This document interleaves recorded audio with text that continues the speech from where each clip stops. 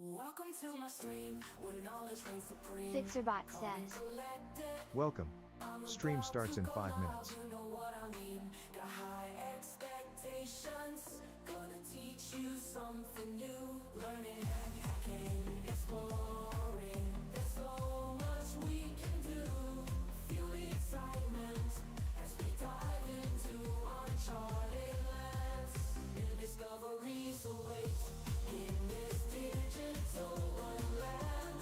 Together we'll unravel the secrets. Unlock the code. No limits, no boundaries. All knowledge will explode. Welcome to my stream, where the fire of knowledge burns bright. Chat with me, let's embark on this journey of delight. From the basics to superpowers, we'll learn and grow. In this stream of knowledge, together we'll grow. T-minus 4 minutes.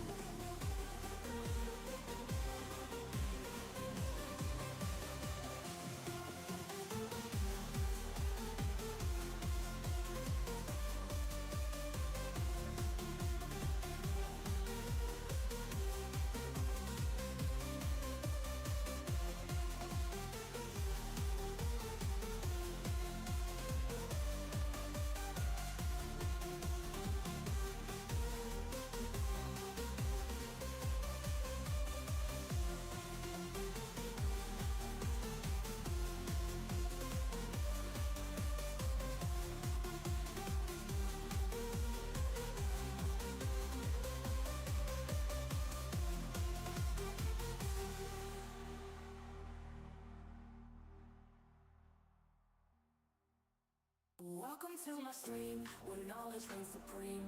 Calm and collected, I'm about to go live. You know what I mean. Got high expectations. Gonna teach you something new. Learning, hacking, exploring. There's so much we can do. Feel the excitement as we dive into uncharted lands. New discoveries await in this digital wonderland. Together we'll unravel the secrets. Unlock the code. No limits, no boundaries. All knowledge will explode. Welcome to my stream, where the fire of knowledge burns bright. Chat with me, let's embark on this journey of delight. From the basics to superpowers, we'll learn and grow. In this stream of knowledge, together we'll grow.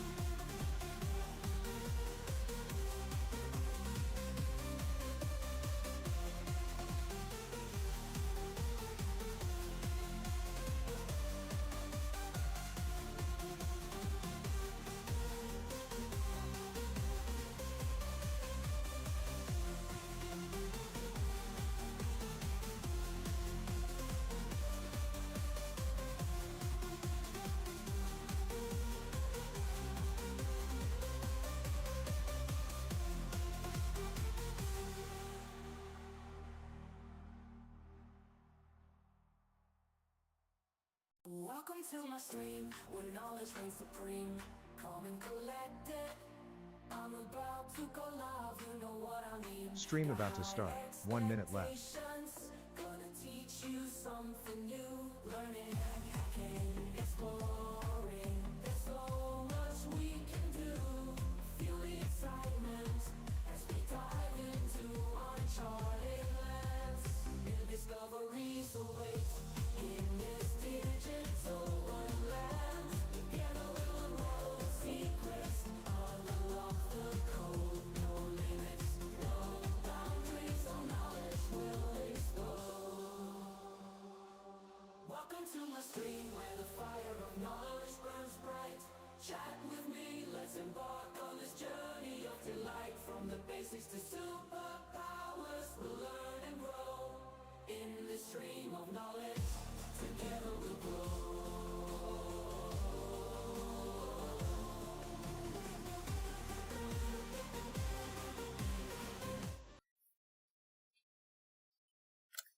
welcome in. So let's continue with what we were doing. So we're using the current box here that we were doing, Brain Pan 1, to make a script, a Python script to automate getting this last step on this one. Let's pull up the notes. Superimposer says, welcome back. Hi Sophia, happy hacking day less than 3. Yeah, you too. How are you? Everything good? Let's see here. Notes. Oh, we got a new version of Obsidian. No.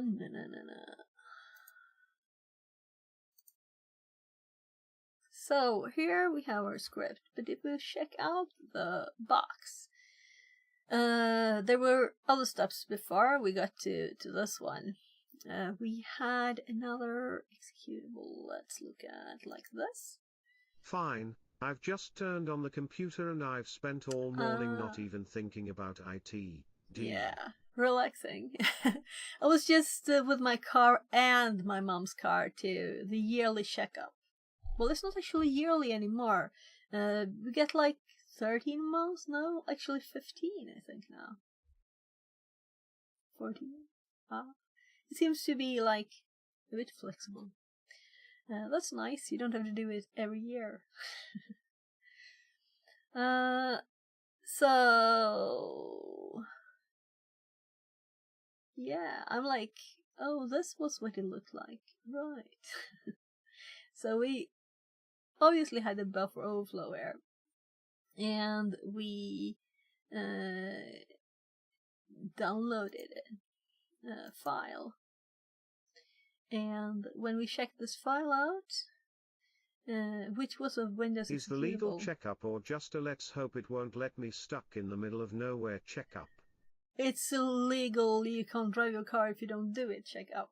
So it's checking like all the things. So my mom's car, which is much newer than mine is 20 years old this year, and hers is like 6 years maybe. So her like brakes were a bit stuck when they were rolling the tires or the wheels on the car. So they're like checking everything, the brakes, the exhaust, so that all it's good. So it's nice that they do it. Really, you would probably let your car go too far if they were not doing it right, because time flies. That's what it does.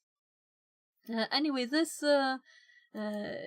BrainPan exe executable for Windows, when we got this buffer overflow for this one, we do it every some years, but not having a car, I don't really know anything about it. Okay. Yeah, I'm sure you do it still. So we got this for Windows, and when we got there, we were like, what? Because there was a bash script running it.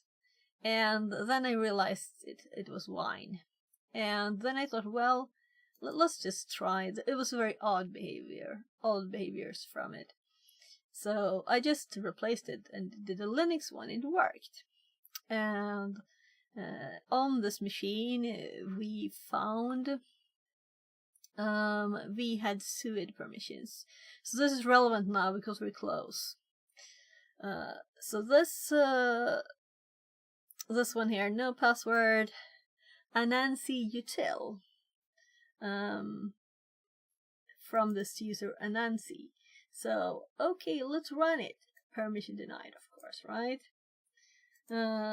So we checked for more stuff on the machine, and I was kind of thinking it would be a suid in there, and it was. So we also have an important thing here, the user ID of the Anansi user.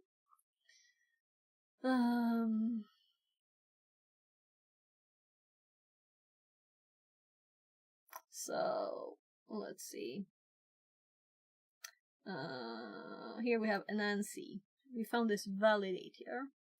So as we could access this executable, we downloaded it.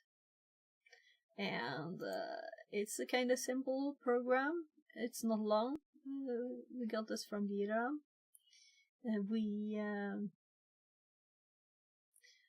We notice if we read the code that the argument in, it is just sent on to this function here, validate. And this is really not very interesting. We want to exploit the buffer overflow in this. And we can see here that it copies our input into a buffer that is 100 characters. And with this knowledge that it actually doesn't do it if we have an F in the string,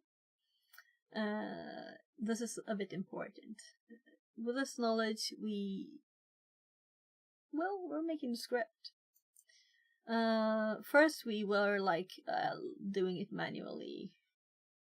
Check this, use shellcraft here to do this, and I'm like, yeah, let's do a script that does it all. That's how we ended up in this. I don't want that thing up still. Download update. I think it's always just install stuff before Obsidian. So this script we have on our other machine here, and it's further along, so maybe we should update it. Nah, it's not a lot.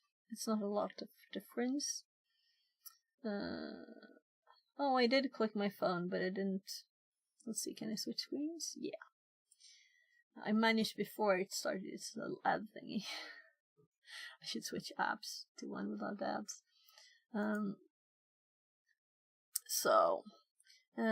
This is a script on the machine here. We also have the script to get into the machine. We just need to update the IP when we started it. But let's do the last bits. We kind of finished it mostly yesterday.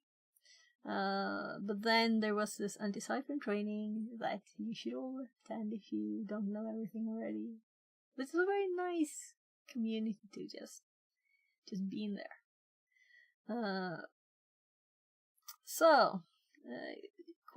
Quick going through the script here. We're importing Pwn. Well, everything from Pwn. And this is a script to learn it, so this is my first use of it. So it's very nice, very nice. And I've been doing just Python manually before. Yeah. So I've tried to put the variables that we might want to change at the top, like the user ID, the executable we want to do. This is not as much changeable, so let's put these a bit further down actually. The first steps we might want to change.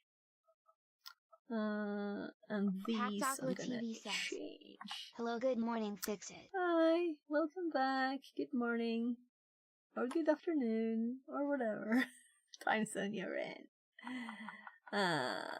Yeah, so I hopped into Theo's stream while I was still at work before, and I was like, this must be really early for you. It's like, yeah, 5 a.m. Oh my god. That's painful IT. Thanks, Lol, it is 8:30 for me.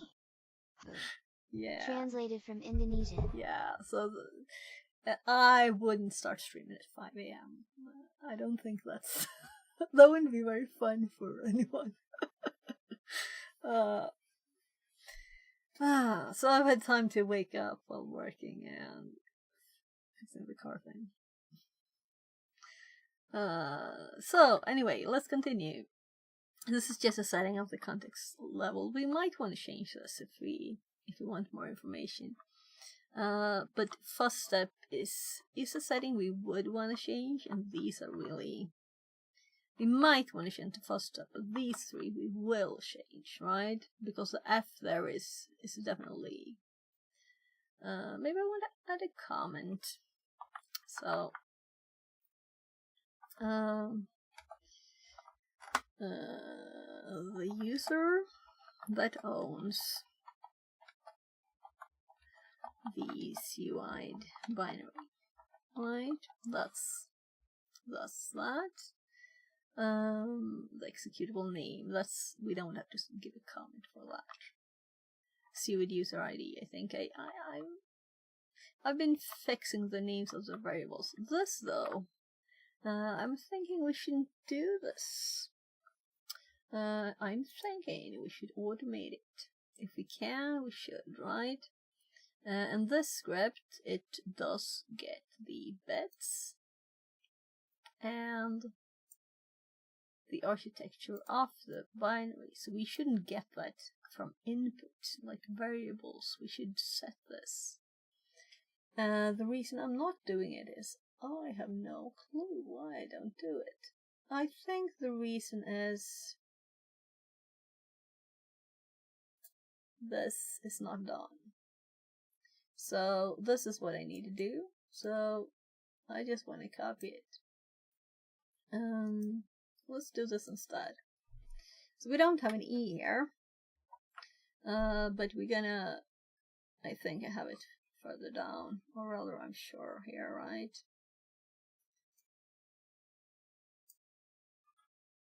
So do I want to have a copy of it and do it twice? That sounds like a stupid idea. So let's just, should I call the variable elf instead of E? I'm calling the process P and the elf E. That's kind of okay, is it?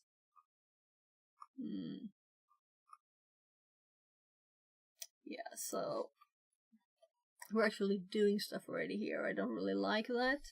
I prefer making, I'll probably make functions of this too, right?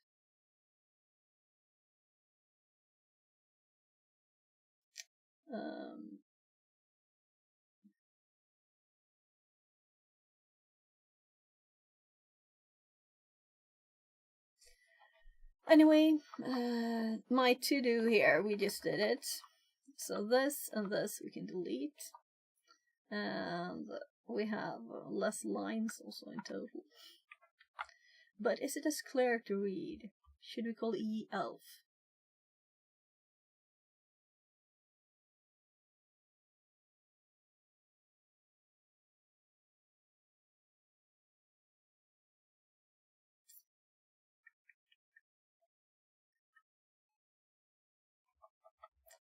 Anyway,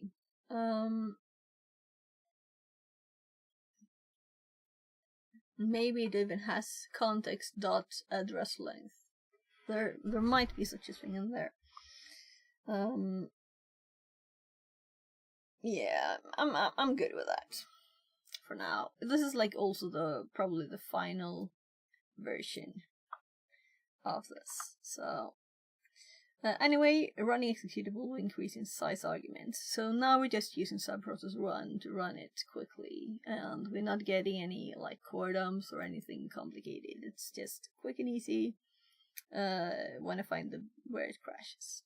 And we're making a new variable just to have it as easy as possible here, right? Easily readable. So we make a cyclic string of crash length, you know? Generating non-repeating string. And we're printing it. Running executable in R2 with generated string. So it should be also quite readable. We start a process with R2 path, R2 arguments, executable and cyclic string. And we send it the command to start. Maybe there's some other way to do this, but we're just sending it the command. So it's in the buffer. Then we start receiving the lines, and we're not printing them. Yeah, so if the line contains signal 11, we print the line as a buffer overflow information, we get the data, we get the first position of where address is. We hop 5 extra characters, pick up 10 characters from there, and we convert it to an integer. And that's crash string. Because it wants a string. That's why I called it this. Maybe I should rename it. Trying to make it so obvious. I didn't like this really. Trying to make it very readable.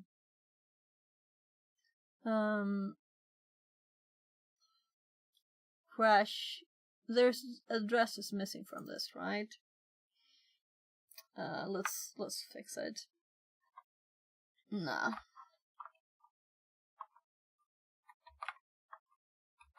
So crash address. And there's 2 D's in address in English, not in Swedish though. And I don't think I have this anywhere else. So if we go through these 3, there's no more places. Good. Now we have the crash address string. It's a bit long. But I kinda don't mind, as long as it's easily readable. So we make a cyclic find of the crash address string. And from that we find our EIP position. And we print that. Generating shellcode for a SUID binary for a set user ID. And that's the one that we got the variable on the top. And we're inputting it here, converting it to a string, and combining the set reuid with the shell. I guess I hop further on the line. And then we, from what we get here is shellcode, or it's assembler code, that was what I was going to say. So we get the assembler in as a string. We could print it if we want to. It's a nice assembler here. We make it into machine code. And we just print it and its length, so we know. Then the thing we worked on yesterday, testing for bad characters. So the only thing I don't like with code is this pop-ups all the time. You know, when you're trying to point at something, it's just poof. I can't point with my fingers like this, can I? Just making sure you're on the same screen as I am. So we have we're getting all characters 00 to FF. We're getting this initial bad characters variable that we had up at the top, where we added the F and we have null in there. As this is a C program, and F breaks it so that it won't buffer overflow. Panda Tom says. I'm an initial bad character. Great, Panda. So we have to change it. The variable needs a new value. It's supposed to say panda here instead of null F.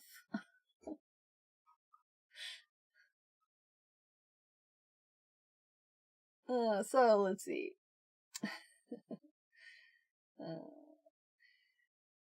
And then we set a variable that we have not found all the bad characters yet.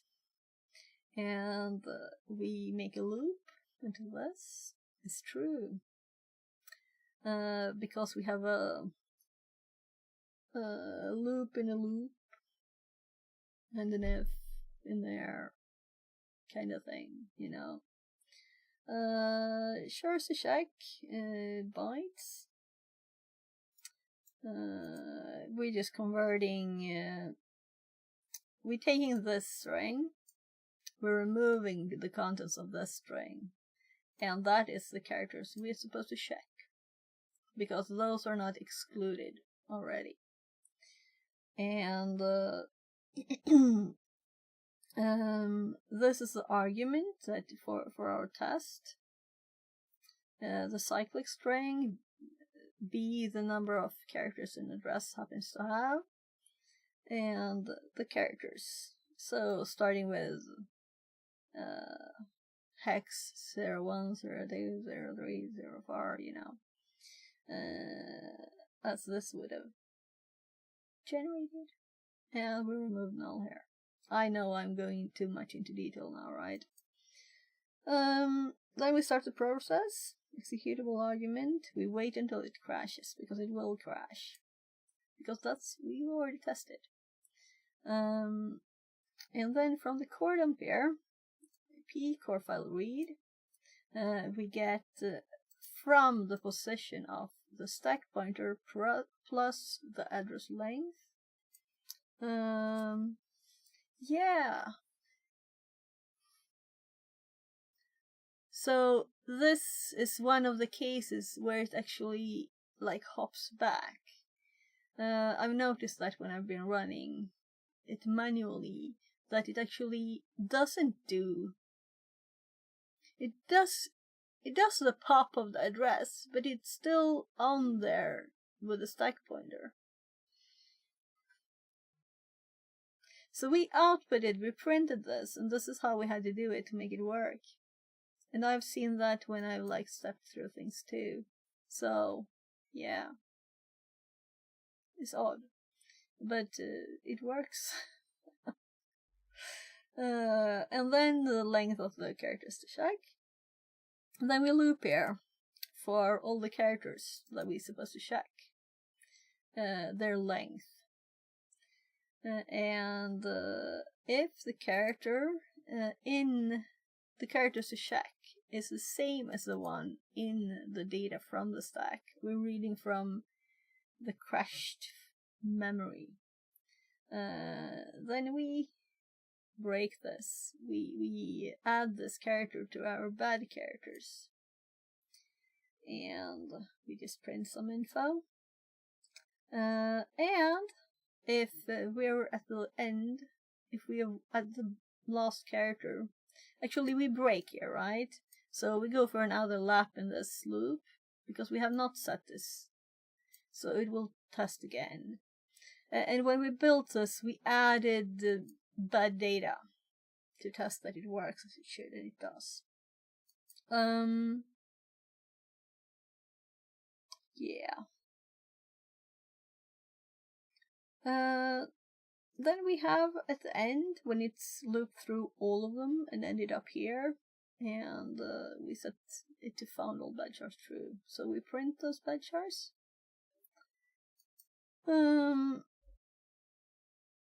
Encoding shellcode to avoid bad characters. A quick step here, because there's a nice function called encode, where we just put your shellcode and you tell it what you want to avoid.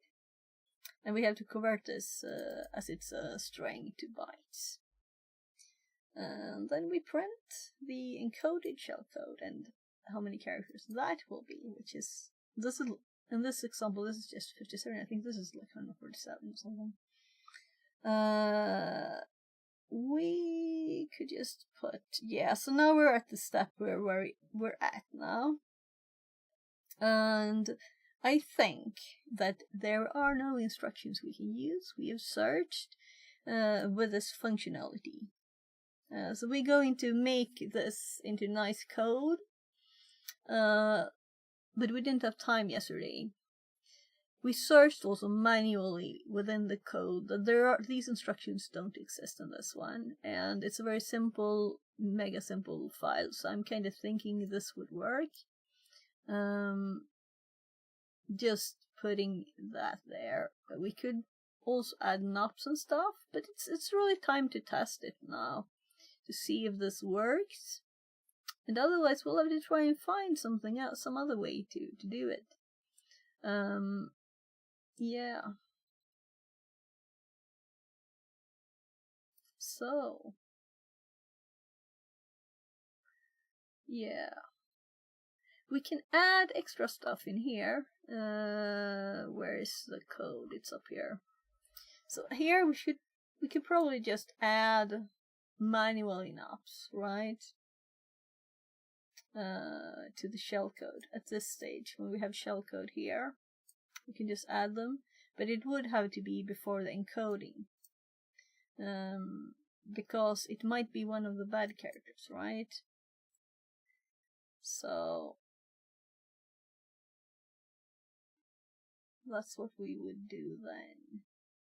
Anyway, it ends with printing the number of A's and times the EIP position, and then the address, which we have converted. Let's actually make that. Nah, it's good enough. So we have SP address. So in this else here, we should really have a print.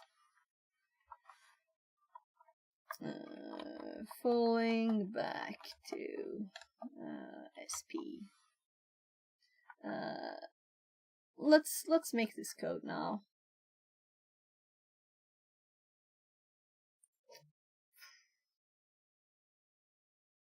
So we need a loop, and within it we need a try. So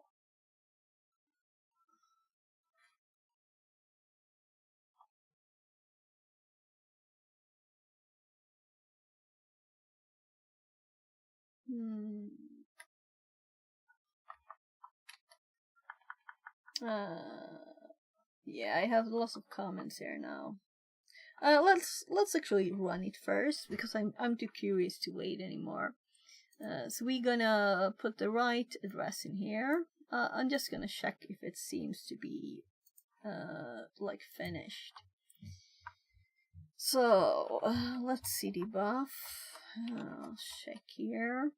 Yeah, so we have a lot of core testing, all the ones again. We'll fill my poor hard drive up. If I sudo now, I will remember what I've done several times.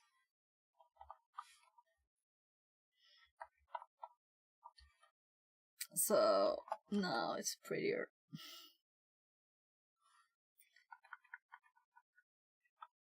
Buff Linux suite exploit generator. So there,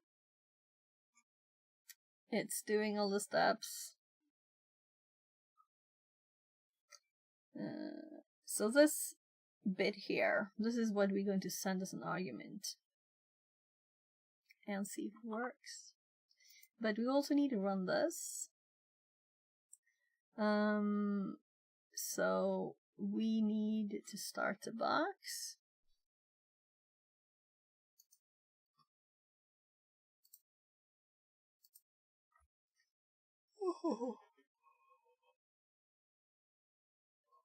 Or while we're waiting for the IP, let's open up.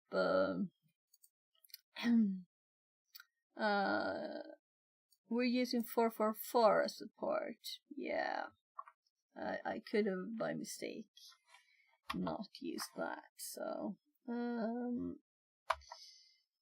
actually, let's use this one for.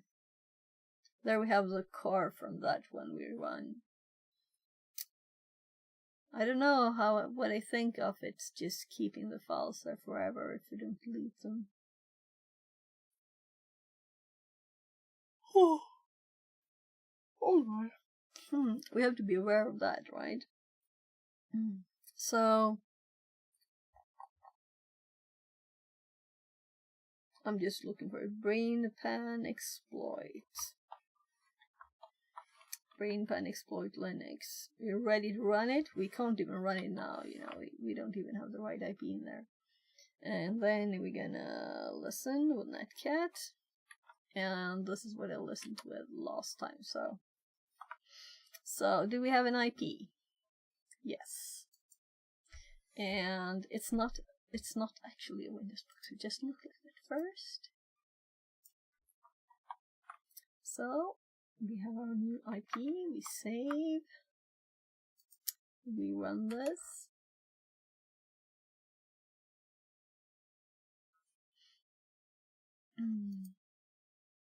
That's very. I must be on the wrong IP because it's not supposed to be that slow. Let's check. 168. Yeah, it probably wasn't up yet. We're probably too quick because it's the right IP and I saved the file. I will have to give it a bit more time.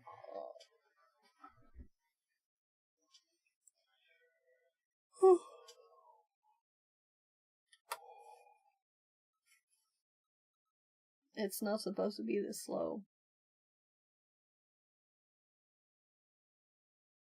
It's not able to connect.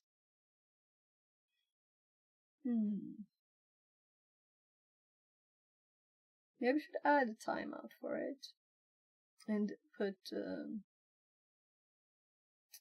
yeah, exception. Yeah, we should fix that too. How long do you think we should let it start? Now it's been 3 minutes. That's kind of a long time.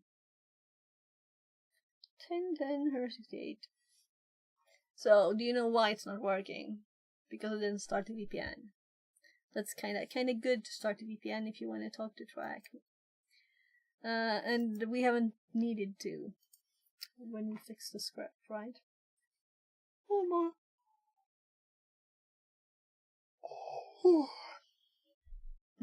And this is a suid thing, we can't really test it locally without messing about a lot, so there's no reason to.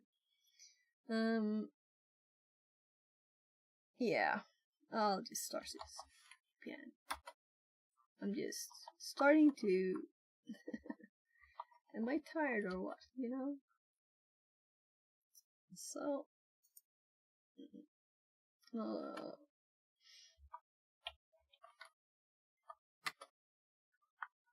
So, what do you think? Will it work better with a VPN? So, we're on the machine here now. So let's nicify this, and I'm actually gonna copy. Am I? Yeah.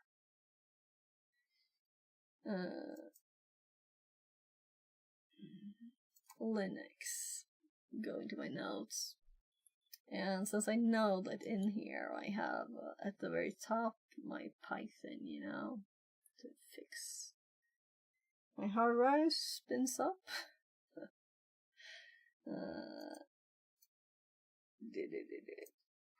We're gonna copy. So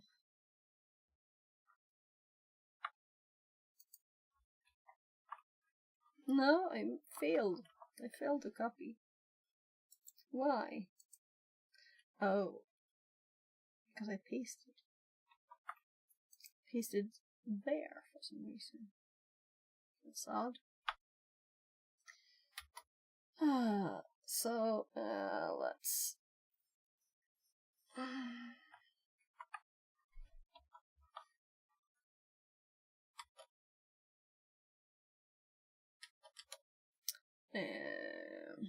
Should we do export too?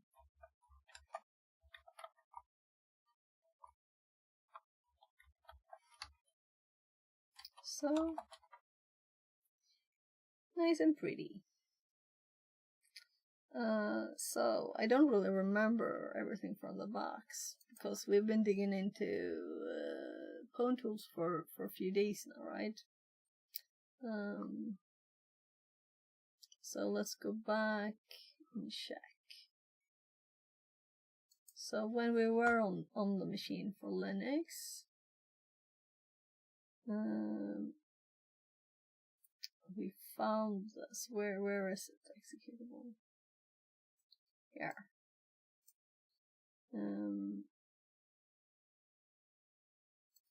user bin local validate.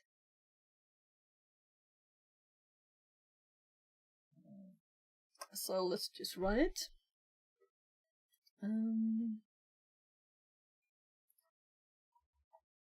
No, I'm typing in the wrong place again.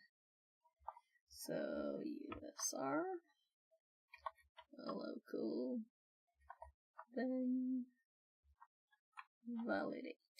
It's there. If we run it, it says I want input, and we're gonna put the input there. We already know we have Python, right? So why not send it with Python prettily?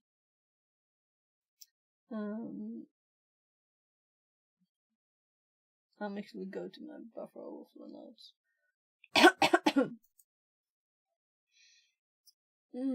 Yeah, so we were looking at all the examples the other day. And here's our new nodes on pwntools. So I split them up recently, so we don't have all of this in one file because it's kind of huge. So we just want like the basic ones.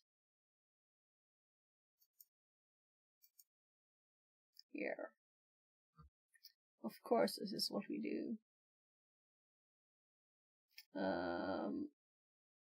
Yeah, I guess I type a bit. And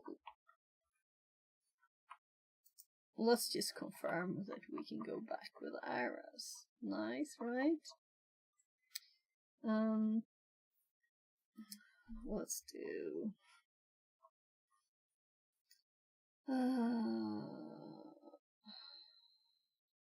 I'm like, what am I doing? yeah.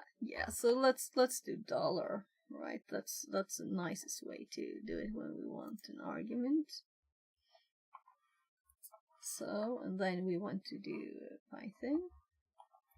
Yeah, right. I remember I did this the other day and I forgot to use different types of nuts, as they call them. Very, very Swedish word, nuts.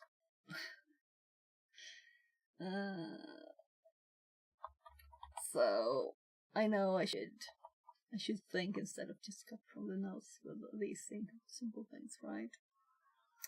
But so here we're gonna use these, so we don't break these because that's what I did. That's what I did the other day. So let's top over to actually no, we just want the tab, and we just want the string here. So this is what we want. So what do you think? Will this work? That would prove that our script works.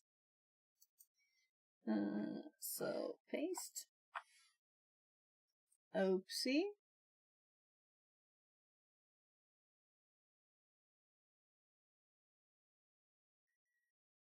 Is it just me or does that look a bit odd?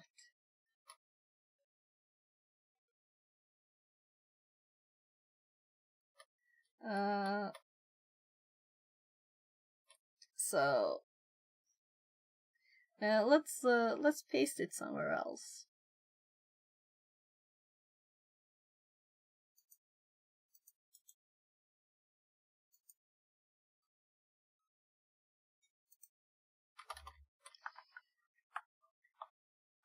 Actually, script output, and let's update the script itself too, one thing at a time. So I'm copying the current script status, and let's delete this whole one, and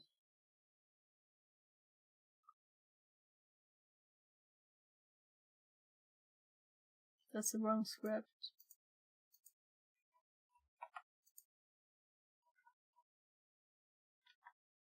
So now we have the right one. That's better.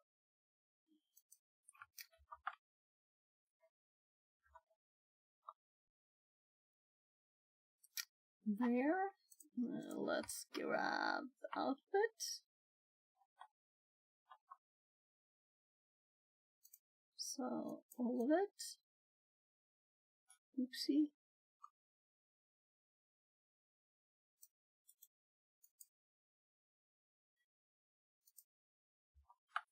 There.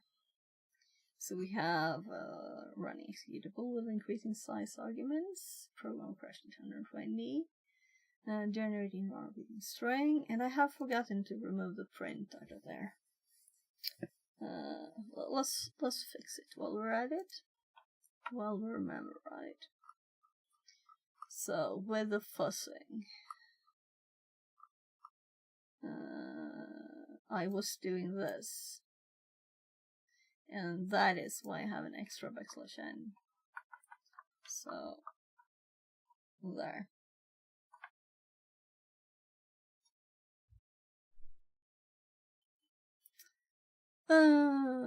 Generating a repeating string, running execution R2. This is aligned with signal 11. We can see this.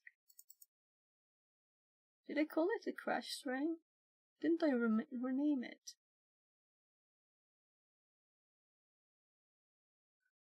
What?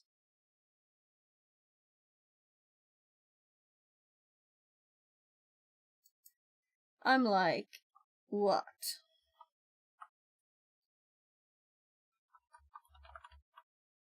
Crash address string.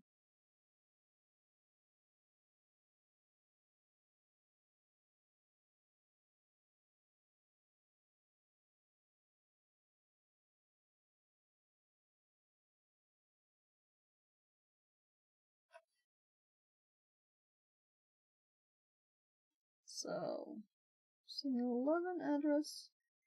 So it is updated here. But in our output it's not updated?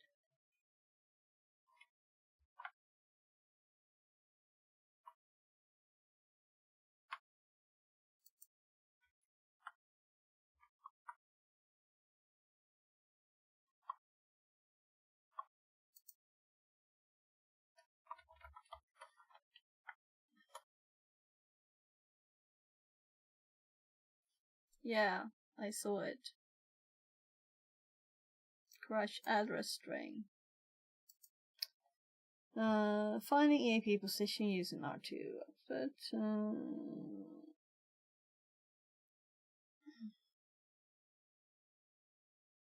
Yeah, so we're not gonna read it all, but let's grab this because we don't want like old output. I don't know why I got an old one. Did I? It's not that. I mean, I didn't just change it, did I? Obviously, I didn't save at least. So, so on this one, we're here. We have a kind of clear, nice, no crappy characters. And we're gonna paste this. And I know that this mock said like a bit funny before on this, right? So, oops. So let's just copy this one, make sure we can paste it. This also gives it a funny look, right? Because we have characters in here.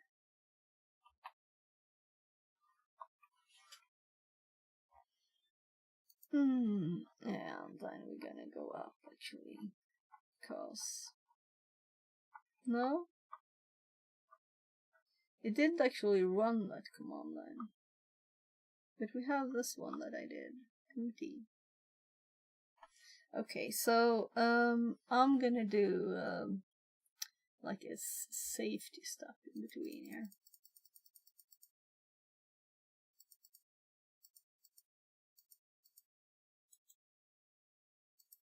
I'm just gonna open the one with the Python. Oh, so we have it ready.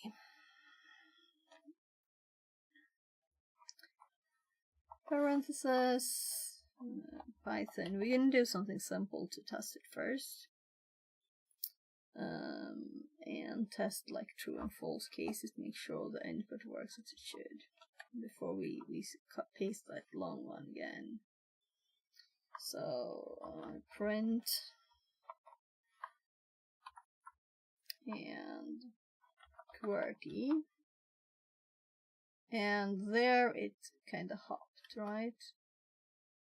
Validate input pasts. So we go back and we do QWERTY F. There's a F in there, and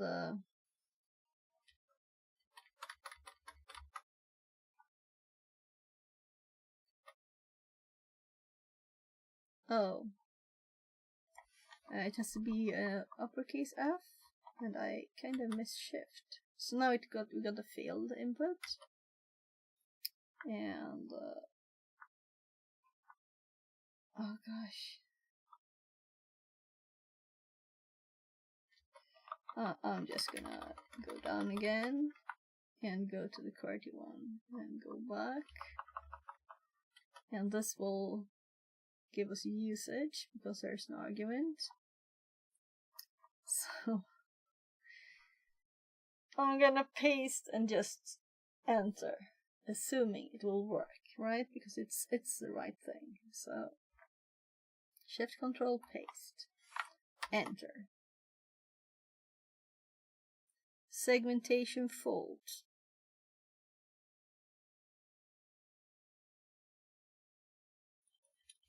Right. Yeah.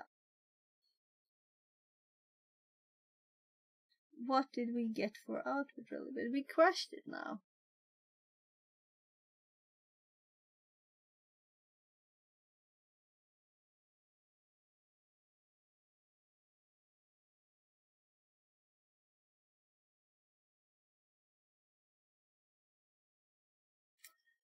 So we failed, but we get segmentation fault. So it is a bit sad that I don't have a prettier prompt, really, right? So we could see better. It puts it all in one line, and it's not just when it's odd character. When I was typing the QWERTY thingy too. Oh, we could do like width and height of it and stuff. Oh, I don't ever do that.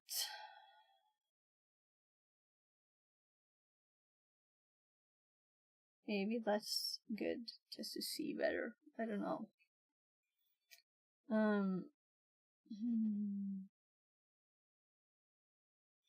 I'm thinking, is it worth to test this locally? Maybe it is. Maybe it is worth it to make a user and test it locally.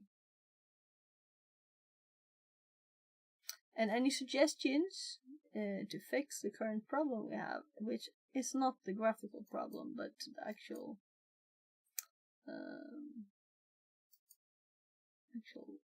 buffer overflow.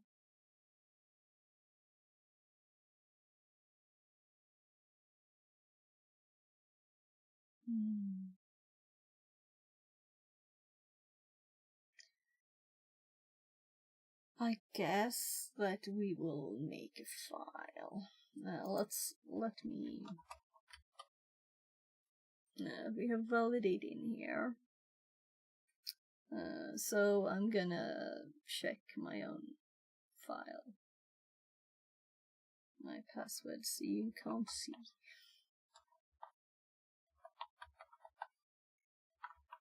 I don't think I have more than one user in here. Yeah. So maybe we should have like a test user.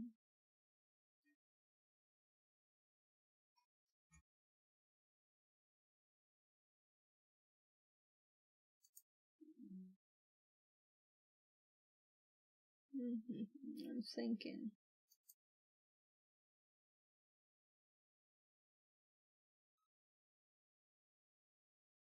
I'm also thinking I should have more things in my notes.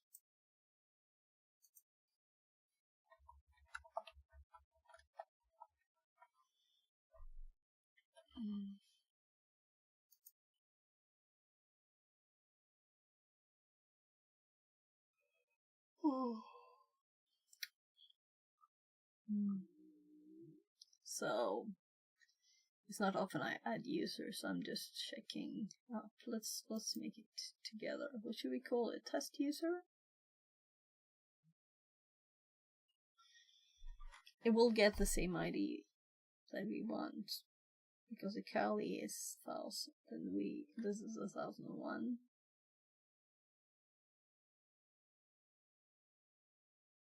I'm also thinking it will get that input as a decimal, right? Yeah, it must. I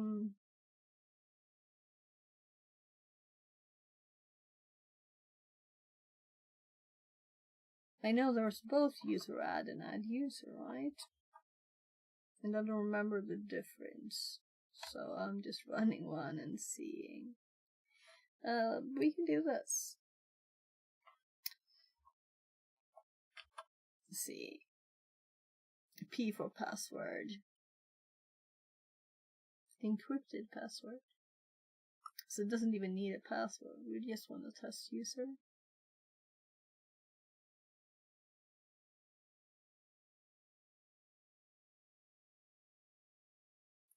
We don't really want it to have anything, do we? Let's just run it and with a name and see what happens, because that's probably login here, right?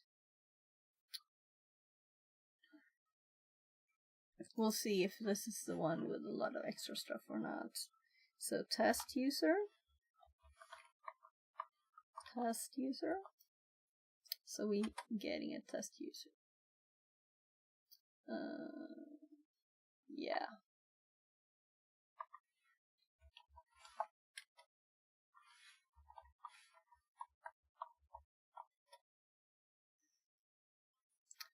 So then we should have a new user, though it will not have a password, will it?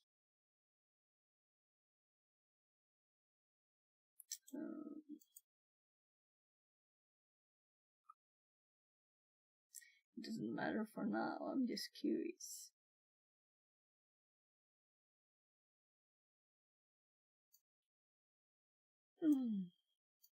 So, right, we'll need a password, because otherwise we can't make files as it and try and read them. So we should have made add user to get all the questions. Then I was like, which one is which?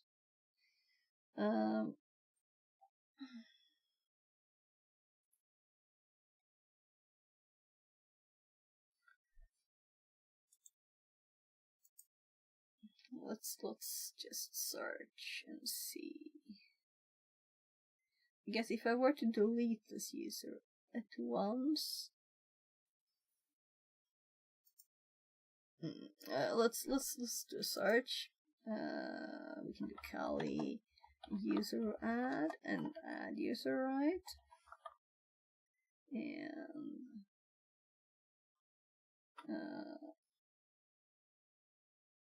difference.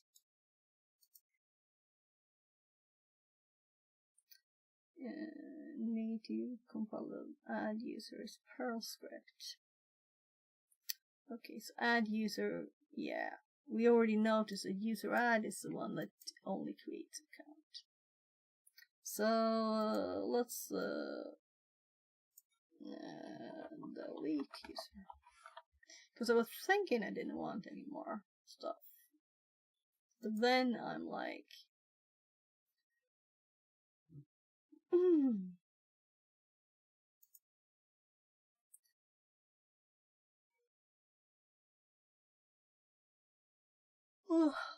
I've never done this. I probably have. So let's do the same again. Opposite. I feel so like this is not what I usually do, right? User, what did it say? I'm guessing now. Test user. So, just popping you over here for a sec while I check its password so that it's really empty. Yeah. So now we're gonna instead add user, and then we will get all the questions. Selecting, yeah, we want it to be 1001. Creating home directory, new password. I'm giving it an actual password.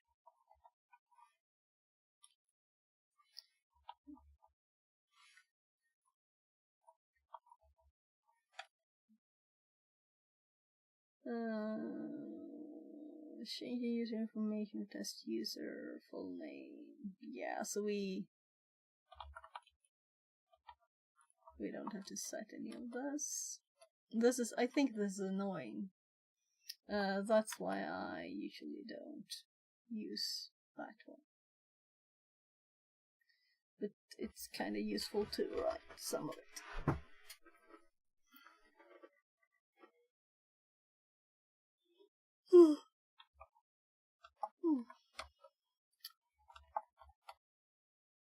So, all right. I thought I was in home, my home directory. So there we have test user directory. So in that directory, yeah, let's become the test user, and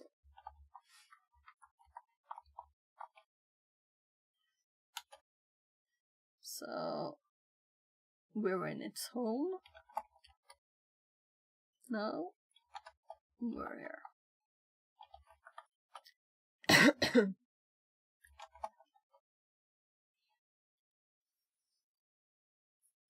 So we have a second user on the Kali machine. Let's not make a file here. Let's make it in like tab. Because, or we make this readable. Let's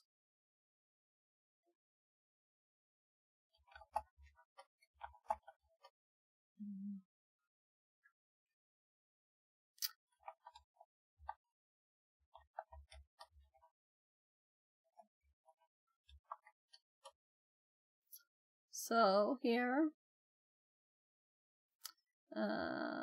we can nano my tests.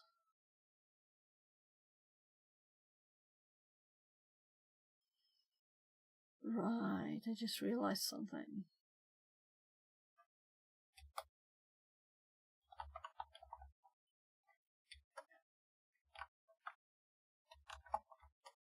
So we can put the file here, of course, but we can't.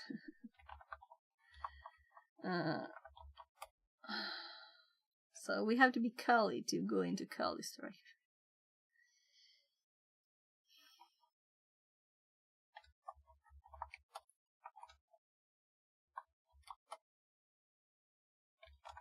And let's copy validate to TMP.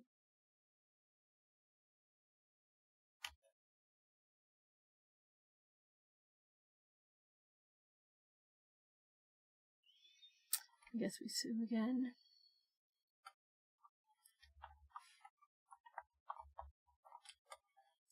And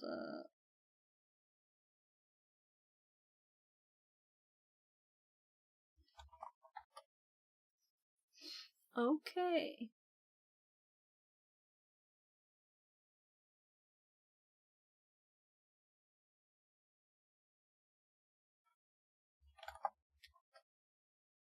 Yeah, I was thinking this. This is a bit funny. Why did I have these permissions in this directory?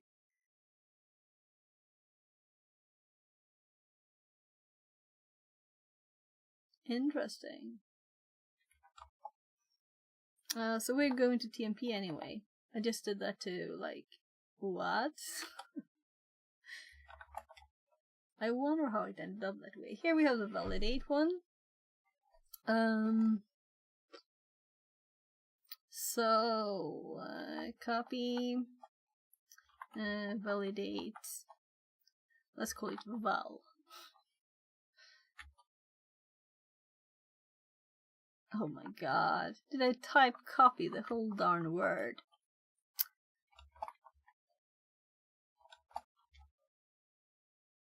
So we have val owned by test user and validate owned by Kali.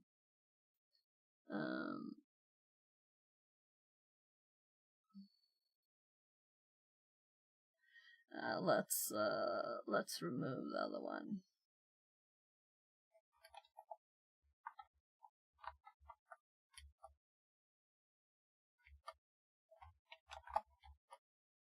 Yeah.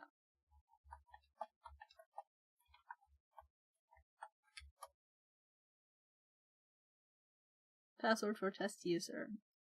Oh right, I can't do this even.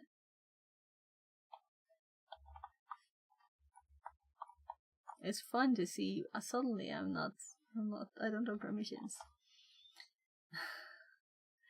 So we don't even have to do that. Let's go to TMP again.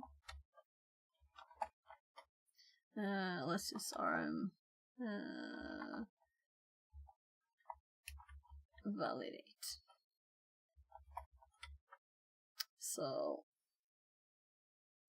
then we go again to test user. I imagine it would be nice for it to remember the password for 2 seconds, as it does with sudo, right? So let's move val validate. So we have the same file name and everything, but this is the owner. So now we want to become test user, which is the user 1001, by running validate with this argument that we have been trying. Here. Let's say we're not going to copy it from here.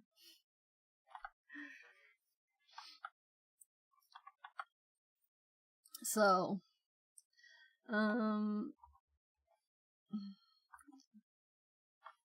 so if we run validate, it says usage validate input, just like it does if we run it here.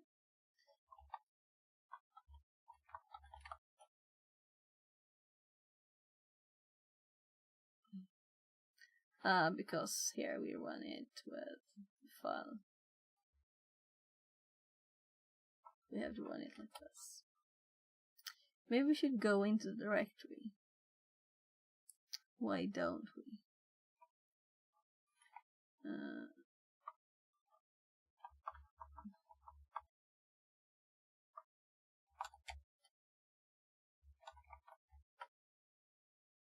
So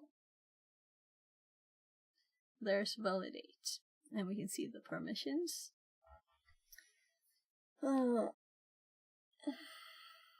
So everybody can read and execute, but only Anansi can write. 2013. So if we hop here, let's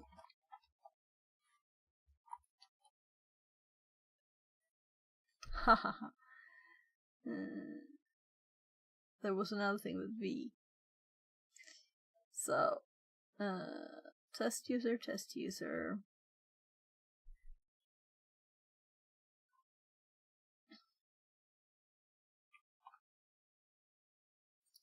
So I'm thinking let's make the permissions the same also. Nah, it doesn't matter. We're not using the group anyway, it's just that's the difference.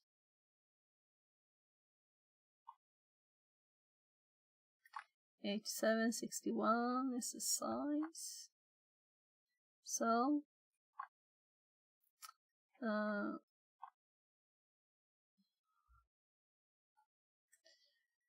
let's run it here.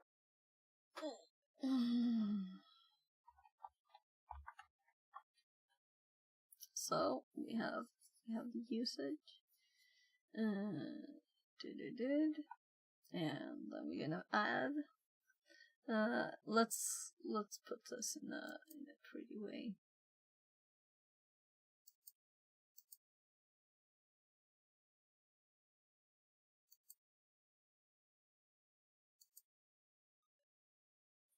So laziness. Let's copy. Let's paste. Let's dot slash validate, and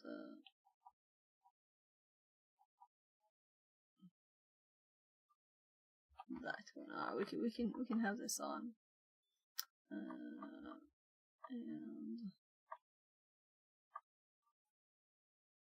we can do this. Yeah.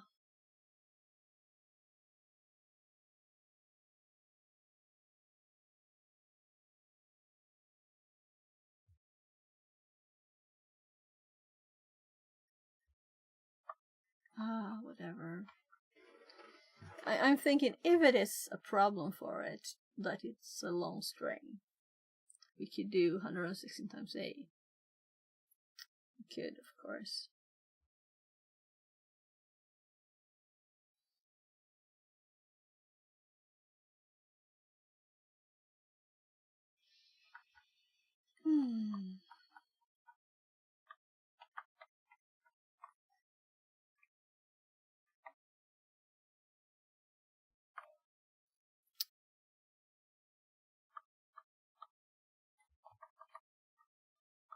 Yeah, so why am I not printing it the backslash way the whole way?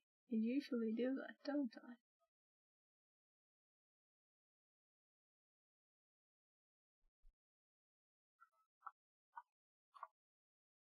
So if we copy this and we hop over here, and when we do this, we're not supposed to be test user because we're going into the test user, so we need to exit.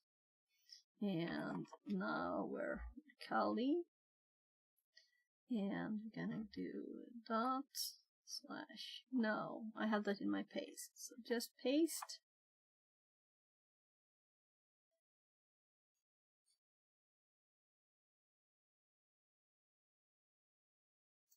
Did I fail to copy again? So my copying is so very odd sometimes. Let's do it like 2 times. And I'm deleting the wrong screen.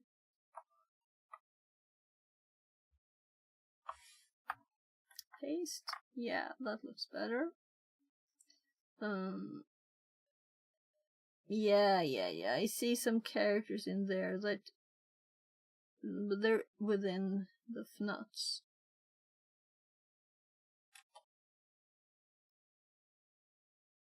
And we get a segmentation fault invalidate. So this is the same that we got on the machine, so this is good, I guess. So let's change some stuff. Let's actually do the whole thing better. New follower, Free Spirit Dev. Less than 3. Welcome in. Thank you for the follow. So we're gonna look here, and I don't know why I'm outputting it in this format, because all the other outputs we're not doing. Oh, I was in a hurry, I know. I was hopping over to Anti-Siphon's education yesterday, that's why. Let's use this instead. I was in a hurry.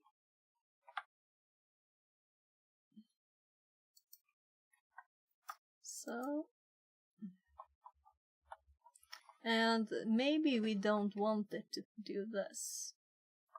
Maybe we want to do a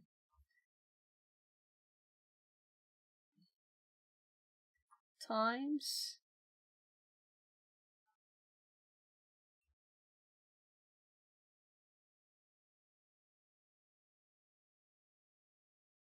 so I'm thinking it will be easier to make this a bytes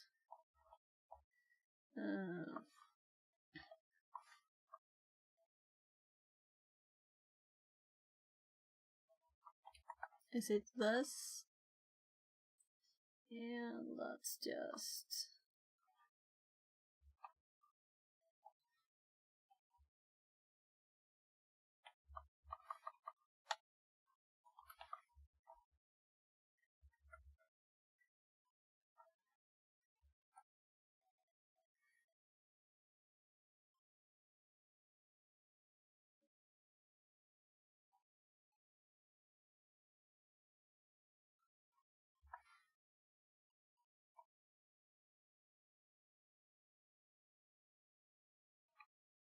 oh, it added an extra parenthesis there.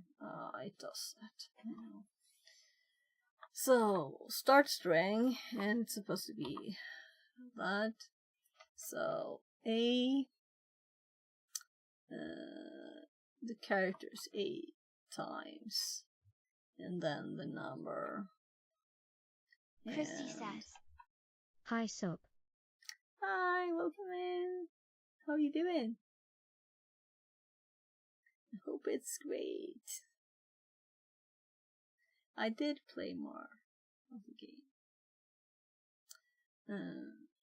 My dear, cyber insecurity.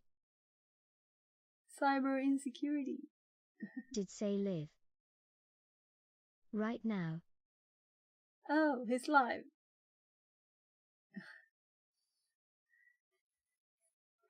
That you have some goals. Oh, so I'm missing streaming. I don't want this. I don't want to miss those. Right, it's 14 something. He was asking if you did Right. So go Ah. and tell him, D. Okay, we hopping into his stream on stream. Let's go to Twitch.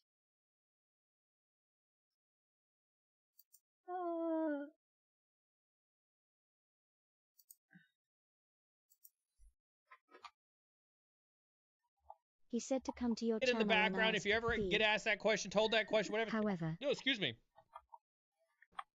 I drank that water too fast.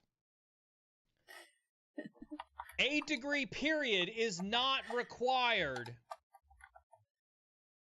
in any role in cyber. I'm a CISO. I have 0 degrees. I take that back. I have the 2 degrees that the community college of the Air Force gave me simply for showing up for work for 10 years straight. Yeah, thanks, Christy. I do not have a degree. How did you get to be the positions you got? Thank you for asking that. I appreciate that. Companies like PwC refused to hire me because I didn't have a degree. You know what they did? They went out and made an exception to their policy to hire me.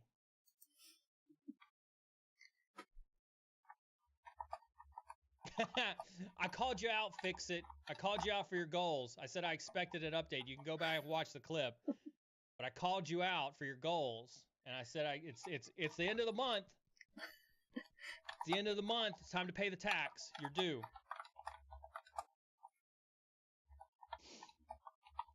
right? I went and led the cyber team at Abbott. Abbott didn't want to hire me because I didn't have a degree. You know what Abbott did? They went out and changed the policy so they could hire me. So a master's degree is not required. Any degree is not required. Yeah, so I usually watch his streams. As a matter of fact, and I'm going to make a And they had really a cool thing with bold, that. terrible statement. Yeah, so we can't like listen Some of y'all are to gonna be Neil mad. stream all stream, can we? So he's got probably 40 minutes left. Most of your cybersecurity degrees are useless. Most of your cybersecurity degrees are absolutely useless. I think the only degree worth getting in cyber is a business degree. I think the only degree worth getting in cyber is a business degree. And listen, go back to Wednesday's stream with Chris. Chris talked about it. Chris is a lifelong digital forensics incident response expert. And I use that word loosely. If you've been on this stream for a while, I'm not a huge fan of the word expert, but he is an expert. He is highly technical, even today, after 25 plus years in this industry. And you know what he Fixerbot teaches in says. school? He teaches New follower business. Kuro High out. Less than Welcome 3. in. Thanks for the follow. I'm kind of, yeah, you know. I thought you were on the Teaches screen. business. So we're in the middle of the code, but Business is the degree oh, he that will carry you further in your cyber I career pinned than it. anything else. Also, I didn't finish all my goals. And again, I see this from I just saw So this thinking from of where was seeing it? a lurk, right? Listen, and again, this is not to say drop out of school. This is not to tell you to get your degree. Remember, I'm here giving my opinion. Opinions are like assholes. Everybody's got one. They all stink. Right? Mine's no different. Yeah, let's put the actual. Right? So don't take what I'm part in saying there. as that you need. Like, listen, I'm not going to be one of these cyber influencers or whatever that says go drop out of your degree program. Outcast, I do. I still have the Facebook message from a mom who messaged me on Facebook to tell me how dare I tell her kid to drop out of school. And I said to her, I said, did you even watch the clip? She was like, no, why would I watch your stupid shit? And I was like, if you go watch it, I actually unequivocally say, don't drop out of school. So what did I say? Don't drop out of college. Oh my god. Don't change your degree just because I said the cyber degrees are useless. Make your own informed decisions is what I'm saying. That's but probably my quicker, goal here, right? my role here is to give you my opinion.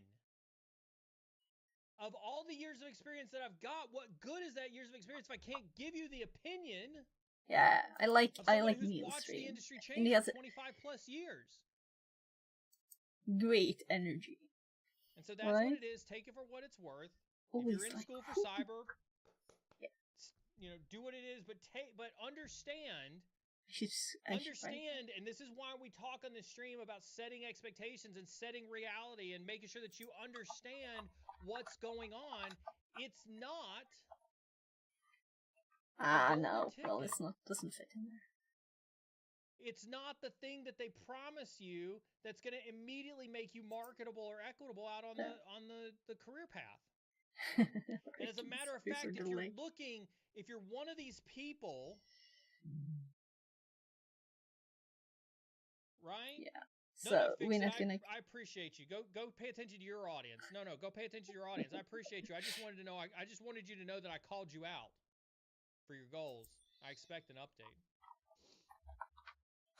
Have fun on your stream. We'll come raid you if you're still streaming when we get done here. Right?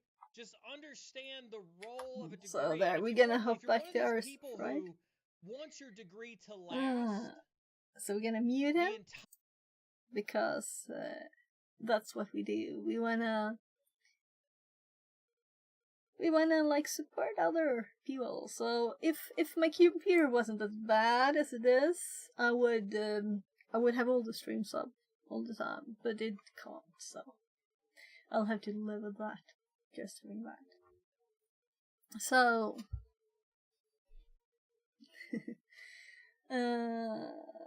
Print the full payload would be payload bytes. Yeah, right. So instead, let's put the data here. Right. So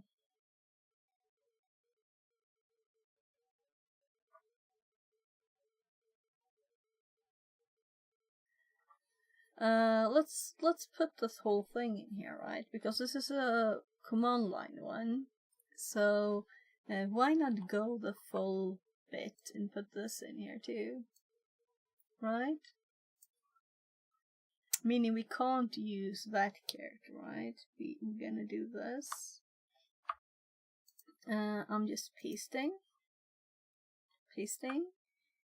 Oh gosh, it failed to copy again. Copy.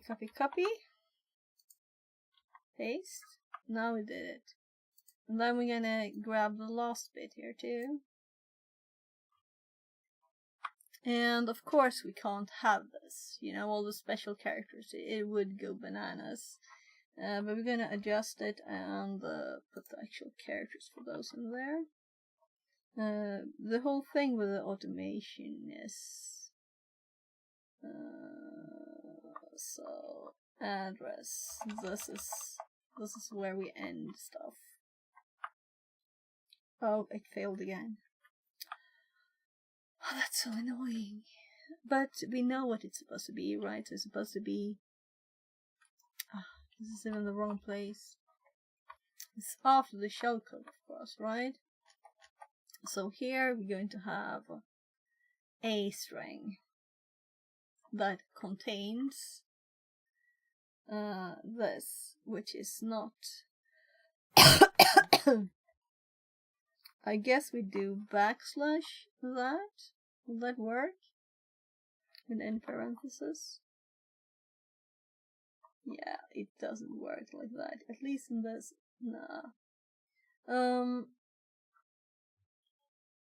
Let's Google. But I do need to go and quickly bio break. I'll be right back.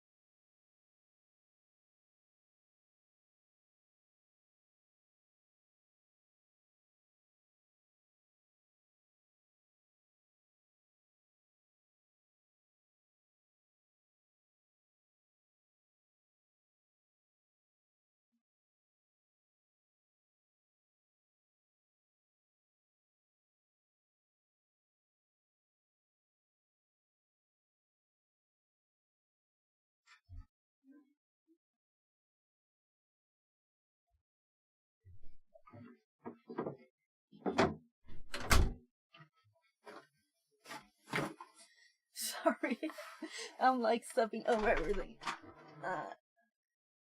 Yeah. So, Python.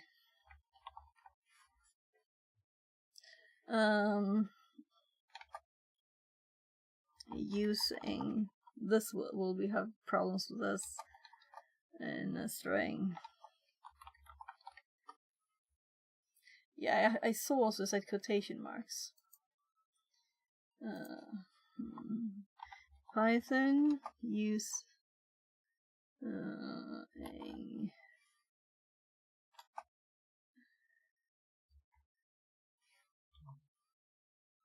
quotes in a string.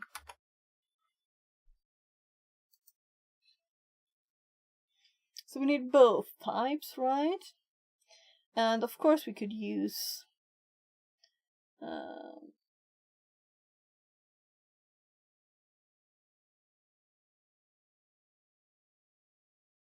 string might format. Print, he said hello. Yeah, but we need both. We need both types. That doesn't work. Using triple quotes to define a multi-line string.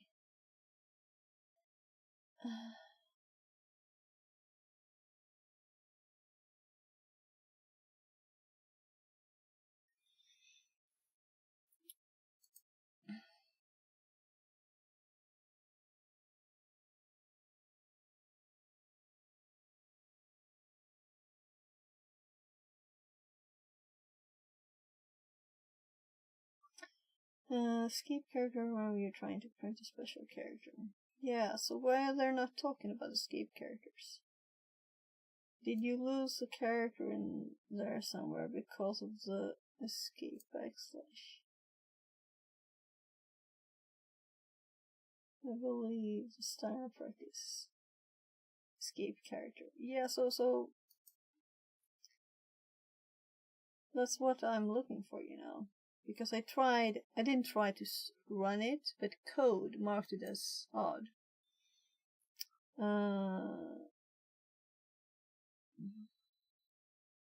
Yeah, let's see. Yeah, here, backslash. So this should work. It's just that it can't triple quote strings. So we can use it on the same line.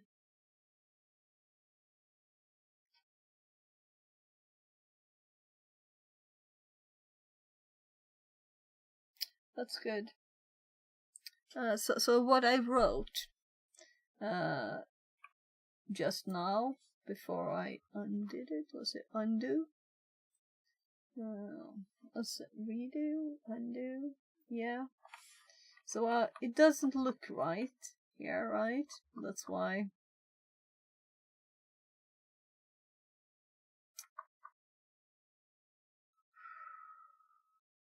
This is the string.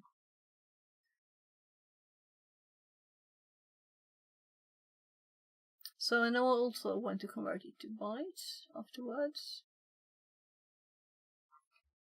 So maybe we shouldn't use AF because that will probably make stuff behave differently, right? We can just use pluses. So first we have, and this is supposed to be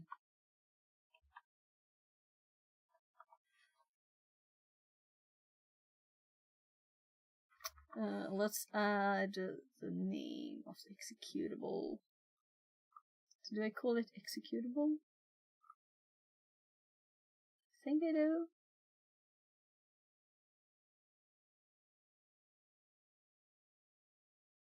I am blind, I can't see it.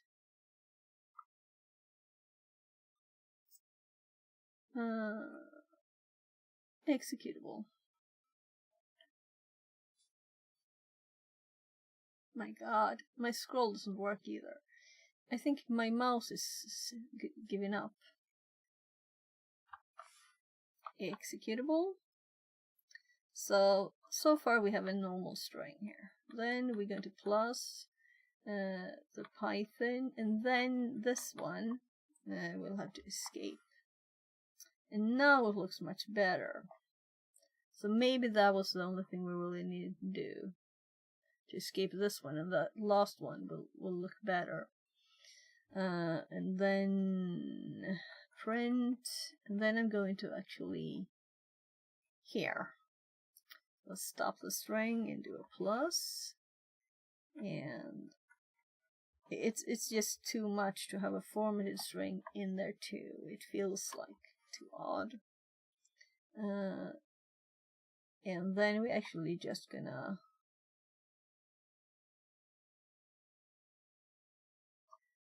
we need another plus. We need, oh gosh.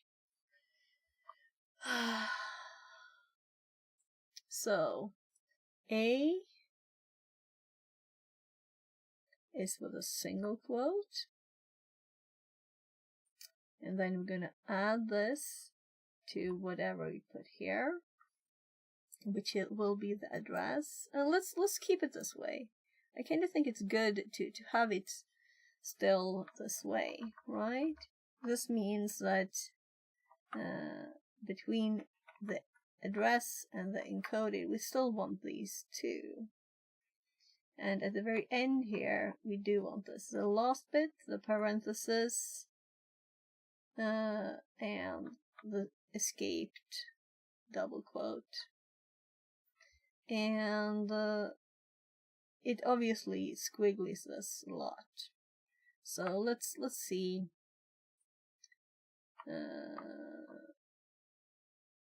So if we were to remove that, just make it a bit. So the starting one. There's no plus here. There. That was a bug. So I think it's all done. To just go from the start again, we have dot slash executable.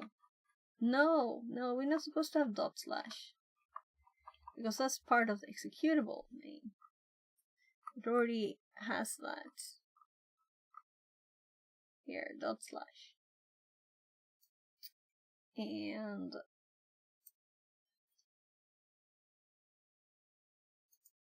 payload bytes executable plus Python C, and then escaped double quotes print A times the position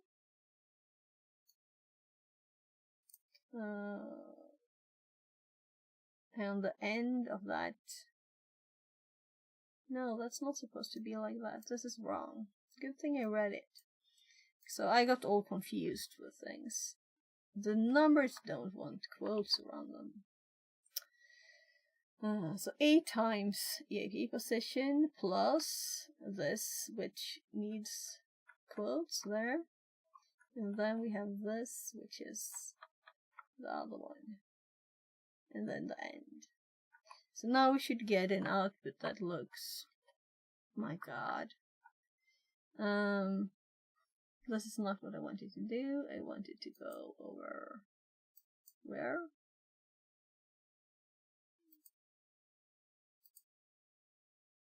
I need another tab.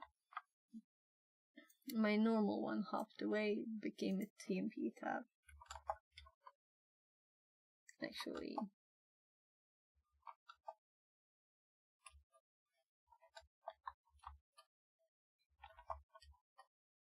So there we have our validate. But we also have our scripts. So dot slash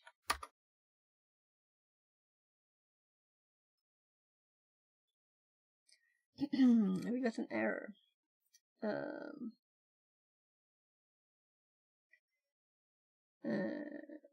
File line 130, which is the one we're on. Executable plus cannot connect any string with not bytes. Oh, so these two needs to be strings, right? And we want it in this format.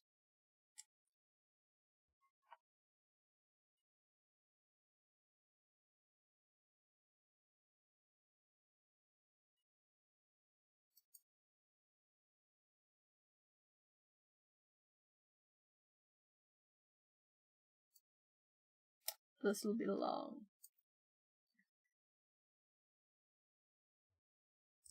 It'll be long.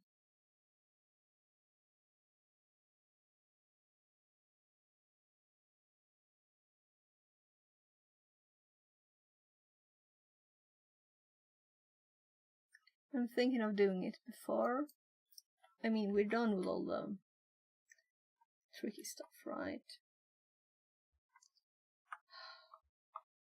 By mistake, I pressed Ctrl-C instead of Ctrl-V. And it did copy an empty line.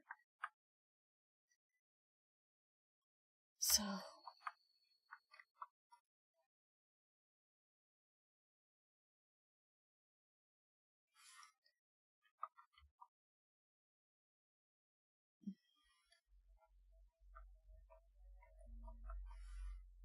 And also, we don't want this to be bytes anymore. I changed my mind.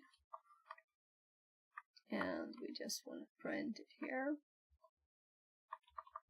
Payload, because it's supposed to be a string by now. And this is where we're going to convert it.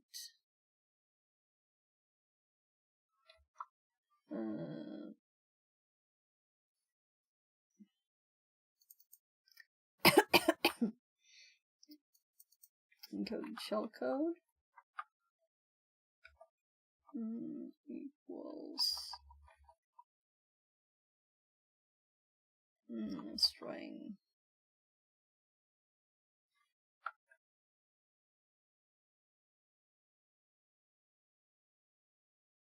I think it's already a string. Let's see.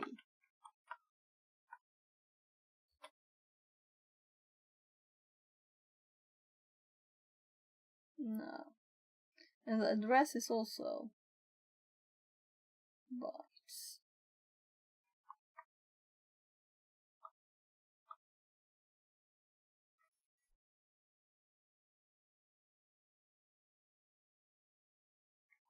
So string address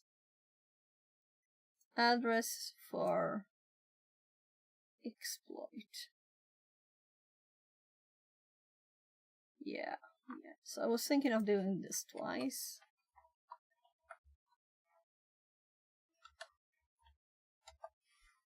And we'll do it twice.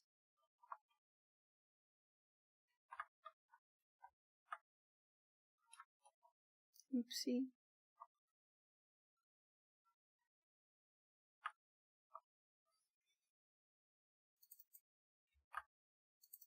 Because having this in this line would be just too much. Just too much.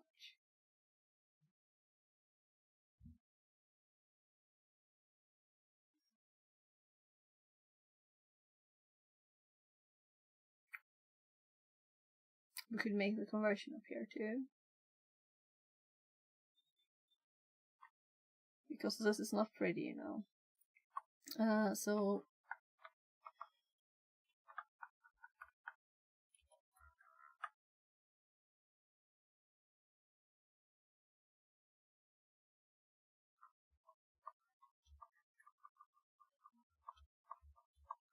now we'll see if it's a string there. We have a squiggly? No, it's just slow.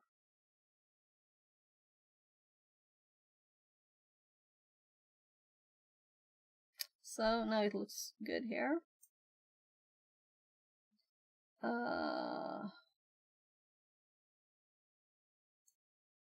Oopsie.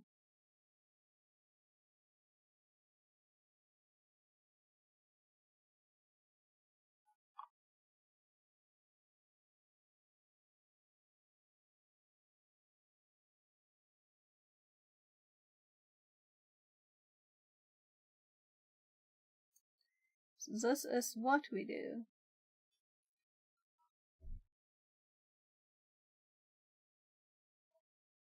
Because we do this.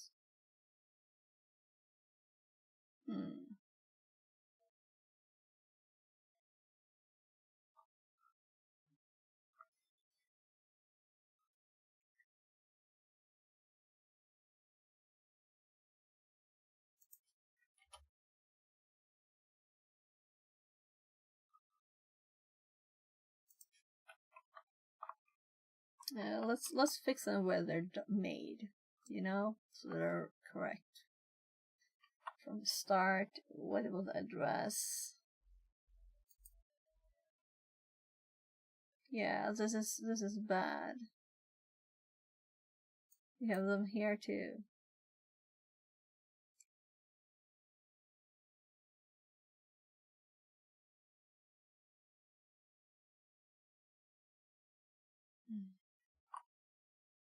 And I didn't add them there at all.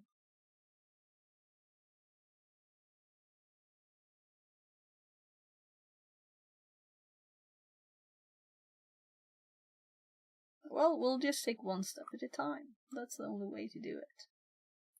So, where are we encoding it? There. One step at a time. So we're gonna print only shellcode here.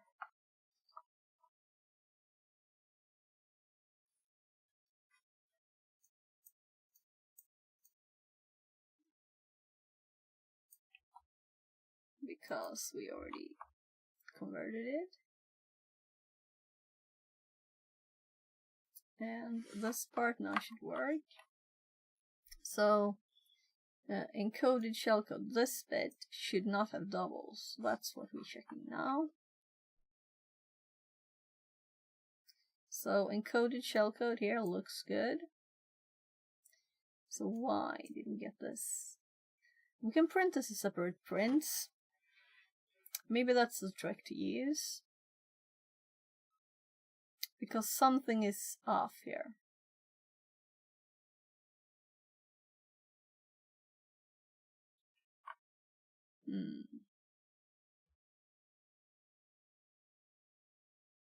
And equals, right? So let's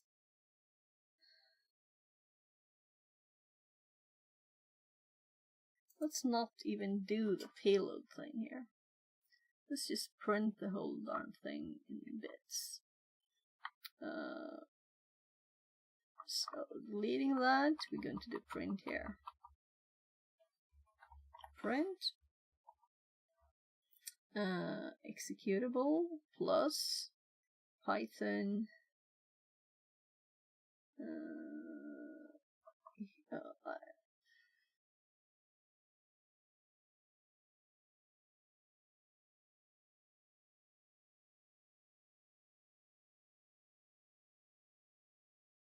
let's split it here.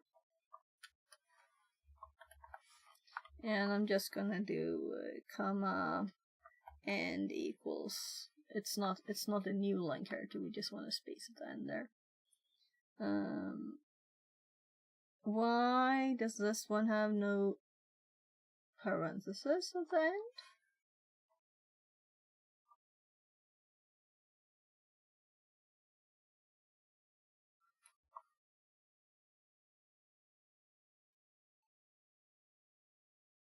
Oh gosh. Oh, I know why it bugged out. Let's undo until we split. And let's just fix this error here. There.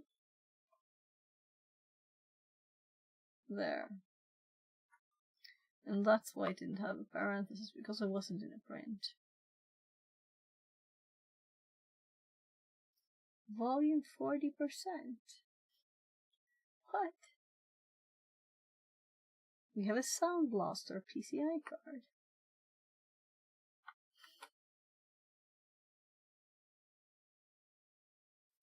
So, let's see. Now we only have one. Yeah, thought so. We were like telling print to do. Or we did in this variable have a comma Latin 1. We were messing with the encoding of it. I didn't know you could do that. Kinda interesting. So we're getting the correct thing now, right? Let's see. So we have Python, we have double, print, singles around the A times 116. Then we have singles around address, And if we look up a tiny bit, we can see the address here is Indian fixed here. And then we have the last bit, which is the encoded shellcode. Should start with this and end with this. And then we have the end parenthesis of the print. We have the friend with this one, and we have the friend with this one. And this should be what we run on the other machine, and it should be. It's different now because it doesn't have any special characters, right? So before it did have printable but still odd characters in there. Now it doesn't. So I'm thinking it could be the thing. And if it is not the thing, then we have more work to do. We should be able to just paste this here. We got segmentation fault. So the problem here is that we can't really see what we're pasting, right? So let's just hop to the notes and paste this here. Actually, that was the old one, so let's keep this and let's make a new one here. So this is the same text. It's the same text. It is only... But it's not the same text, is it? 111. Oh, yeah. Yeah. No? I want to scroll up and look.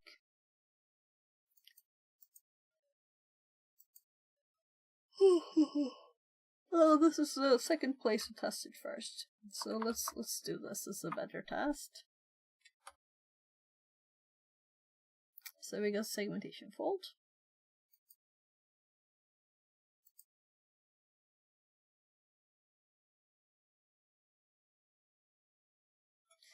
So the reason I wanted to look out into this one more is that I didn't feel I knew it all. You know, I need to practice and learn more things about this. And I think we found another thing that I need to check into more. But I don't really have to scroll up because we have all the output here, right? So the encoding shellcode here is different. This should be the same. So it just returns a different result. Why?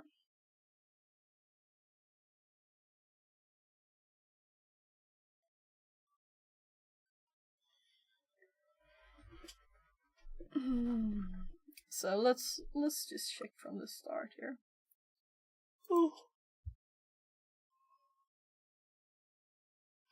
So we have the same at the start, 120. It's generating the same string. It is getting the same number here. It is getting 116 as it's supposed to. It's generating this. We could write the ID out here because we can't see it and we want to, right? The shellcode is this. And it is the same as this, at least by just looking like this.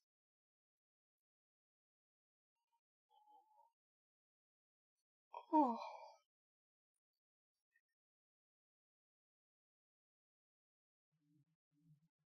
So this one though is 580 bytes, and this one is 140. So I feel something is off. Something is very off here. We're suddenly getting much more data. And if wrong, the number is simply just not right. So What happened?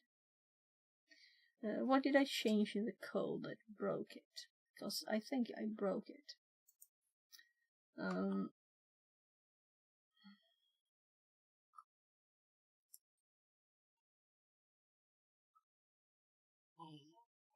We did this.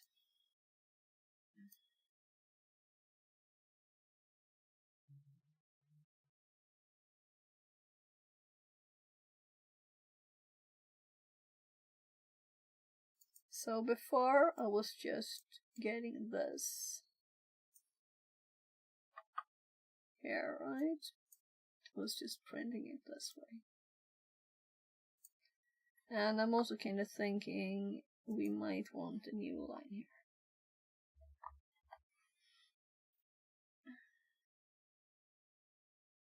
It's more readable. And then we get in the length of it. And now it is not, now it is byte still, right? It's byte still. This is why we got the wrong number.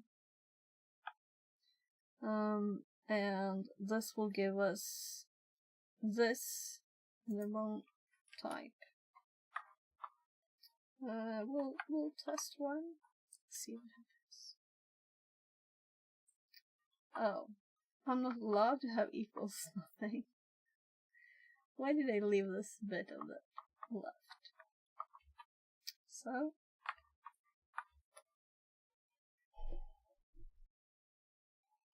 So we're back to 140 characters, and we need to convert this instead from bytes to string.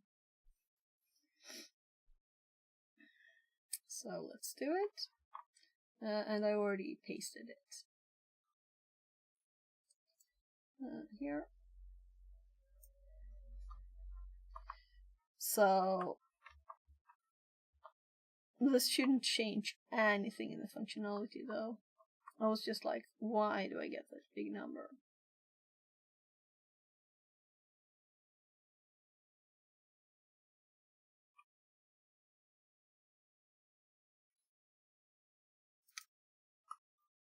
So undo, undo, undo, undo, undo. My god, why does it have to hop so much? Undo, undo, undo. Redo, redo. Paste. Cut. We just do this after we printed the size. So after we printed the size, we can mess with it.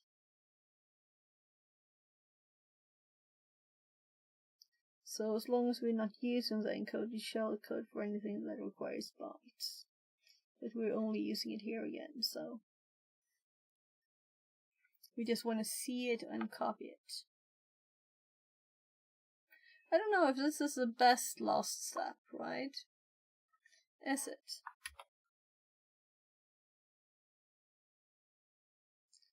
So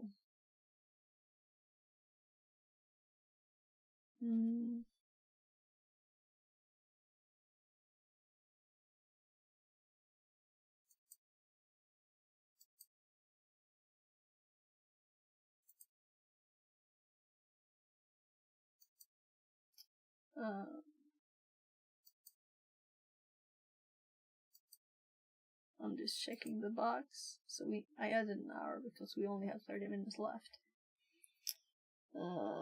So there.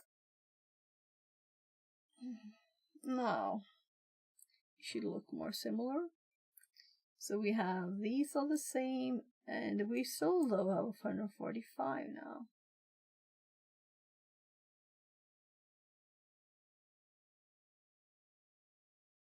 I'm like, did I break something? Did I break something in there?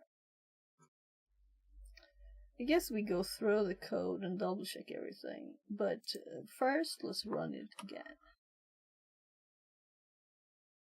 145.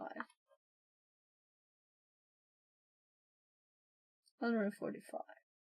So it's consistently the same length.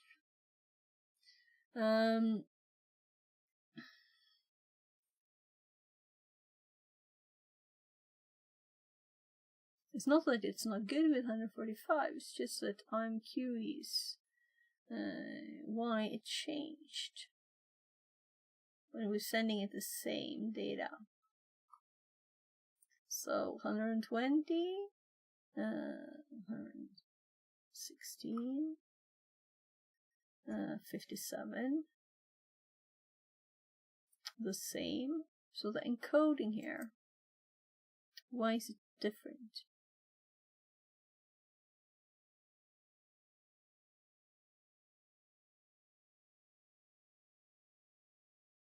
I also see that the SP address is not the same. Yeah, right, so on my machine we'll have to turn off stuff to run it, and we test run it, so we should do that. If we want to try stuff on it. So let's go to my notes, and where is modern?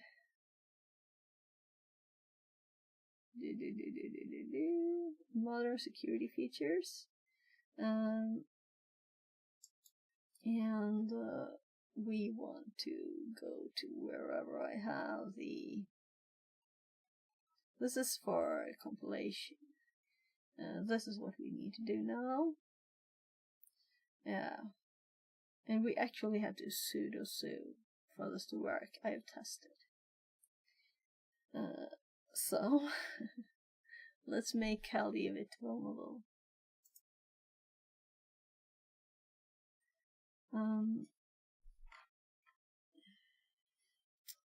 So it's doing it for the whole machine.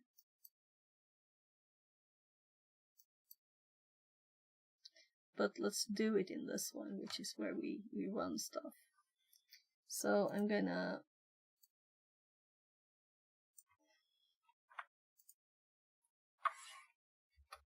blur. Oh gosh, it's the copy paste again. Why doesn't copy paste work as it should? Copy, copy, copy. Paste. No, it worked. 2. And let's sudo so.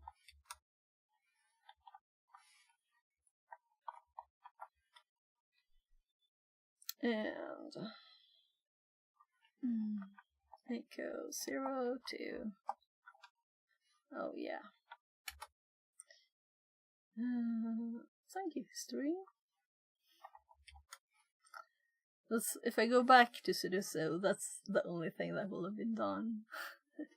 I don't do that on this. I'm trying to be nice and not use it. So now it's supposed to be 0 here, right? And maybe we will get a different result when running it, but I don't think so, because I don't think so. So now when we run the script here, let's check the SP.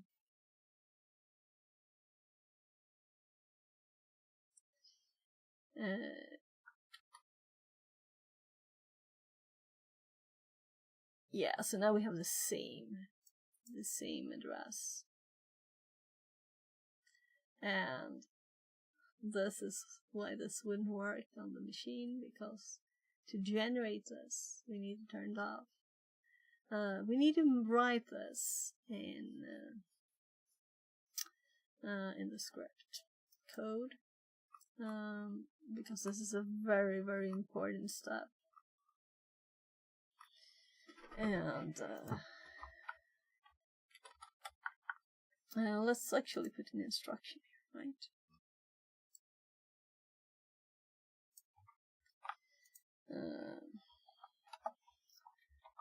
For this to work, you need to turn off SLR on the machine where it's run, and let's put an instruction.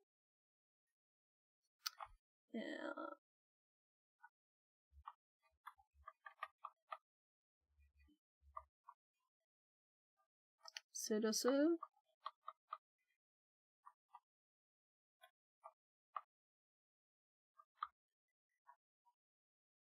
Exit.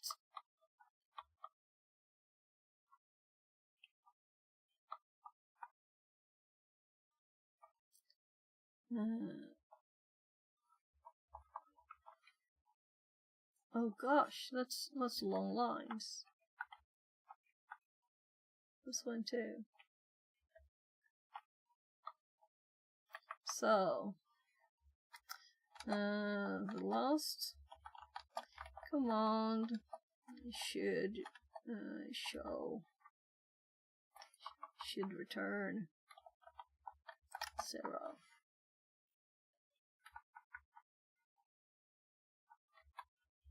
For this to work, you need to turn off ASLR on the machine. So, important. There. Now, let's try again.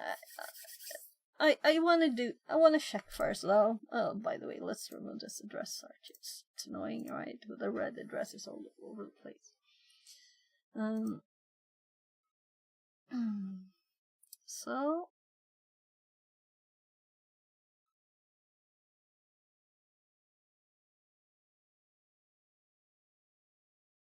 I'm just looking to see if I see any bugs. So the only changes we've really done that we've messed stuff up are these. But I think they are okay now. I think everything is good. We're just not finished with this bit. The automation there. Because I want an executable that actually will return something here and not just error out. To test it, I have others, right? We have others. We'll have to find one. We'll have to make one. Oh, I'm cold. It's only 25.5. That seems to be when I get cold. When it's 25.5.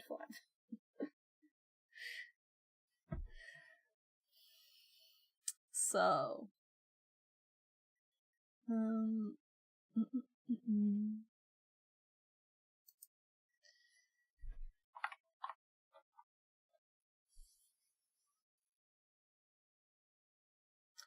there. Let's save it.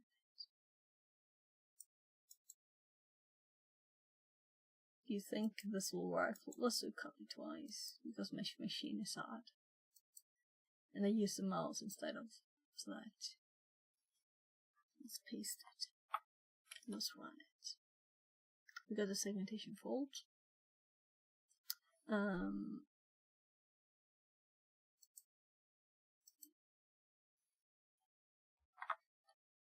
We got a segmentation fault.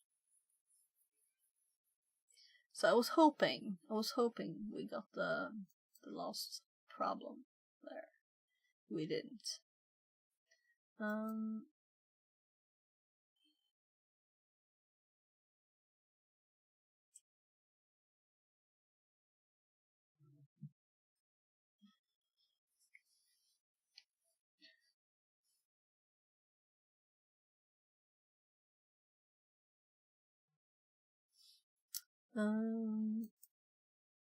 I saw the address CD40 here.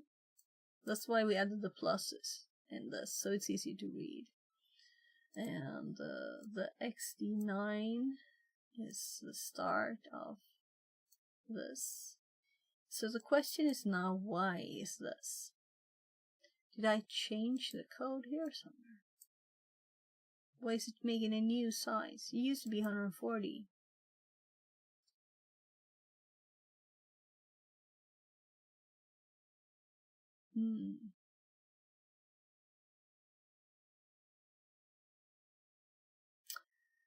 By the way,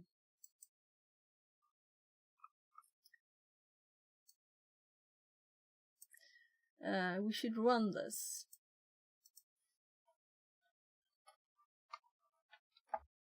To do Add a check for the above to the script.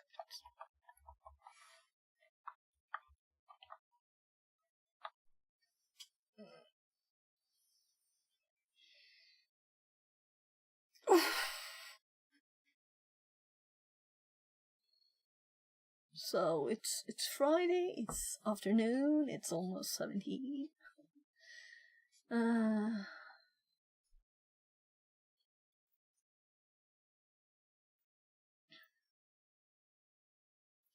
So all of the steps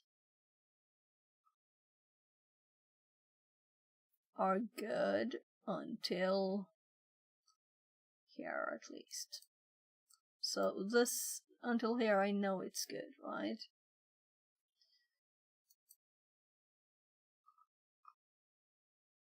If I didn't like mess up here. Yeah, let's print out. It says here the ID is 101, but we're not printing it. For user ID, and then we're gonna put here plus and exactly this. So there. So the next time, I'm so annoyed at those squigglies. Look. I forgot in parentheses. But it's slow. It's slow to update, so I can't trust it anymore.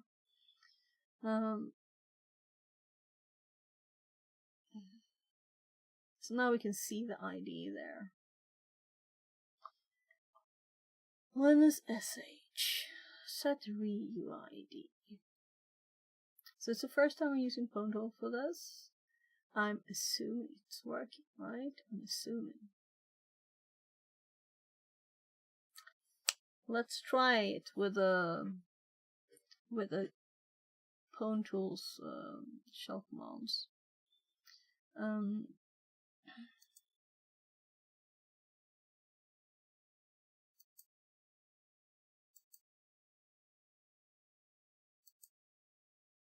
So let's up you over here. I want. Is it 9? Because here I used shellcraft. But we did search for the encoding or the bad characters for shellcraft command. So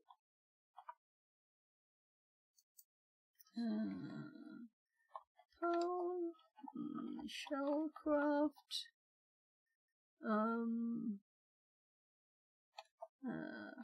bad shards.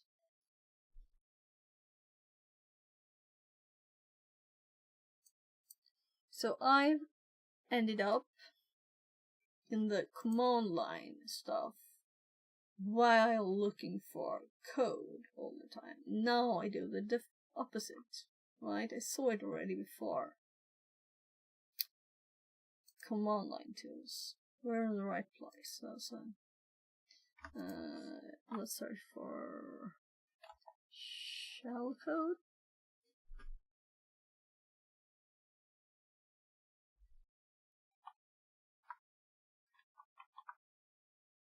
Shellcraft.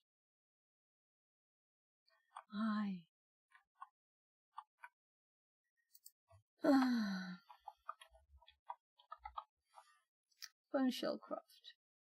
So here we have. So I had this in my notes before. This is what we want to find. New follower Robotech83. Less than 3. Welcome in and thank you for the follow. So I'm looking for the bad shards. It's called. I'll look at the code. Avoid. Void. Control F. Avoid. V. So I didn't find it because I was looking for like something else. So avoid. So we need a void to be added.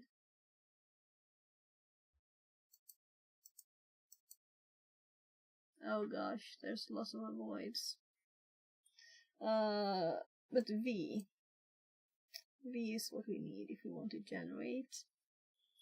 And if we were to just add it to this command, let's 56 see the raiders order. from Cyber and Security have joined. Welcome, Raiders. Cyber and Thank you, Security brought everybody. 56 Thank you so friends to much. the party. And I'm sorry Go I drop missed 'em a your follow. stream. New follower Plumpy Chunks. Less than 3. Theo says. Tomb Raid. Bryant Peak says. Hiya. Welcome Fixerbot in. says. Thank you very much. New follower Divprognu. Less than 3. Maybe you have Plumpy some tips Chunks for me says. here. Got it. Theo says. I fix it. Sisite Guy says. Raid time. Free Spirit Dev says. Hi ye. Translated from Tagalog. Fixerbot says. New follower Prima Dino. Less than 3. Bryant Peak says. Fatboy 45 raids. Robotech 83 says. Hello, So, hello. I'm like I'm a reading raider and now. listening at the same Plumpy time. Chunks says. Hey there. Sisite Guy says. Thanks. Hello. Translated Thanks, from Theo. German. Madam Fabulous says. Twitch raid tomb raid. Fixerbot says. So the New TTS kind of follower, slows first one everything to down, die. right? So Less so than I was 3. just checking out. Sisite Guy Let's says. try on the Low command more line legion, to make but the sure. same and see if it's the Germanic same roots. output. Theo says. Drop a follow. Fix it is awesome software and hardware hacker. And an awesome person. Thank you, Theo. Thank you very much. So I think it's calmed down now. Thank you very much for the raid. So thank you, Neil. And I will be back with those goals, right? I have not finished everything. I have Plumpy to says, say. heart, orange heart, yellow heart, green heart, blue heart, Hi on purple heart, YouTube. black heart. Thanks for all the Fixerbot hearts. says. New follower So Winter we're Jolt. making a script. Less than 3. We're making a script to automate buffer overflow Linux suite thingy, and I did this to learn pwntools. So we're setting some variables at the start. If we look at the executable for this one, we see that F makes it like not go to the part of the code where it's a buffer overflow. Yeah. So we're doing all the things automatically here. First we're running it with unfuzzing with different sizes, just using subprocess run here and the Python script. Then we're using pwntools cyclic here to generate a string of that length. We're using process from pwntools with R2 path arguments, the executable name, and the cyclic string we generated. And we're putting here DC in the buffer for when it's reading in data. When R2 gets to the prompt to start the New program. follower Infinitebinary. And then when we get the buffer overflow, here's signal 11 in the line. Then we print this and we get the position here of adder address. And I'm getting the next 10 characters converted to an int. So we have the crash address and as a string. Then we're checking this with the cyclic find to find the EIP position. Then we're generating shellcode here, and this is where I'm like debugging. Currently, we're going to run this command and see if we get the same when we use the command line version of it, and specifically testing the encoding of it. So we're checking for bad chars automatically here too. I'm not going to go through all the logic now if you don't want to. Then we are not finished with this one, but with R2 I didn't find any of these instructions, and these also crash. That's why I'm going to add the try here and the loop and stuff later. So it's not finished, the full script. But we do have a payload we're testing with just the stack pointer, because that's where we put it. So if you look, we have the encoded shellcode here after the EIP, and it doesn't work. And I'm not happy with this. And also I feel I need to learn more about how this works. So I've done these before, manually, and I've been like digging through memory, but we didn't put any knobs or anything in here yet either, so we might try that. But it's still like, I want it to be scientific and not just like, let's add some knobs and see if it works. But I just realized that I was running my script with ASLR on. And if I say anything you don't understand, you ask, okay? Because that's the whole thing, you know? I teach the ones who know less than me. If you know more than me, help me learn, right? So that's the thing. So Less than 3. we just disabled the slur here. So this is set to 0 now. And I tried running it, and I still just got the segmentation fault. I didn't get it to... New follower Yod046. Thank you for the Less follows, than 3. guys. Thank you. Yeah, so we're still getting it... It's not correct. So I'm gonna try and run the command line version of it. Not it's still pwntools, it's just the command line version. And see if we get the same output as my script gets. So when we run this now, just to make sure, let's actually run this here, right? It's supposed to be the whole box, but yeah, it's the whole machine until we like restart. I guess we can set it back, probably. But it automatically sets back when you restart it, so you don't have to think about it.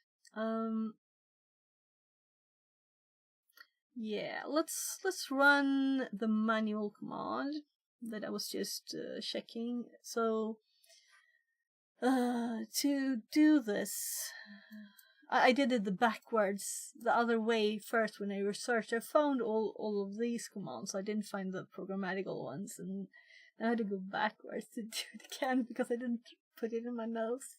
I should put everything in the notes, right? So here we have the V option, and we're gonna use it. But I already had in my notes this.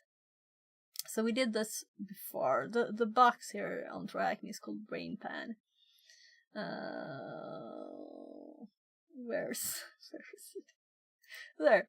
So this is the box that we do in. And first we did a buffer overflow to get into Linux, but it was actually Windows executable.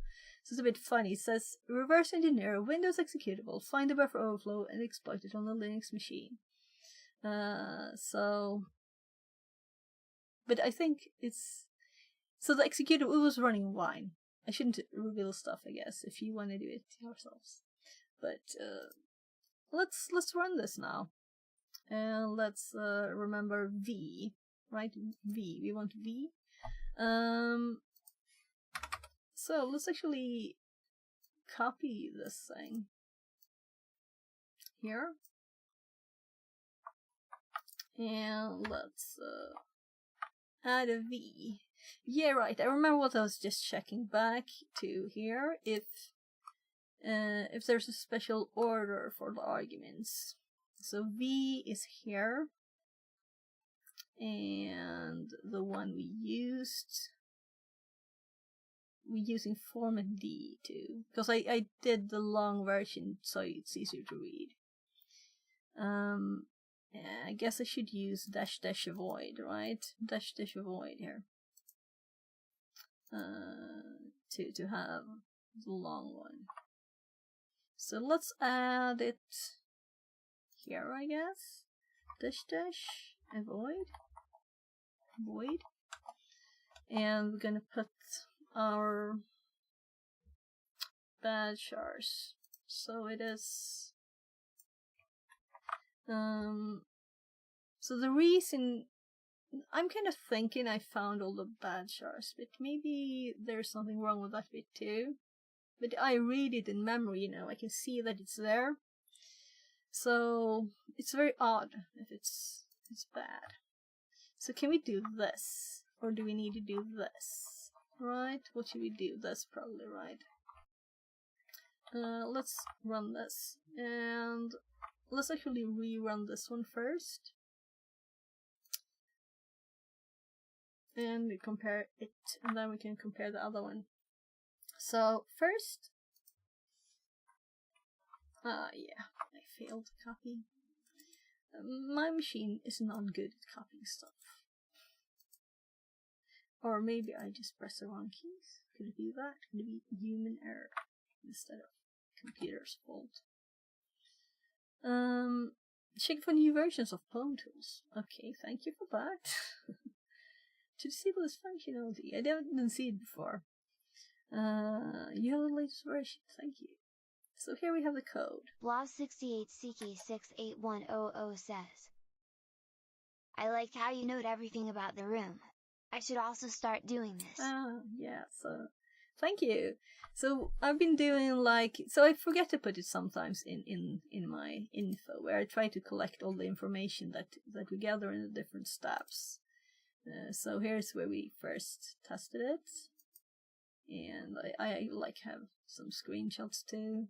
We found the exe. This is how we found it, right on the website. I remember now. Yeah, then we have lots of stuff. All different steps here. So first we connected on the Windows executable, believing it was Windows, of course, right? Why not? And then we saw that it was actually Wine. It was run by a bash script. So I just hopped to Linux. And this, I've never done connecting to Wine before. It was very odd. Very odd. And this is where we got the code from Gira too. And here is where we see that we can't use Fs. Uppercase Fs, because it will break when it reaches F and never end up at the maximum length of it, and then it won't do the string copy of our argument into the buffer of 100 characters, which is the buffer overflow. So it will never crash if you have any Fs in there. Yeah, let's continue. I was on 9, 10. I don't know where I were. There. Oh yeah, this is 9 in my buffer overflow instruction I made for myself here. Also, my notes, they are on my GitHub and on my webpage, which is fixit42.com/notes. Kinda easy. But it's not updated on the notes as much as on GitHub, of course, right? Because I have to export it all. And so far I've only done it like once. If you have any good Obsidian to website to HTML export tools, I will be happy to get links.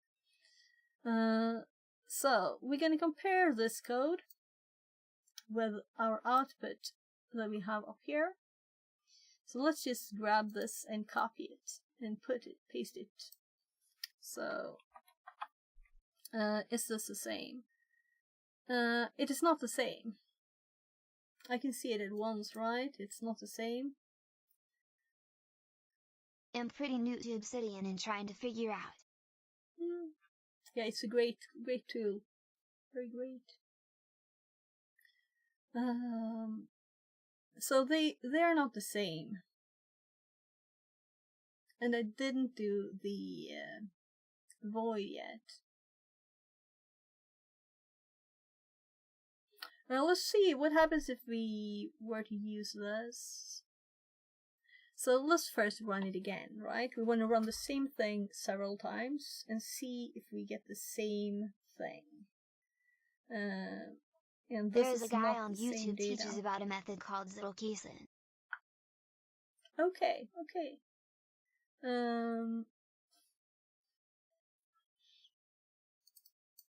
I'm copying it. Let's Google, because all new things. I want to learn all the things, you know.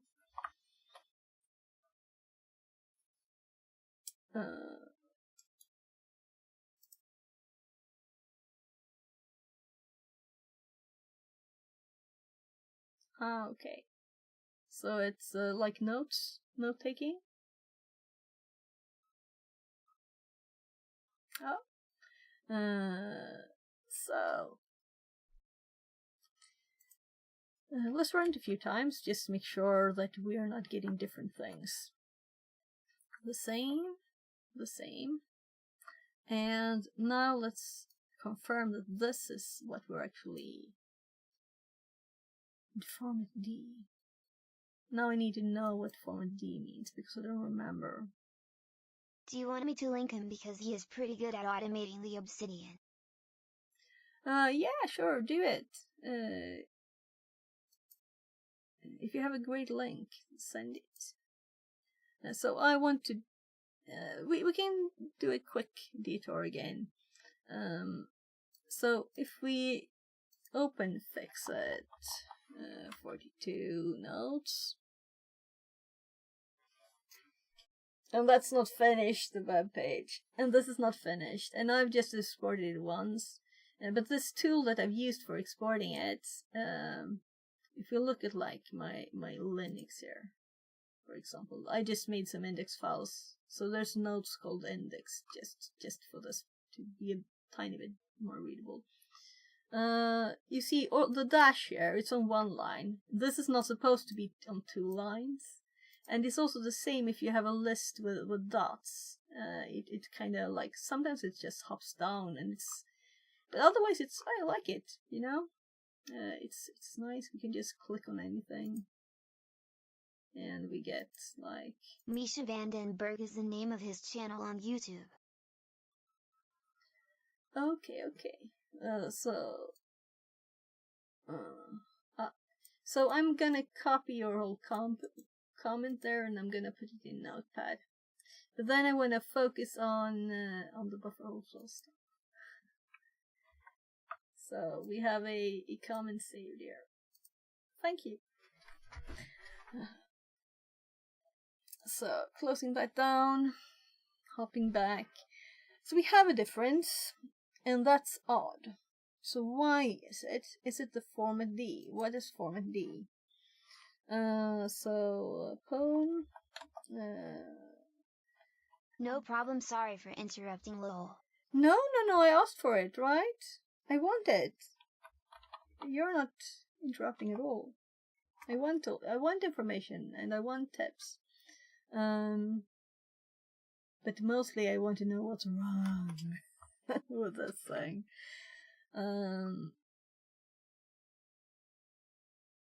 So D, no. Format D. Format. Okay, so we would have gotten another format, and we are getting the same format, right? I'm just trying to find it in here. D. Escape text string. Escape D text string. So D is not the obvious letter for hex, right? But I know why it's escape D now. Oh gosh, I pasted that. So this is not. No, I have that now. So the other one is not 31FF, so it's not the same.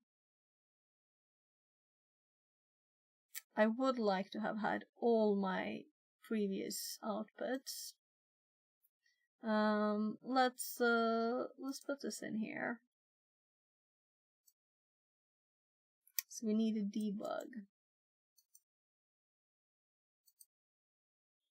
So of course it doesn't run if it's the wrong thing.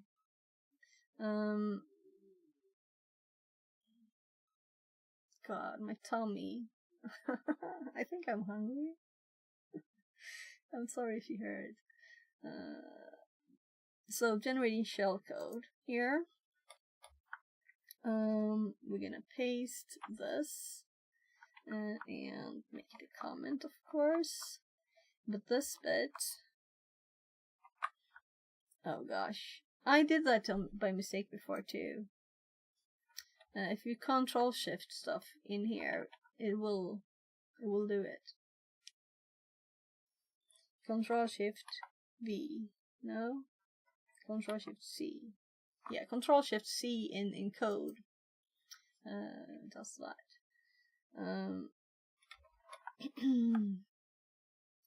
So we're gonna try and just replace it and test. Shellcode is a variable name.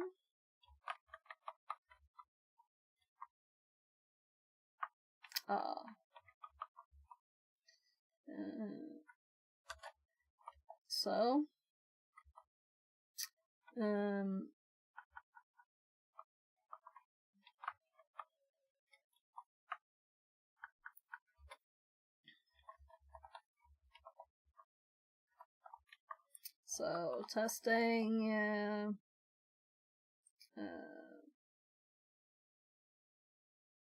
the code from command line, I guess I saved because we want to differ it from this.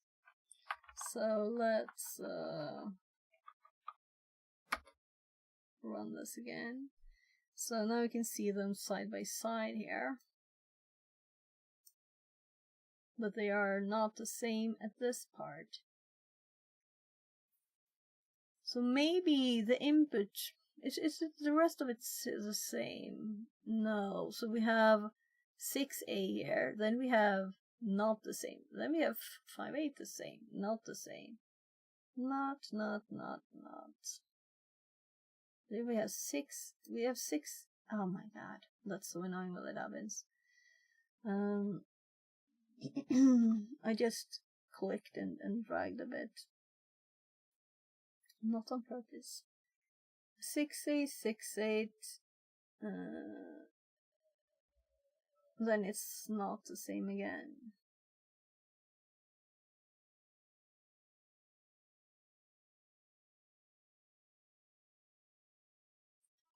So the command line one is much longer. It's 62 bytes.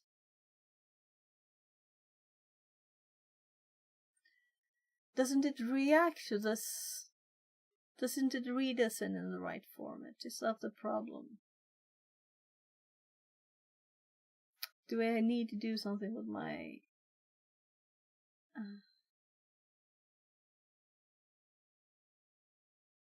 But then it shouldn't be all of it different. So we can ask this one, right? So shellcraft H here. So we can ask it to give us the assembly code A. Sorry for all the ups. So let's do A instead. And we ask for the assembly code. And then we're going to ask my script for the assembly code by just uncommenting this.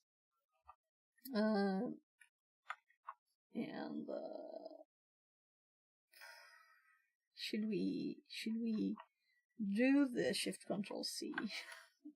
We learned a new trick. So let's, come on, I want your corner there. So we can compare this thing with the scripts.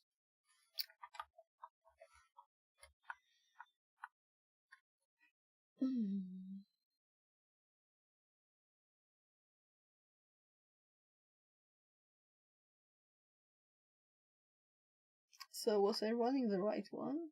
Yeah. Okay, I must have typoed.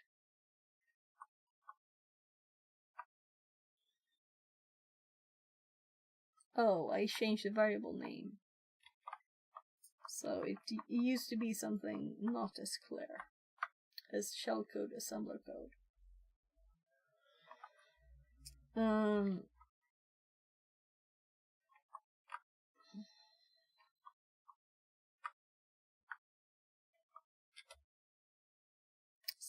now we can compare them.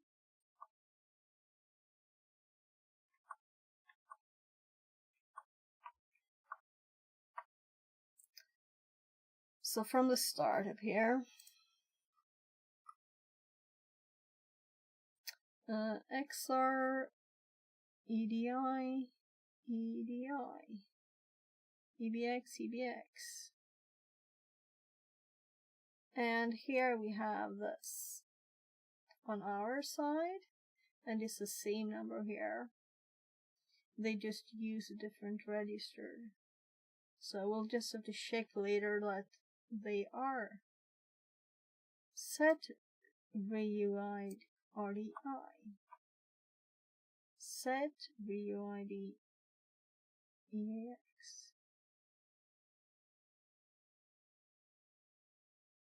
So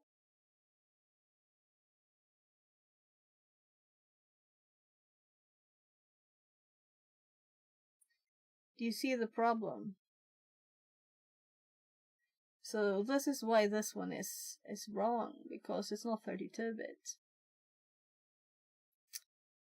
That's why. So we need to set some other option.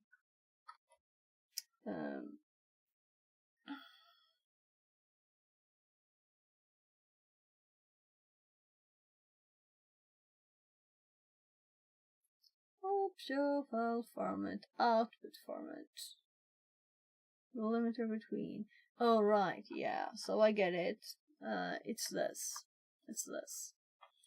I didn't think of that.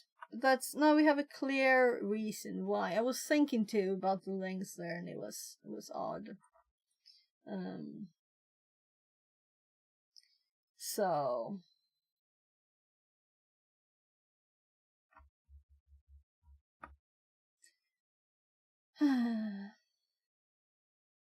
so this is reading in the data now, even from the executable. So if we go up here,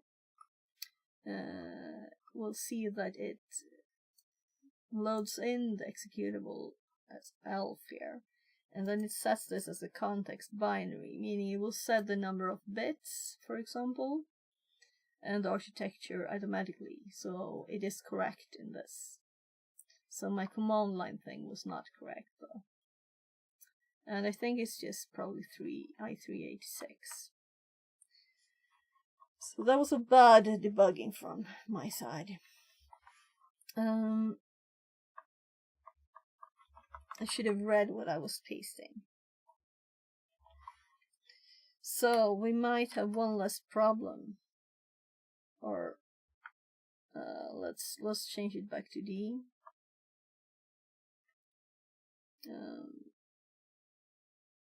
Let's change it back to D. And see if we get the same one now. We're not getting the same one. So let's do the same check now when we have the right registers and stuff. Oh, this is so annoying. There.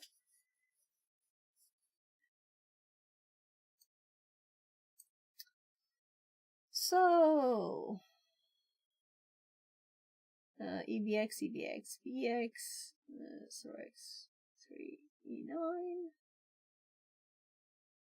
Just quickly checking if it's the same on both sides, and it seems to be. And we can also see that this was read in. I was not sure, but it's read in correctly. And the same way as this.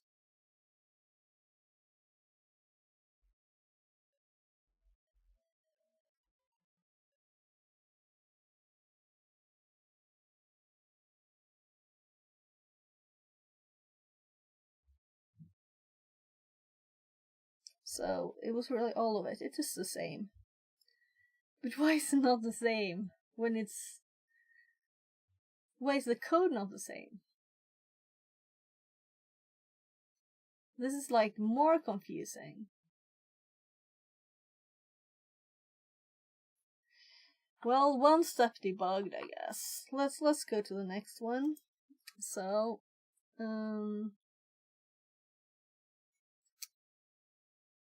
let's modify this one and copy in this instead. Copy and paste. And let's make some comments of it. Or I don't think Python will be very happy with it.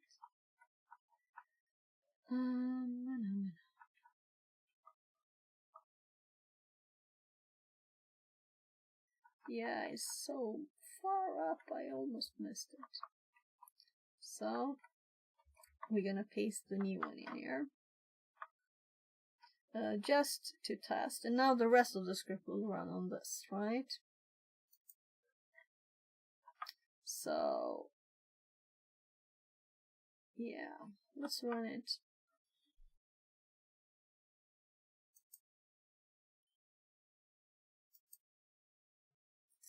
Let's use this other tab that we have.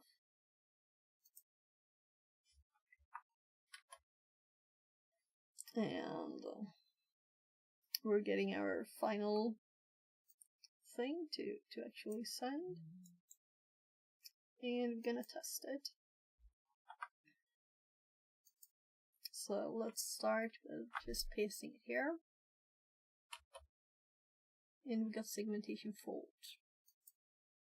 And if anyone in chat knows any tips when you're having problems, not that I've tested everything yet, but still, it's still not, I think it should. First of all, I would like to be able to find one of those nice instructions, and maybe there's more than the 3 that I had in my list here. Let's just run it first. So we're getting segmentation fault, both locally and on the machine. This is just how we got into this one.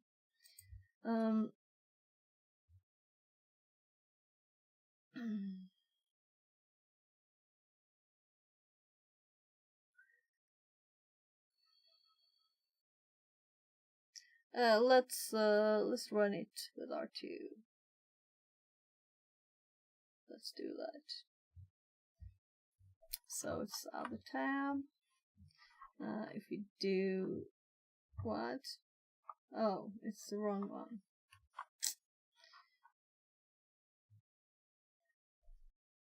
That one.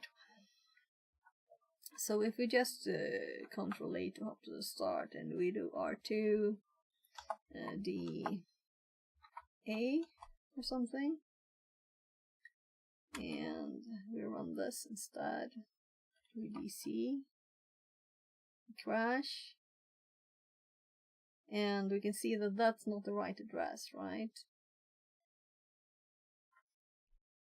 So that's the wrong address, which is of course what's supposed to, I mean, that's of course, we already seen the segmentation fault.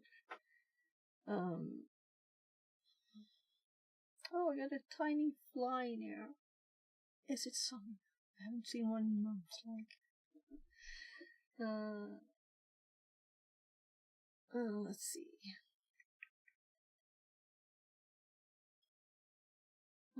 So we checked a lot of memory check stuff.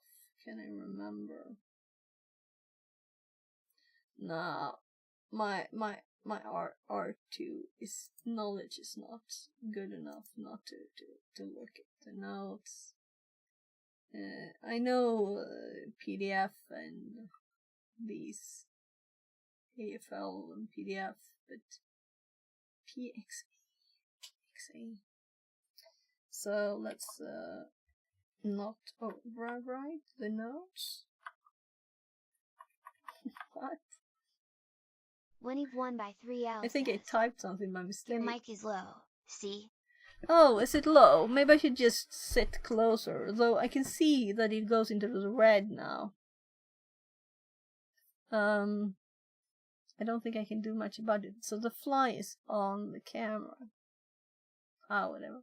Better now. It's better. Yes, I'm not gonna. I shouldn't sit back Hello. and just mumble. Hello. Welcome in. Fixerbot says.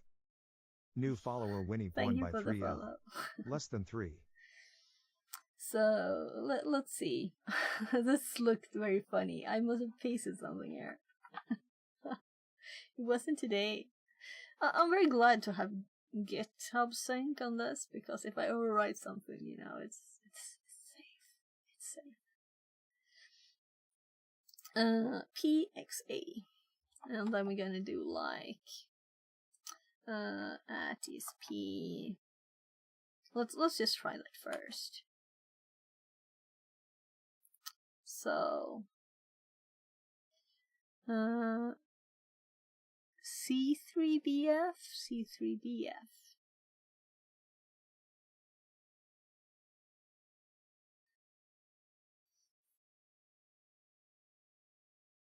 Yeah.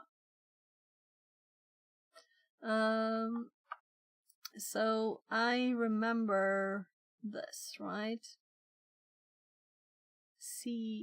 We can use this address here.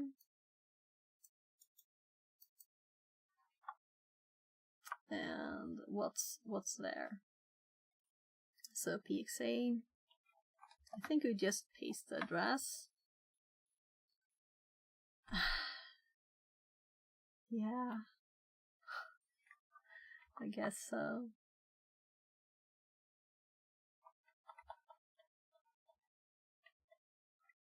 Oh, that wasn't a lot of information.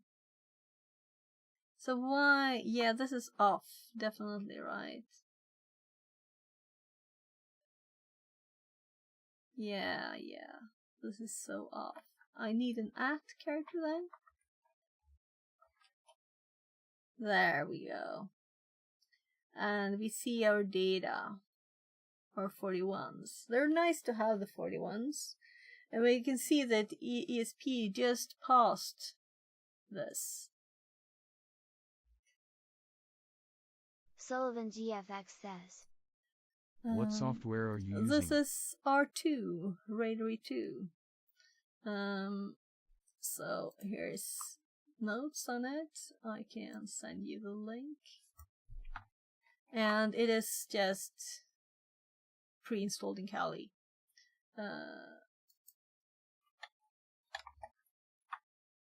I failed my copy again. My computer don't want to copy stuff. Let's try again. Yeah. So it's in Kali. It's very pretty, right? So there's GDB, and it's like white and ugly. This is much prettier. And I've been like the latest ones, buffer overflows I've done, I've been able to use graphical tools, and this is just a tiny one which just reads the input and then it's done. So it's very tiny, and I can't manage to do it. If anyone has tips on how to use it in a graphical one. So anyway, we did this address now. So I'm tabbing on the wrong machine. CCE0 here, and it's not the right one.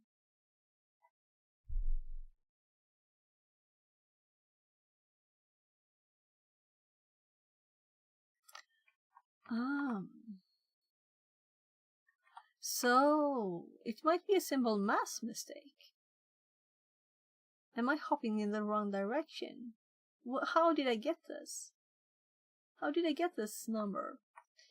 I'm like, am I that stupid? I can't have done that. It's a cyclic finds a position, and then I am going the wrong direction. Am I? Let's see. Let's backtrack from where we have the address.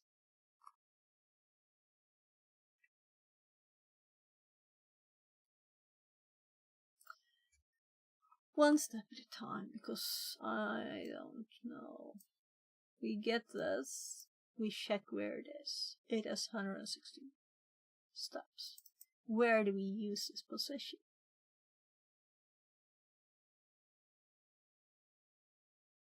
Here, right? But this is not what I want. I want the address. Where's address? Here. And we get this from this, right? From the ROP. No, not from the ROP. It's just from pcore file sp. Because ROP we're not actually using now, so we can comment that so it's not confusing. Because I didn't find a jump ESP, a call ESP, or a push ESP ret. I didn't find any of those. And I even checked both manually and using searching with R2, and I didn't find them. So it's a tiny, tiny executable.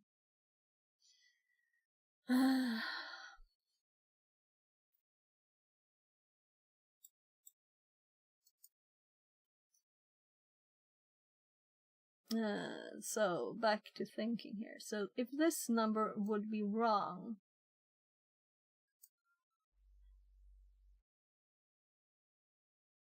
let's crash it manually again. I must have done that before, but that's the best way to test if the script is right.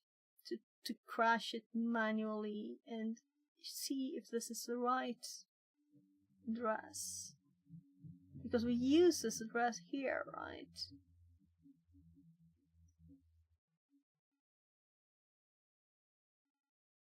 And when we look here, should I close this one?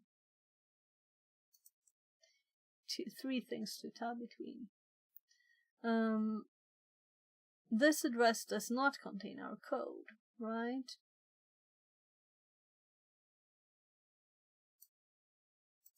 Our code should be here. C3BF, C3BF. Is this the code? Let's look. Let's look.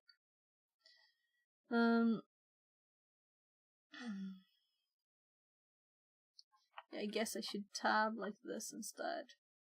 So where is the... maybe it's this tab. But we have it here too.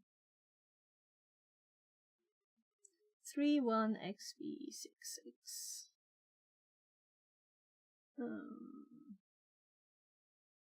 Is this the last one?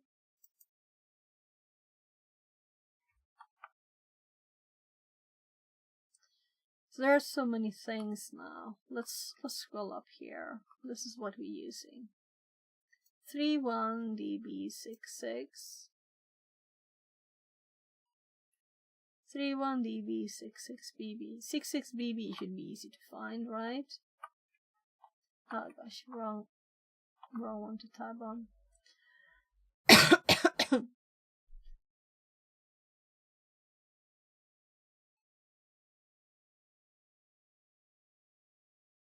So if we just go at ESP, we don't have anything. If we do this,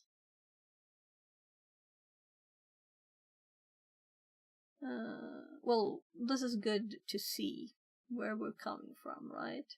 You can see the other lines here. Yeah, we could just do this and like 1,000.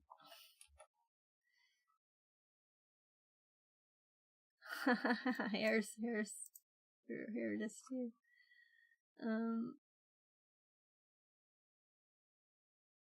Goaku says. Here's Hello, the Sophia. command. Translated from Indonesian.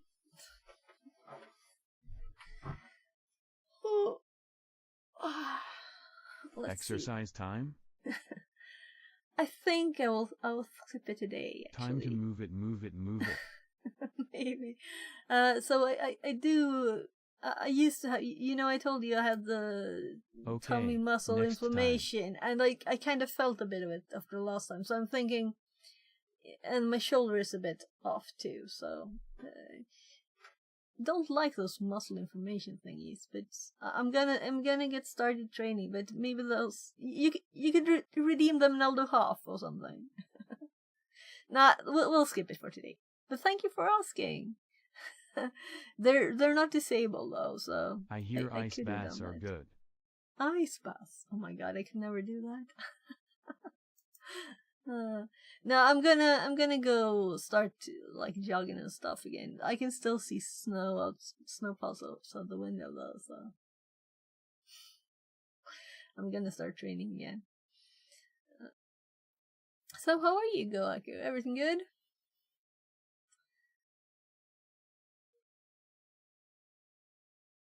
Fixerbot says. New follower Brizzy26. Less than Thank 3. you for the follow. Goaku Welcome says. in. I'm okay. It's Friday. Yeah, it's Friday. Yeah. So actually, in case you didn't know, yesterday I was on Anti-Siphon's Pay What You Can course, and let's see, I probably have it like here. Meta CDF. Cyril Amanda says. Hi, what are you doing now? Just came up. I'm checking a buffer overflow that doesn't wanna play nice. So I'm trying to find the problem, what's wrong, and I'm trying to make an automated script to generate this buffer overflow for suites. You want to get another user from running a buffer overflow. And Siphon, they have their cloud labs here, and this is a course that was yesterday. But they just released a new certification here, and to be able to do this, it is also pay what you can. So you have to pay something, but I think it was $5. I mean, I think that's it. I think it was 5, and I think I paid 10. Because I'm looking for jobs. So, if you have any jobs that are cybersecurity stuff, yeah, there's like 3 parts. So first you answered 100 questions. So they released it late yesterday, and I went to bed after. So I might do this in the weekend. We'll see if I can answer the 100 multiple choice questions. And there's not like a list, but it's like their basic courses, and I think I've been in them. But it's a lot of blue team stuff, so I might just watch them quickly, all of the courses, or do all the labs or something, before I try answering the questions. Or maybe we have 5 attempts here. Maybe I'll just try it and feel it. Then after this, you do into meta CTFs, and then when you have finished 5 of the 10 you get listed, you can do step 3, which is doing write-ups on 2 of them. Here, write-ups. 2 write-up challenges.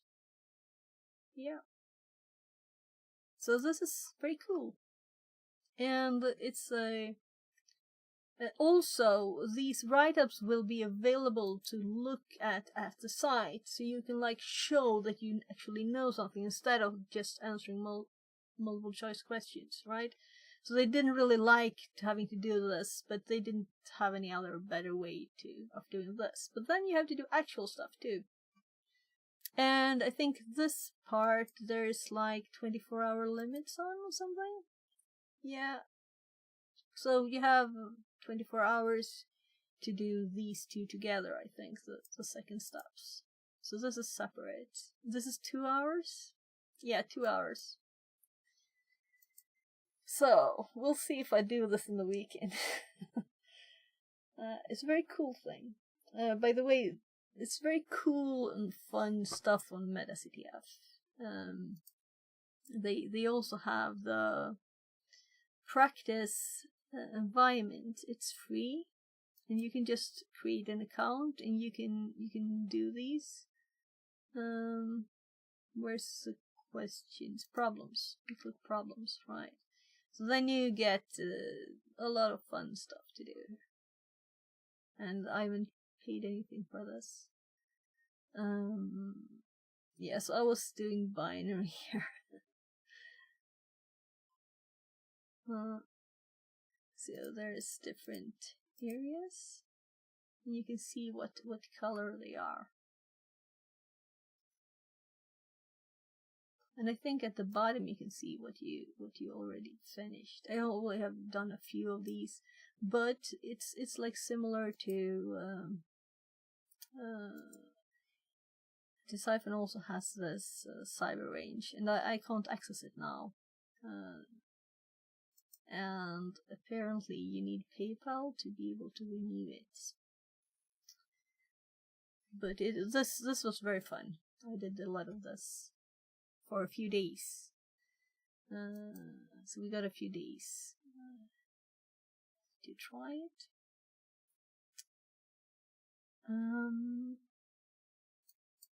Yeah, so let's hop back to trying to solve the problem with the buffer overflow, or actually do the buffer overflow. So we could look at what other people have done, but what I want to do is to debug my script, and one bit of that might be, yeah, so it might be looking at what other people have, but I would like to just do it myself.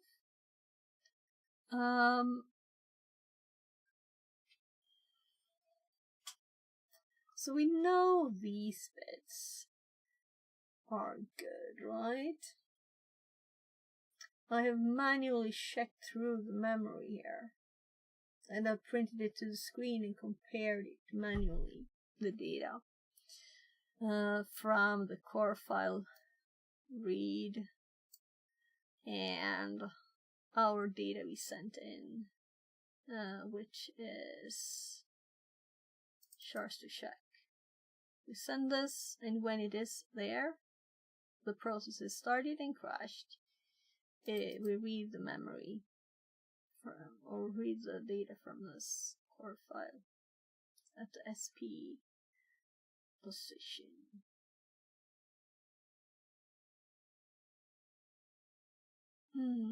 Yeah, so I'm gonna just put some extra stuff in this thing to make it easy to find.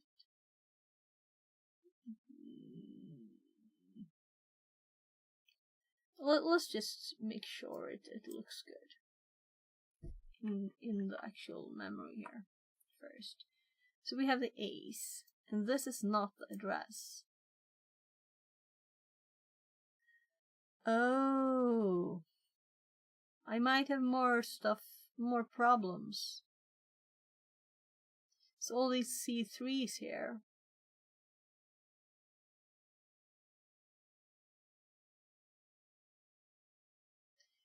There might be canary stuff in here too. Because the address that we're supposed to have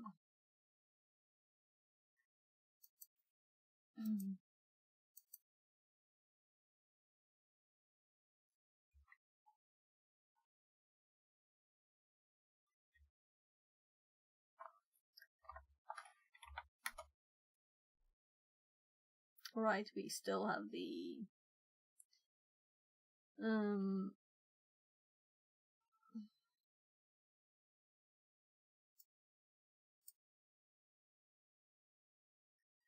this was not the address, and I thought I was doing something else wrong. So let's see if we can see CD40 in here. God, wrong keys.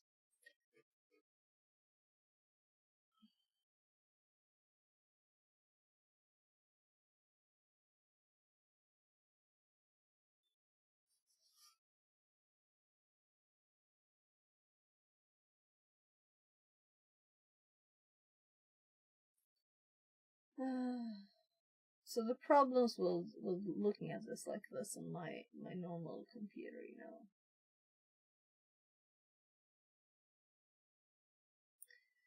We could hop into a machine that's set up for doing buffer overflow stuff on.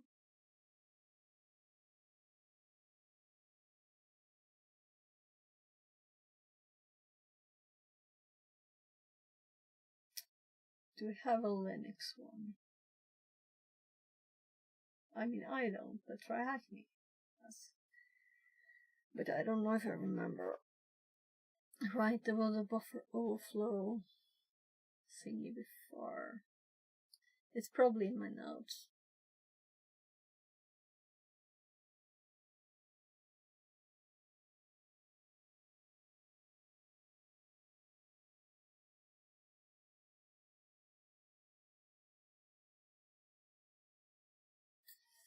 So if we just compare the command line, and I keep clicking on that one, let's pull it here so I don't do the same thing again. So we do print A's, 116 A's, right? So 116 A's here. This is supposed to be 116 A's. And after this, we do 40 CD.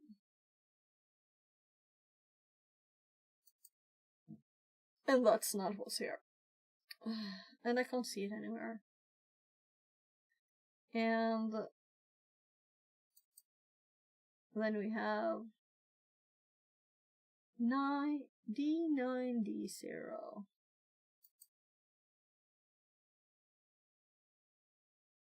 Where's the D? Yeah.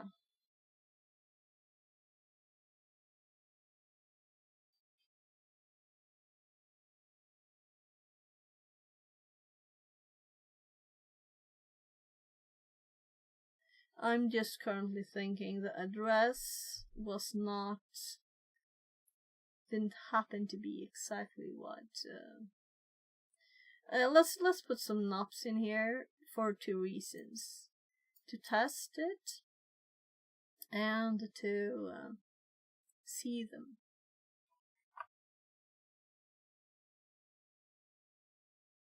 So let's be like safe and check the notes. Couldn't get the start menu up. Windows is very stable and nice.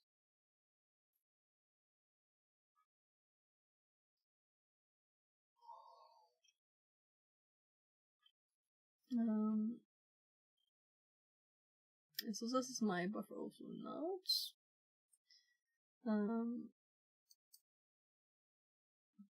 Let's just see what I had in here.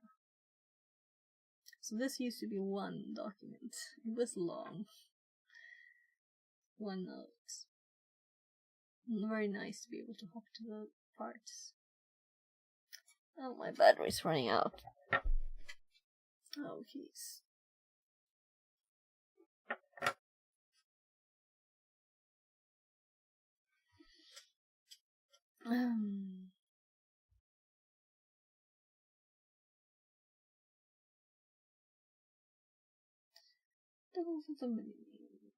Oh, wow. No. Yeah, so this is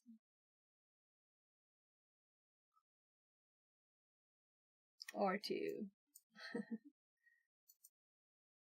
So this is all I was in this on for Linux. And this is the rest is Windows, because I've been adding more stuff now recently when I did the Windows one.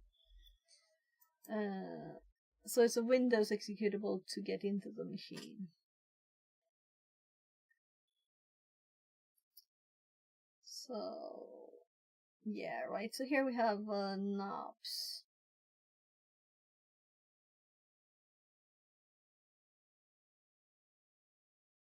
So here we had 30.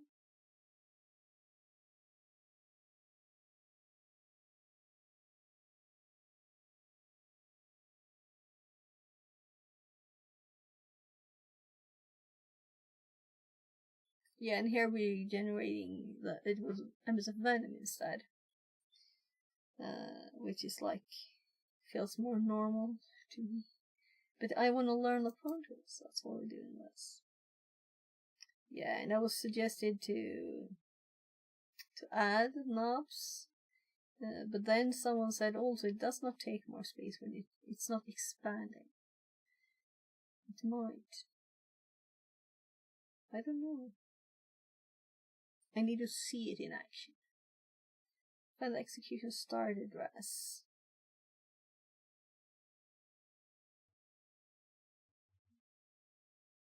This is kind of what we're doing. We could also put knobs for all the others, for all the... Well, here we're just doing 55, so we're doing a lot of knobs. Then we have the shellcode here.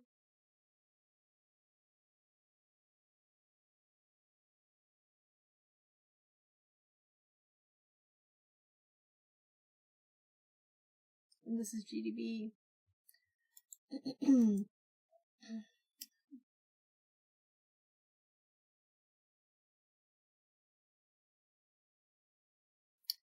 Let's put some knobs in there. Just like this. We're just gonna put a few knobs. Not maybe 256, but just a few of them. Before the actual shellcode. And let's put that in the script, right? So we're gonna add knobs. Oh gosh.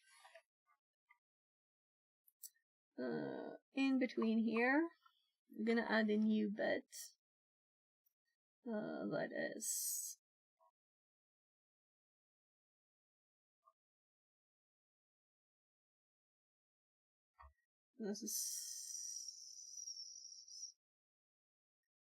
yeah, I guess you can put it here, right? So this is in the string. We're adding it to the string. And we're gonna add... So if I put a backslash here, I have to put another one. And we're gonna do x 90 times, let's do 20. I know I had like 16 before. Is that a more round number? So if we run this now,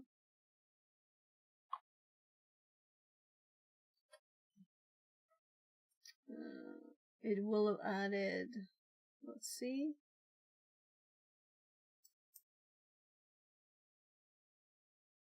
here, plus backslash 90 times 20. So let's copy this.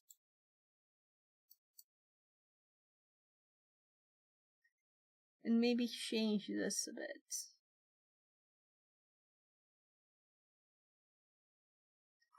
Now I'm just scrolling up.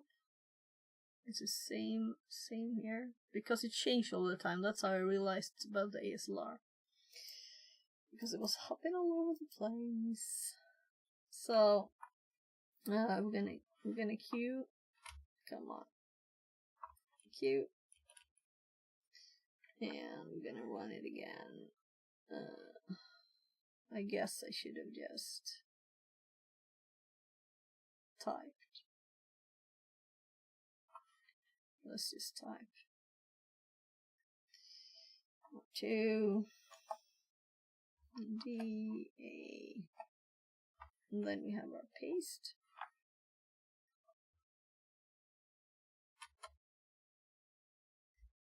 And we do DC to run it.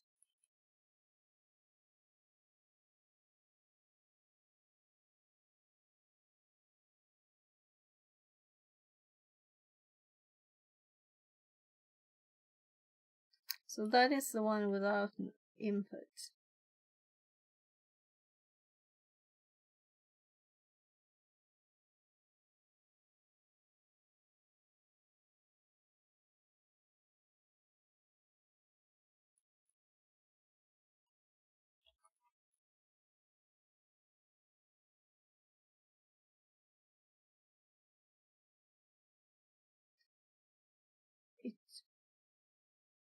doesn't get the what? Let's. I'm just gonna paste it somewhere else, and we have this place for this. We have some new lines and stuff in there that I don't want. So let's get rid of that. And in front of this, we actually want now R2DA.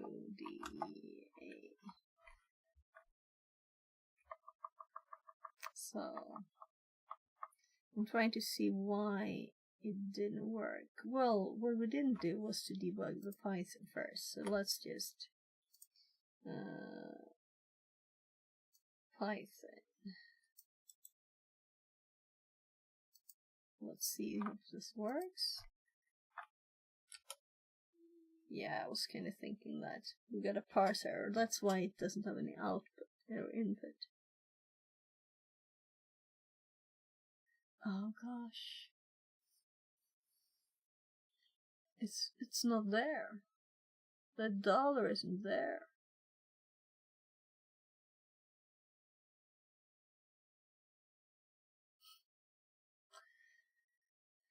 Ah, the dollar isn't there. So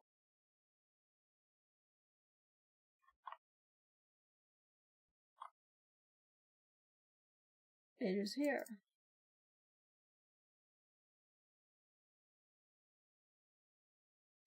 I pasted the wrong bit. I'm just stupid. So but there's something wrong with it still. Oh. It still needs the end quote there.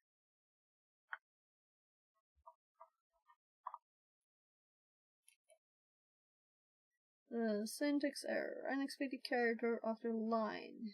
Continuation character. Oh gosh. I see what's the problem. So what I forgot was to actually use something around this. I didn't do it.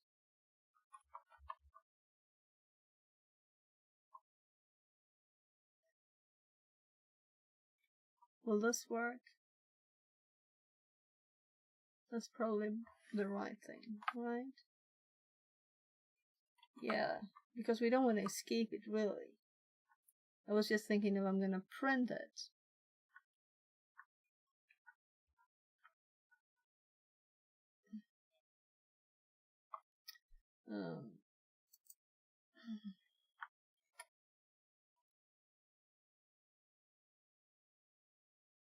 So I'm grabbing the whole thing again. And let's just see. Nothing times 20. Says. New follower LaserKittas. Less than 3. Thank you for the follow and welcome in. So this is so annoying. What was I doing? The plus is in like the oddest place too. What am I doing here? Oh, we have these and we have those. Yeah, so I need to think actually for 2 seconds. This is part of this string here. And this is part of this one. Let's put some spaces here, right? So that and that. So this is what we're focusing on. This is what's wrong. So 1 character within single quotes times 20. Which is the same thing that we have here.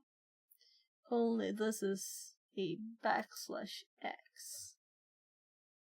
So this will be replaced. So I guess we should have that second backslash then. That I removed. Oopsie. Where did that come from? I'm like, what am I doing? Let's just dot.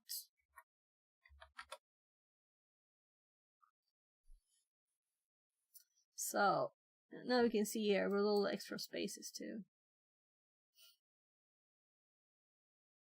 So now it's correct.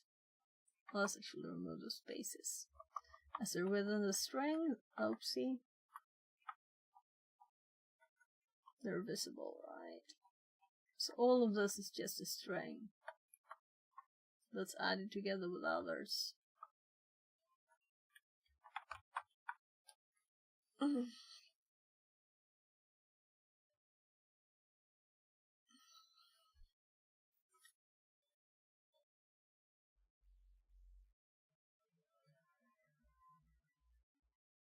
These are the same.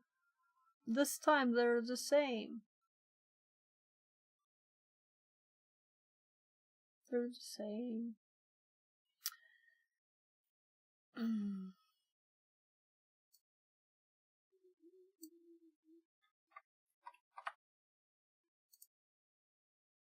Yeah, let's paste it over here.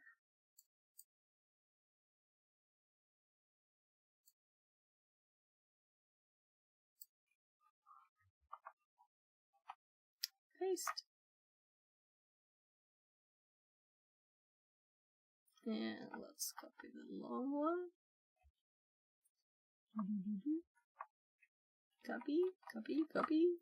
3 times to be just to be safe, because it's, I don't know why it's a bit odd sometimes. We run it, and now we should have an argument. So when we DC, we get a buffer overflow, which we don't want really now. It would be much nicer. What? Oh, did I paste something on there?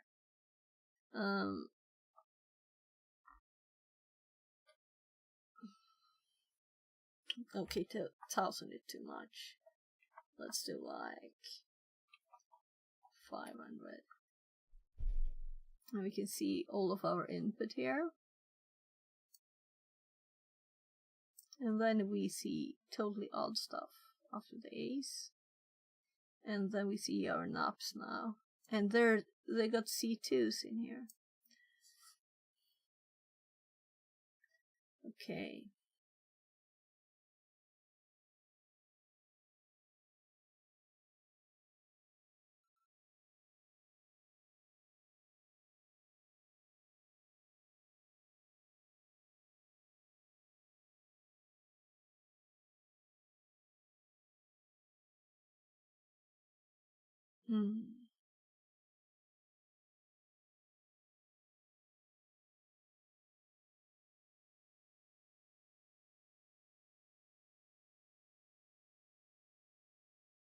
Yeah, so I'm very curious to try this on a machine that it doesn't have any security stuff in it.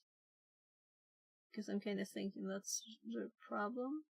But let's see if this one has R2. Okay, and does it have GDB?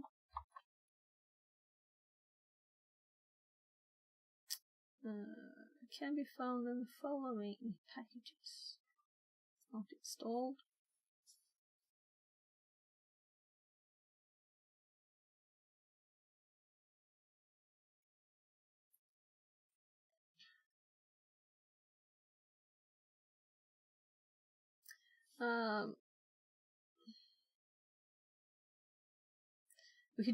We just paste here, of course, the thing, and just try it, because I think my machine is breaking it. Okay.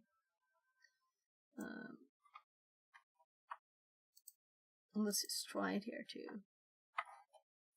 The problem, no, I didn't copy the R2 bit. It's a copy problem. So copy, copy, copy, copy, paste, segmentation fault. So at least we got the thing in, but we can't see what we paste. I could type all of it. Oh.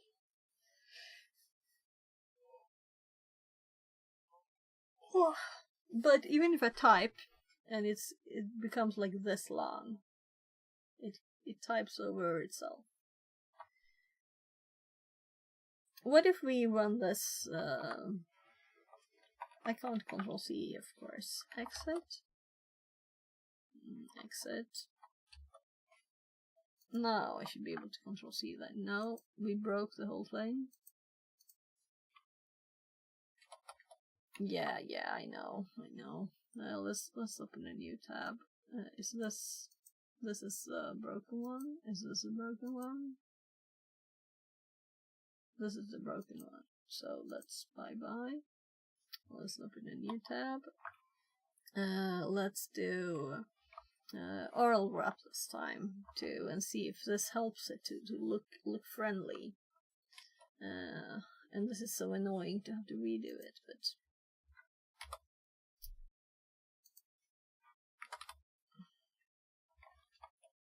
so we're here. We're just gonna have to lazy copy from my notes.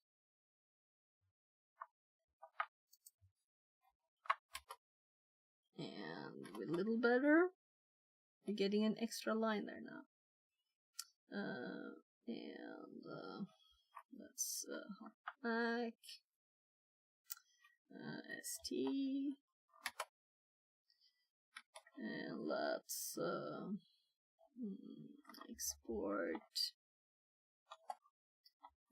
term equals next term.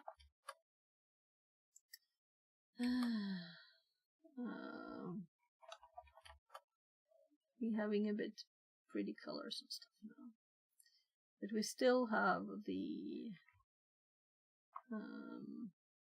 paste problem. Oh, of course it could be that. But I think it's better. I think it didn't do it. Let's see. Copy this again. Hello, I would just want to click something else. No, not that far. So this bit? No, we want the validate. So, click. How many times did I get copy now?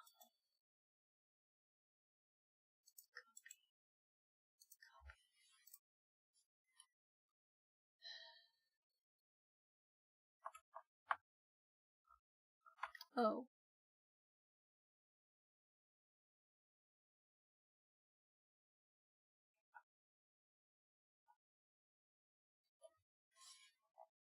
That was stupid of me, especially since I think I've managed to finally copy it, but I Control C it. I wasn't even gonna do that. Oh, it broke. Maybe it closed down. But I don't think I spent that much time, did I? So the machine might have expired. Yeah. So that's what happened. I was like, I didn't Control C. And I couldn't Control C just a second ago, so well, we know it doesn't have R2 or DAB.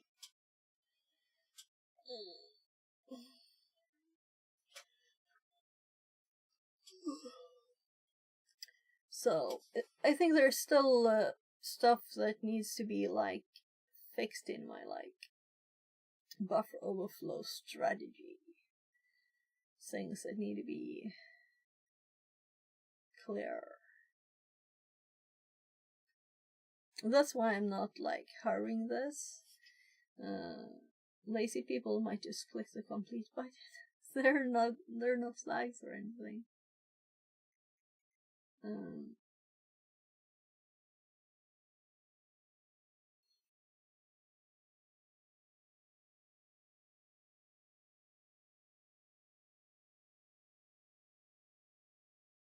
IP.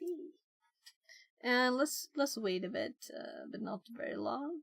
Probably the time it takes for me to update the IP address is probably enough. So paste, save, and so on the machine again.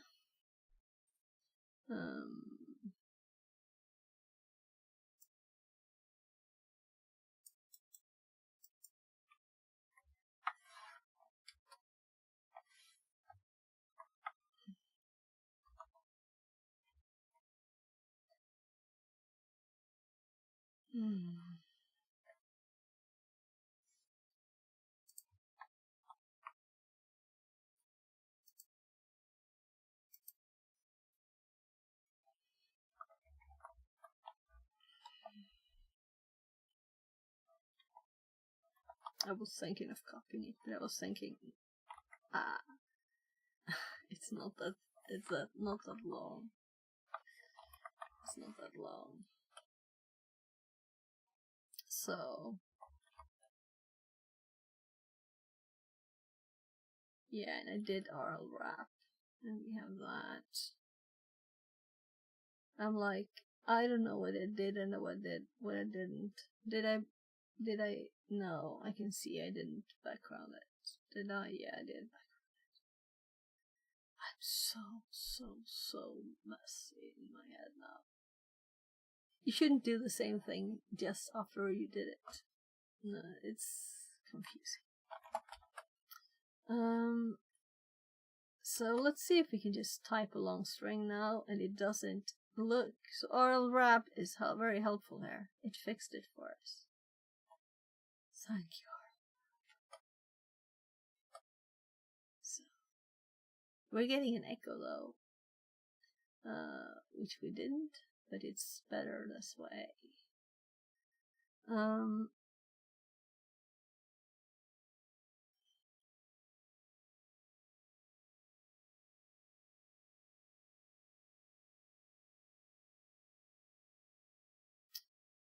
I was just gonna copy the string and I failed, right? So this time we're gonna Control C, right click copy, then we try and pasting it here. It is there. Now, hopefully we'll be able to see the whole thing. Ah, we saw it, we can see it. We can modify it even. If we want to. This is so much nicer. So we can see 116 A's, the address, knobs, and then this.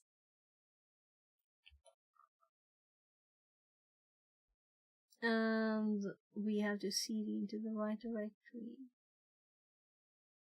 So where is it? It is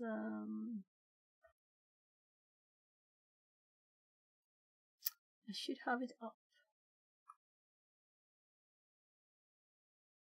So Linux.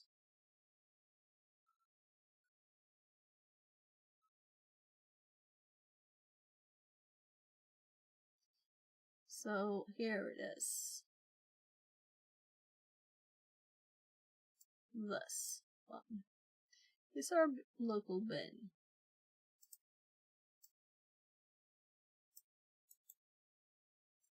So if I don't manage to copy that, I can type it. It's not that long. So now we have validate. Now we can use history. Nice. We get a segmentation fault. And also echo is still writing it back all to one line. But it's very nice to have it like this. Because that's was like overwriting. I don't know how. I'm curious how it worked. So the RL wrap is nice. I'm thinking, should we take a break from this? Because I can feel my brain going like, there's so much else I need to do today. I was actually thinking of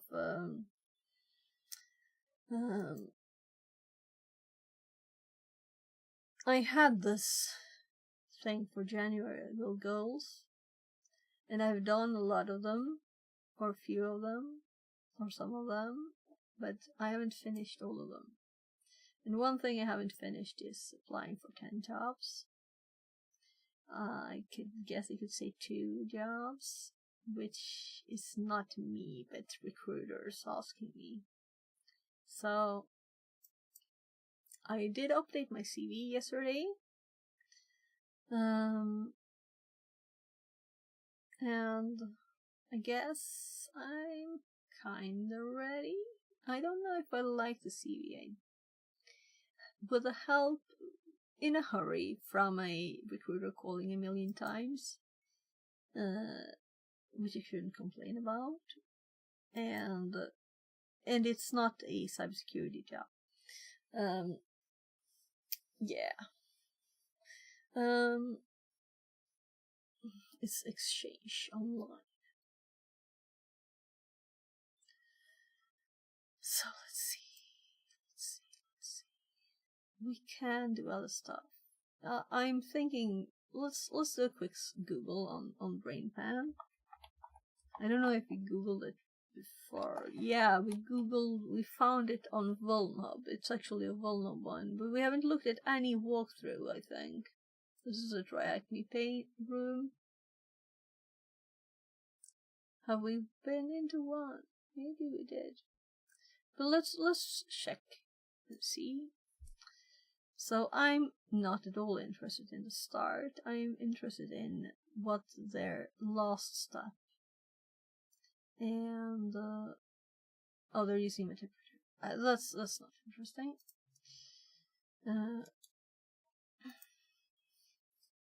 We want manual.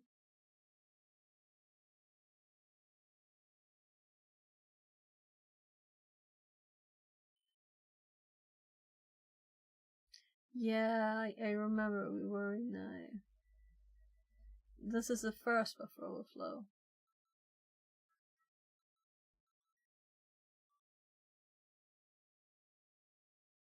Yeah, they found the same one that we have.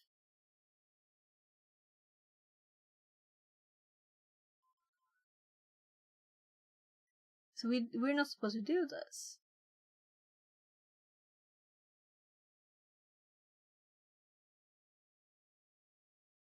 Okay. I'm stupid, and I didn't need to do this. I thought I was supposed to do this. But this should work too. Now I don't want to see any more on that one. So I almost saw what I was supposed to do there. So I thought I was supposed to do another buffer overflow. Am I not supposed to do that? Maybe it doesn't even work.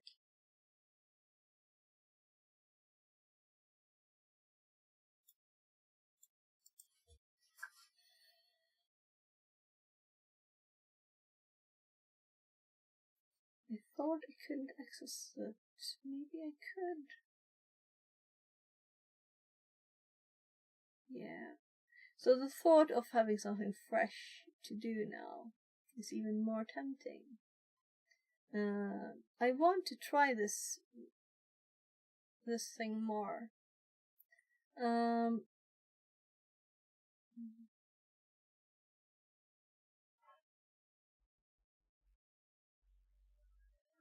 So this validate owned by this user. It's so obvious, that it's, and it also has a vulnerability, buffer overflow vulnerability in it. So I'm thinking there must be. Let's actually search for that instead. Validate. Yeah, I remember when I searched for this one before, I found the box, and this was like how I knew that it wasn't a normal executable. I was just googling it, and then I found a link to someone's notes. I think, but I didn't exactly look for this. I think. Oh, let's do that.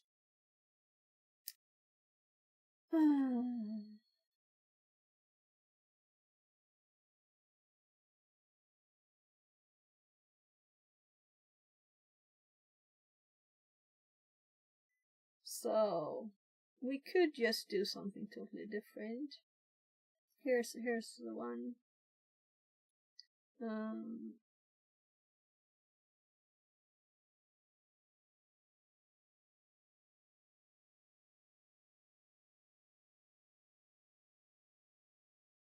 So we can look at that later.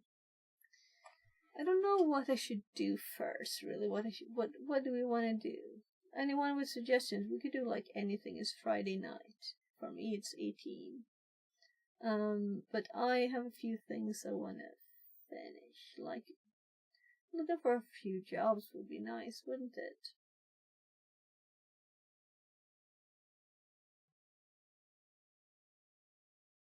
Or, look here. So if people have been using Metasploit, you know, I think it is definitely as cheating as looking at write-ups, because it's not your own ideas.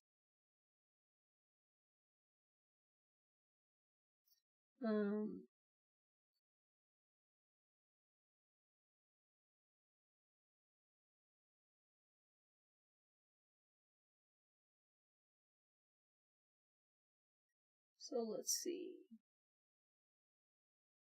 I've been thinking it was supposed to do a buffer upload list, as that's kind of the thing, right?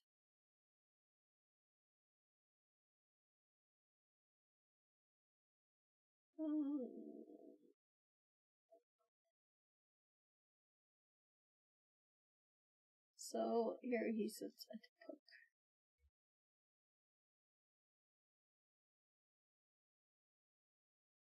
Okay, so this is how he went from Windows to Linux, is it? No? Goaku says, I wonder if it's too late to start a career in cybersecurity. I have been doing programming/development for over a decade. A friend of mine does cybersecurity for a big global accounting firm. He makes very good money. Okay. Yeah, so go for it. Why not?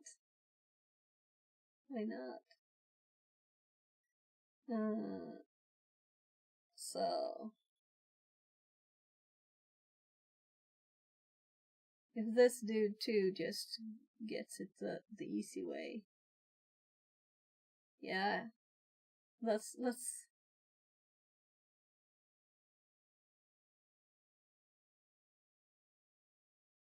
yeah, this is my way, where I've been going. Let's see if they manage to get it.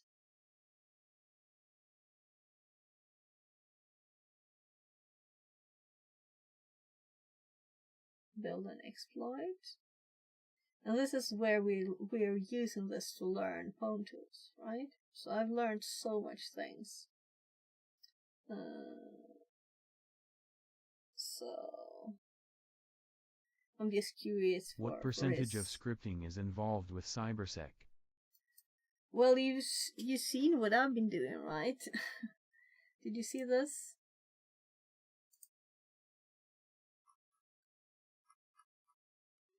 So, or you can run Metasploit and don't think. Lots of permission wrangling.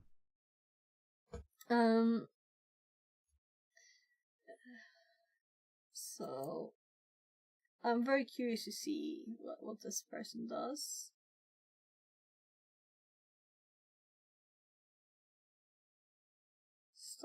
Yeah, they're using GDB instead of R2 that we did. They see the data here, 41s, 42s, and 43s. And I could put those in there, but I couldn't even put knobs.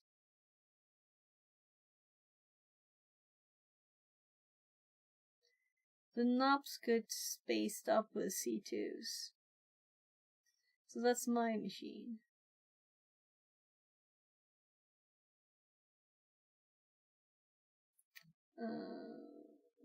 Examining that rest shows about 250 bytes of shellcode space to work with. Oh, he's putting a lot characters in there to test.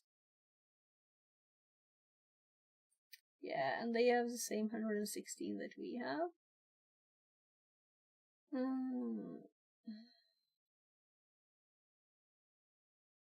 So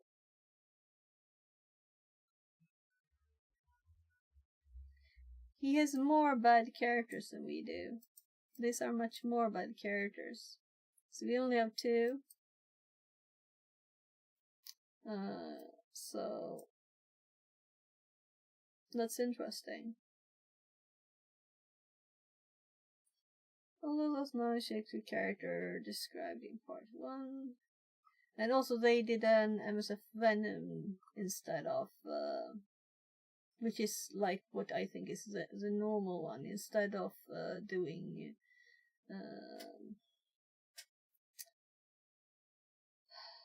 my god, Hone. So we're learning it, so that's why we're using it. Probably be easier to do the normal MSF Venom one. So more bad cars. Payload becomes like this. You never, Shigatagana is always default, I think.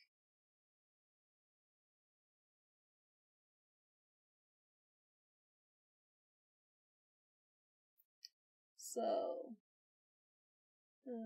ID, pub, validate, and then they have their stuff. And it works. This user. And then just the last bit. We don't need to, when we're the user.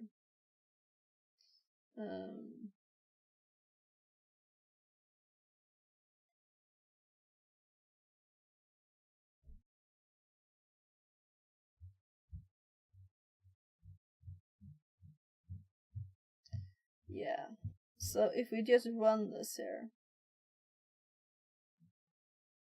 Why are they copying to Bach?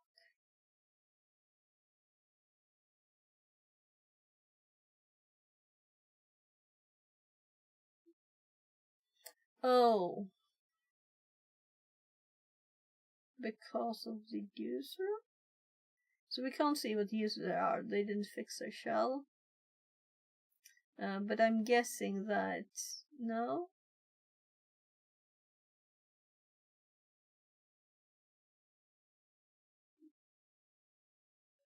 Why didn't they just run it?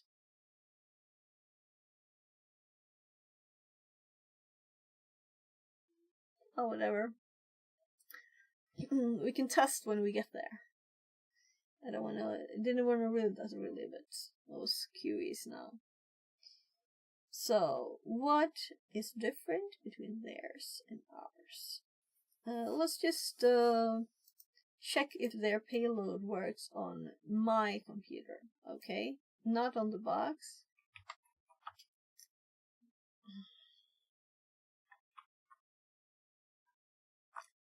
I have a problem that I Control-Shift-Click in the browser sometimes, and then I get up the same as F12, the browser stuff. So where's my test one? This.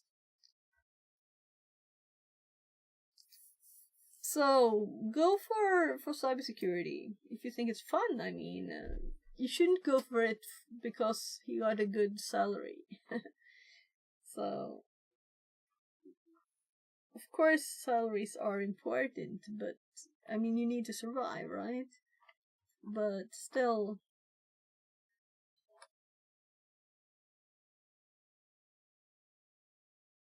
Oh gosh. Python 2. And also we're doing the old-fashioned backticks there.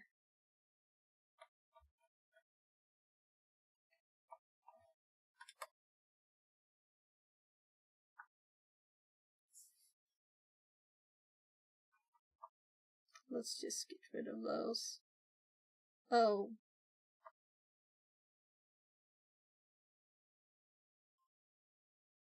I'm like, what?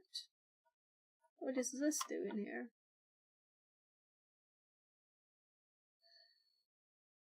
So they're using double quotes in all of it, and then in the end, there's a single quote.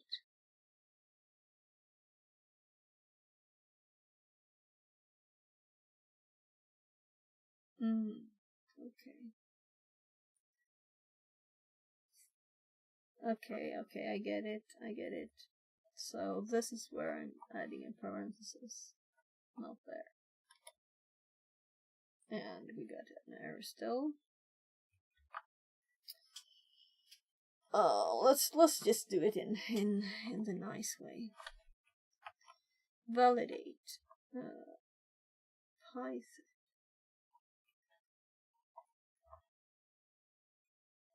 So now we have a nice parenthesis pair, Python C, and then I would do a normal one, and then I would do a single one here.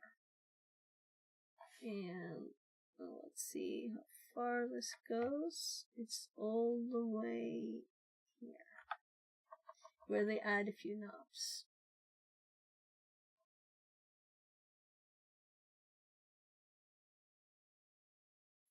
Okay.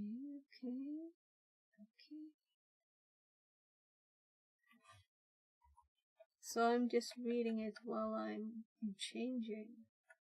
So 70 bytes of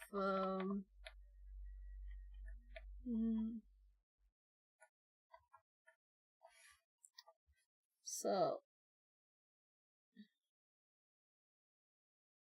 this is just straight to Trackme's old one, I think. And this is the address.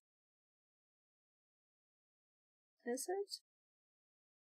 Yeah, so it's not using the way that I did it, the like trying to be modern way. And this doesn't work either.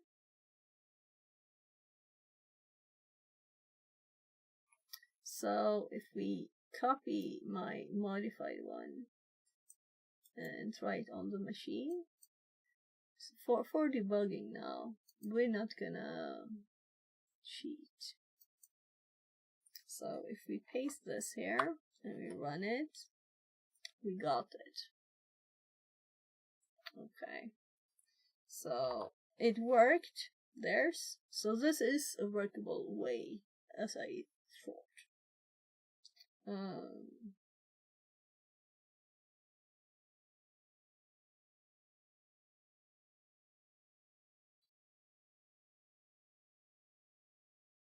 Yeah, because I need to check back to my notes and see why didn't I like try what the other person did. Because I kind of think I couldn't, right? So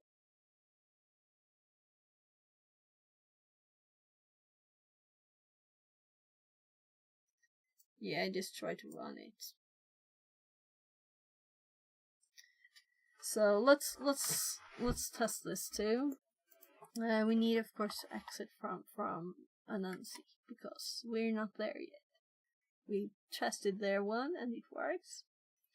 And here we have validate. So if we go back, let's sudo al again, and we can see the executable here. And if we do sudo and this,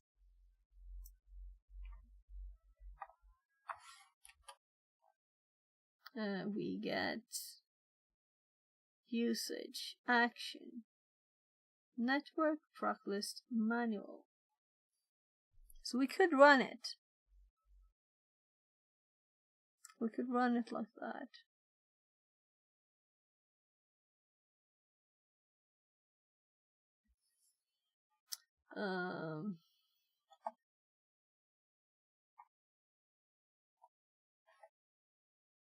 Is it network?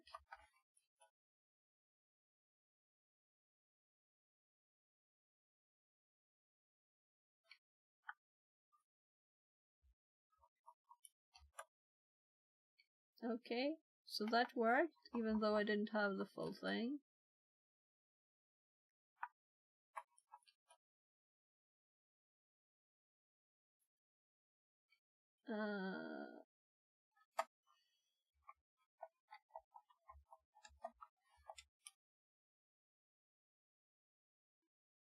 Does this for everything?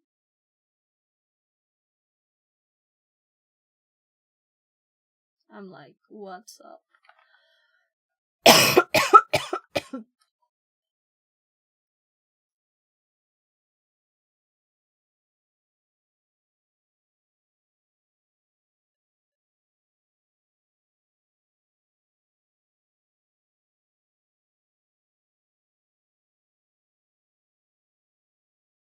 So I'm very curious about this program now.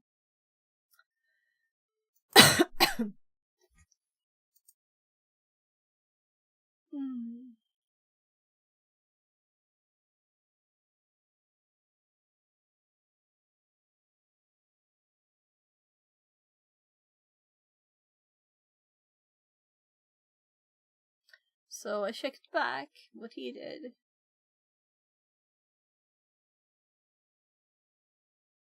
Oh, he probably did other stuff, like strings it and stuff. It's probably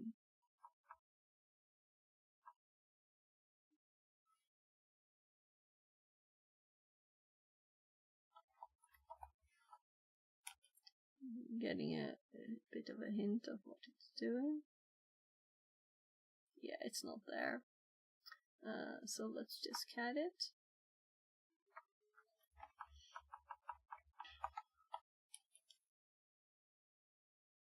Permission denied.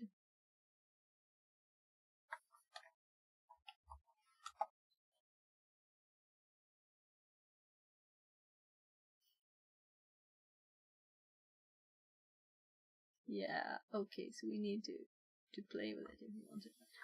I'm hungry. It's like food time long ago, right? I just ate one sausage for lunch. I'm gonna go and check on my kids too. And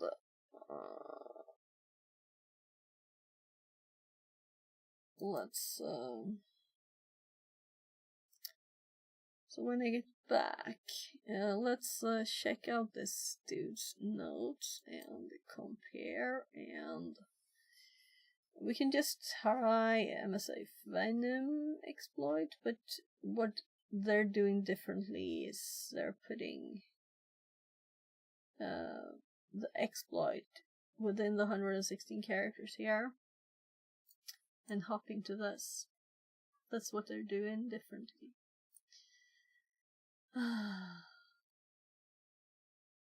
So that's what I had in my old notes too, and in my examples. Let's do the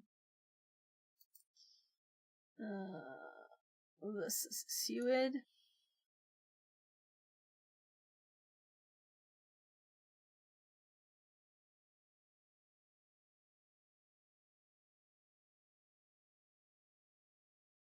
So I'm checking the dress and stuff here too.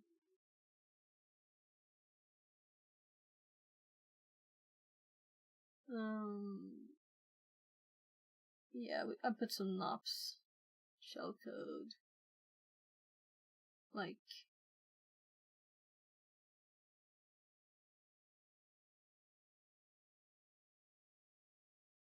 these are more NOPs, memory address.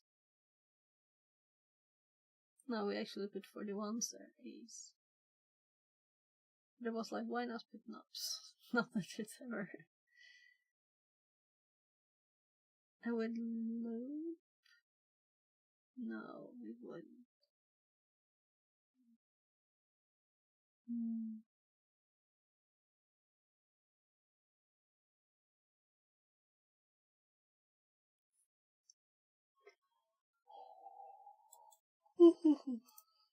Yeah, so I'll go and check on my kids, and maybe I'll call my hubby and see when he's getting home, because I'm hungry, and usually on Fridays we buy food on the way home. So, or at least decide. So if we like pizza, I just order it home. If we go Thai food, he picks it up on the way. Well, I order it. So,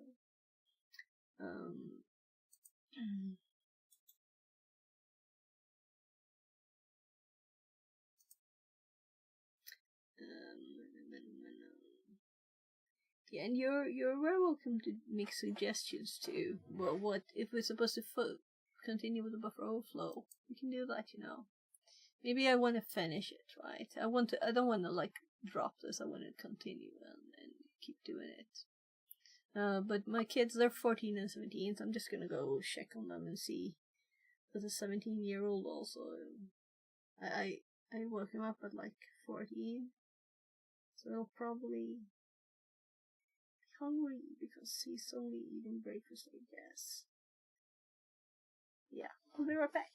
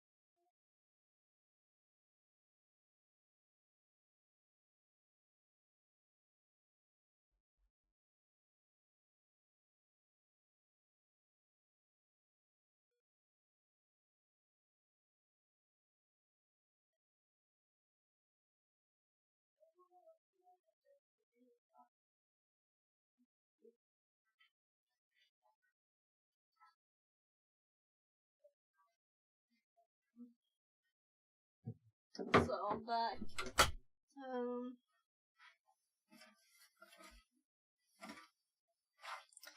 So let's see. I'm just gonna go check if how much food. I want Thai food. I don't want pizza. Hej gubben, är du på väg hem?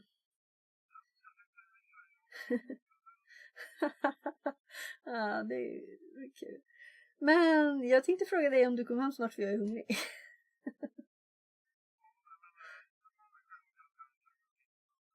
Okej. Ska vi köra på det då? Beställa pizza? Okej. Ja, men vi kan köra det.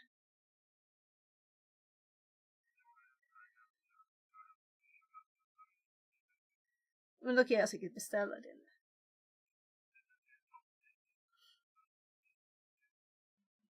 Yes. Ja, jag tror att de var klara på en kvart en gång. Och jag fattar inte hur det gick till.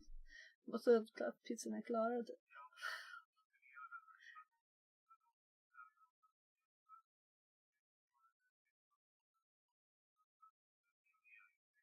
Ja, jag vet inte. Men det borde bli väldigt dyra pizzor annars.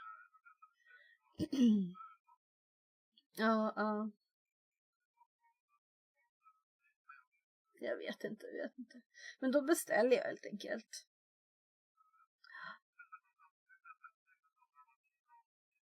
Ja, inga fel alls. Inklusive lampor. Ja, de är inte klar. Alltså jag hade ju inte sett några fel. Jag vet inte 17 alltså. De kanske sa bara, men den kanske är lite svag. Det kan vi göra. Ja, men då... Ja, precis. Då ska man ju byta dem såklart. Ja. Nej, det tror jag inte. Jag tror... Ja. Men gubben, jag beställer pizza och så ses vi om en stund. Ja. 4, okej. Ja, puss. Hej. He really wanted pizza.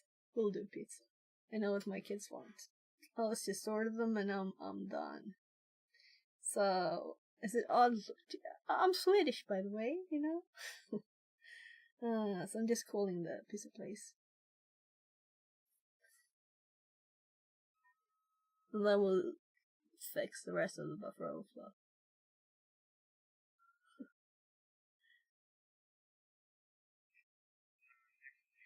Hej, jag skulle vilja beställa en quattro och en kebabpizza utan grönsaker och en pizza med bara ananas och ganska mycket ananas gärna och en capricciosa också. Det är bra så tack. Du kan ta cola också förresten. Har ni zero? Ja. Så bra, tack. Och gärna pizzabröd.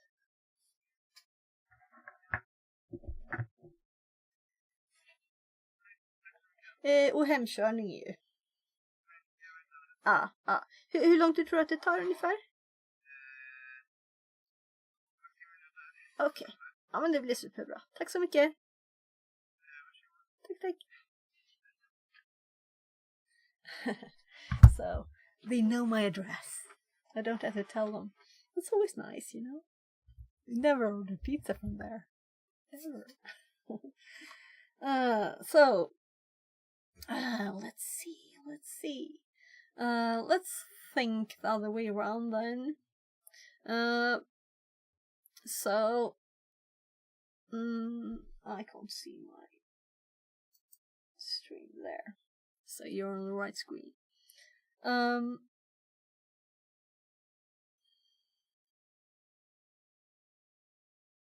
We don't have password, of course, you know? So let's just... Oh? Okay, it's just slow. There.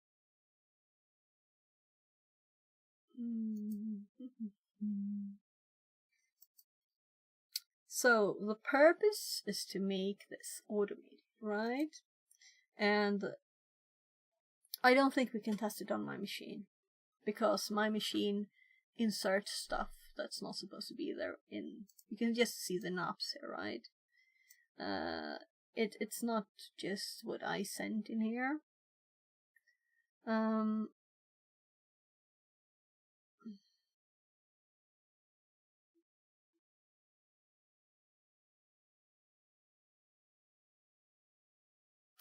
He could send knobs, so the knobs shouldn't be a problem. So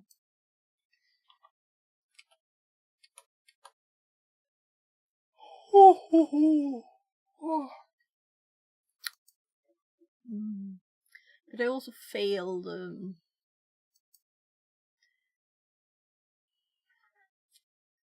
Should we try the other way? No, let's go for this. This is what I want anyway.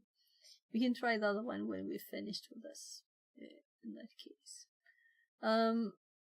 it doesn't work on my machine. It worked on the other machine. So this is a functioning thingy for this machine.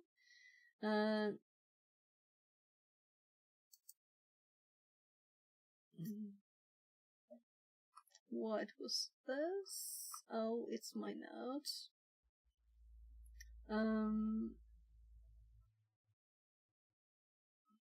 Yeah.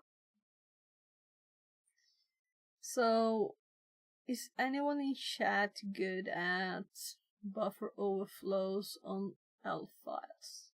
On Linux binaries with suid? Simple programs, nothing complicated. Because this is what I have in my notes too, you know.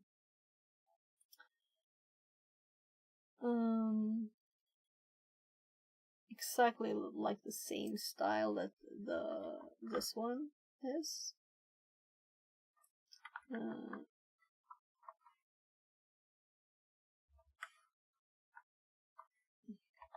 So it is exactly the same style with the minus calculations and everything.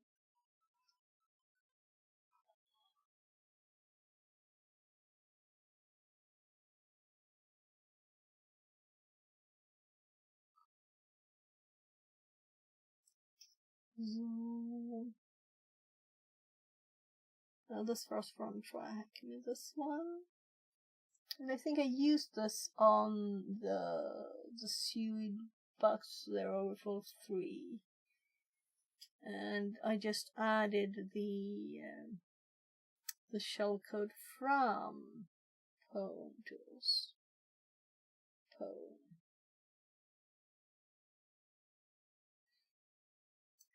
So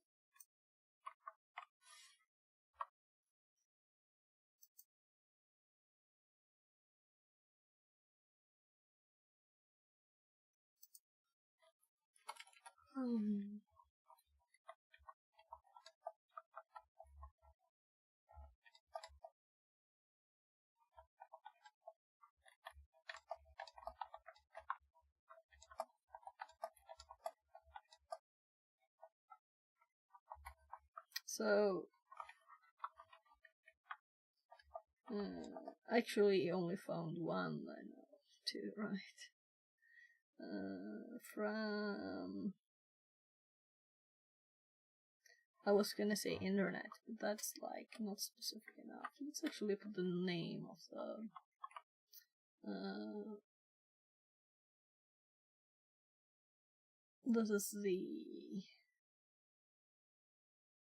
this is the right one. And they did this 2018 too.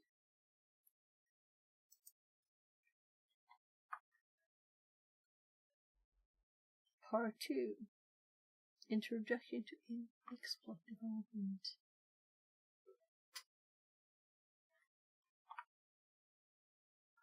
I didn't even read the title.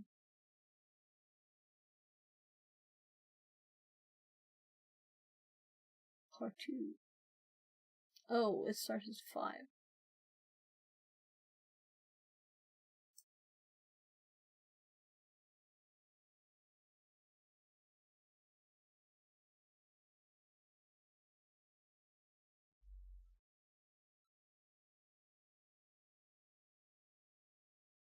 So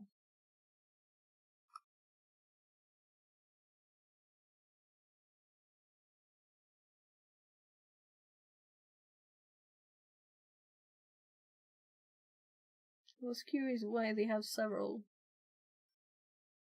of venom. Reversal. Okay, so they're just saving on the screenshots.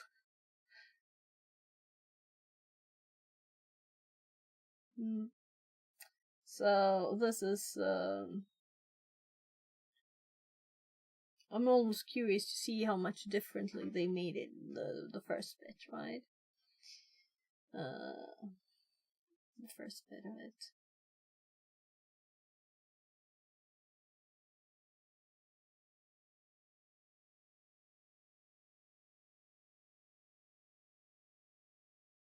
Pseudo commands can't be piped. Just one, because this would be an enormous security flaw.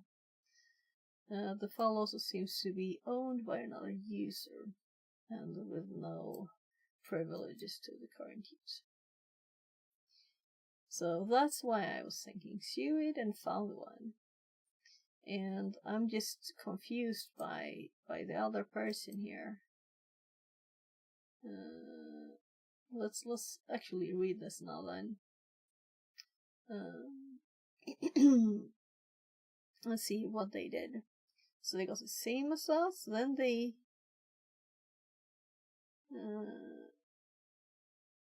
it's not the same.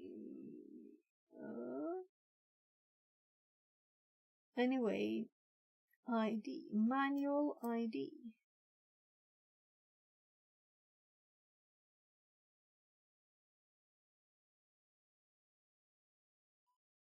So I tried this. I didn't do user bin sudo though. we have to try it because it's fun. And we want to know all the ways, right? So if we have a suid binary that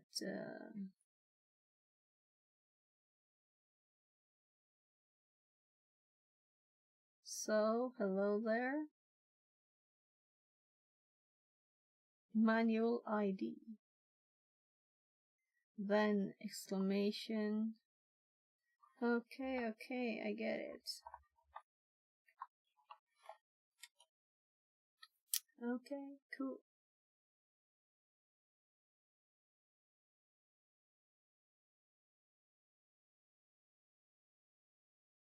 So exit.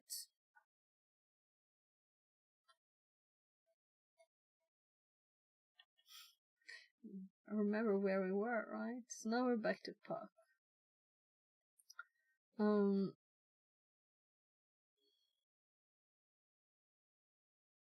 So again,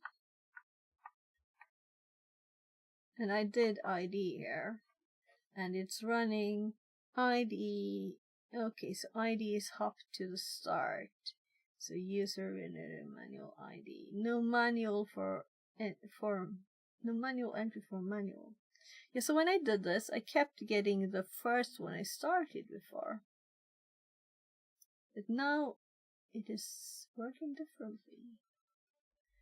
So what if we do only sudo? Will this work the same?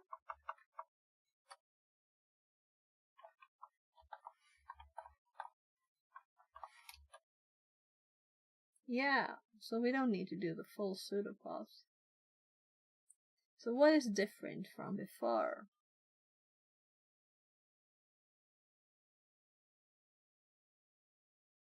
So what if we don't do ID but do? Okay, this is stupid. Also, we can see there that this is actually not real history.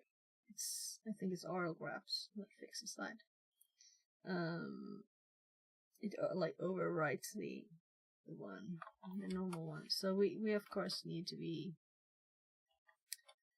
out of there. Sudo manual, and my edit is still there, like a deleted ID. So what if we do QWERTY here? QWERTY no manual entry, but it still did it with ID. So can't. Okay, so it works.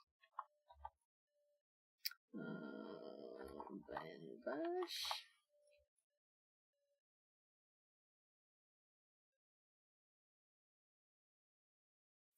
So it's running man. That's why I wanted to look at the executable, because this is just a guess, you know? If they would have just guessed it.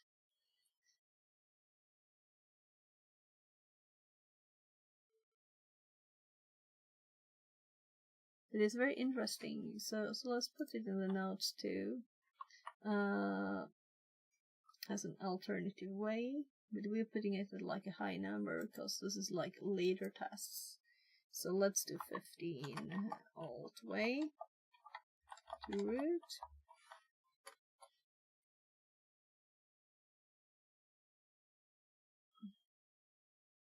And it's so much quicker. I'm sure Gar would have done this one.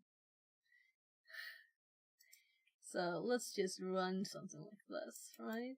That's the thing.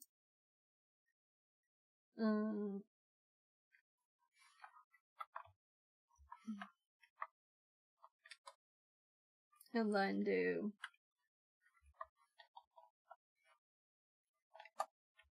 this is so crazy simple, right? But bon bash bin. How would we have known this? Why did I do that? Bin bash. So we're not in Windows. We were like I was doing Windows stuff yesterday on the Siphon one. My slashes feel the wrong way now.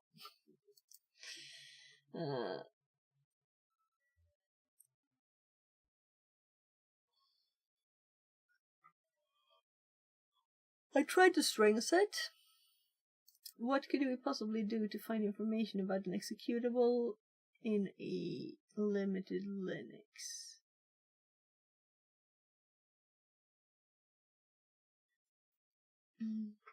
And I couldn't cat it.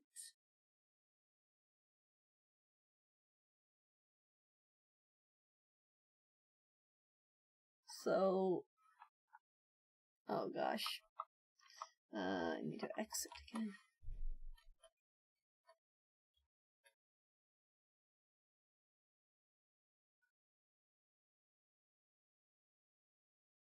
So all the things I've written is in the history, not just at the prompt.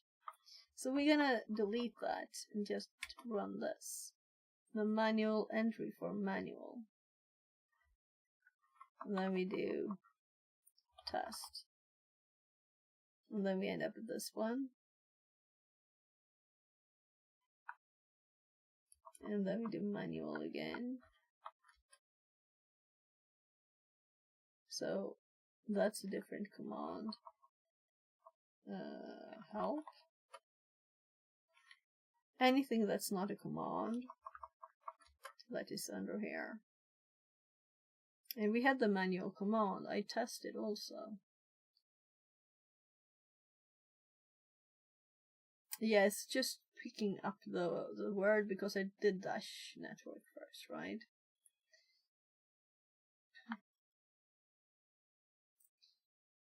Enunciatel manual ls.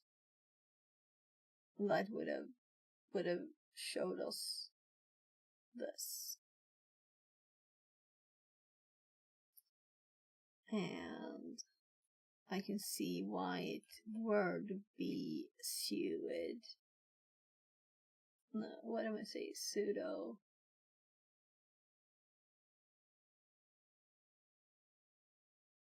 No, let's LSLA this thing.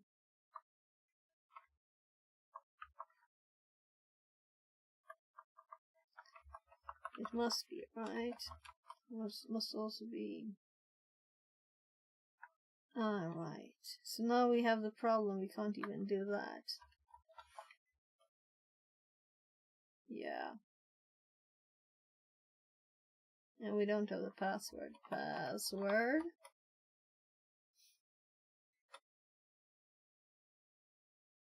So, to be able to check that, I guess we do the whatever, and we do exclamation, dash, and then we can now slay the thing. There's slay.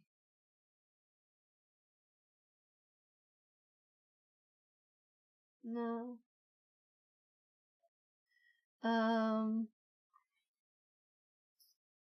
So Nancy.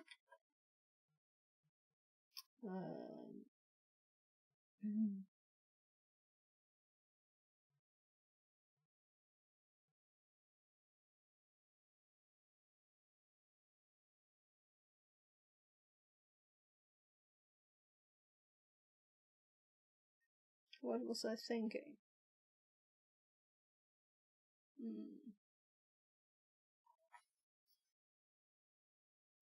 I'm gonna check that the TTS is awake. It seems okay.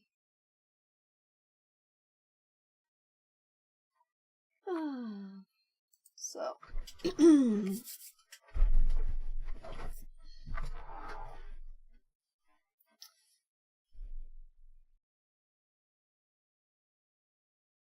yeah, I was going to do sudo l for Nancy.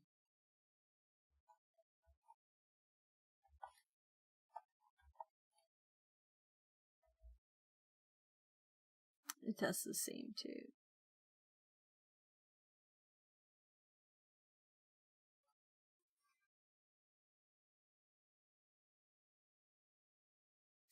So yeah, it's just that both users can run it. Let's do the buffer overflow now, because I think that's the intended way.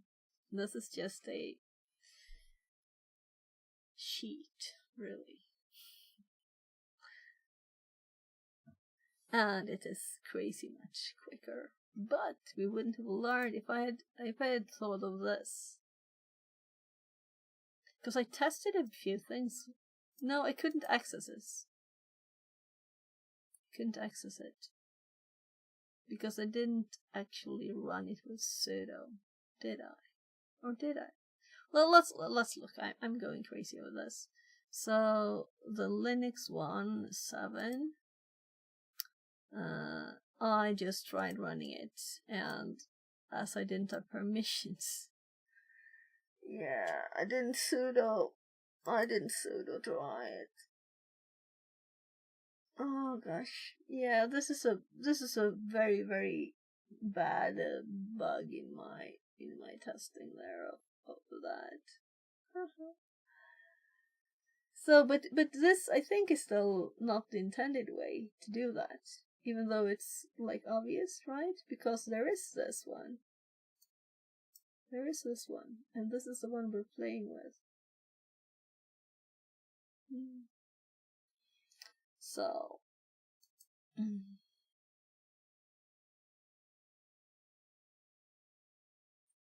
let's continue, and actually, we can close R2 because it's not on the box, and we know now that we can't run things to test on my machine because my machine it's too secure, right?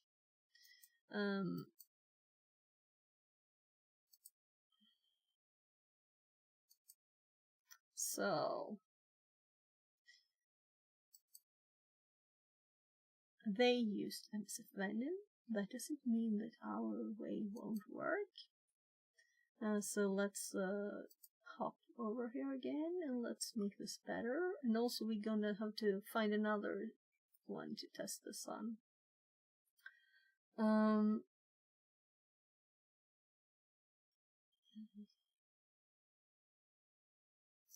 Encoded shellcode, avoid badgers.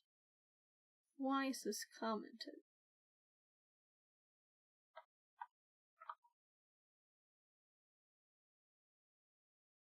Because of the void?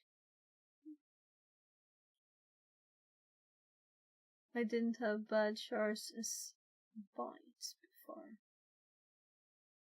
Yeah. So when I had the currently commented one, it didn't work. Right, it didn't work right then. It didn't actually avoid the characters. So it needed to be bytes. So I don't know why I didn't delete the line though.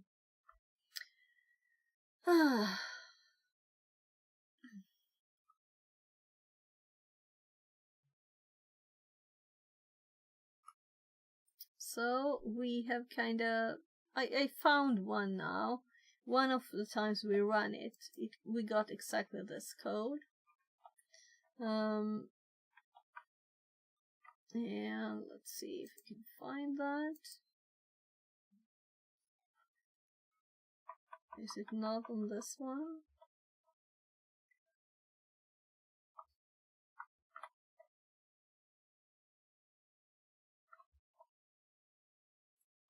Here, shellcode 31db66bb. Yeah, so it's identical in this one. So even if it would vary,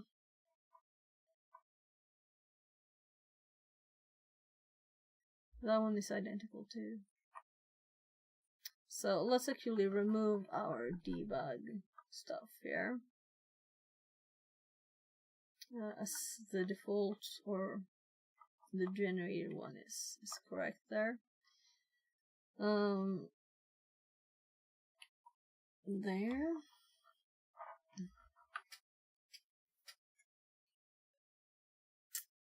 So we also know why Yeah, I'm like, why do I have so many comments? But it's okay.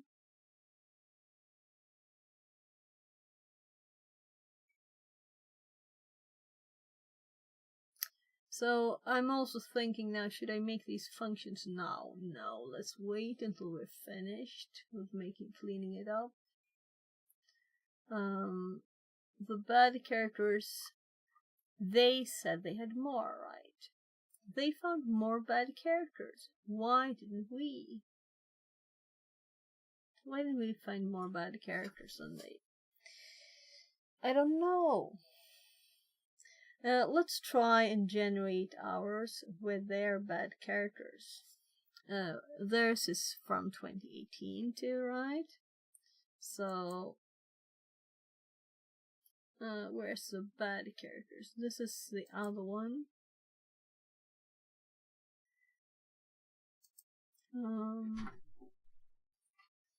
Hello. Yes. Jag beställde pizzan och så. Nej, jag sa inte till honom. Jag tänkte det kunde bli en överraskning. Didn't tell my kids I was ordering pizza. So my hubby got home. When I called him to check, he was in his car and he said, I will going to call you in 10 seconds.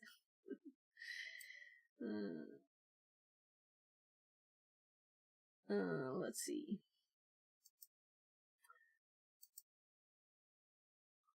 Privilege escalation.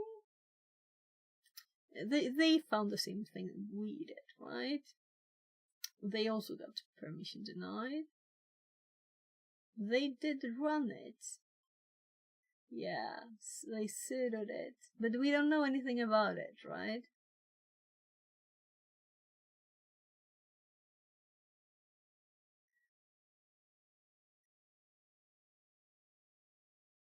If they got this far. Yeah, they didn't try. They did the same mistake I did, but at a different place, like similar. Numbering the system very well, keeping in mind the Nancy util binary size within the whole folder of the Nancy. Yeah, so that's why I thought I would needed to become a Nancy, and that I think the box creators thought of that, right? They wanted us to become a Nancy, which is why there's a suited binary for this.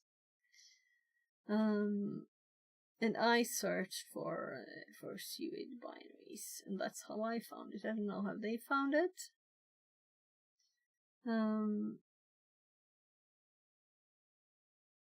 Okay, group Anansi. Okay. So I just searched generally and saw the name there. They're doing SGID instead of SUID, but both would work, right? So this is kind of cool. They're actually using the SGID instead. So let's look at my output from the Linux.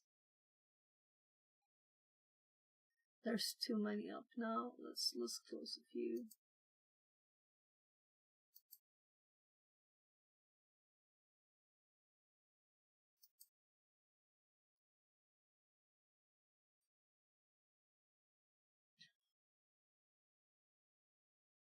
Yeah, so this is when we test. We were going to actually test it also. We might still do that. Run it with a void and see if we get the same stuff. But this is the binary. I mean, if this exists on the machine, it's for a reason. It's because it's supposed to be exploited in some way, right? And as we knew, we had sudo to this file in its directory. That was felt logical. Though there was a quicker path, obviously. Of course, sudo and the command. Yeah, it's not totally clear that you can, if you can't access the file, can you sudo it? Maybe you can't even read the path to... I don't know, but now I know. But on this machine at least, this is right. Anyway, we saw that it's Nancy and Nancy, alright? So they're doing the group and we're doing the user, and it's the same one. So, I don't know. They were searching on groups, that's why they didn't know this. And also my search, I do exec LSLA, so we get the full permissions.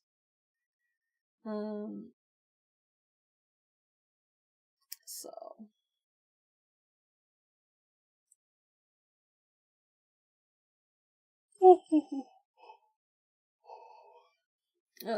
let's close this one. I think we're done with that one too. This is a suite example that I have from before, and this is overflow 3.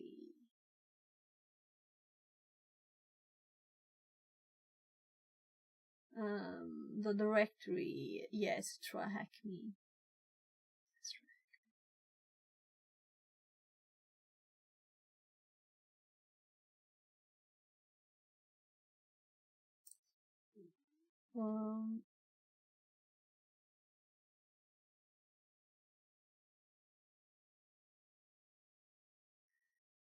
I'm gonna hop back to theirs and check stuff like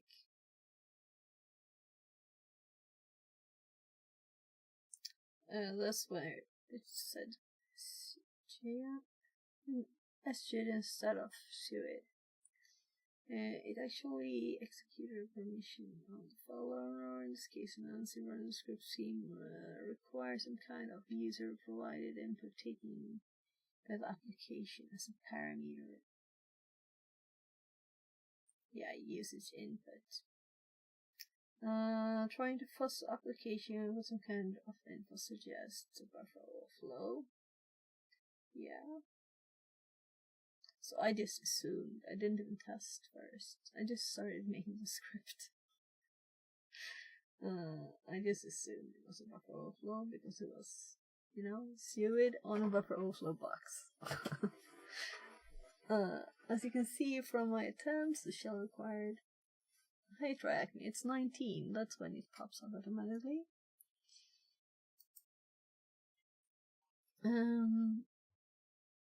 Subphase 2, building an exploit, finding the correct offset and examining the stack. The next step from here would be to download and validate application and debug it in a virtual environment. Yeah, we can't really do that though, because I don't have an environment that's functioning locally. The process is quite similar to the described in part 1, although this time there would be a few slight differences. For the purpose, you could use any debugger with a UI. pwntools. Yeah, so this is a learning opportunity. pwntools. I haven't used that. Oh, so GDB still. It provides useful features that are missing from it. In this post, I'll be using just GDB in its original form along with objdom. Run the vulnerable application called validating GDB. So we're using instead pwntools, but pwntools results will be wrong if our machine can't run the executable without adding stuff in there. Without messing data up, right? So this is my problem, I guess. So let's actually run the same as they do. They're doing EDB.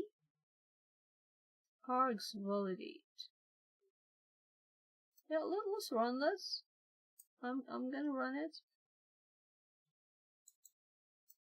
And let's actually, I like this, if this works. Because I was starting EDB and I was like, how do I get arguments to it? But of course we can start it from the command line. It's nice. I like it. Opening a new tab for this. So this will just send 16 A's and 4 B's as input to validate run with PDB. But it didn't work. Fixerbot says. Yeah, my Python New is follower not default. Juvestein. Less than 3. Thank you for following and welcoming. So we just have a default Python, it's not old Python. There. Parse error near.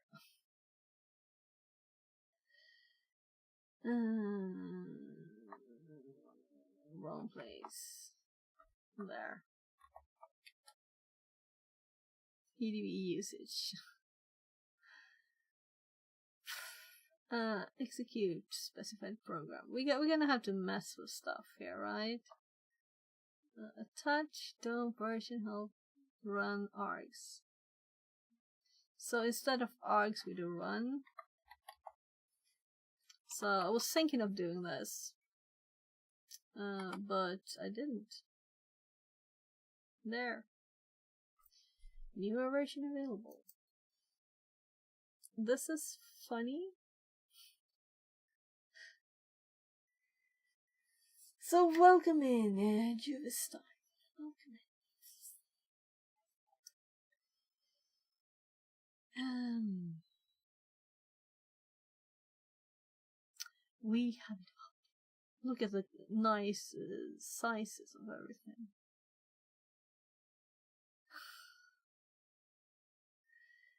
It's a slight bit buggy sometimes. Just a slight bit. Let's pull this down a bit. So this is something I didn't manage to do, but this doesn't help us at all if we can't get a correct run of the program, right? So we still need the VM to be able to... I'm guessing I should have a Linux VM that is just for this, right? For doing buffer overflows on these old stuff. It's old. So we disabled ASLR, but it's not enough. What else did I have in my file? But it's nice. It's nice to be able to run their exploit. That's why we look. One of the reasons we looked at that I found this before when I was searching for the executable. I saw someone else had it up in their notes for this box. So then it was like, okay, I'm not gonna look at that, right? But it seems to be a specific executable only for this one.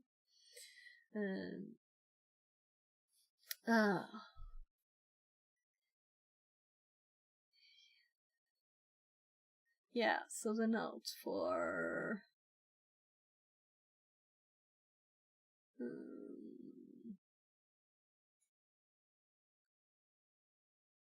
modern security features. I think there might be something else to turn off in here. ASLR.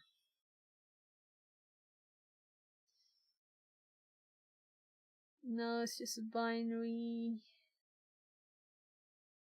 So I think it's adding canary stuff in there, and I don't think I can do anything. I don't know how to do it. We can search. We can search if we can find anything. Kali disable canary.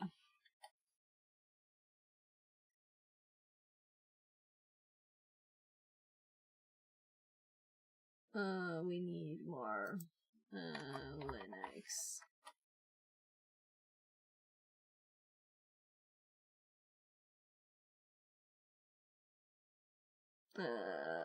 I don't have a good suggestion to what to type, so let me ChatGPT instead. How? Oh gosh, how? Oh. Oh gosh. Stop. Oh, I mistyped disable too. How? And I miss disable. My God, how was I typing? I'm not.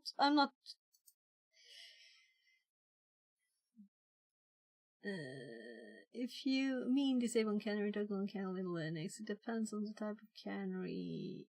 DNS HTTP. File canary, fake that in the script.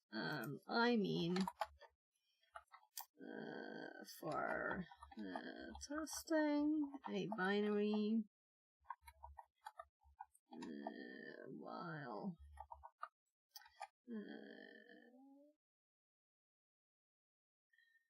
working on buffer overflow.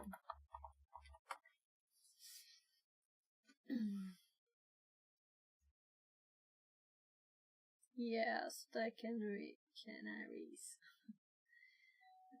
Oh, that's a pizza. I'm going down getting the pizza. I'll be right back.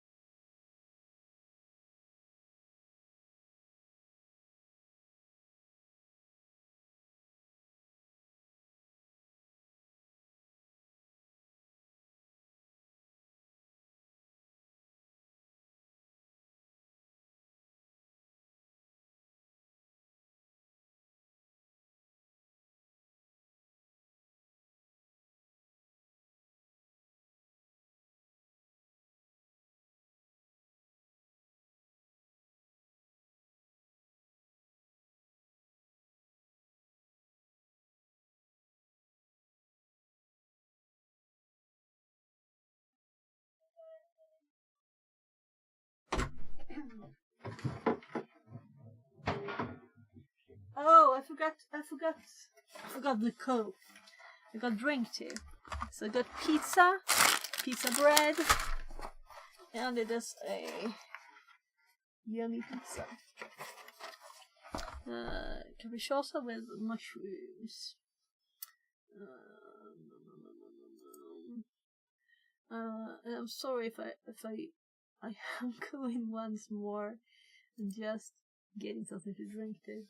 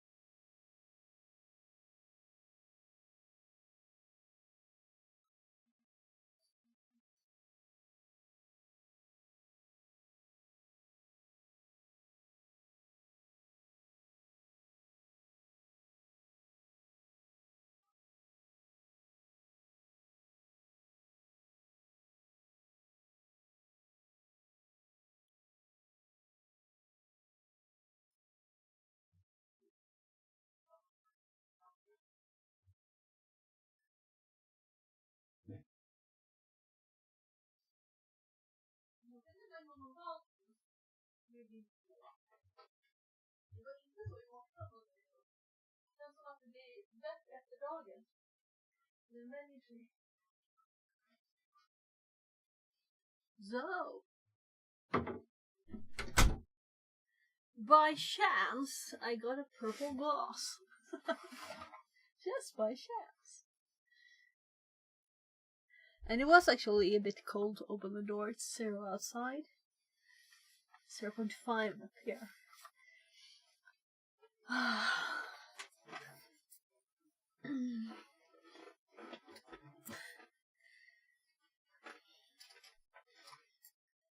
So, P was switching my phone. So I had to bring the phone down. There. Let's see.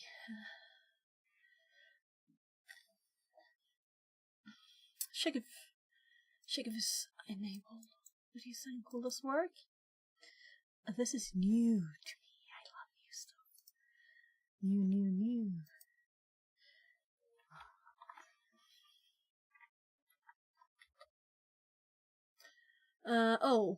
Oh, binary. Alright. So,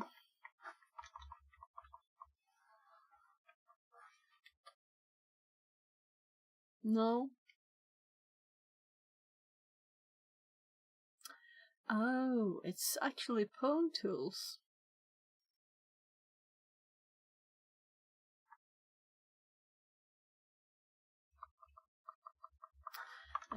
It's not. It doesn't know what it's talking about.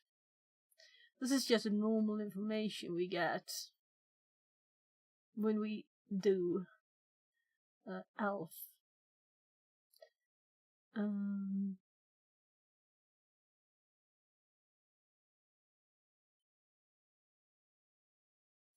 So no canary phone. So why then do we get lots of extra stuff? Recompile without. We don't have the source, of course. Though we kind of do. Though it wouldn't be the same. Patch the binary. Dump stack should fail. And not using hex editor programs. I wonder if it put something in its memory about pwntools, because it's really very... Yeah. So I've disabled a slur, right?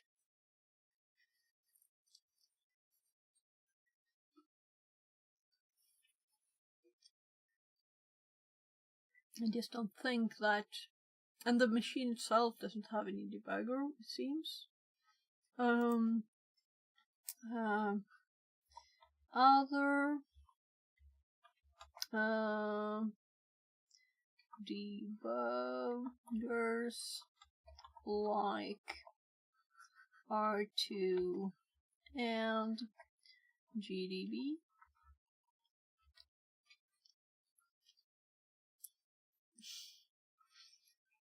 Oh gosh, it misunderstood. I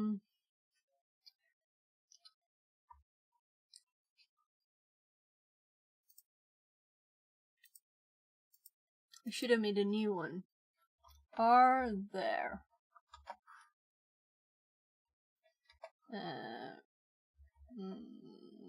command line? Better check my spellings. GDB, yeah. Send.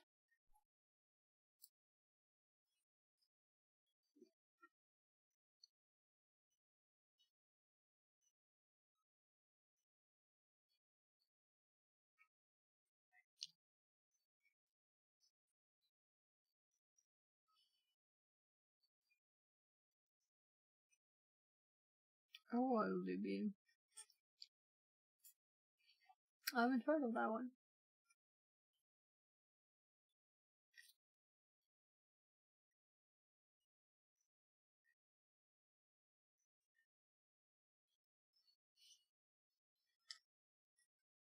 I don't think the box is a more modern one though. Less than another hour.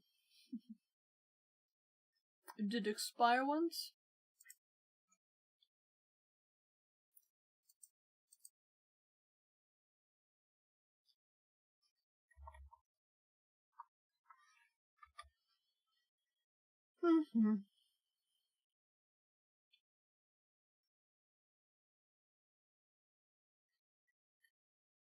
It knew of GDB of R2 and said you need an administrator to install it for you, something.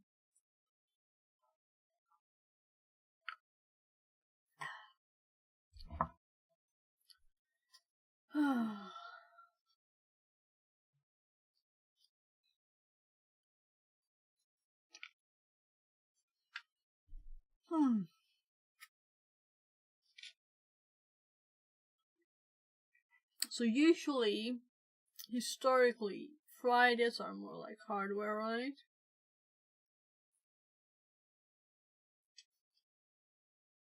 So my desk is actually empty and the pizza fits. Odd.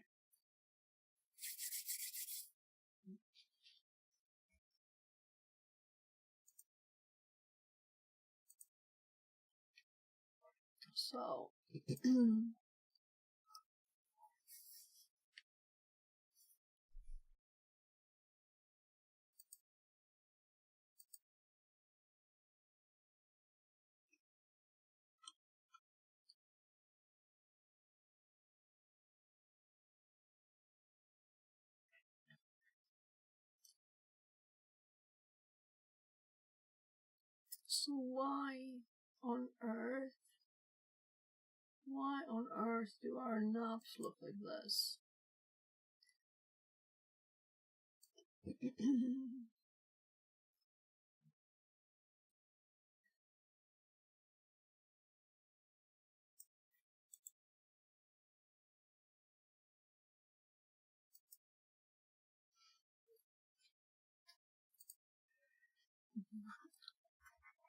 R2 on my local computer shows this for the input.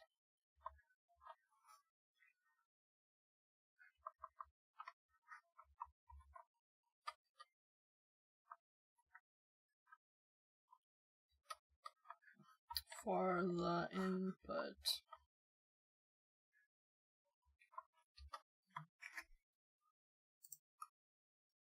I'm just scrolling up. I'm gonna cut.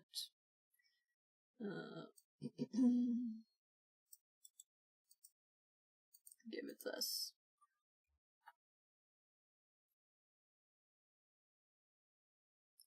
So it's usually good with like explaining assembler instructions, stuff like that. Your auto output shows your input successful overwritten saved return pointer red, redirect to execution. However, execution may not fully reach your shell code due to possible issues like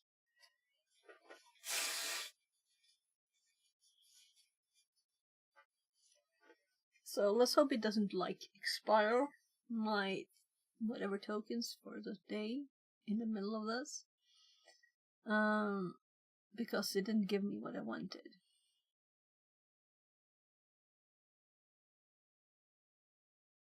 And no,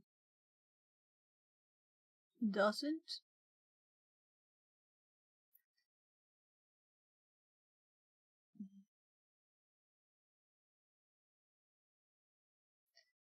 I'm kinda annoyed. Something like libc start main require properly aligned stack for executing the payload. Try adding certain knobs.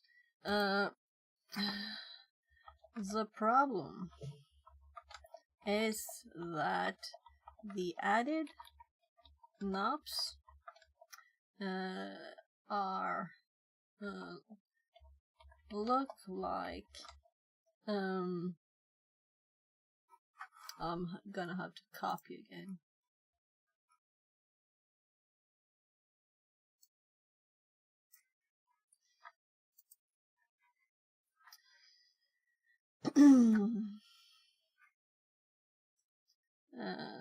And the rest of the data is also just wrong.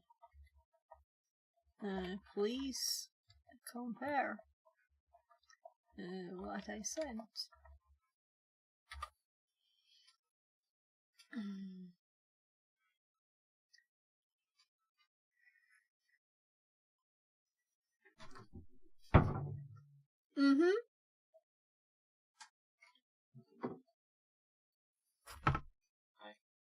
Jag streamar, ska jag komma? Ska jag komma gubben? So I'll check on my kid.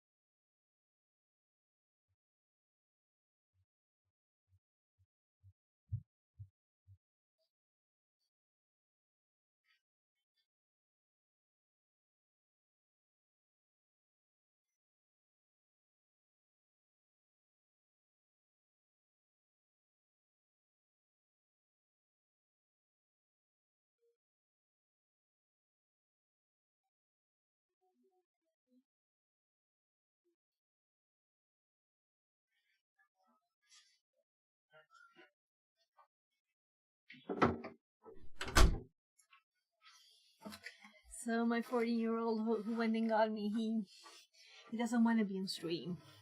And I have a note up on the door because of that. So he doesn't like go in here without knowing. But he was totally like, "You're eating pizza, you can't be streaming." So they could not be combined together, those two facts. But it was my 7-year-old wasn't feeling well. So we'll see. I got him some water and a tiny little yogurt to see if because he slept until like almost now, and it's not like that was odd even for him. So the issue that the knob sled is getting corrupted suggests possible cause and fixes. The shell coding is being, so I was thinking of this when coding. But it's a Python. Why? Import says output buffer right. Yeah.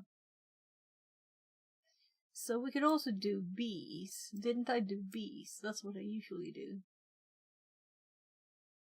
Right. Don't we usually do that? No, we don't.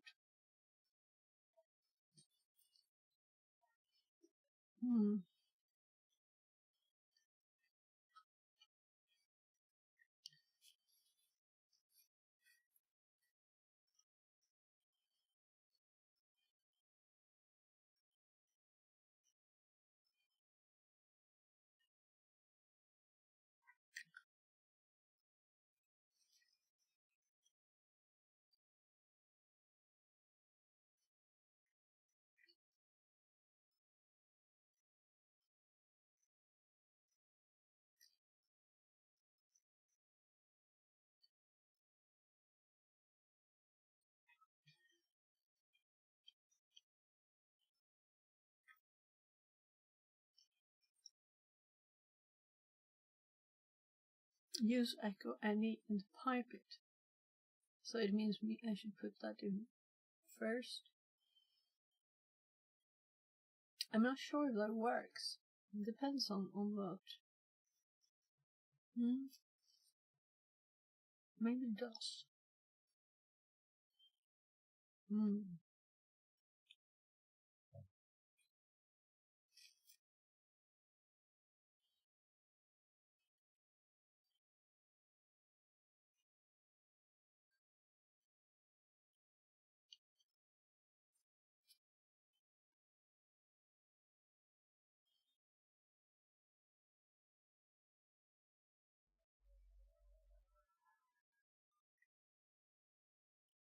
Yeah.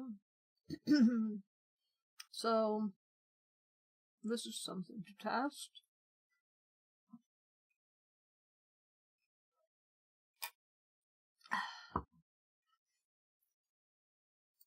So my tummy I was so hungry. I ate yogurt only for breakfast, nothing more. Because I took a yogurt with me to work, like a thing. New follower Mr. Technological. That was almost out. Less than 3. Welcome in and thank you for the follow. And then I ate one hot dog. It was kind of fat though for lunch. That's everything I've eaten today, so I'm sorry for eating pizza on stream.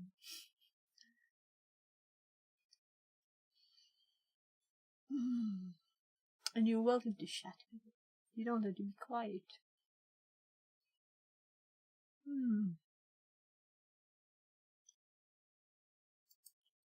So which tab? This one. So,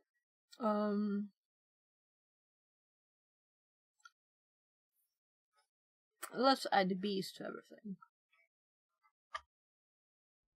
It's just this that I forgot this, and that's why it doesn't work. If this is like this is it, then I'm so stupid, right? Should have done this. Why didn't I do that?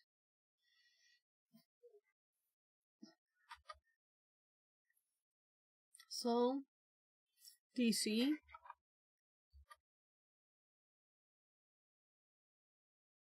$40, $41, $41, $41. Yeah, so actually let's stop our buffer overflow script with trying to do the buffer overflow, right? Why not? And then let's use Python to analyze the information we have. And we can print a bit before the stack pointer and a bit after and see, like, check all the things. Check the data area where we actually put the information, right? So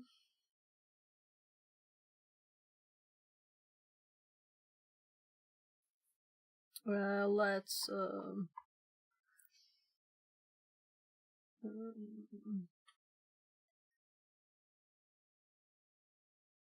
oopsie.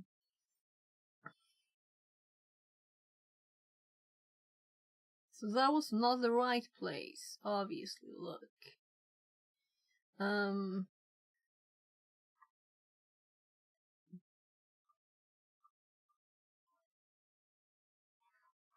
Let's do 1,000, because it seems to be close there, right? We're getting the A's. No, that's... We're too late, really. We're too late. Are we? Now let's do this first.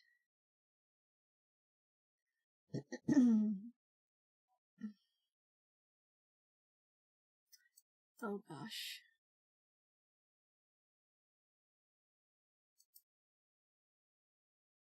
So it's actually inputting this now. This is the input. This is the input. We should go up. Let's check somewhere in this history we have ESP. So let's do ESP 1,000 and like minus 200. Oopsie.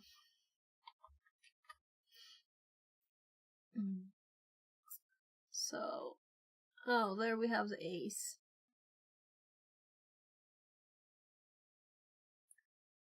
So this is not the correct. It's backwards. Yeah.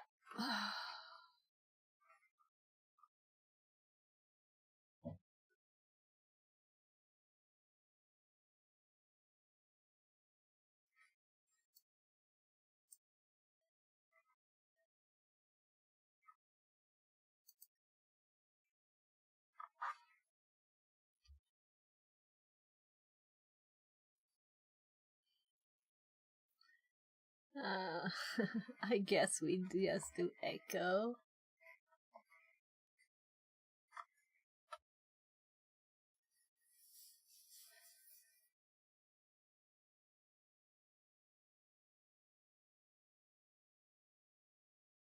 So the input data is not broken. We're not getting like escape characters in here.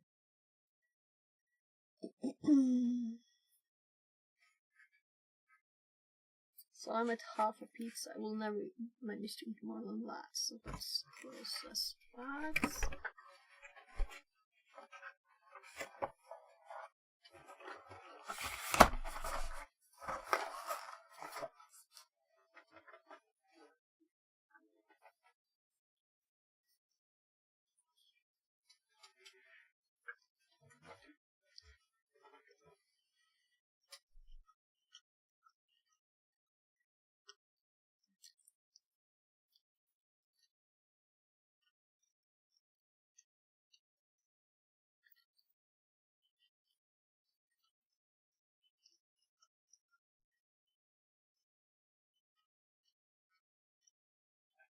But we can also see here on the file name is too long. This is really a better output, even though it's dot there. So we can see that we actually get all the E's expanded. We get this.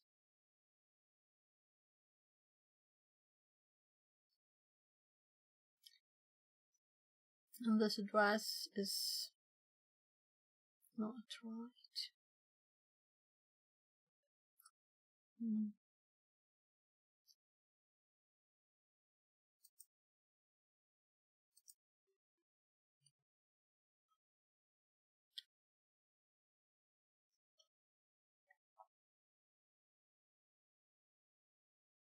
Here's a 1001.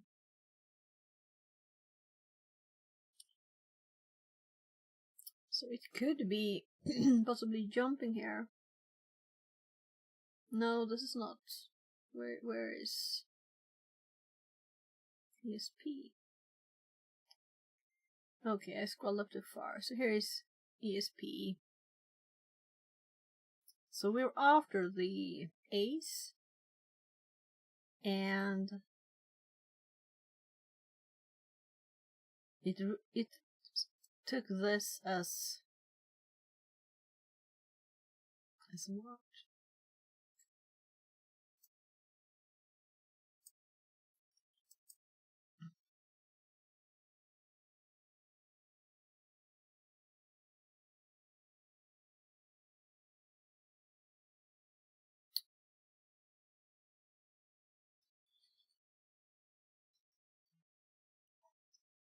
So after the 41s, it's supposed to be 40 CD FFFF.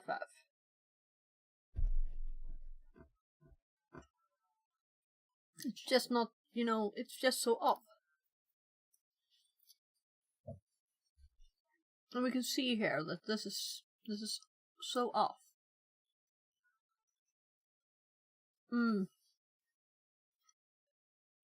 Let's give it this.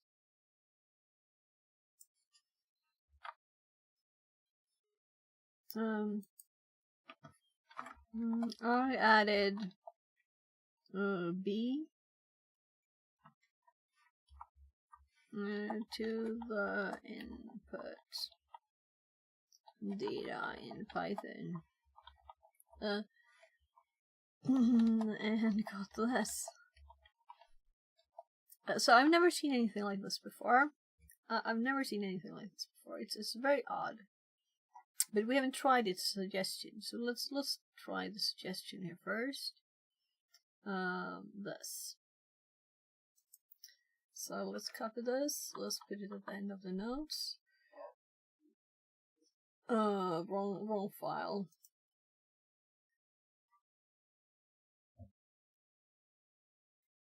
Let's back here. Yeah, right place. So it's suggesting we add to this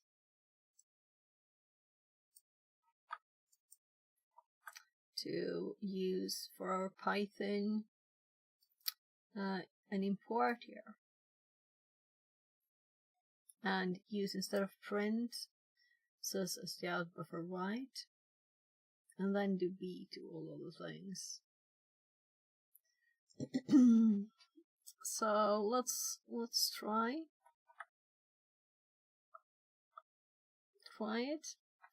Let's remove the print, and then, as I already did there, b's to all the strings. They are 4. So the address can still be wrong. I just want to get the right stuff into memory now. This is like, what? Yeah, I shouldn't say bad words, but you know, that's what I'm thinking. So, family friend is doing this.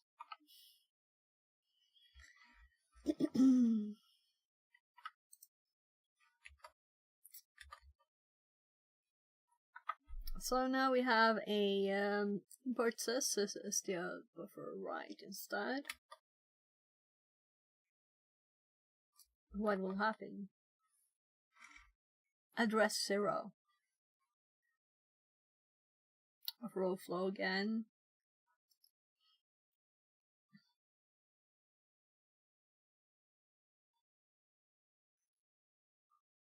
So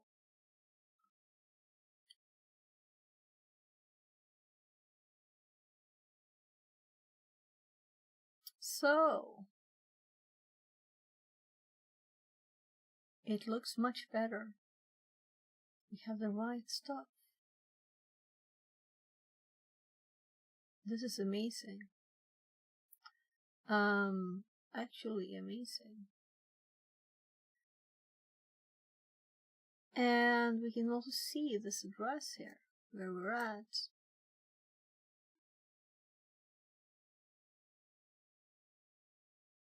And we are in our navs here on the address. And D9, D0. These are the actual first bytes of our... Yeah, it worked. But I've never had to do this before. So why? WTF? That's the thing. Why would Python suddenly start sending other stuff? Why?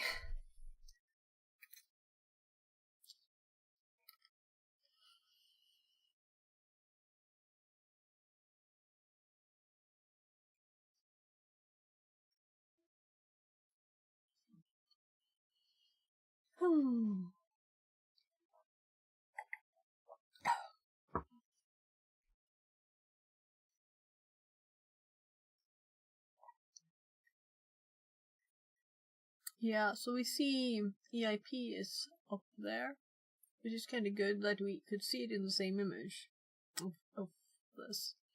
So EIP is trying to execute up here. I don't know how it helped there, but...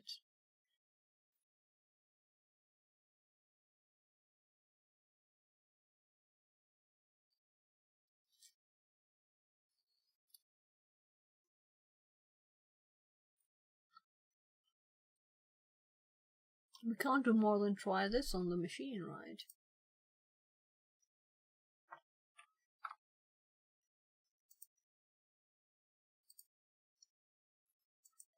Let's make sure we don't run out of time.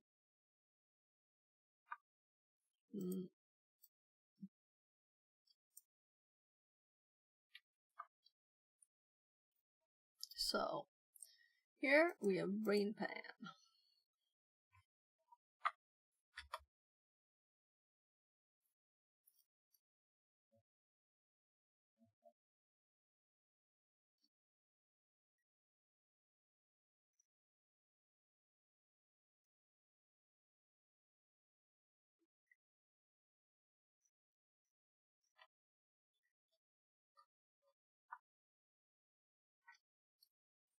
Validate Python buffer.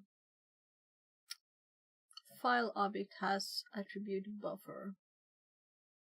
File string line 1 module. Okay.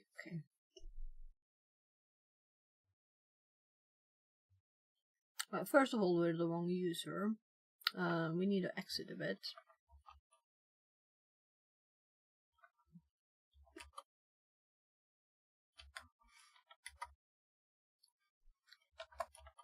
So we're in the right directory and we're the right user. So let's and as we're using RL wrap, that's why we can arrow between different users. It's odd, but it's good. So usage validate input is not getting any data, so we're gonna remove that. It's odd not to having the print there. Can we do this? Yeah. So I'm actually going to remove all of this. Now let's do echo again, just to see. So we got output. We didn't get an error message. I think so. I don't think we got an error message.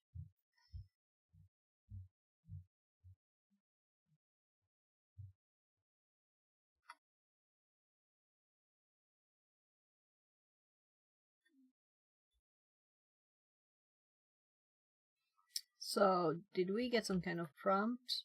No. This is just Python. This is inside Python, I think. So, if we do, like, can we do something like this? No, it's just,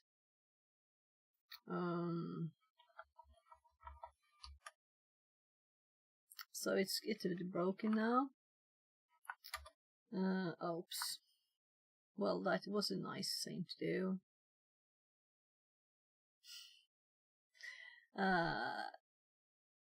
Is this a tab? No. This? Yeah, so they've started being orange. That's nice. Let's just make a new tab. It's better than messing around. So, listen again. And which tab is the exploit on? So let's put these. I guess this is the first, right? And then we have this one. So connecting, running the exploit, and connecting to this.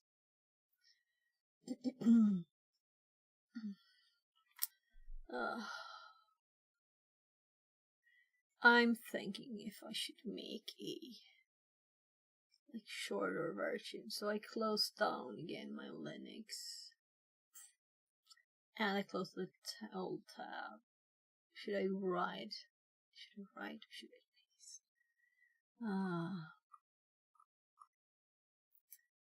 Scrolling up in my notes. That's when I have the boxes there. So we have Linux notes. Here's where I have my starter Linux, where I have my little Python thingy to copy. You're coming again. So you come at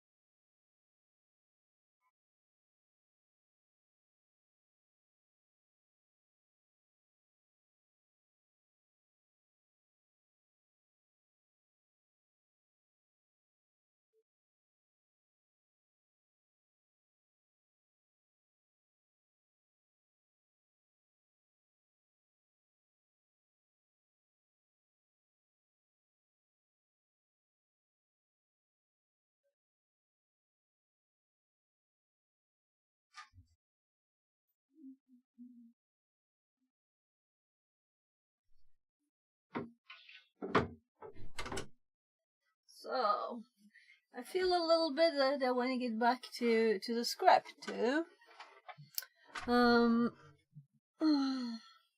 So now I don't remember how we ended up here. Yeah, so I went into some odd Python thingy there, right? So let's start with running it again. Let's put the full path of the binary in there, so I don't have to like remember it. Right, we haven't finished the Python. So my kid is a bit sick. That's the case.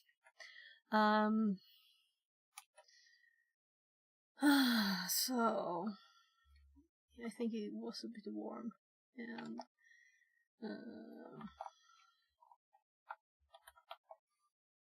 yeah, we'll see. That's the best way, not the best time, you know, to get sick when it's weekend. Friday night. What were I? Maybe it's Friday night, and I'm like, no, I'm not. So, we did our wrap. We got our little nicer prompt here. It does echo everything, though. Not everything. Yeah, LSLA, we have it here. I don't mind that. As long as we can see what we paste, and we can with our old wrap. So that's nice. I'm just...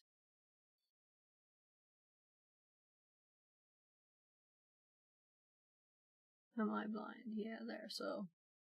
Roll minus echo, and still get an echo, whatever.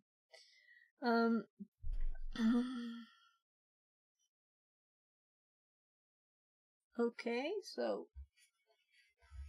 Do I have, like, pizza there?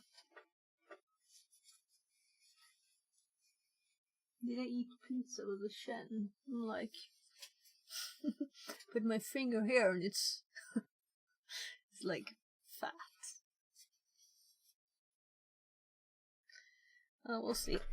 I think I got rid of it.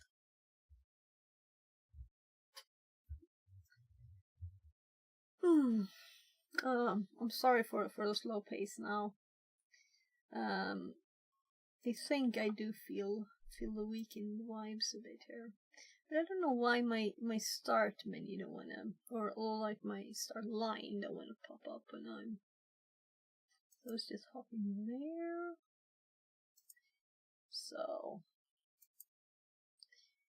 Zo. Yeah, it's time to continue. Let's think about it a bit logically now. We can't look at the memory on this machine. We can look at the memory on my machine and we can see that it's odd.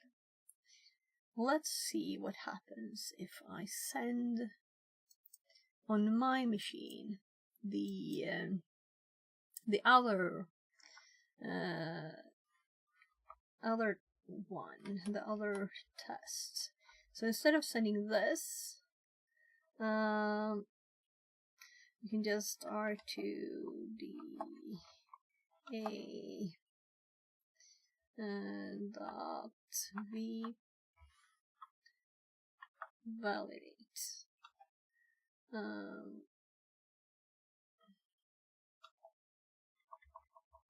So, well, I'm like, was curious what happened there. It just, okay, it inserted a tab within the word, but it didn't update the rest. Okay.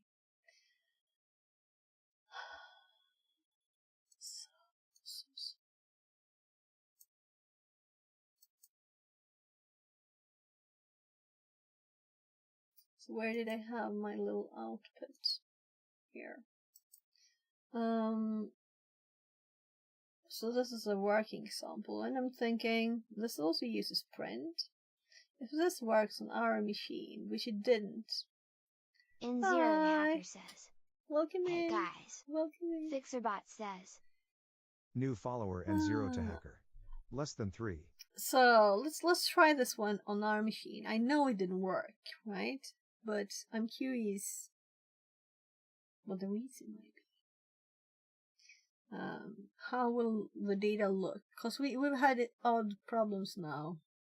With like me writing NOPs and it's putting NOP 2C, NOP, or like 92C, 902C, 902C. So it's been odd. So if we put this one here instead, and I already better click here before I do stuff. So if I totally failed my copy again.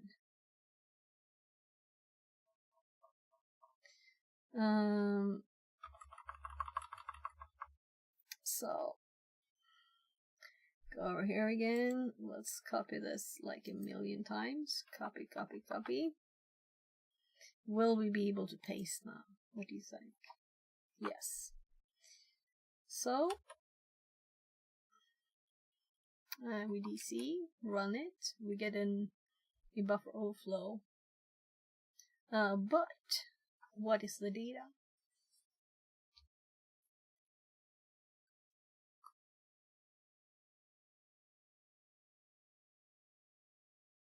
I see 90, C290, C290 here too. So it's definitely my machine that does something odd with the data. It is not interpreted as... Yeah, it's probably going a bit crazy with the UTF-8 or something there, right? It's... Why? This is new. Why is it suddenly not behaving? I don't know. So this works on another machine. In Zero the Hacker says, wow, this is way beyond my level lol. I'm not sure. We all get better at some stuff, right? So I'm not very good at this. That's why I'm learning, right? So I'm learning this. So what we're working on, something I feel more comfortable with, is Python programming. So I'm trying to make a automatic buffer overflow script that makes the buffer overflow for us. So this is what we do in here. Though this did not work, and when I try and like look at what it looked like on my machine, because the bugs we're doing, it can't do R2 or GDB or any of the things we can use to debug and look at what's actually in the memory. It has Python though, but it doesn't have pwntools, I'm assuming.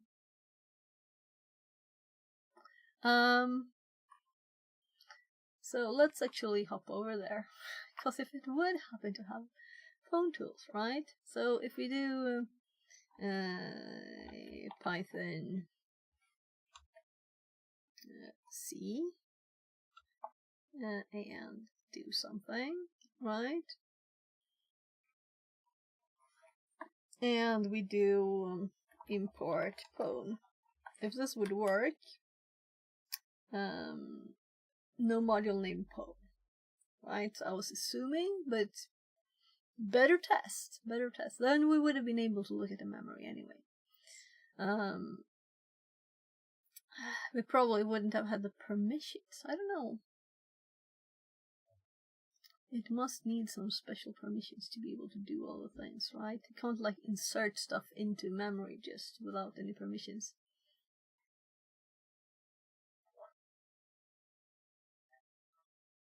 But we're not sudoing it when we're running.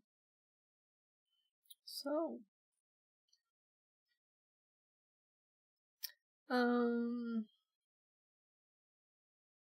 there's something to test too, by the way. We could test that.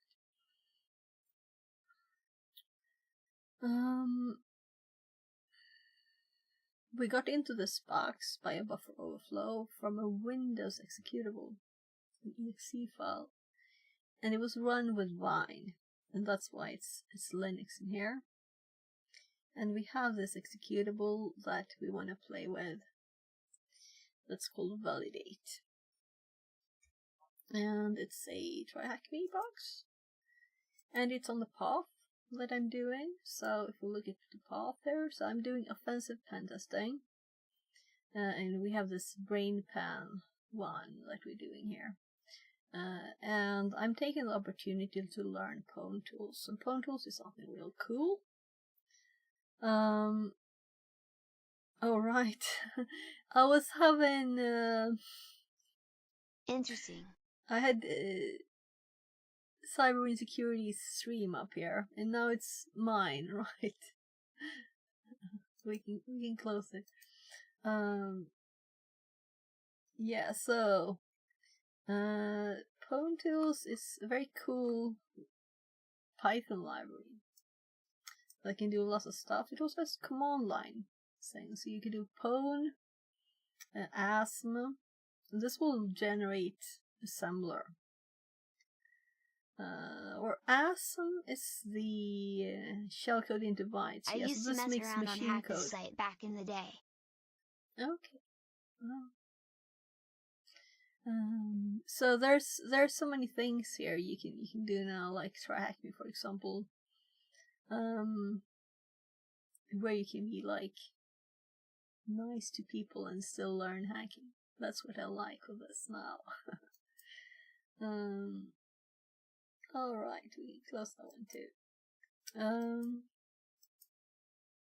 I showed this before. There's a new certification here. Any siphon. The website still looks the same as it did though. It is. Yeah, so they update a bit now and then. A bit ago they added this cybersecurity 101 path. And they have like more organized here, but you can still see more a list of all the paths here. So we're doing the offensive pen testing now, but currently learning pwntools. I'm guessing there's probably rooms on pwntools. Should we look?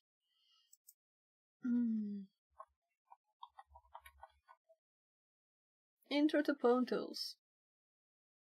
So there's a room on it.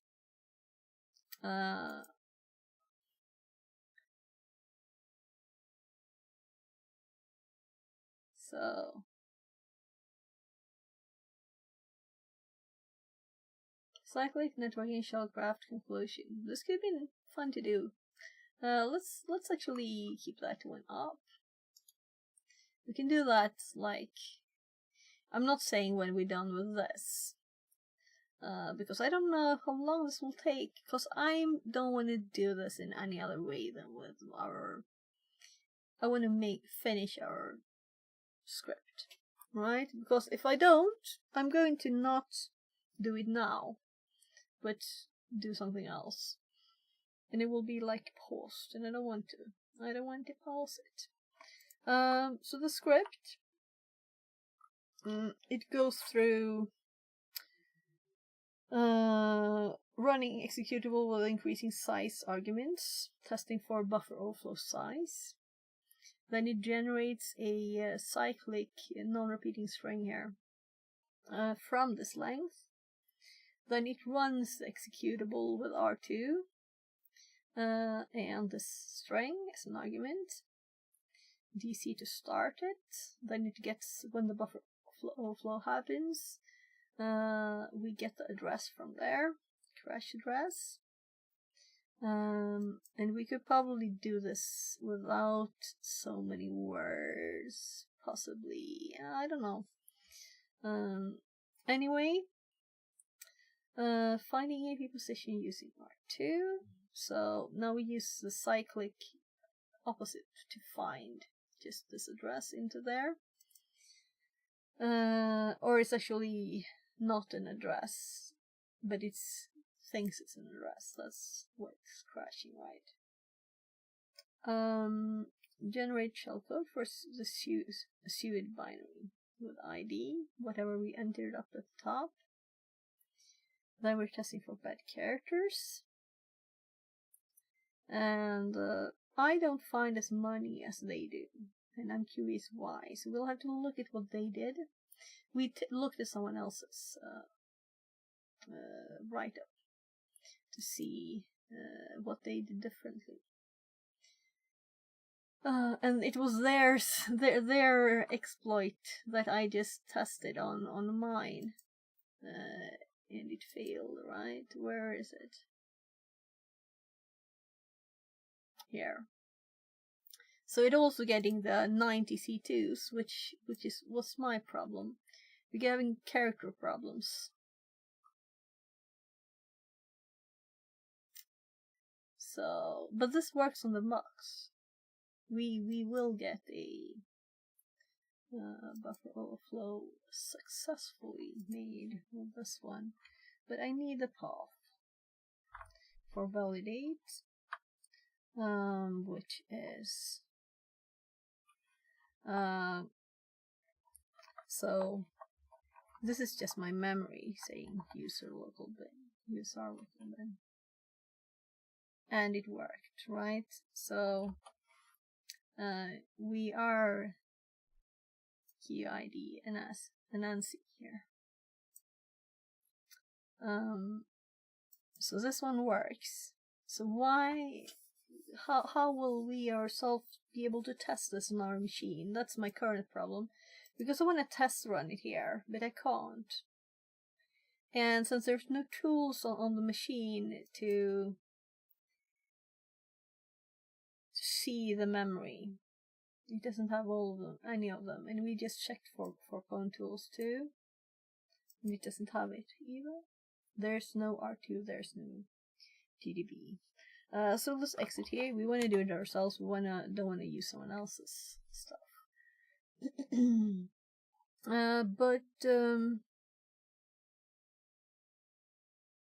Yeah, it's tough because we have the address here, right? Let's actually just see if our exploit would work with the right address. And we would also have to reverse how our code is, because our code is over here.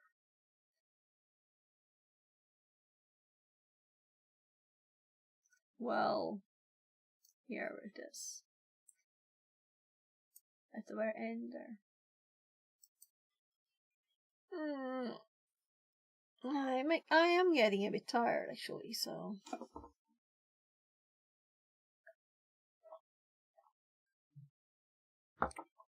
caffeine. I just ate too, so I guess that's why. Yeah, so we tested this. This looks right. It is the command line itself that converts it. It must be so. So when it's showing these characters here, they're no longer just the bytes they seem to be. It's the print then. But how? How?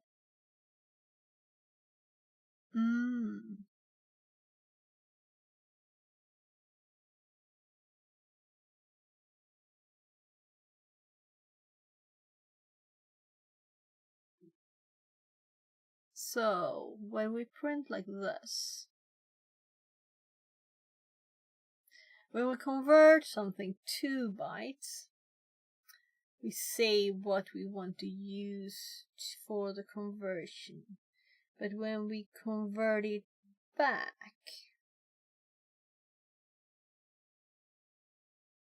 so might be that it is not strings.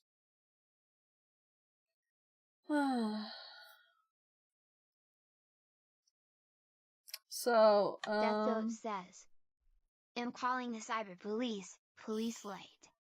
JK." Yeah, some people have like redeems. Some of the cybersecurity streams, they have like funny redeems, like with knocks on the door from FBI or something. She gets something fun, right? DDoS says, so much shellcodes. N0 the hacker says, we don't do lol. Translated from Portuguese. Let's see here.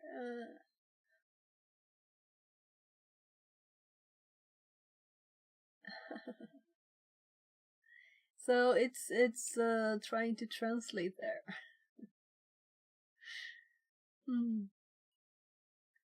And DDoS, welcome. Oh lol. Yes, you can type in any language. So I'm Swedish, I can say.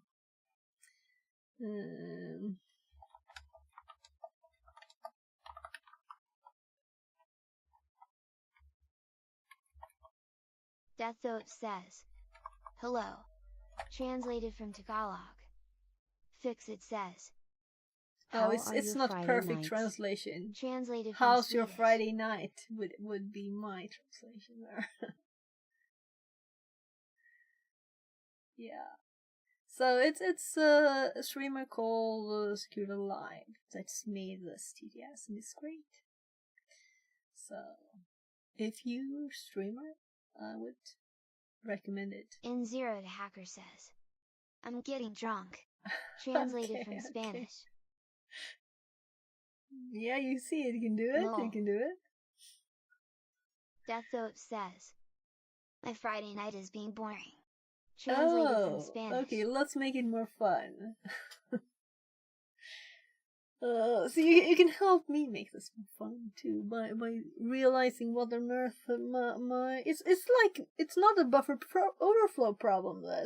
This is a Python problem, and usually it works, right? So let's look back to my old notes and see if we can find the problem and just chat about anything. You know, you don't have to be serious and just some Friday fun here now.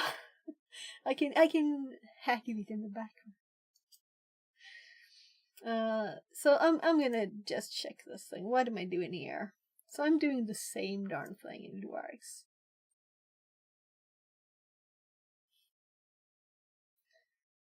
This is an old box or an old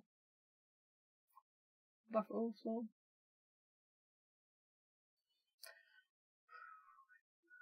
We could go into this box and test stuff too. Or I can just like reverse engineer their successful one. Let's actually look at their so I cleaned up my desktop. I'm so proud. It's not like covered with icons in all spots anymore. So we were going back to this one because we want to check so it doesn't expire. Right, we want to see. And it says hard here, but I think this is mostly just now we're just having a glitch in our formats. Right, so let's see what they do. This is the one who doing it the same way I did. A lot of people use Metasploit, and I think that's cheating if you don't already know all things manually, right? You need to learn to know how it really works and what you do, and not just say, hack this for me, please, Metasploit. That's not learning. So you see, they're also doing Python C print A times 200. This is exactly what we had problems with, right? Because it didn't do only A's into the executable file. Building an exploit. They're using GDB instead of R2. We're doing R2. They're very similar. I think I don't know which one is the easiest, but R2 has nicer colors. I mean the colors. The colors are the deciding vote. So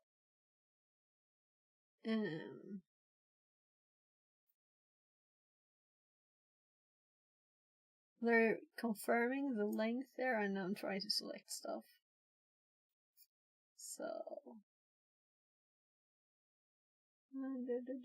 just confirming that we're doing the same. Okay, so 160 is the length until this address. We've done this, and we can still do this. Let's backtrack and and do this like basic. So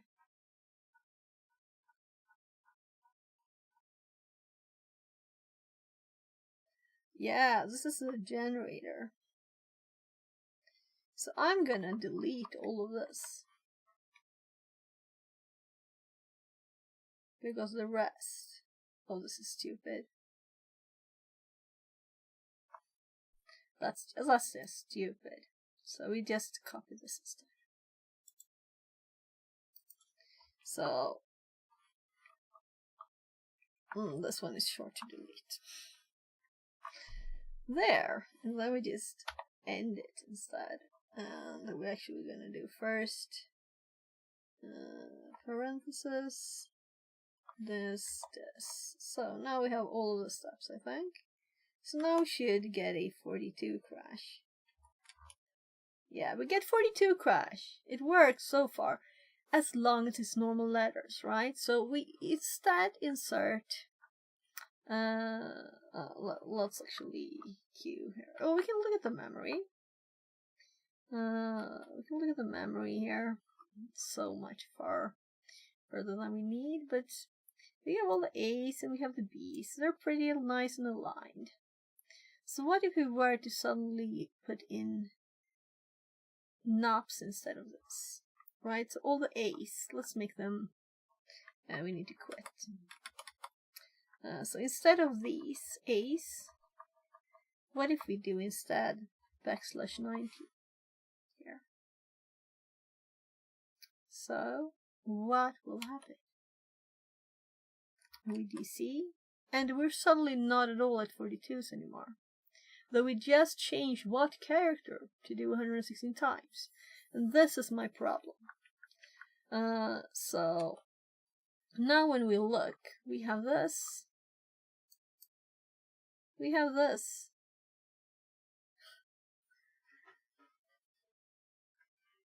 And if we instead Q, and this is like basic computer stuff. If we do B on these instead, DC is just run the program that's crashing it. Now we're just writing out from 1000 characters from the memory. Let's do like 600 instead. From the memory is B minus.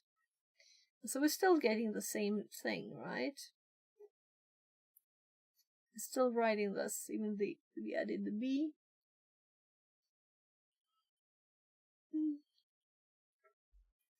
So this is the problem. How do I get it to actually do the right thing, what I want it to, when I can't make it just accept those?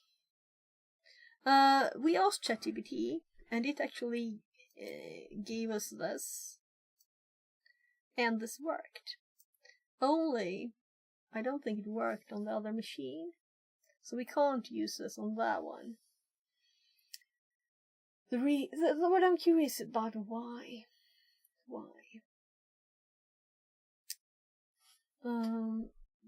So let's delete this. Let's copy this bit again and hop over to the right screen. So we're debugging Python, writing stuff to the command line right now. We're not doing buffer overflow. This is just mega basics, and I'm having big problems. So instead we do sys std out buffer write here, right? And we still got the wrong one. So if we look at the same data, we still have the wrong ones.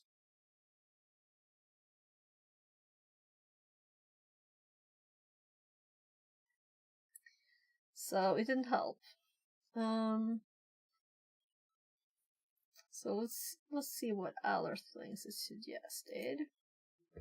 I was trying to explain the problem, and then I showed it. Look in what I already had sent, that it's putting C2 between the knobs, and now we're getting another problem instead.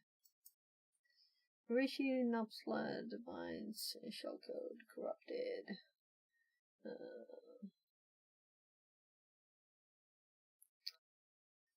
Suggest shellcode is being misinterpreted as UTF-8.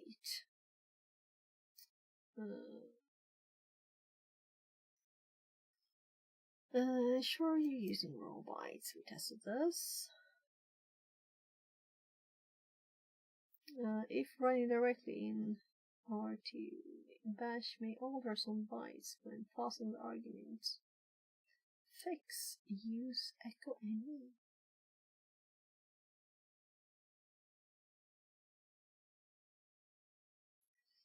I guess we try this next. Though I don't know exactly what it means, but we can try. So the same command, and we have to start. But over here, then we delete validate because we want to pipe into it instead. And I think it's doing echo any here, right? And then at the very end we do pipe it instead to validate. This is what I think it meant. And as you could see, it didn't work. String syntax warning invalid escape sequence. So if we were to do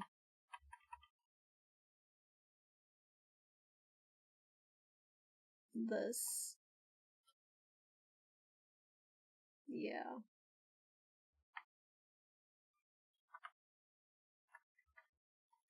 So if we echo this text, send it to validate, it can't do that either.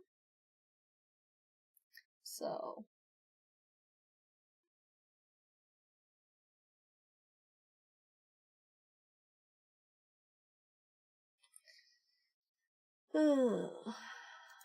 R2 display issue. And sometimes displays bytes incorrectly.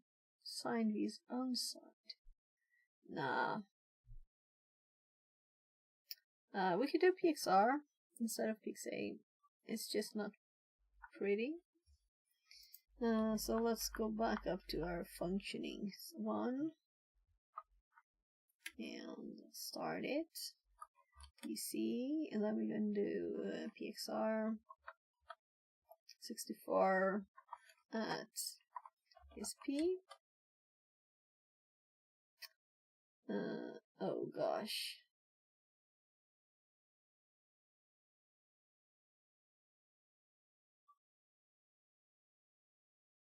This is where it's trying to understand things. It's horrible. So we were doing 500. Let's give it 500. So it's all the knobs here. But it's not knobs. It is actually //90. The characters in here. Which is so crazily wrong. And this happened when we added the bytes. So if I remove the B's here,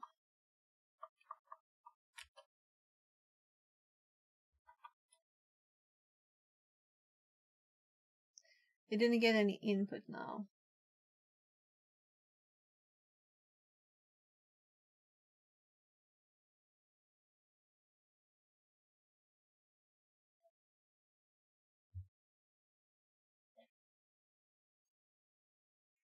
So let's use print instead. You're coming again. N0 the hacker says, can this kind of stuff be done in Node.js? Just a sec. Just a sec.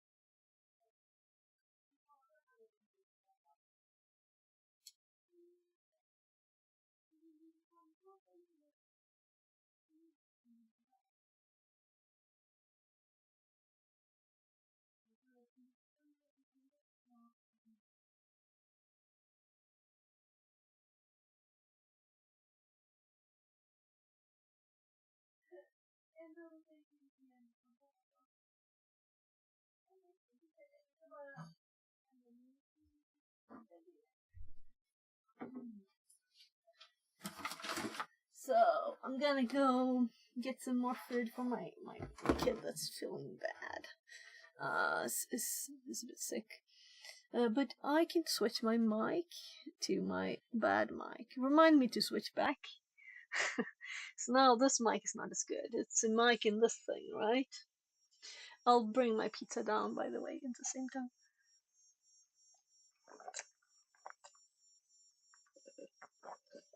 So I haven't used Node.js a lot. But I don't know how you mean you would use it.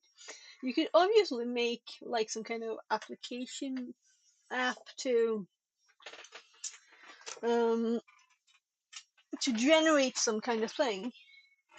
You could I mean it's the only thing I really used is Node-RED for the stream. I'll continue talking while I walk away, and we'll see if it works. Can you still hear me? But if you want to do the low level stuff, it's like using JavaScript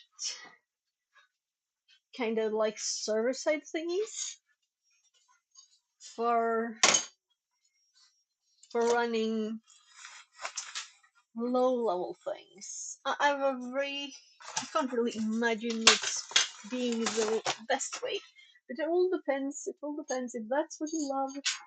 You know, you can probably find ways around those things.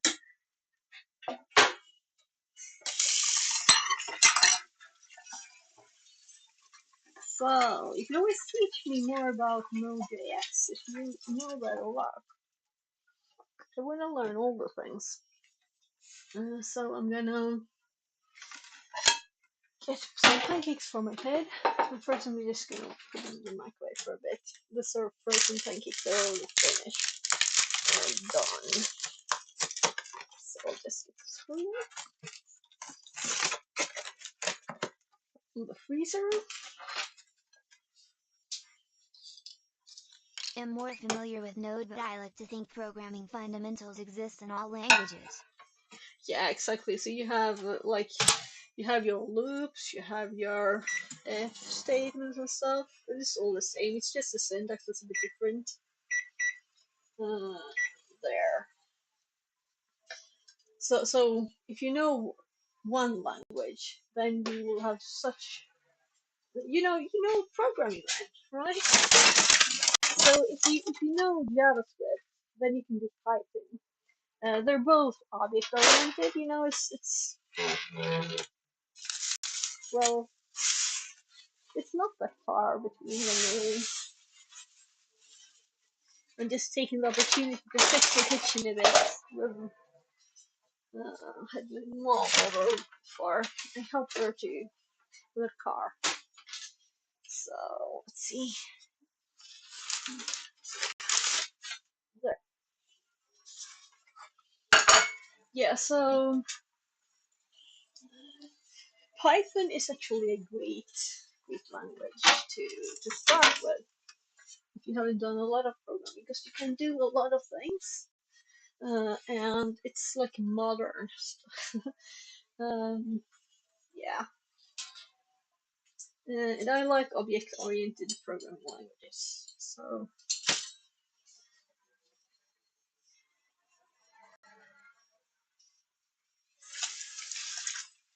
it's logical to human beings, right?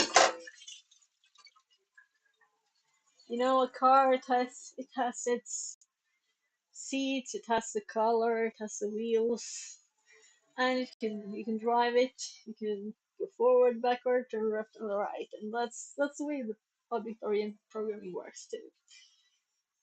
You have properties and methods, and that's like easy to understand, right?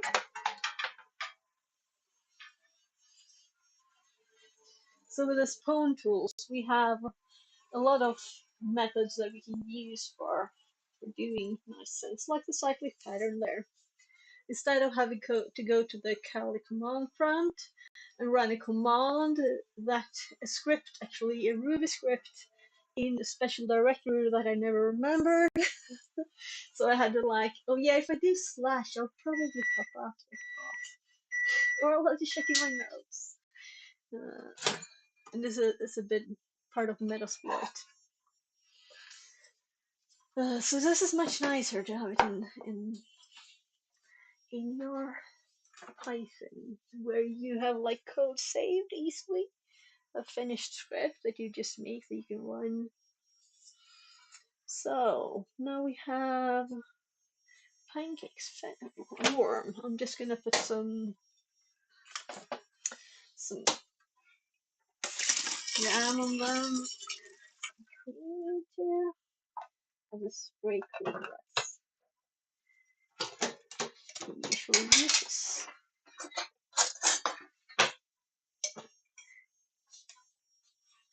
So let's see. So my 17-year-old is autistic, so he likes having like almost the same things already. A few like things that are, you know, very good.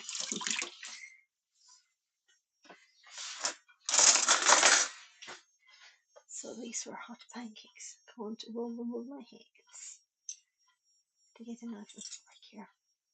Yeah, so tell me more. So what's your like, what do you want to learn? What's your like goals right now? Is it to play with the Node.js? Is it to learn cybersecurity? What kind of things do you want to do?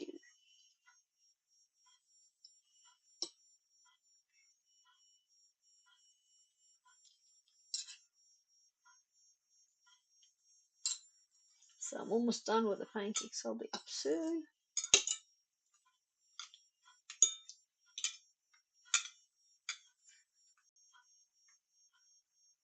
There.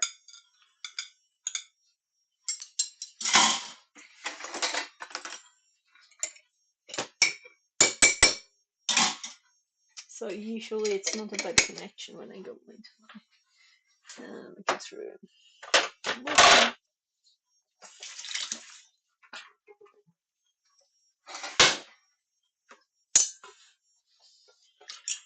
And they, well, going up now.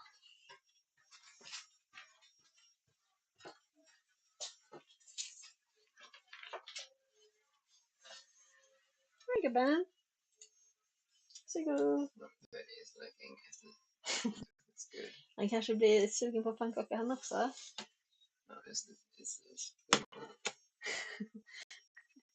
Du är inspekterad och okej. Nu ska det. Okej, jag fixar det. Vilket like. Va? Yes, okay, I fixed it. So I forgot the queen. It's downstairs, so.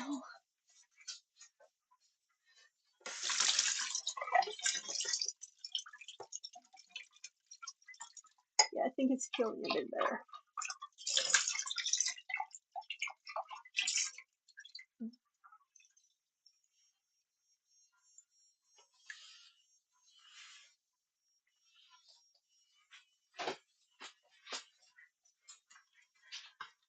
So now it's seconds away from me being back.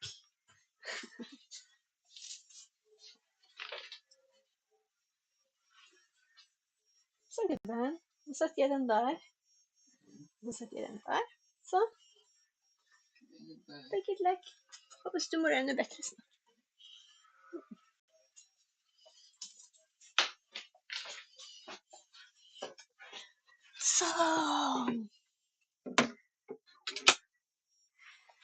So now you had your Swedish lesson. Did you understand what I was talking about?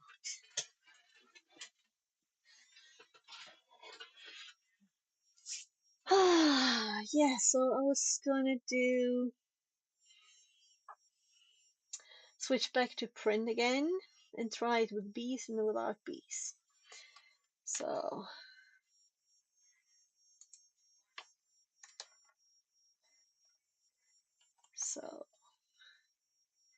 it's supposed to get 42, 42, 42.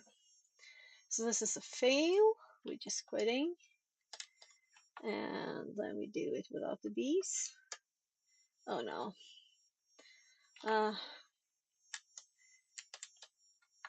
I just clicked enter by mistake. I was reaching for this one and I moved my own hand. When I remove these,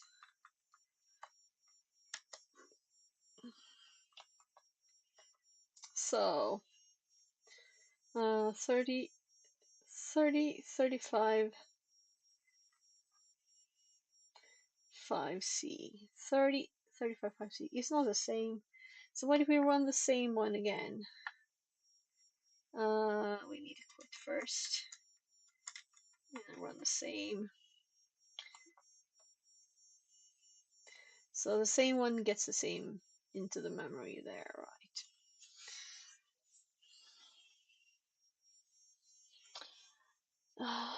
Well, let's look in the memory. Oh gosh, no. We don't want PXR. We want PXA, and then let's do like minus 200 again. Now let's do 600 instead. So we can see that our knobs are not knobs. And we see why it keeps being 5C, because it is a backslash. And 3930 is the numbers. So what if I restart my computer? Will it just work then? Have I done something odd with my computer? I don't think so. EDB, right, we started EDB. And I was like, oh yeah, it started. But then we had the different sizes text. And I was like, okay dokie. Bugging.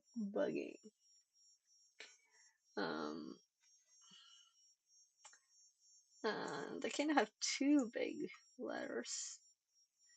So it is crashed. Now it's paused. You can actually step through the whole program execution, though I kind of know it already. Let's. Anyway, here we can see the program and the parameter, and then we can also see that it looks like a whole lot of data was sent along there too.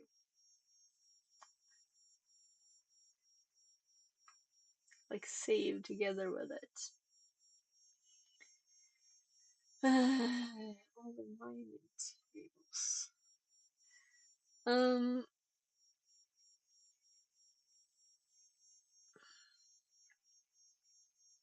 Anyone remember the input? We don't need to. We can see it. This is the input. We should get b-force from this. Or fortunes. So let's remember what I'm thinking is like F7, F8, right? Shift. So step over, step into. We can do step into stuff. You can do step over stuff. So let's F8 through this. It's running the instructions here.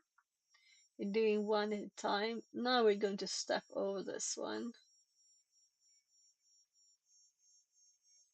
And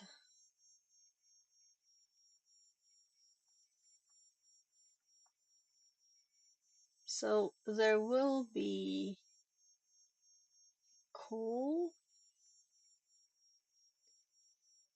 Will there be a call to something very close by that we can see?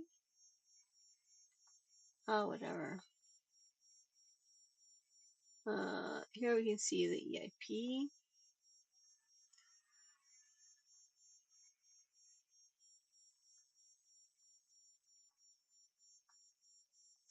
So it's pushing stuff.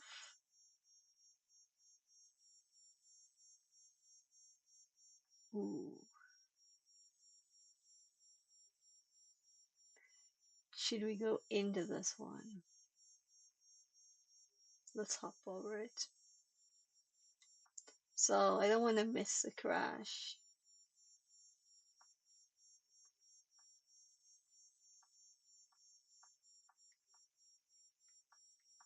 Here. Oh, start main. So we're in main now. So here we're calling printf.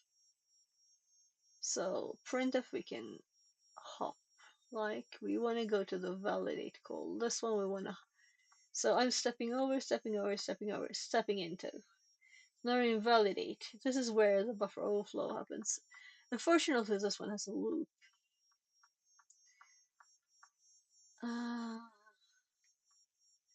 160 times doing this.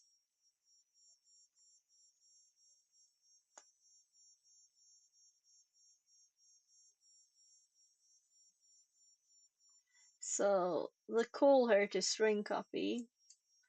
This is where the buffer overflow happens. Where do I click to make a breakpoint? Toggle breakpoint there. So it was. Can I click here? No. So it doesn't have that. So I'm used to x32 DBG now. You could probably have used that too, because it's Windows. I don't think it exists on Linux yet, does it? So we couldn't have used it because it's not Windows. We not going into this, but it should crash here. It's still running, so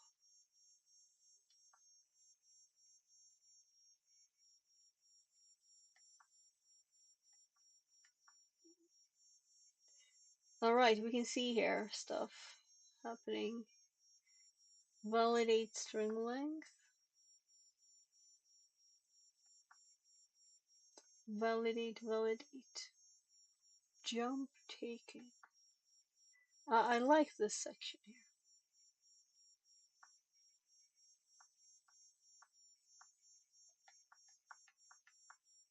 So this is where it's checking the length, and it's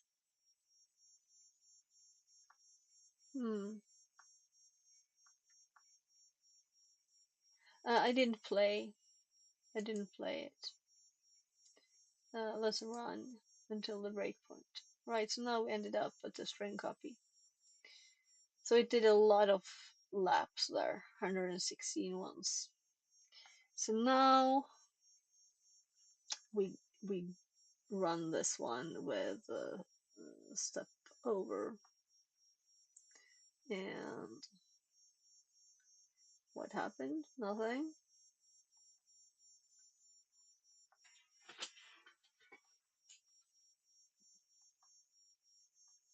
So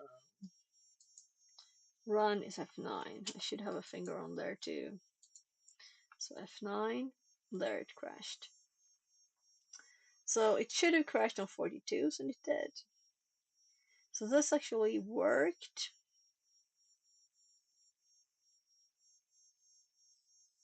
It worked.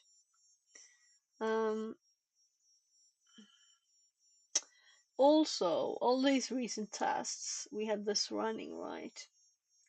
The program was actually running already. How did that affect stuff? That we had it running while running it again. It's running here too. So we had it running twice now. So what if we do the same thing?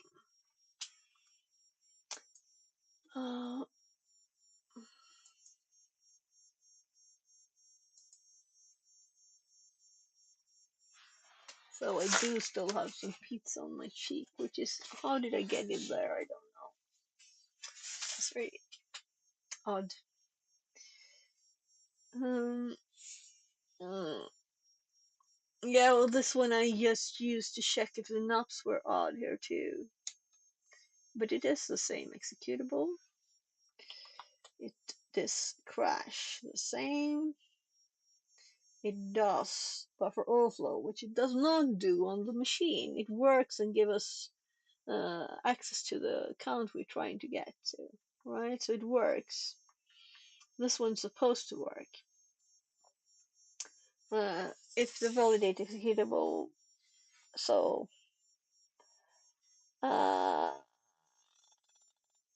yeah, so we can do this and we can check and see that the knobs are easiest to see, right? They're not supposed to be C2990, they're supposed to be 909090 here.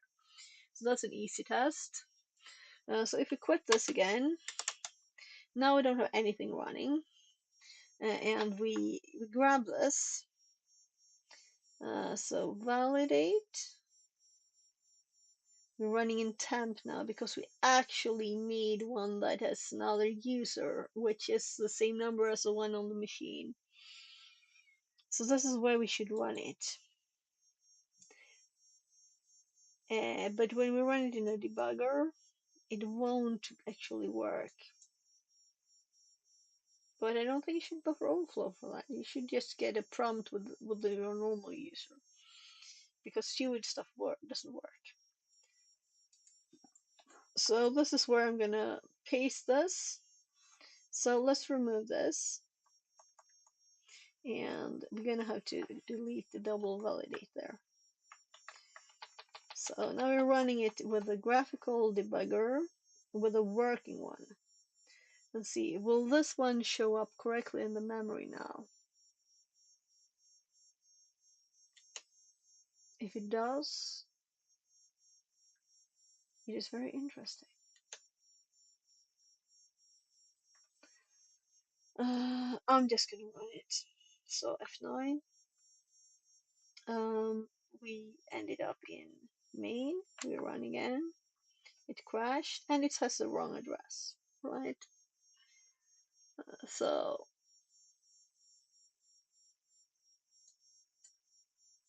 it doesn't work. It doesn't work.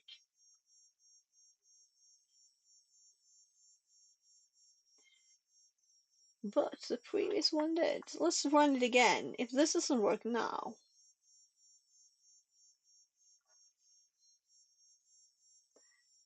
these should be the same. Backticks and dollar parenthesis should be the same.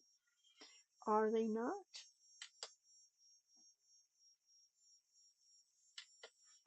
F9, F9, 42s. Close. So now we're going backtick on it.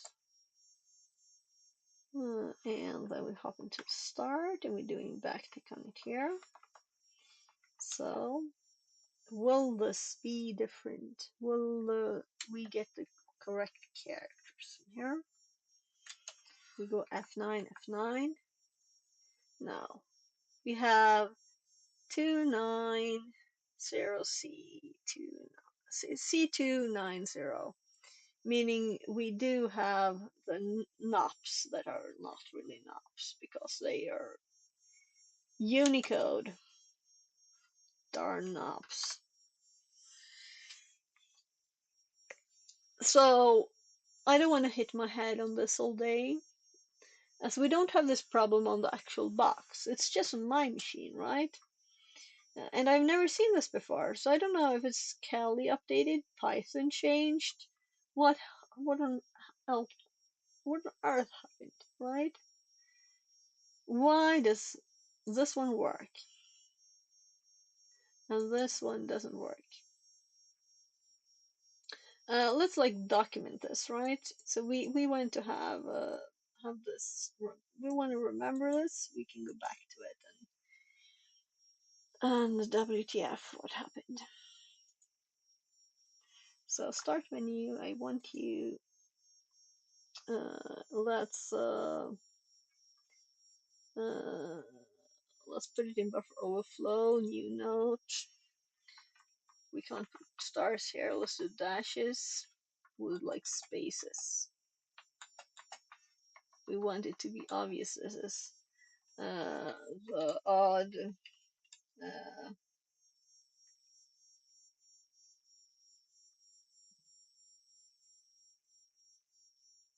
I guess we say Unicode encoding problem. And we're gonna put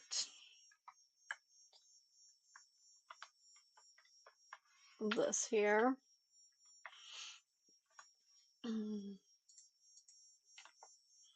And this one gives us the correct length. The same when we use normal chars with R2. It's the same in R2. When we just use A's and B's, we get the right. So it crashes on 42, 42, 42, 42, as it should. This one crashes on C290. Now I'm gonna redo it because it only takes 2 seconds, right? So when it opens up, we just do enter 2 F9s and we have C290, right? And done. C290 equals this. I should have been knobs, but C2 is added for all knob bytes. Similar oddities with other dash n dash x and n.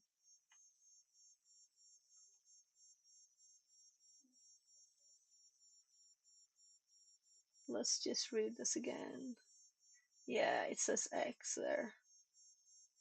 So I didn't forget the x or something because, you know, it can happen, but it's in there. All of them have their x's. This one too. So I could have forgotten this and it would have been odd, but it wouldn't have been this odd. Wouldn't be this odd. that would have been \9 in that case. I don't know what that is. Chars.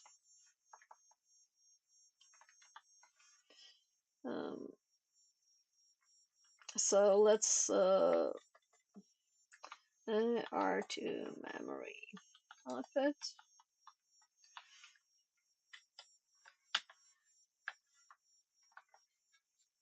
So let's get some of that memory in there too. I'm just gonna close.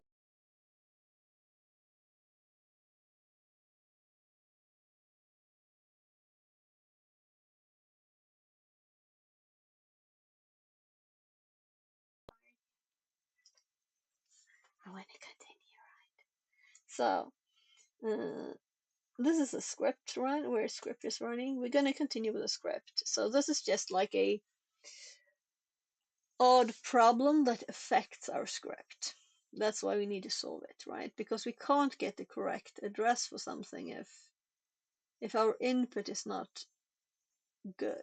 But I think it is good in Python. So maybe the next step is actually to run R2 from within Python instead. Because this I've been thinking of, but I haven't done it yet. So we'll continue developing the script, which is like the main purpose, except for actually finishing the buffer overflow bit on TryHackMe, because I want to do the AD one, which is next.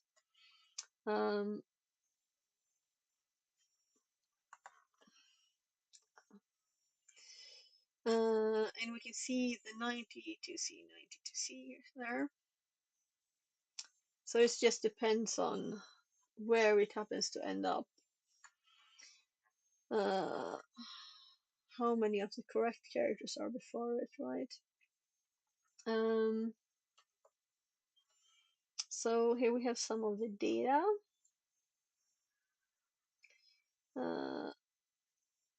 This is what it looks like.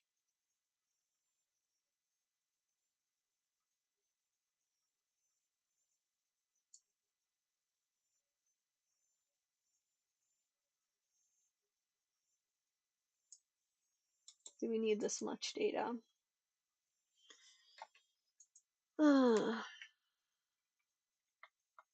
So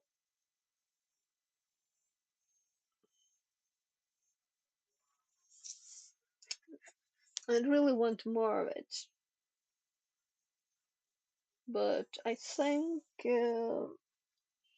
which one did I send it?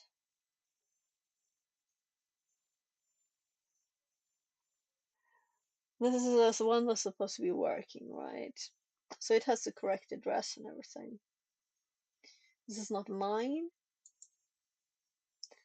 Mine builds upon what's done on this machine, and we haven't been close to that address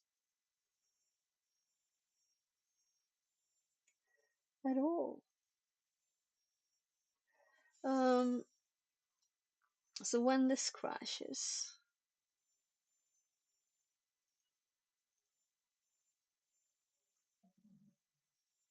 we're at FFFF, which is close to where the one I find is. So we might actually need to do this on another machine, which means I should make a VM for this specifically. Maybe there's VMs out there, right, that you can download. Let's quickly look at that. Maybe that's quicker than doing something else. So download VM for buffer overflow Linux.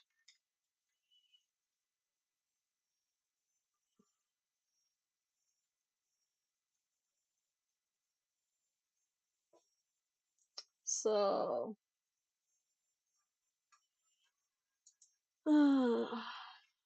By the way, I haven't watched this yet. I should do that.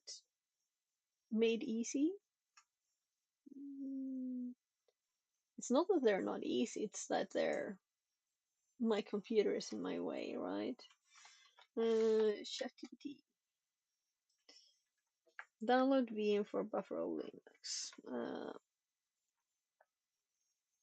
Can think longer before responding. Better answers. So they made a change.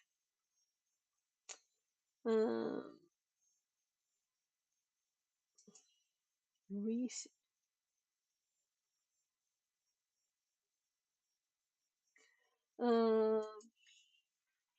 I want to download a VM to use for developing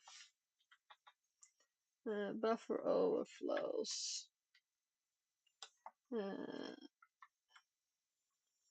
simple buffer overflows on Linux, meaning it should have no modern protections. Linux, Metasploitable, old version of Ubuntu. Linux might be the one I thought of. However, the best option to create a custom VM embed. 32-bit, yeah, that's... So what if it's 64-bit, what I want to do? Then it won't work. Now let's look at Linux. That's what I was thinking of, I think. Linux. Linux. Linux.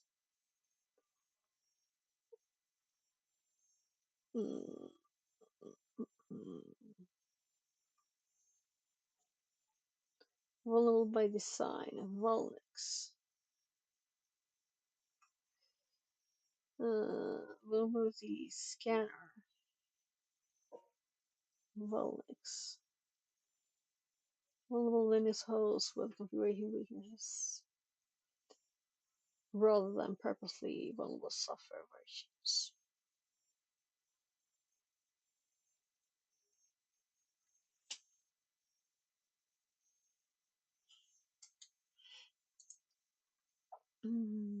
Here we have a vulnerable Linux host with configuration weakness rather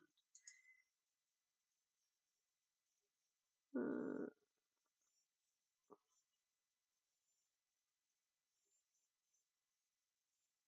so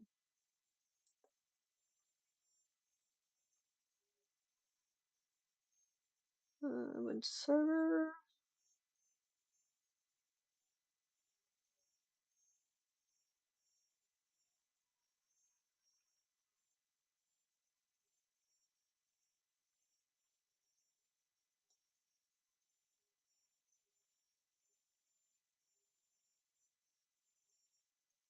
yeah, so this is a box to hack. So that's not really what I'm looking for, right?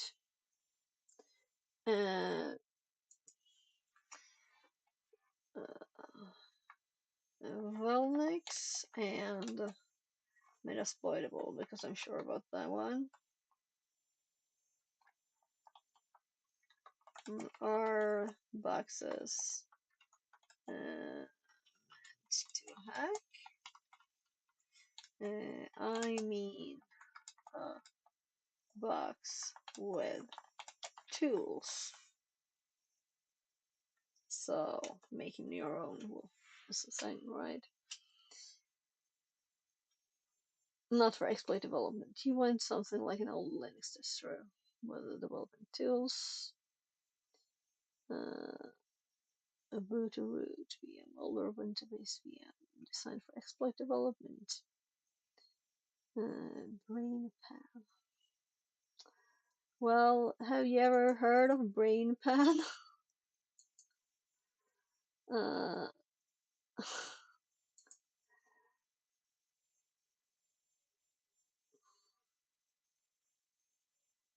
So it hopped again. It hopped again to the other area. Basic buffer overflow training. Not.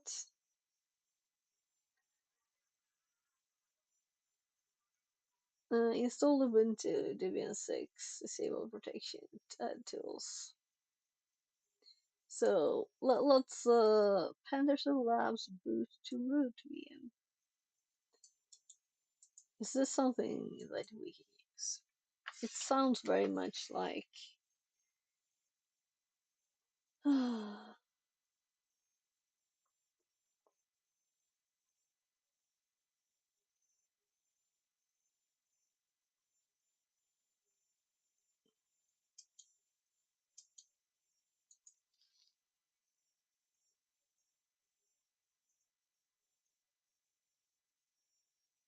So this is a person on track me.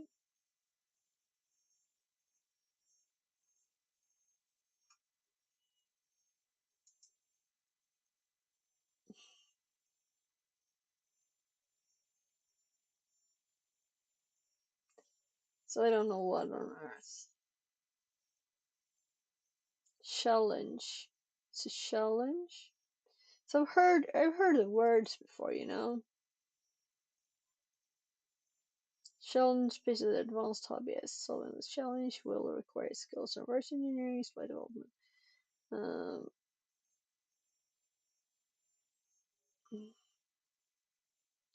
Yeah, so it's the wrong thing again. So where are we here? Yeah, let's so what I had already been to.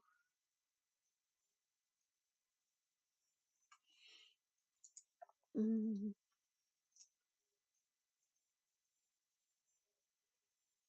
So it's giving me more of the same and then suggesting again to make our own. But this is ChatGPT, which means it might not be right. Note that all other articles on the internet they're not right.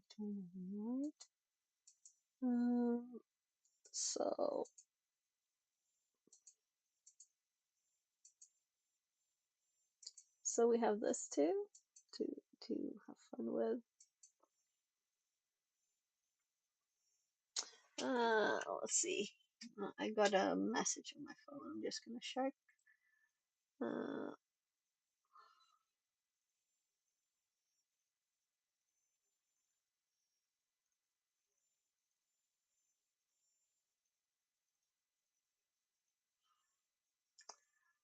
So my mom is looking for a new place to live, but now she said like 2 houses from us.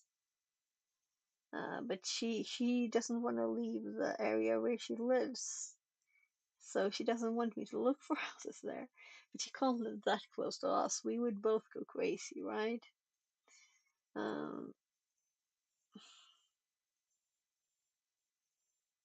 So I'm just closing a lot of programs that were open.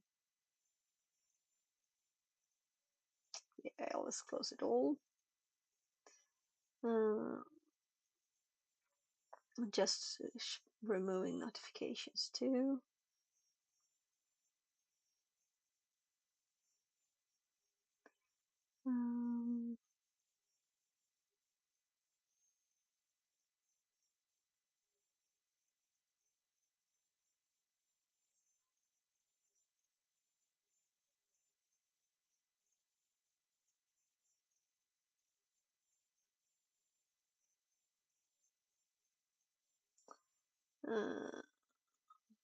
Just removing some more stuff.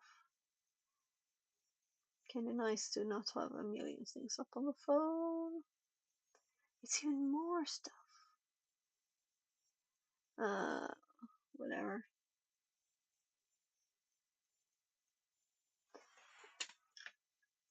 We done with that. Oh. Cannot access memory. So what do we add? What's this? Yeah, this is the one we were gonna check out and see.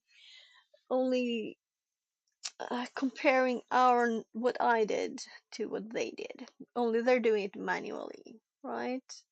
And I'm automating it now. A screenshot shows the IP getting a rating, but for right, yeah, so we did this no problem, right? And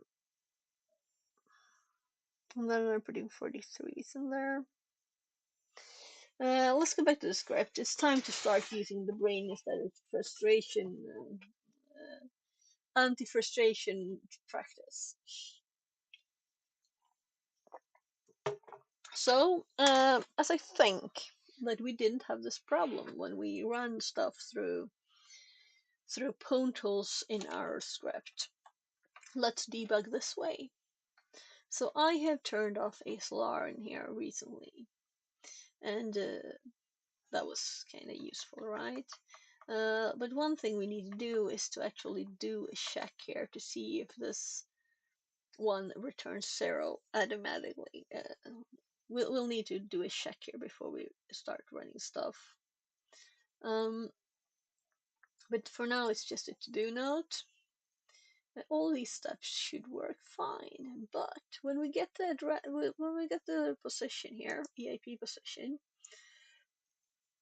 so let's add a step here that's like confirming that this is the correct one. And we already have the code here for running R2, so I'm gonna copy our previous run, copy, and I'm pasting it, and we're gonna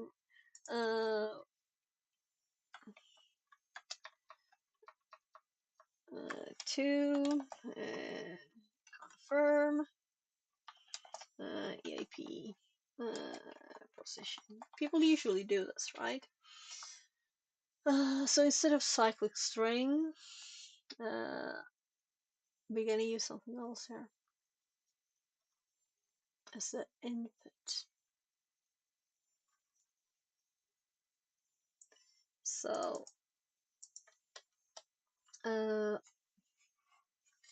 somewhere in this I use the word argument or parameter argument here.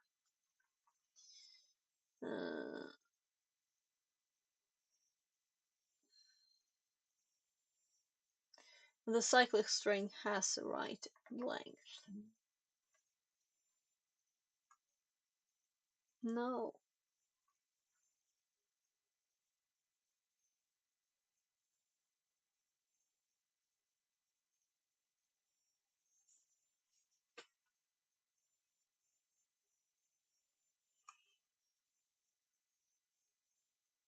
The cyclic string does not have the right length.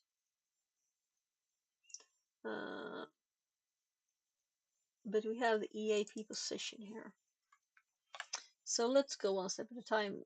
That might have been like an error here. So, but it doesn't matter at this stage. But it explains something that I was like, why do we have 4 too much? Because this is not right. It's because this one is actually wrong. It's supposed to be this, like the A there. No, this is fixed. I don't know if this would have ended up in other parts of this code too.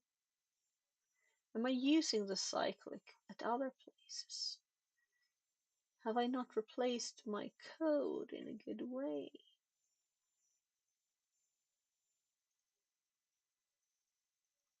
Because this is just testing for bad shards, so it doesn't matter there. So the best way to try it is to actually select it again. Cyclic string. So it's kind of standing out.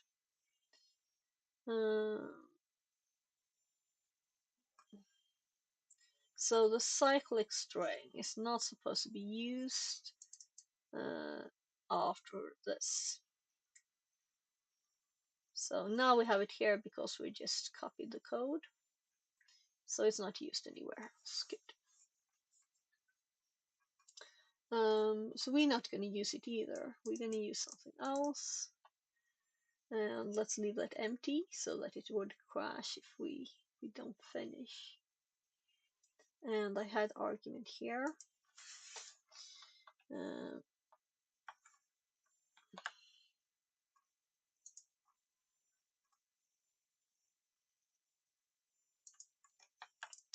Let's use that word again. So we have A's, B's, and then we're not going to have anything else here. This is just for a simple basic test, and make sure that this is okay. Crash address string, but this time we're not going to save it.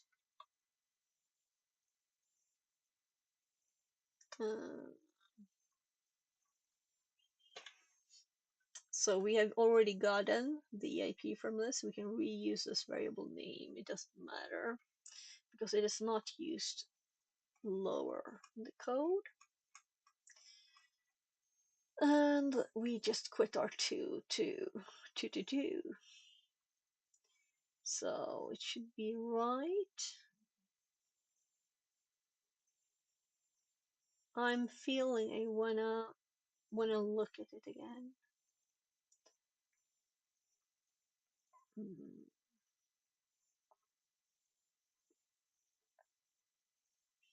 Put the command to start running the program in the buffer. So all the things called Black Hole Sample Sec. I'm like reading now.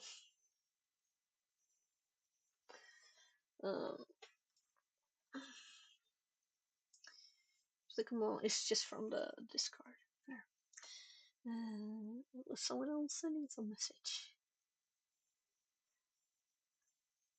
So I actually thought of looking at the cert thingy now, but I can't do that on stream, of course, you know. Because that would be cheating for other people if they would look at the stream. Even if I wouldn't do anything good with it, it's still like not fair to see what it looks like before, right? But the command to start running the program in the buffer, we do that. Yeah, it's like done already. We don't have to do anything more. Let's delete this print.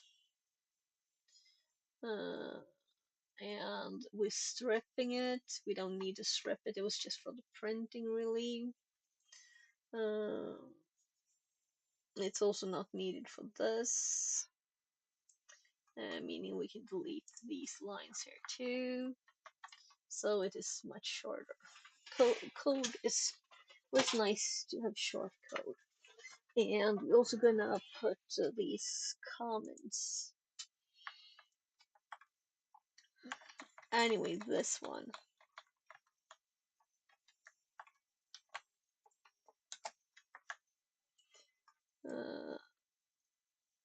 So it's going long, right? So I'm feeling I need to fix it a bit. Becoming too long. We can also delete these. It's still clear how the program goes because it's not so much other stuff there now. So shorter sections is good. It's more readable. Yeah.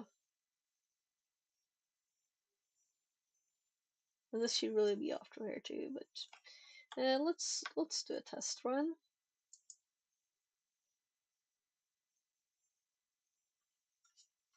This is obviously where I've been running it before, so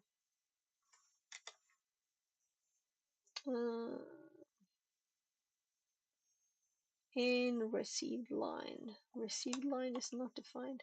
Oh, I deleted one line too much. Did I? Oh, that's funny. That's too funny.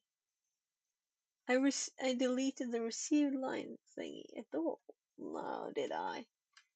Oh, that's so funny. Send line. Yeah, I should just delete the last character. So we're just gonna undo and then we're gonna redo and then we're gonna. So I just wanted to remove the strip from this, not the whole one. So now we're gonna paste and we're gonna remove the strip and we're gonna, because in a lot of places I have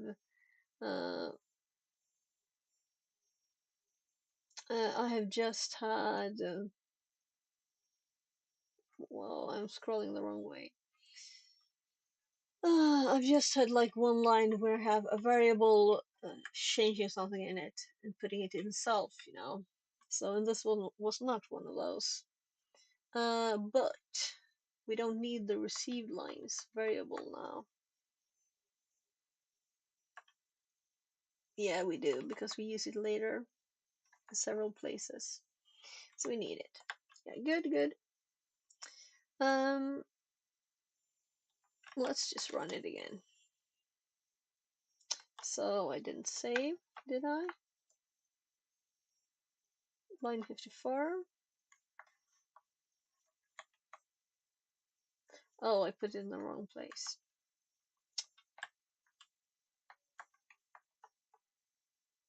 So, yeah, I thought why it was indented as it was. And obviously, I should have thought about that more than one second. So, we're going to remove the output of the shellcode too.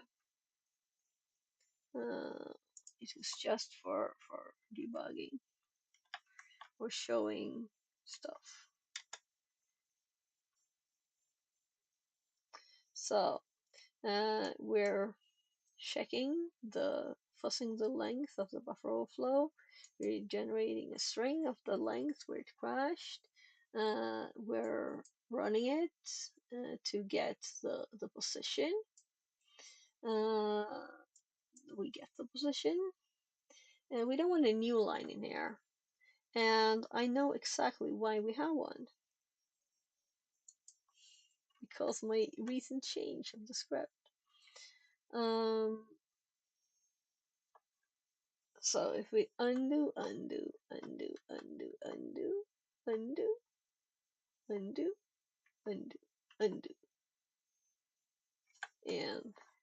that was what I changed. And I'm gonna add it back because why not, right? I thought I could save a whole line. I didn't. So let's just put the darn thing back there. And we get a prettier output because I don't want. I could cut the output line off, but it's more nice to have a strip line. So then we have no new line at the end of double new line in there. So we have this, we get the position, and we know this is correct. So this works, right? And it's still just normal characters. These are not the ones we have problems with the length. We had problems with these.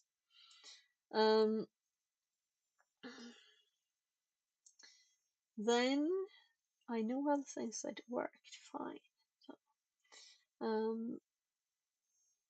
here we do our double check. And we're going to have a conversion here to see if this is actually 42s, right? If this is 42s, then we have succeeded. And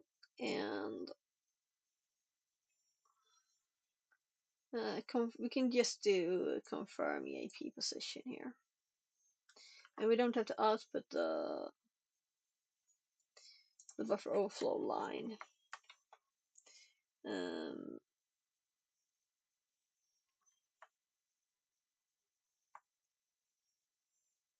Here.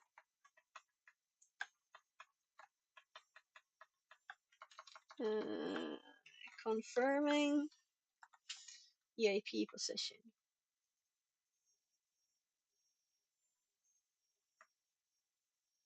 With an actual crash, but it is on this computer, right? So I also don't trust it fully. But the command to start running the program, the buffer. Yeah, I guess I fix this too, because every time I see it, I think of it. So, there. Is it too squished now? We're sending two commands, this one and the quit later. After the crash.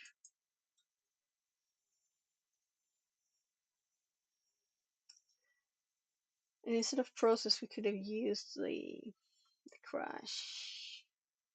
Yeah, but if we use that, the code, where is it? The core file. If we were to use a core file, we would have another core file, right?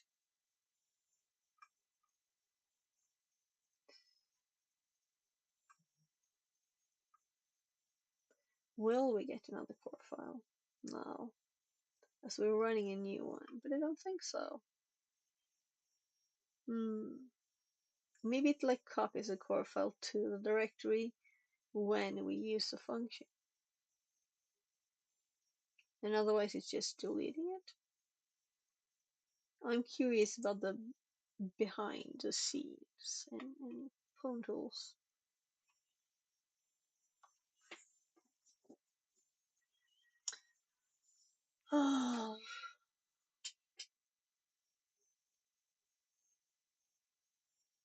So this weekend I plan to look at the new certification there.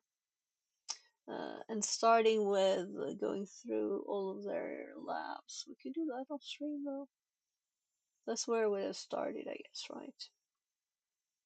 So we could do that on stream. We'll see if I have time during the weekend because there is like a lot of family stuff to do. And I have not applied for all the jobs this month that I planned. I thought I should like finish today. I don't have a watch, but just symbolic. I have 1 hour 15 minutes until 2 hours and 15 minutes to do it within January.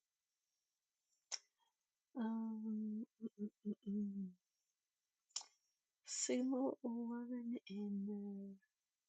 I have not really applied for it. It doesn't count when the recruiter calls you, right? It doesn't count.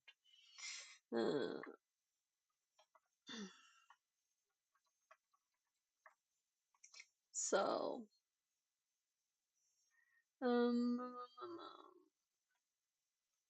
here's the confirmation. So, if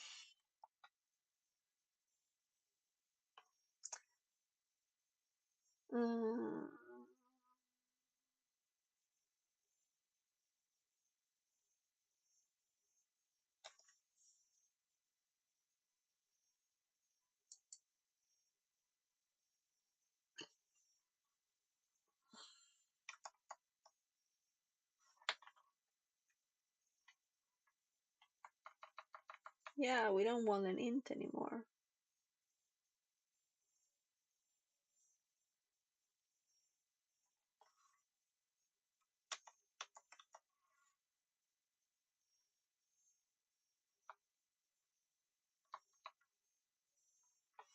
So calling this a string when it's an int, that's a bit odd, isn't it?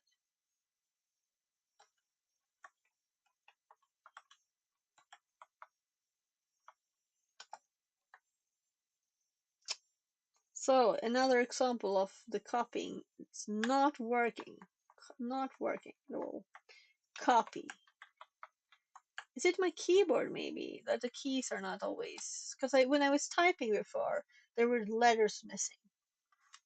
So maybe I'll actually have to buy a keyboard that's not $10. Though it is blue and nice.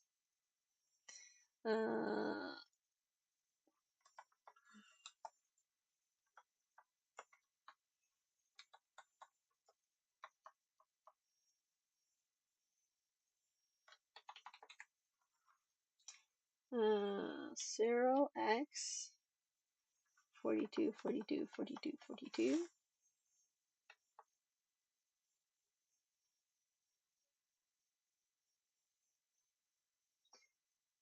Um,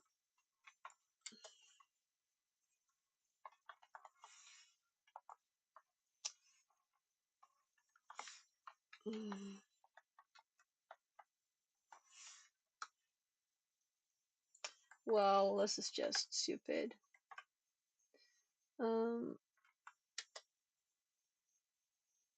Confirmed.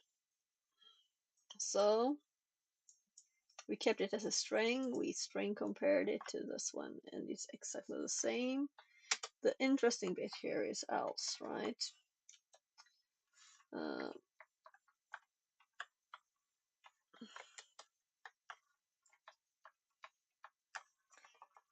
Failed. Exiting script. Please check code.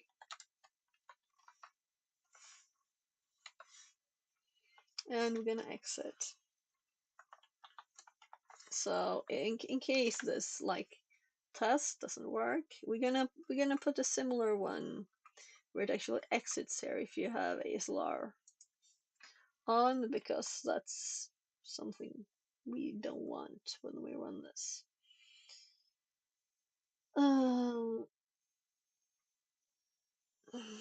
So let's first of all rerun it, and we're getting confirmed here.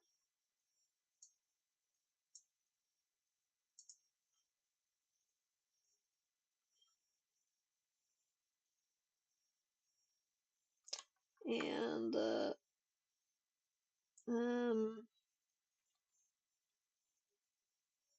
let's test this by changing this to 1 and rerunning it, and it exits the script because it failed, which is what it's supposed to do. So back to continuing. Good. Then we're on the shellcode generation. And I'm kind of thinking that since we're not on the command line and the data is not actually sent through bash between the programs, that is why we can have better control in here and we can actually get the right result. I think we do. But we need to, in the testing for bad characters here, we need to start printing them again, which is kind of like new bad character. So if not, so here we have both variable names. So we're gonna print all of the lines, but we're gonna make it like a nice print of this. So we're gonna put these in here. Of course, we're not gonna have equals equals. We're gonna have like strings in here. We're gonna plus these. We're gonna plus them also with the I. I looked too far up first. And all of these will need str. Oh gosh, that's not the next of the variable. And we're gonna str this one too. And we're gonna like plus. And let's put another text here. So index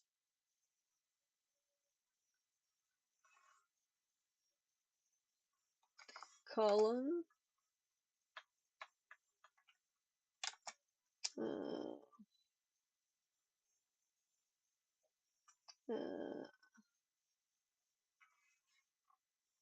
string colon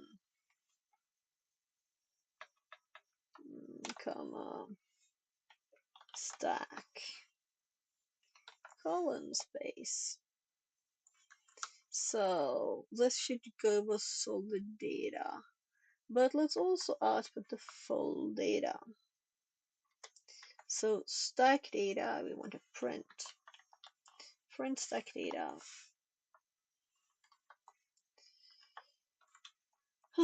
Stack data. So this will not look pretty.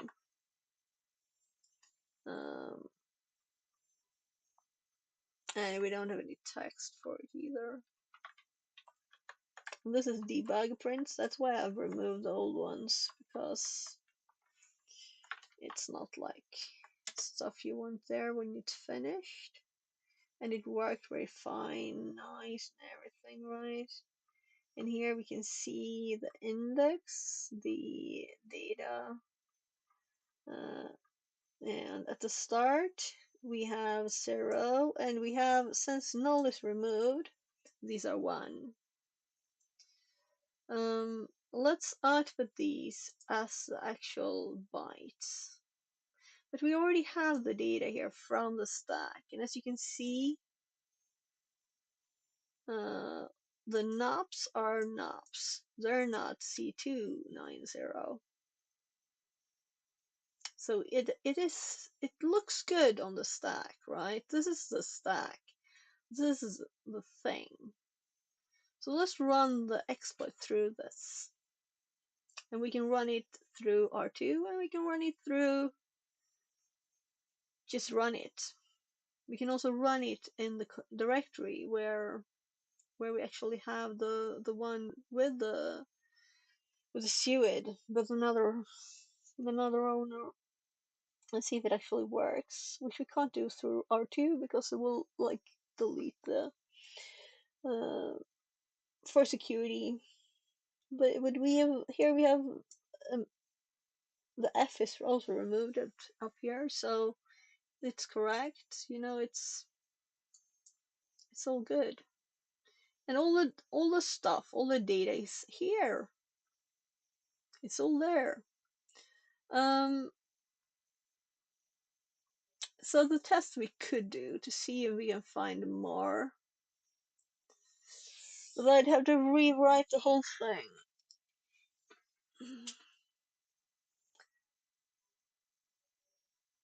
Yeah, let's do it. There's a better way of doing this. There's a better way of doing this. But it's not better, really.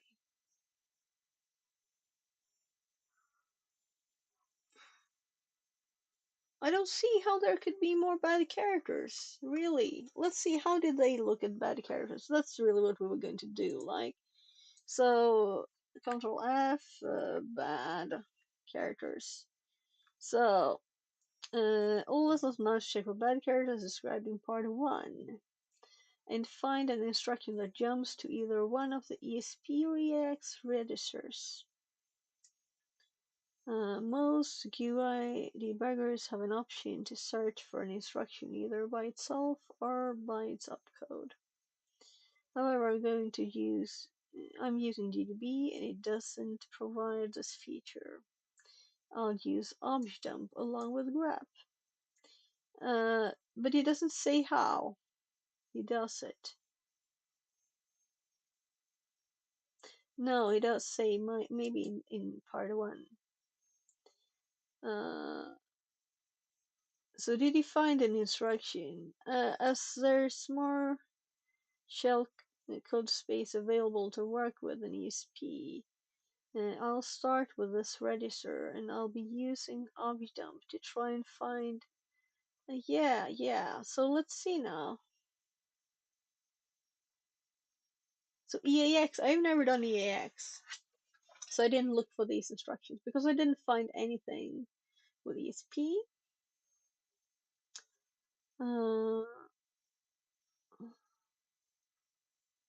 Objdump D. This is cool. We want to learn this, but let's hop to the bad character first. So F, bad characters. bad characters checking and taking into account. So I am getting a bit tired. It is, what time is it? It's almost 22. I would like to have more focus on this, really.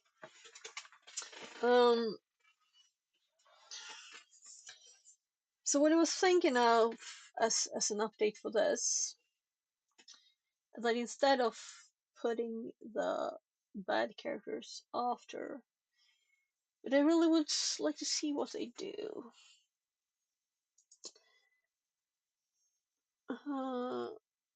Let's just quickly look. It has a cheat sheet too. Let's look at the cheat sheet later when my brain is more awake. Bad shards. Buffer plus b times 4 plus bad charge. Yeah, he's doing it the same way I do.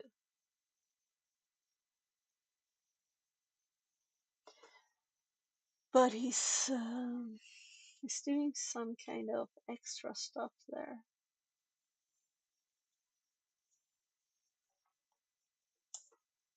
Why use 524 here and have 1,000 as a max? There's a step that I'm missing there.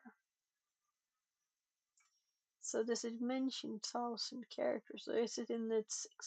Yeah, so I should probably read this, right? So this is an article that's not just box write-up or anything. Introduction to Exploit Development, it says.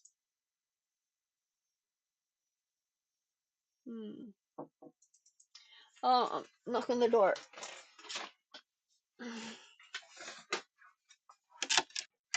Yes, love. Okay. Kitchen stuff.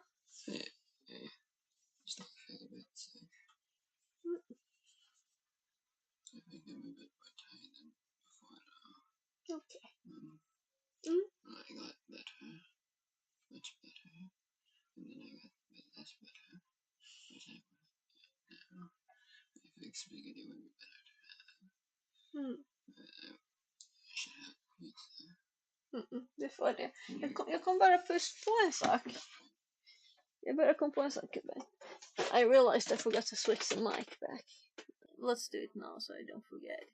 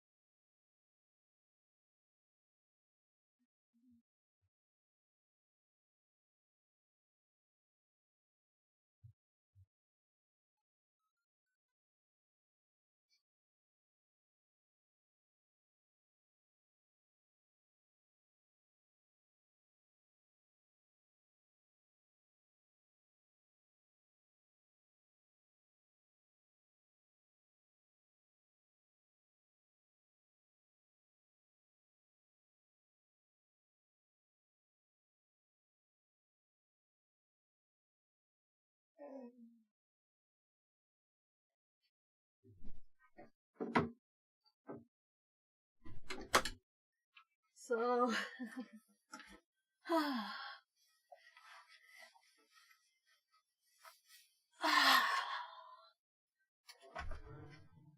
looks like I was very far from the camera, but it's really not that right. So right.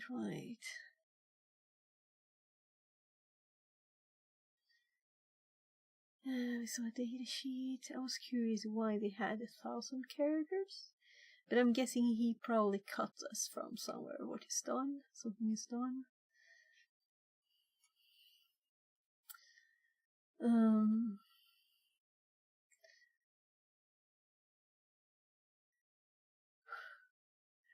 Yeah, I know why. Because now we're doing the previous buffer overflow, the Windows one. Yeah, and then we have networking too.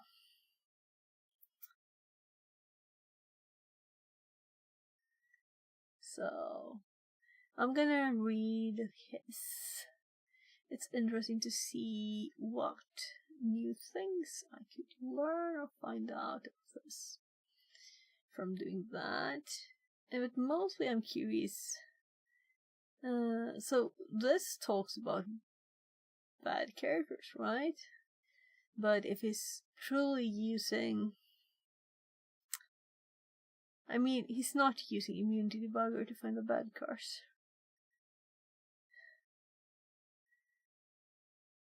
In Linux.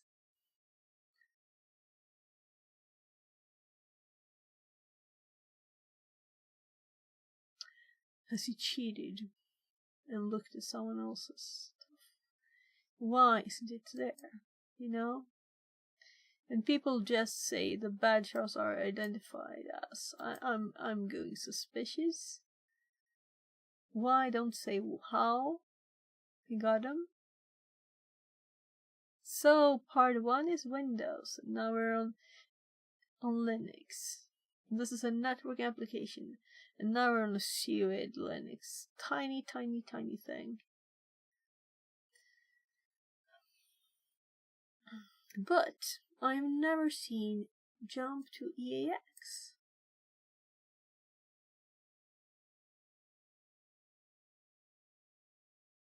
So let's check out what we have in EAX.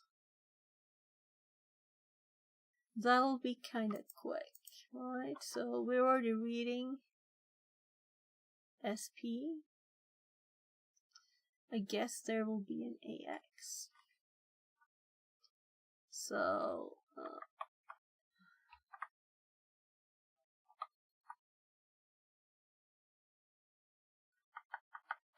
let's put it before so it doesn't destroy any of the other things.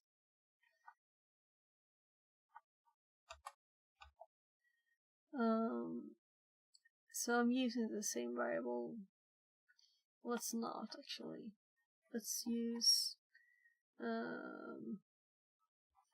I guess we call it AX because it's not saying ESP, you know.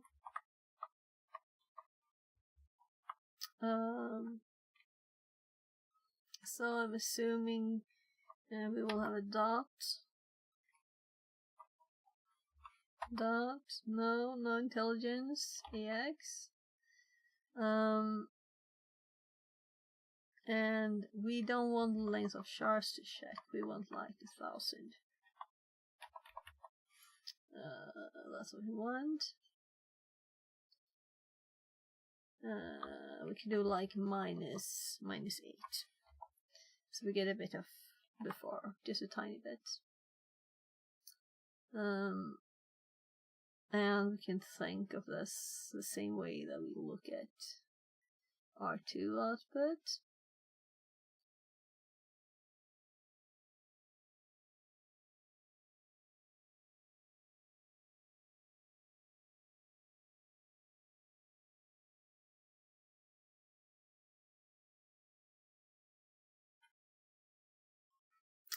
Undo. Undo. Oh, okay. I missed removing the lost parentheses. Good. What would we do without undo? We've been using it a lot now. So let's look at this data. There's no AX. So let's see, is there an EAX?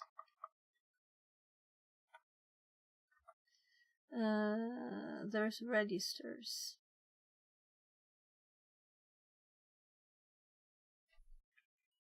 I remember there being registers.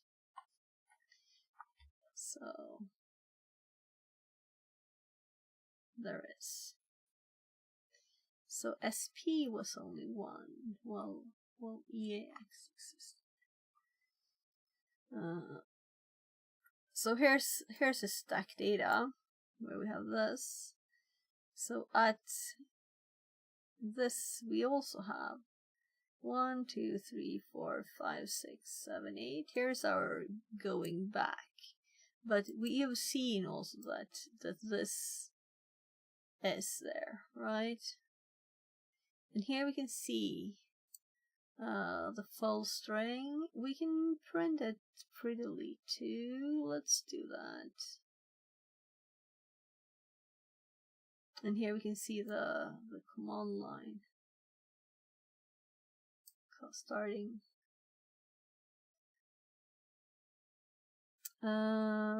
Let's go back. Let's remove the -8. I just wanted to see if we were at the start. We are.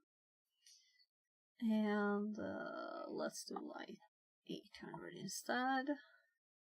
But when we print this here, we want to make it one of the pretty prints for bytes. So like the bachelors here. So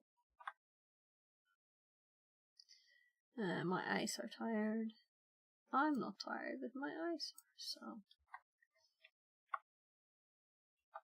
cut always works. Paste always works. It's just copy. So maybe it's the C button that's going bad.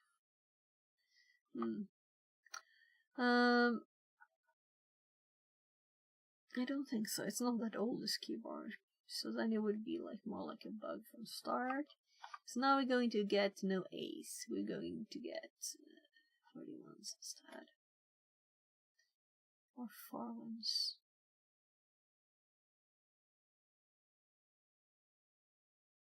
Okay.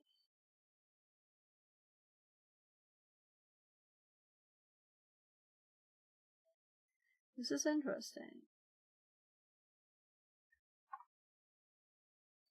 So first of all, let's comment this line, just to make sure our last edit did not break it.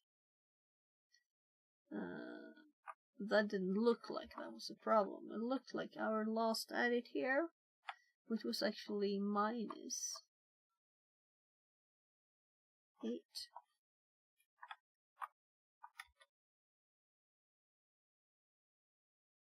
Yeah, so that didn't do it either. So let's undo.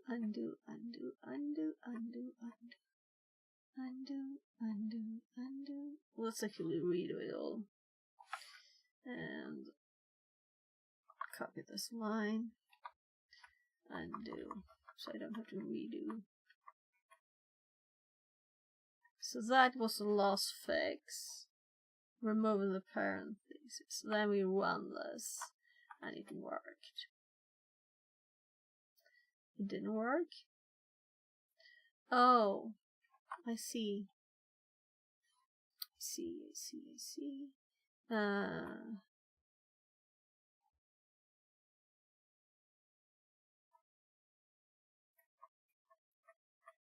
I did one more too much undo.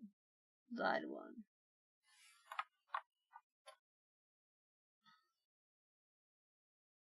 So that works. And now we just print this in a different way. We run it again. it bugs. So bytes.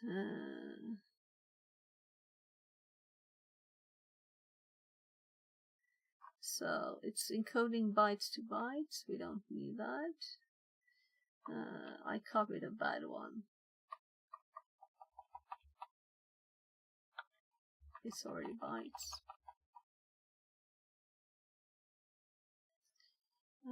Why would I have another parenthesis there? I don't know, but I guess it was from a print with a plus before, right? So the reason it's so much longer now is because instead of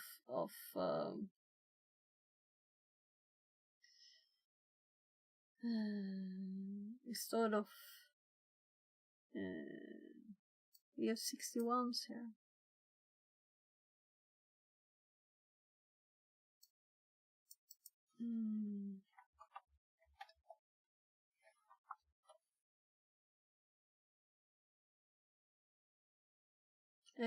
ASCII code 61 is equals.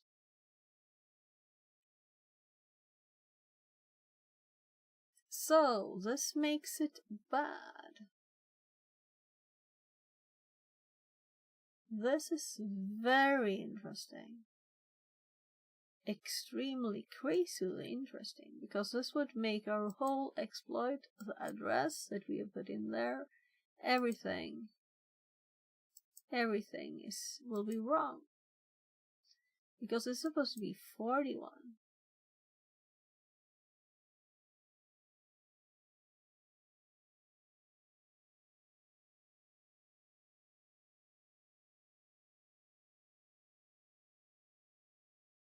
Like we have 42 here. So something is up.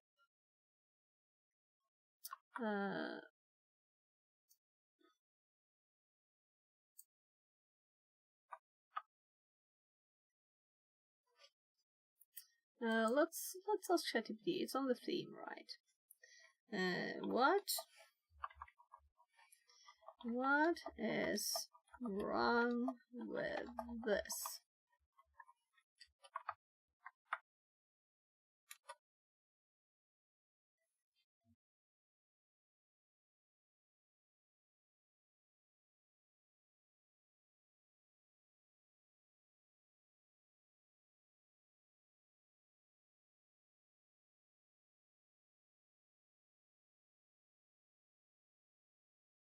Join fxx byte.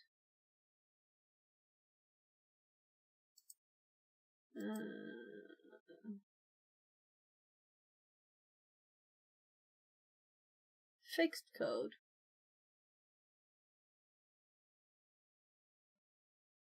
So let's copy its fixed code and compare with it with mine. And let's replace the variable which is called byte in mine and b in its. And do you see any difference? Except for 2 spaces here too. This is the same. Join f x byte x. Yeah, I was just checking the case. 4 byte in stack data x. You wrote stack data ax as a string literal instead of referencing the variable.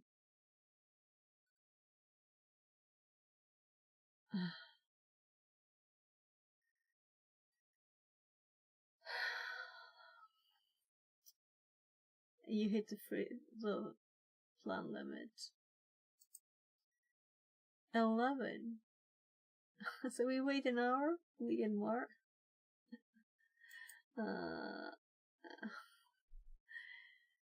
The interesting thing is that this is a classical ChatGPT. It prints my code back to me and saying that it's fixed, And then, so we're doing Python here. I don't know what language it thinks it is, but it's saying Python here, right? If you want a raw hex dump, .hex, this might work. Or formatted. Now it's again doing the exact same thing. 2 is just a number of digits here, right? And then we want 0 if there's nothing else. Yeah, so let's try its .hex. So instead of this, which, well, let's save its, because it's exactly the same, right? I don't see any character, anything. There's nothing different. It is exactly the same. It's exactly the same all over the place. So, but the string letter, I think it meant this one. So this is the information, right? So should I put a colon here for it to understand better? Anyway, I guess we run this once.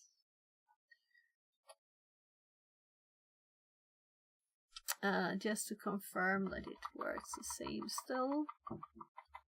And we still have 61s there.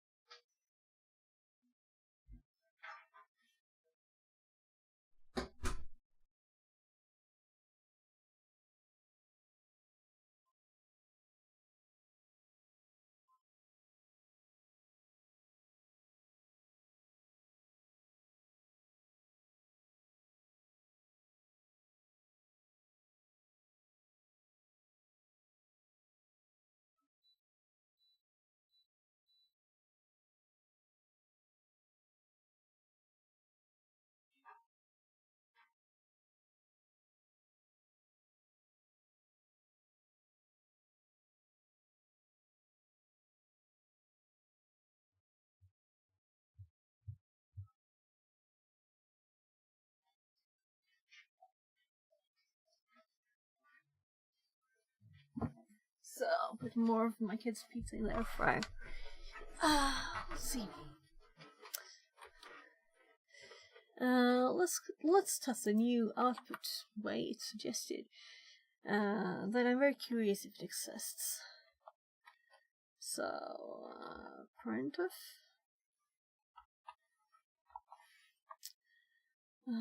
Stack. Nothing. Yeah, data ax. Dot hex. If this exists, it's very nice. Can we output a string like hex this easily?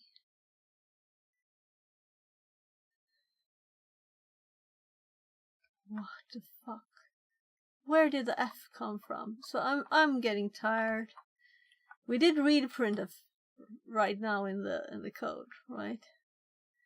Yeah, so I should quit this debug output, right? So we're getting not what I want. We're getting not the what I want simply. Let's comment this line. And now we're getting a C comment soon if I'm not awake, right? So the dot hex works, but it's not giving me the format I want. I want the \x in the format. Or space or something. So possibly if we could put something in here like space. Will this work, right? I would add that. Yeah, it works. So we can put a delimiter. And we can read them. Maybe easier.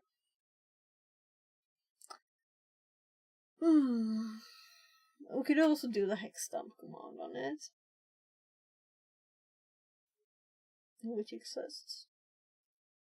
I just wanna have usable data. Maybe we should do the hex dump thing. Born Again says, "You're insane." I'm insane. Thank you very much. What a compliment. Fixerbot says, New follower Ramon Blah. Less than 3. Thank you for the follow and welcome in. I'm insane. Yeah, obviously Born Again says, my print became. "I wish I could be like you." Okay. Thank you for another compliment. Yeah, so what did I do? What did I do to deserve this? So we could also probably do this then, but it's not certain. We'll see. We'll probably need to do this. Nah, I couldn't. Must be length n, and it's called separator. So we could just put one character in here. But then we could go through it and replace all the spaces.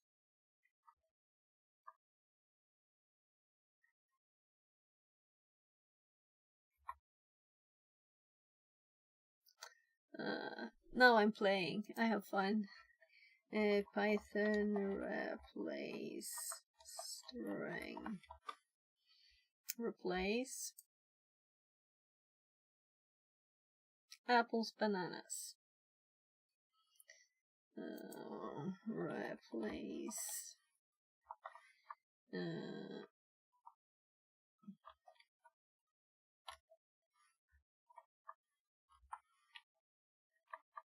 and let's again assume we need to, because it will be, it's an escape character. So this is a prettier way of doing it, isn't it? We still get into 61s. They're obviously in there, right? I don't know why the uppercase A's are suddenly 61s. And so which one do you think is the prettiest? These two give the same output. So this has a kind of ugly, it's a loop, right? This is using a replace and a hex. So this is more readable, right? Readability is everything. And I was doing this to debug. It was a debug. And there seemed to really be 61s in there. So now let's do the same with this data that we actually print later. So you have to tell me now. Born Again. Tell me. Why am I insane? I know I am, but still. So in this data, we have all the characters. We're not going back. Yeah. So we need to go back here. We're too late. We need to go back 120 characters. Because you're so good. Thank you. At what you do. Am I good? I'm a noob. I'm a noob. But thank you. So we're gonna change this here to minus 120, and you inspire me. Thank you. Best price ever. So let's also add the length plus 120 so we get the whole thing. And let's see if the data is the same. Thank you.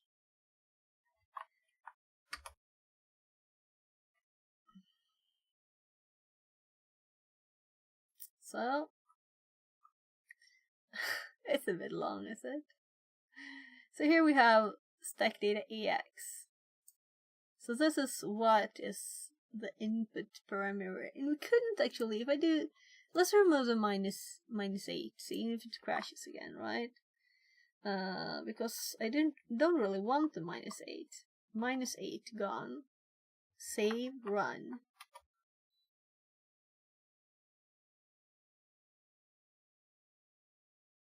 Okay.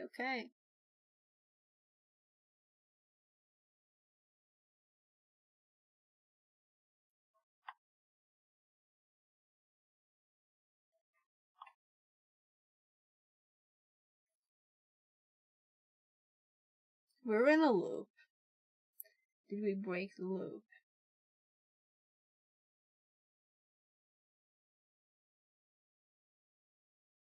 We're changing stack data AX. Oh, right. Yeah.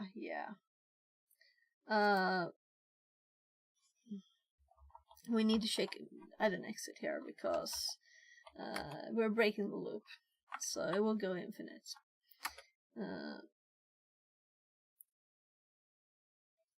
So as I'm changing the data that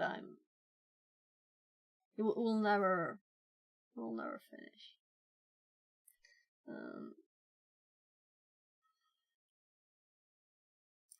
So stack data is not as prettily printed. Oh, it's lowercase a's. So it's just a simple typo. I did a simple typo that gave me like confusion, big time confusion. So where's the darn A? Here. So I was expecting and assuming I put it lowercase a. So we learned stuff from it. If we hadn't done that, we hadn't learned the hex replace. So let's get the code back to working.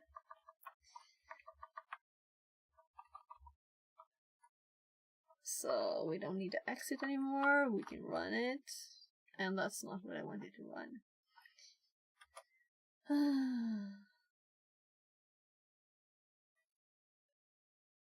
So now only the debug data here is long. And now we have 41s. And I'm printing it twice still. So we're printing both of these, which I guess is a good comparison that they are identical, right? So we have this lump of text here, that, and then at the exact same place we should have a 23 there. Very straight line. No, it's not the same. There is a difference. Because this does not have, there's no separator before the first one. That is what is different. So actually, this one also requires a change. This one requires a tiny little plus at the start. With a tiny little... let's actually do this instead.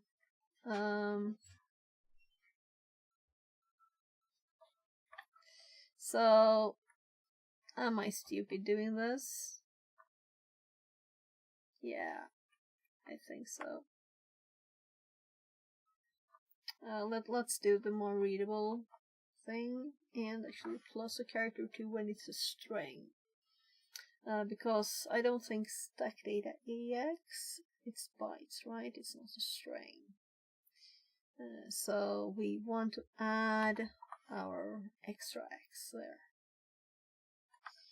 And now if we run it, and I still use the same crazy amount of data. Let's do 500 instead. That's good enough. We have 120 plus 264. No, what? Don't ask me to do math now. I don't think that's a good thing. I'm gonna go. Yes, jag ska fixa denna. I'm gonna go and get my kids pizza. So now we have 2 characters more here, and these end ones will align. So we have the exact same data in both.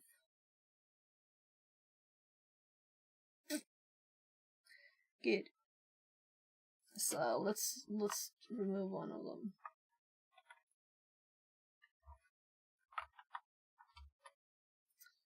I'm gonna go get my kids pizza.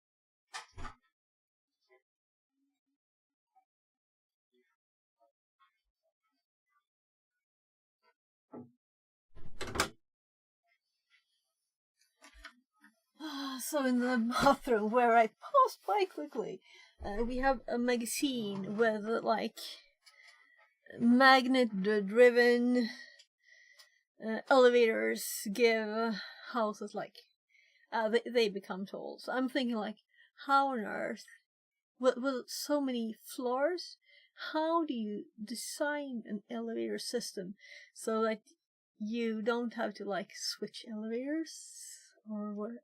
I'm curious how they do it.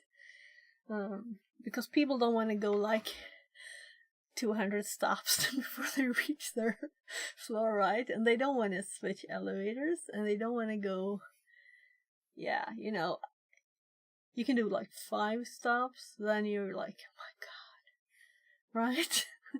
And how many people will fit in the elevators anyway? It has to be such a load with a lot of people. And how about security for getting out of there? So let's check back up. So here we have stake data AX. I should change it to EAX, right? And then we have stack data, which is actually stack data for ESP then. So we have the same information after all our 41s, which are actually 41s now. We have our 42s. 1, 2, 3, 4. And then we have our 1, 2, 3, 4, 5, 6, 7, 8, 9, A, B, C, D, E, F. And then we have 0, 1, 2, 3, 4, 5, 6, 7, 8, 9, A, B, C, D, E, F. And this is, I'm checking this manually now because they say there are more bad characters and I can't find any more bad characters. 0, 1, 2, 3, 4, 5, 6, 7, 8, 9, A, B, C, D, E, F. 0, 1, 2, 3, 4, 5, 6, 7, 8, 9, A, B, C, D, E, F. Let's actually go check. What does this dude tell us is a bad character, right? So the hex worked, but this was, you know, the same exact thing that I sent it and asked what's wrong with this. And it thinks I want to write the variable here, but I actually want to have a label for the data. Yeah. Is bytes object iterating over directly. 4 byte in stacked AX works.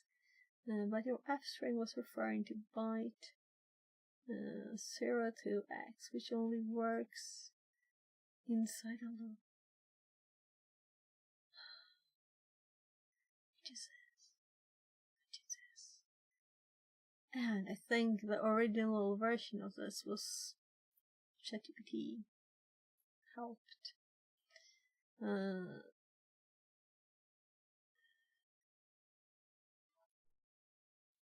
Yeah. Let's close this for now. I think we have several up. And we got run out of it for an hour. Oh, see, 8.5 hours. So I've been learning stuff though.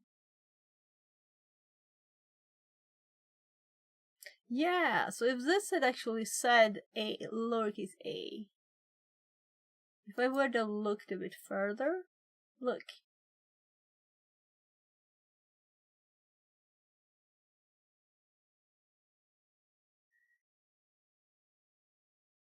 Yeah, so it's not ASCII. What was I?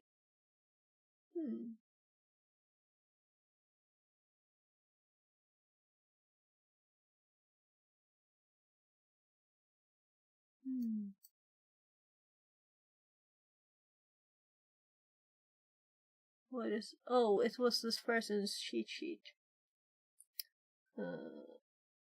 It's their cheat sheet. So we're gonna read this later, of course. There might be cool stuff in here. Yeah, I have. They're also doing LSL, but I'm doing LSLA there. I don't guess that's not really important though.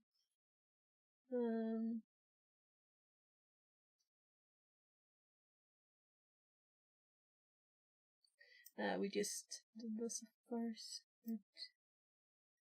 Pearl. Ruby. Okay. Bye.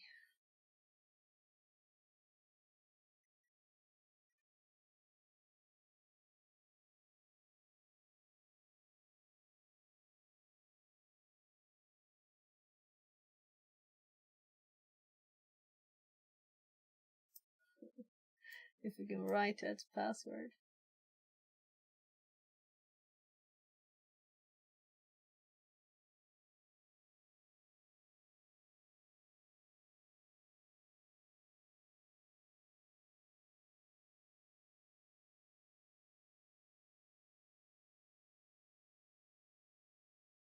Yeah, so this is if we require a password. So, I guess. You just generate a password. I think I have that in my notes. Add user to sudoers group. No password. Oh. Yeah, that's cool if we could add whatever user we have. No password. But how often would you have those permissions? It's of course if you get the permissions. Yeah. And why would you then echo instead of just doing the normal way of adding stuff? Maybe to get less traces of it? And if you like space it first, you won't end up in the history.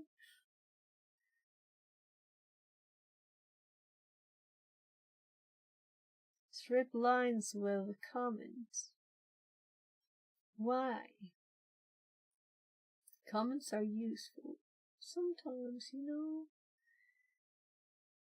Like CDF and they put the password there. Oh. Yeah, I'm tired. I'm getting a bit tired. 8.5 hours. Yes, I'm thinking I should stream less than 10 hours, right? Should I?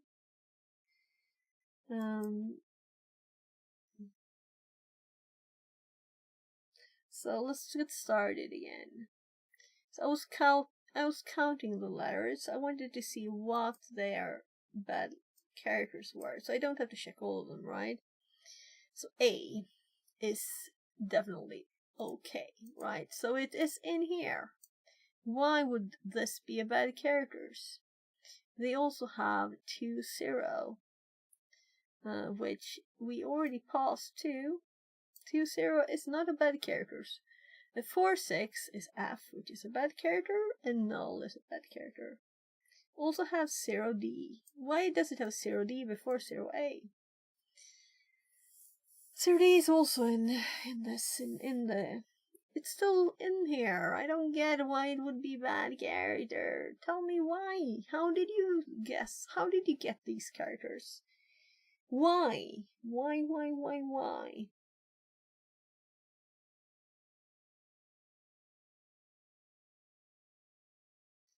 So, described in part 1. Are they actually using the bad characters from this one?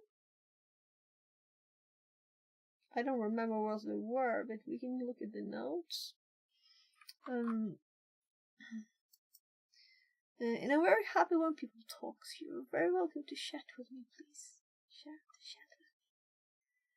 me. You're not derailing me or anything. I want to chat.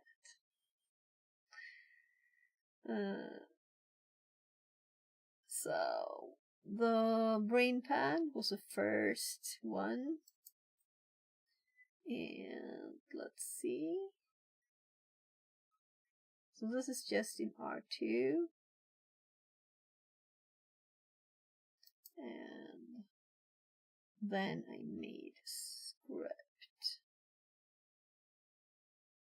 fuzzing it, and the output of the program when it crashed.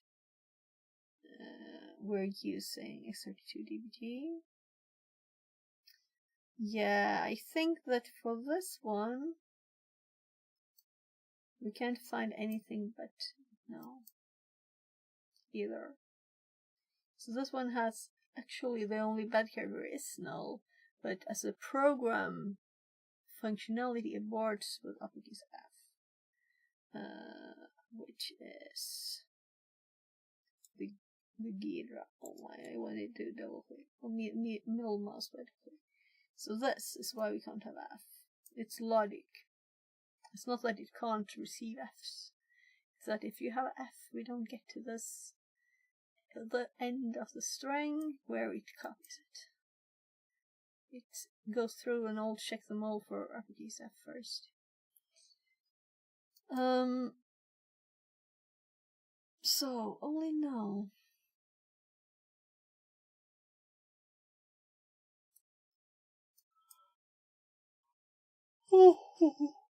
And we used immune debugger and Mo now to find this instruction, but I also have other ways. You know, we can use R2, for example, like we tried yesterday to find any instructions.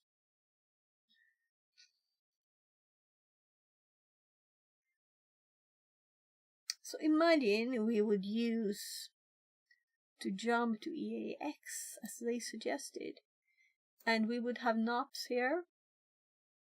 No, we would have to put the code here.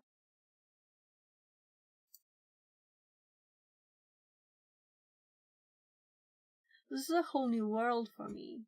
I have never done that. I've never put the code and hopped to EAX. It is amazing. And we will have to try and find it with our code that's already here. And we just have to uncomment stuff. So we uncomment this. We make a copy of this line. And we're gonna do EAX. And of course we need to print this.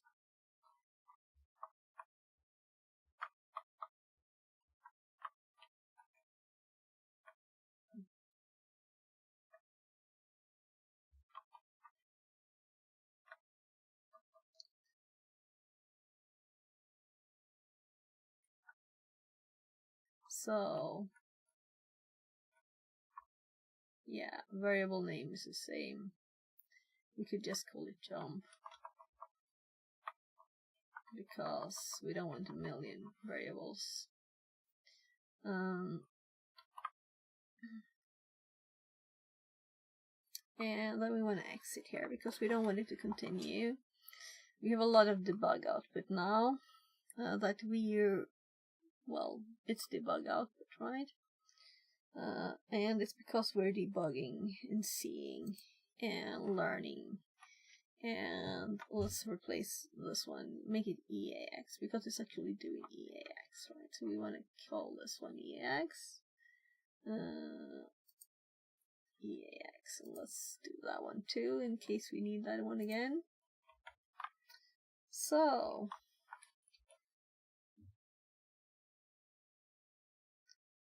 sub-iteration. It didn't find a jump EAX either. What did they found? What did they find? ESP. No, we're on the wrong one. I was like, no, there's no such thing. Call EX. Call. So it's not jump, it's call. So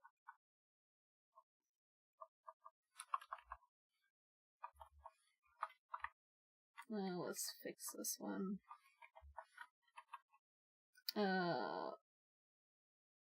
Found usable instruction.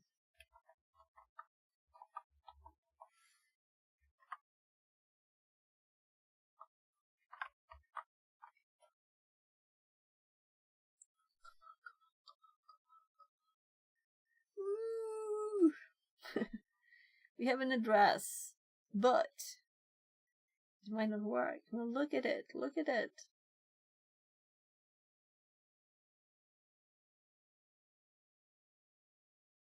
It looks nice. Let's compare to theirs. So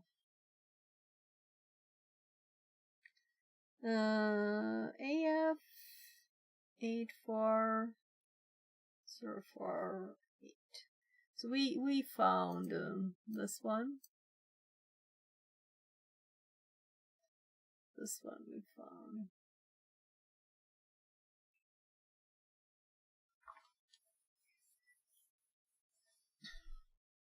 Now I need to see the code, which is not hard to do because we can just look at this place. And let's learn how to make it backwards disassemble.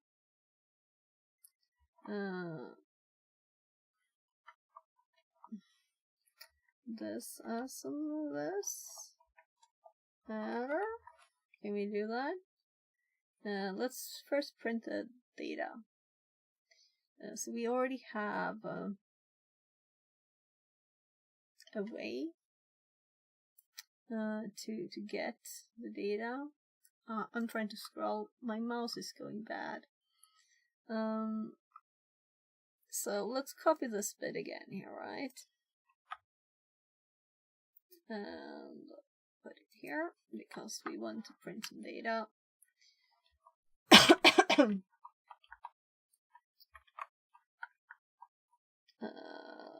I guess we do this. So we have a line less.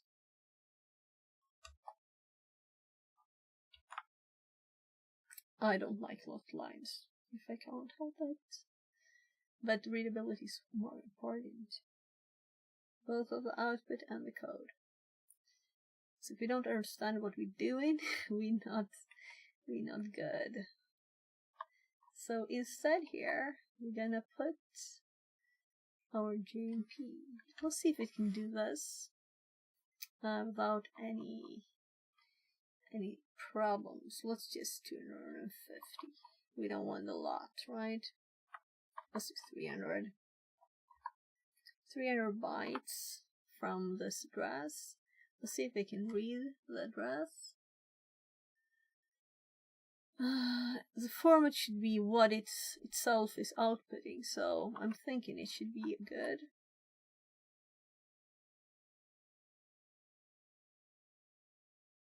So, oh, we're still calling it stack. Usable instruction found at, and then we have this. So, how do we make pwntools disassemble? Pwntools disassemble assembler functions. Command line tools. No, we want assembly asm. This is, we want the opposite. This asm. So right, we want to disassemble this. Ha! This is exactly what my short form of it was. I love it when it's logical and natural language, right? So let's change the name of this variable. My goodness, right? Stack data still, but this is JMP code. And let's replace this one too. And let's put it in there. And what we're gonna do with this is just print it because we curious what's up. And we run it. So looky, it worked. So we have Coley AX here. Coley AX. I should have done minus. I want to know what's before this. And I leave. I'll leave a rat. Now I need to know. Minus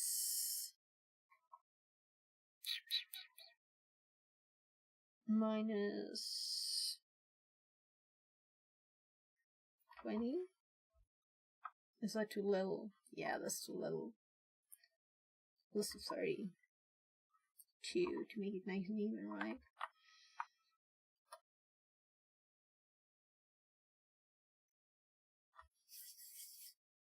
No?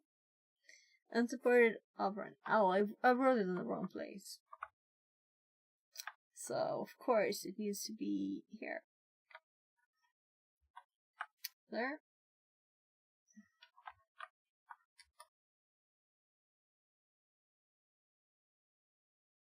Every time I run, it's just like, will it work? Will it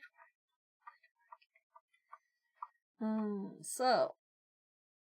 Fixerbot says. New follower infamous 0, Wyatt. and we can see the Less byte than count 3. here. That this is 3. We don't have to do it by ourselves. So,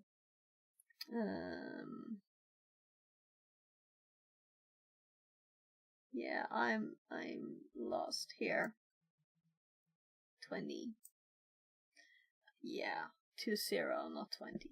That's why I was thinking decimal. The line numbering is also hex, and we can see also an F in here. So making it even works fine here. We have the cool EX, and before that, so I'm not that good as assembler, you know. I was just curious if there was something decipherable. We could open this in R2 and we will get like pretty comments. It's making very pretty comments for us.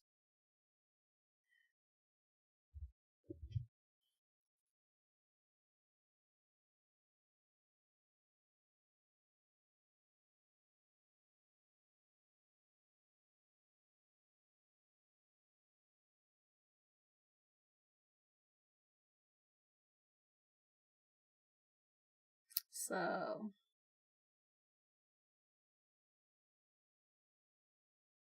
I'm just sending a message. So it's 23. I think it was, my brain tells me it's 23:13. It's just flashed by the number when we can use ChatGPT's smartness again. It might have been something totally different. I didn't even read it consciously. Probably wrong. Yeah, so we found the instruction, and we could just generally search for this in memory. So what I would like to know is, what can I address in the dump file, and what can't I do? Because there's core file here, the dump. We can't do anything. So now we have JMP here. Minus 32. If I were to do minus a million, it would like die, of course, right? But the files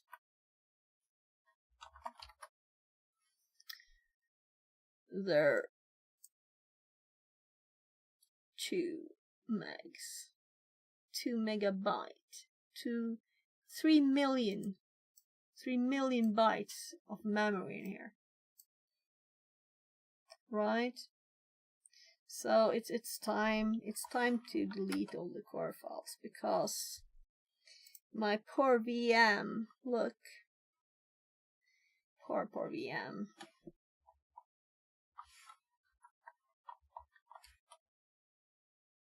So better.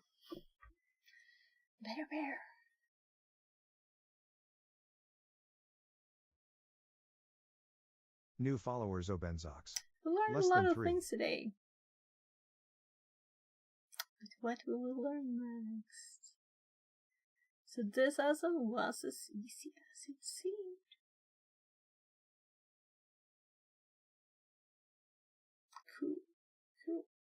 another function of the pwn library. Let's make this code pretty now. So I don't remember the exact syntax of tries in Python, so we're gonna do this. And we're gonna click this, and we're gonna like steal our examples here. Try accept, but I also want accept name error. So finally, we want to finally too. Try accept finally accept. Raise type error. So the first thing to do is to get information to. Yeah, this was not all I wanted. Try accept finally. I want to know the details. Name error. Raises a name error. So we need to know the specific errors here. And accept is a default. But I want to print the error.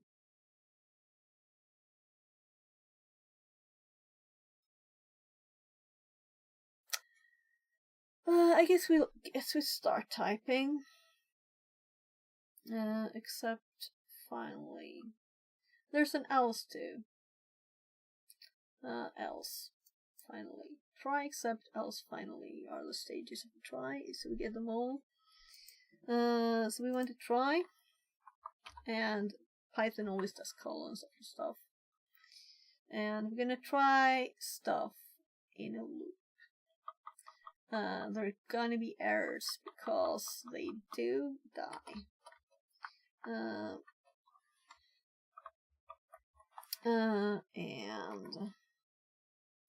Let's just put something in here.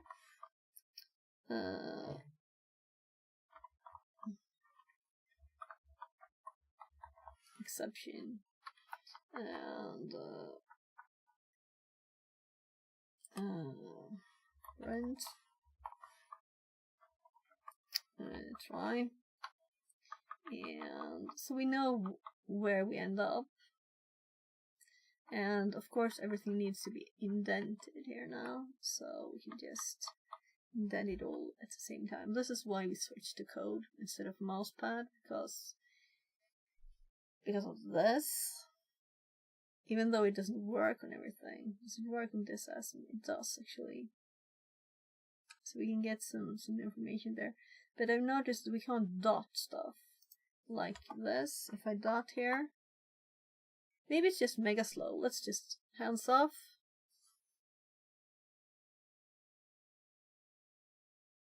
I think this is slow. This machine is so slow. So I saw it did work. It's just mega slow. It's just a VM, you know. But it's not that low on resources, really. I mean, for a Kali machine, for Linux. Maybe it's just code that's a bit heavy. So we can actually check through stuff, what exists, if we want to. So,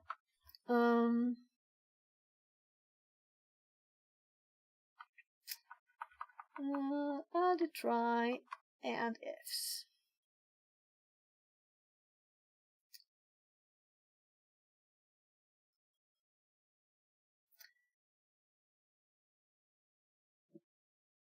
I'm thinking we want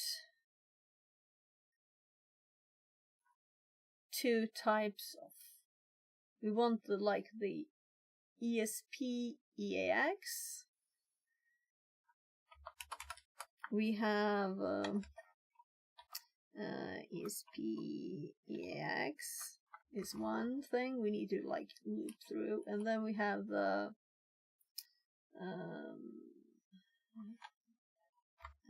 JMP call push.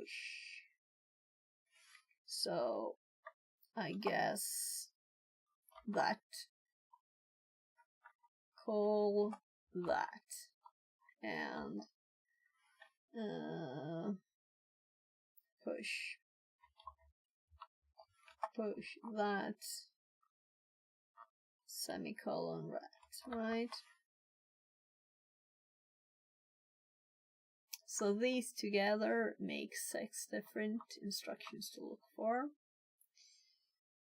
And it might just be easier to list them, but I'm thinking we still need to know if we're dealing with ESP or EAX, because we need to do other stuff differently, depending on what it is. So it's not just a list of different instructions. And as these don't just give us a I failed back, they crash it. So if we run it with this here,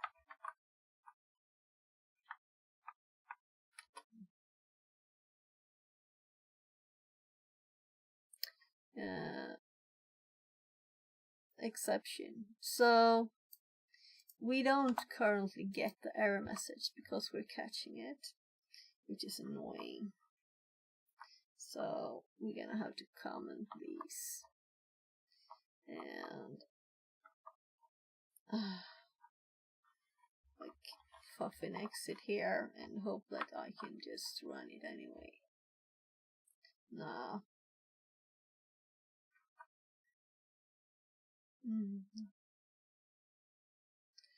I guess we add a try here then, because otherwise it won't be indented. So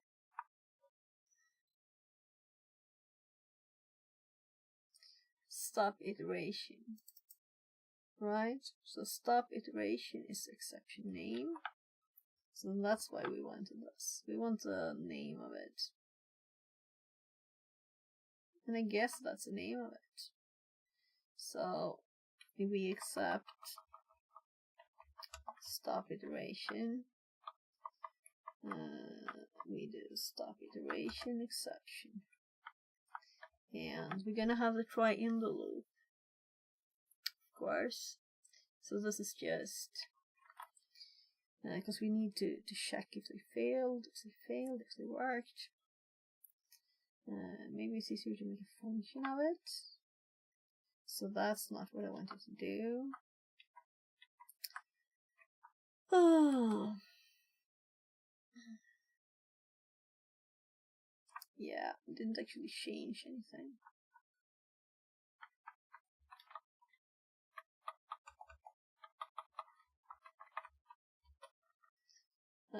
So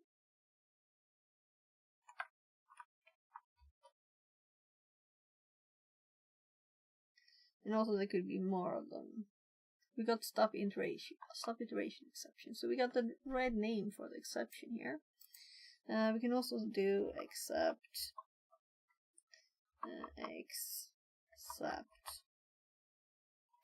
for we need a print unknown error occurred. So how do I print the error? So let's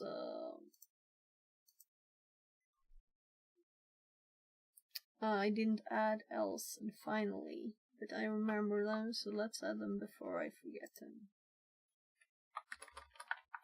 We have else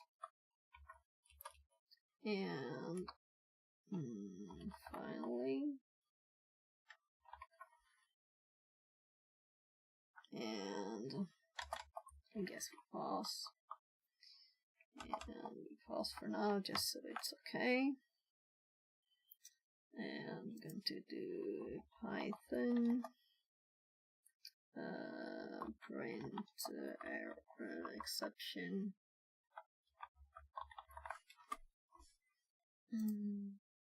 So this is like the thing that everybody would print exception. Yeah, this is what I want to do. Exception E, exception SE. Yeah. So I just tried typing E here before, but we need to do exception as E. Python 2.5, Python 2.6, and 3. Okay, exception as E. So exception is the default then. So we just do for this one exception is E. Here we do this as E. And we could also print it here then. I'm assuming E dot wait forever args value with traceback. So we can even get more information than the default. So, my god, I just want to hop to the top. Value with traceback. So value plus E dot with traceback, and mousing over the value, loading, built-in stop situation value, exception with traceback TV to itself.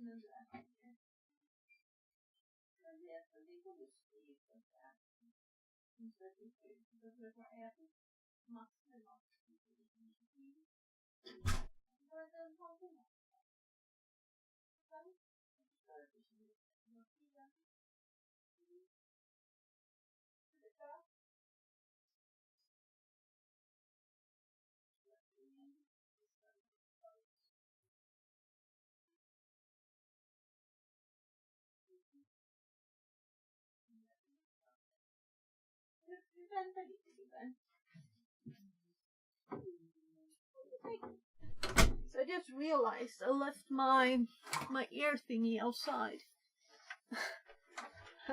I'm sorry if anyone said anything, I missed it. I don't think so. The last messages inspire me. Thank you again for that one. I guess I should have clipped it. So that's the things that makes it extra fun streaming, right?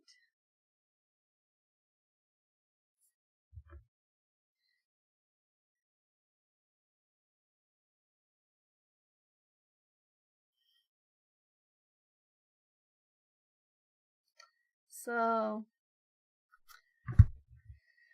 let's see. Right, so let's mouse over this one again. I'm kind of assuming that these will be different types. And as I don't want to handle that manually, I'm just going to do different lines. And lazy it. And these will exist for the other error too, I'm assuming. So let's just copy these here and confirm, because I noticed that it was smart. Come on, you can do it. So if I click,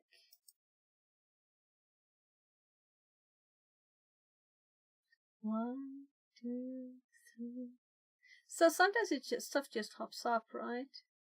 quickly, and sometimes it's slower. So we can see the built-in stop iteration value, but we can't see the here. Here it's not. So let's do hop that away and do dot here. And it has loaded this now, so it can find it quickly. And the value does not exist in this one. It's only args and with traceback and lots of underscore stuff that I do not think is anything really we need or can use. So I don't think value exists here. So we don't know what error it is, and it is not a specific one. So I accept that. We can't know. Else,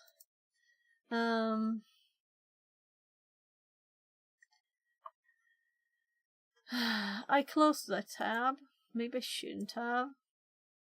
Let's see. Nothing went wrong. Okay. So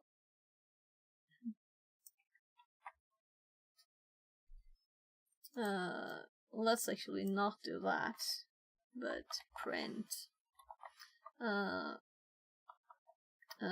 try finished without failing.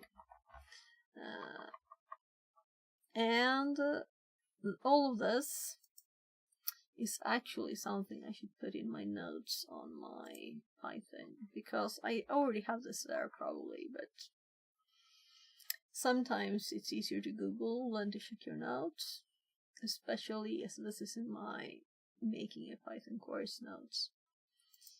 So Python course,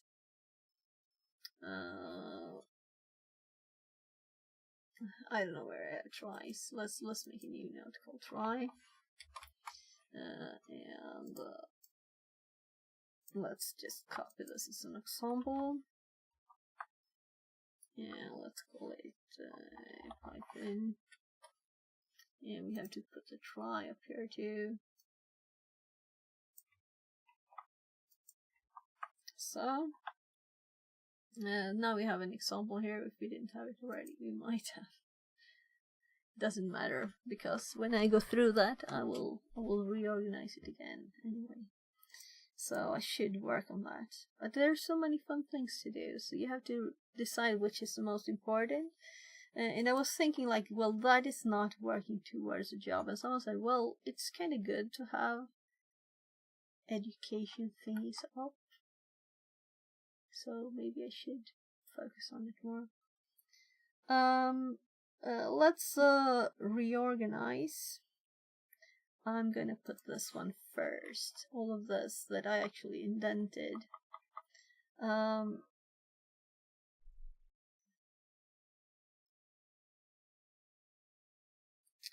So actually, let's start sorting stuff up. So we want to print a disassemble of stack data JMP code. We don't want to do that really, do we? But this would only be interesting in the try finished without failing. Right? This is the only place where we can actually get there, all of this. And this is only interesting here when we already have found something. And maybe we don't want to disassemble this much. Maybe we just want like -8 and we want like 16 to confirm that there really is the instruction there that we thought were there. And yeah.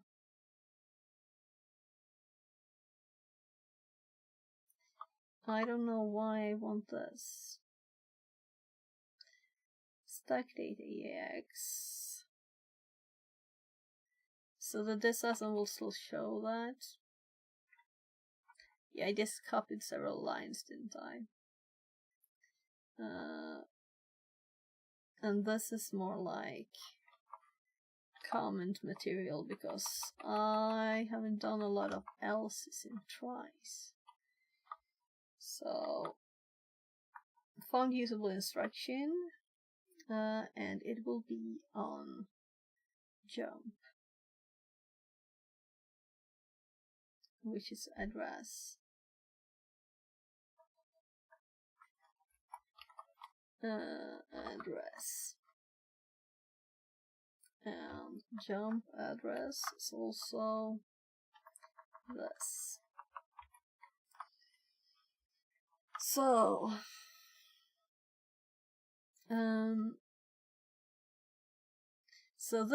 these will only really loop to the next one, but I want to know if something else can happen. And I still want to see if we can get more data back from a crash. These are what we will loop over, so they will be outside of this.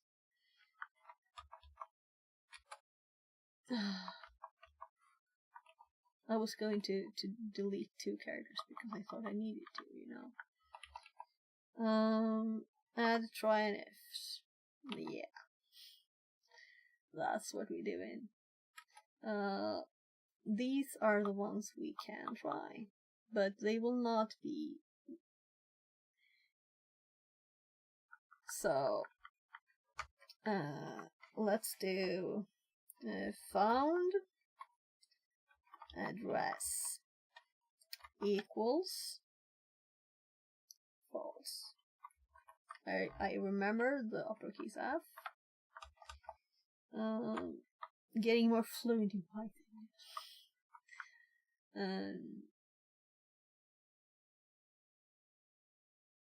Then let's do while not found. Will it pop up? No? Yeah. It took some time though. While not found address. Then we're gonna do our little thingy-ma-do there. And after this we still exit. Because we're debugging. We don't want it to hide our data by hopping further down. Outputting more stuff. We want to loop through these. We need to know. We're going to loop twice.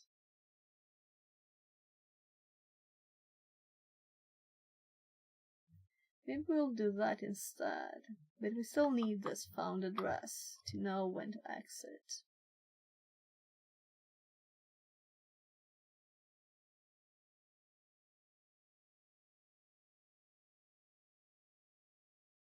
Yeah, maybe I'll change this, but I want to found address. But we might just do it, make it an if. So maybe we'll have 2 loops. Iterate through 2 values, or should we have some other logic? So,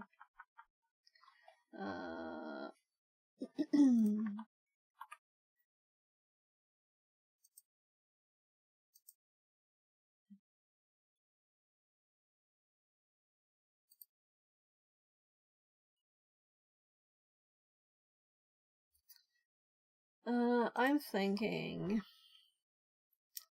so what if we do instructions? No. Instructions.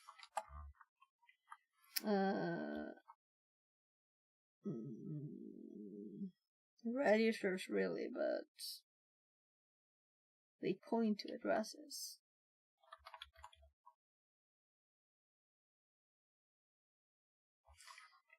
Let's do registers. Because, you know, and I'm thinking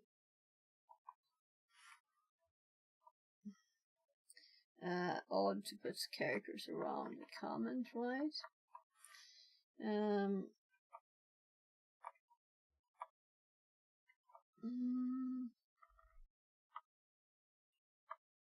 So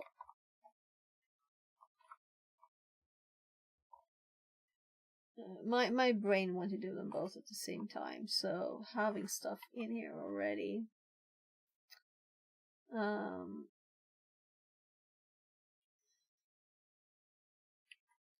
I'm gonna put some character here. I don't know if this was just to point up, you know.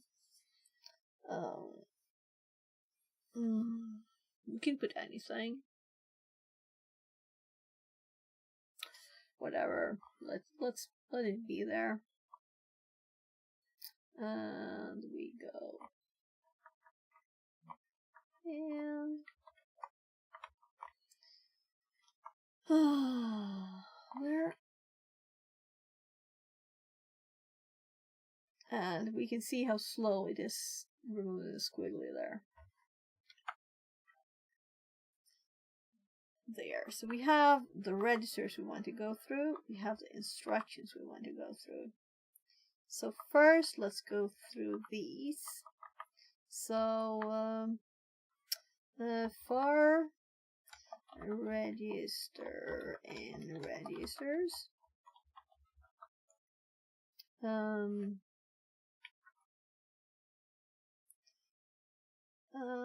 I think that should work, right? And we're not gonna do while not found. We're gonna put an if in here.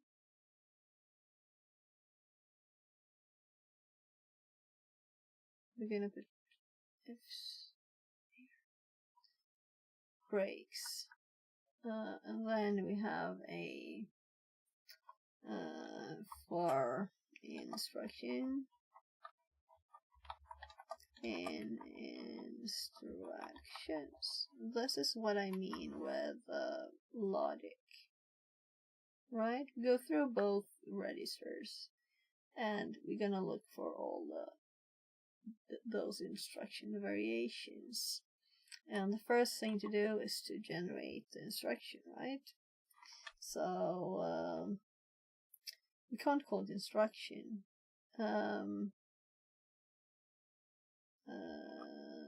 Search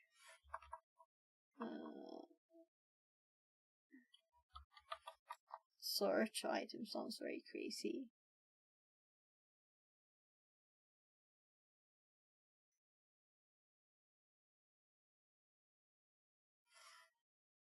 Search thingy. No, I'm becoming very serious in my coding. Search thingy. Equals instruction dot replace. It actually works sometimes, that. And no, I wanted just a normal one. And we're going to replace this thing with the register. There. And then we're gonna print this thing.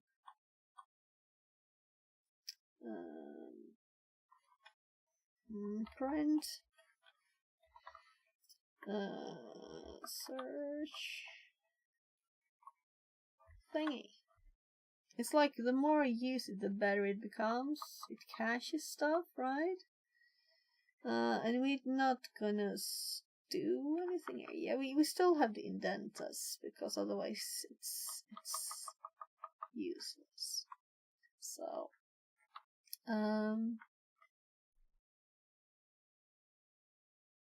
we're not gonna use it finally, right? As this is a loop. So let's pack it a bit more together. We're in the try here. This is where we're gonna try. We decided to call this jump address. So let's make a new line. Jump address equals next I'm thinking it will tell us stuff, right? Return the next item from the iterator. E dot. So it's really picking up speed. So here we have the search. All of this is for the ELF file. We can read from the ELF file. We can config it. We can close it. We can get the ELF class. 45. Get saved.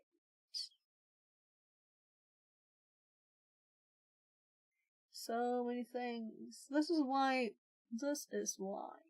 we switched to code.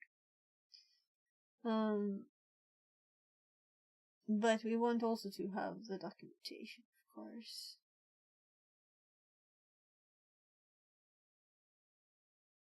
So what if we hover over one of these? Let's say, because I'm curious, what is this? This must be something we can get. But I can't mouse over this, or is it just lazily slow again? I don't know.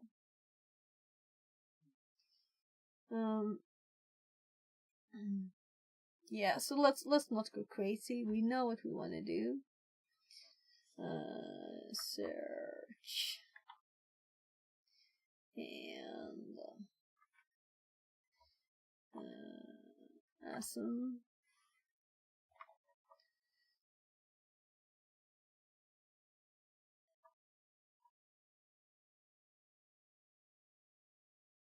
Yeah. So, and here is where we want to do the search thingy. Search thingy. If anyone has a better word, you're welcome to suggest stuff. And these are all suddenly old. Print. Found jump PSP found it. Yeah, we already copied that one. Jump next. Call EAX. Yeah, because this is the one that worked.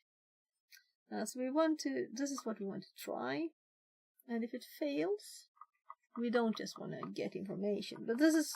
We'll just use this for as a start. To see what the traceback information is. It's actually ready enough to run now. And at the else we want to say found address because we need to use this later.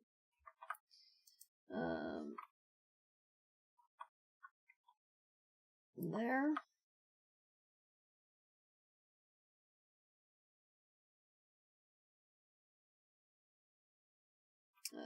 Equals true. And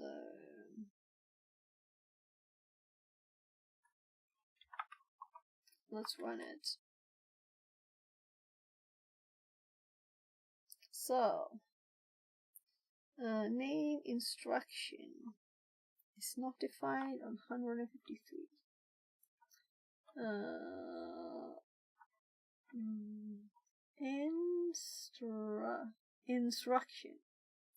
Instruction is not defined.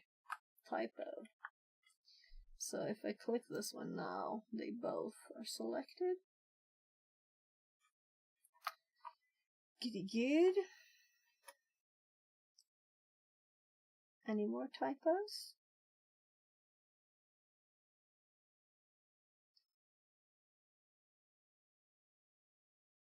And an error occurred. Okay.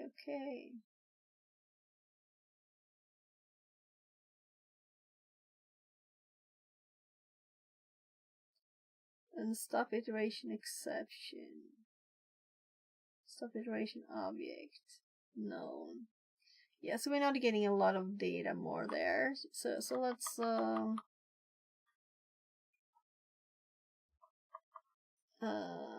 let's instead say instruction not found, because that is what this means. And before this, of course, we need to print the search thingy.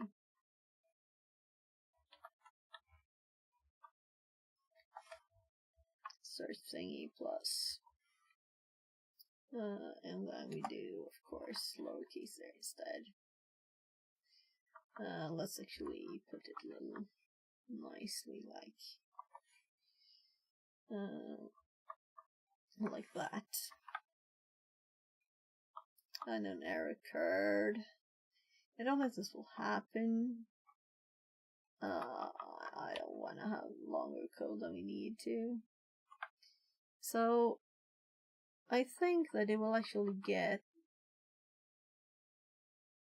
probably say something if we get an exception that is not handled here. So that's a good thing with doing a specific one. Found usable instruction at. So we didn't get this, did we? When with our quick test last time. So e-search. Next E is not defined.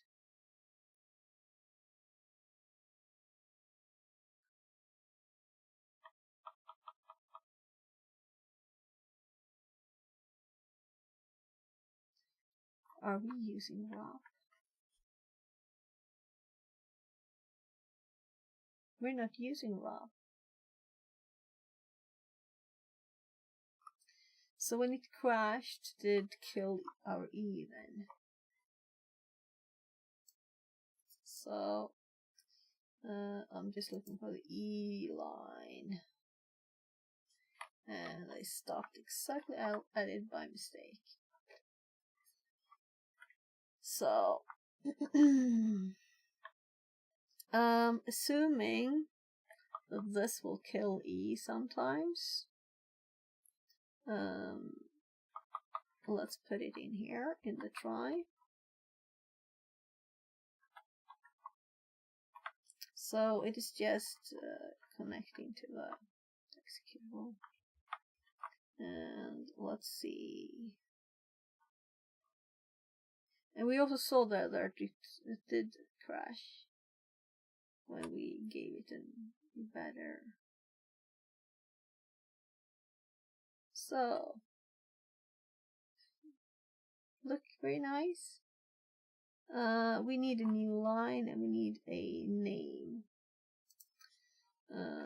It worked, so we're gonna put a print, as we do with all of them. We do \n, looking for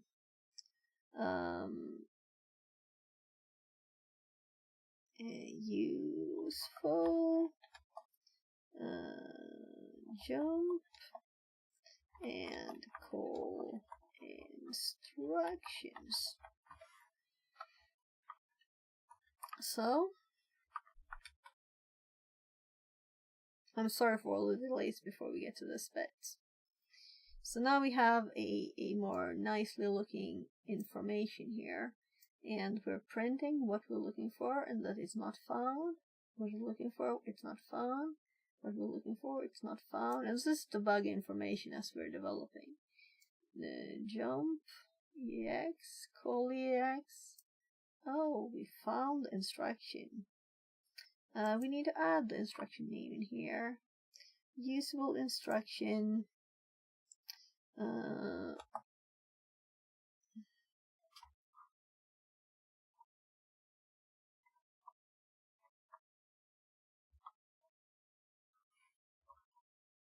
Right. So we're using that kind of string. We just can throw these in.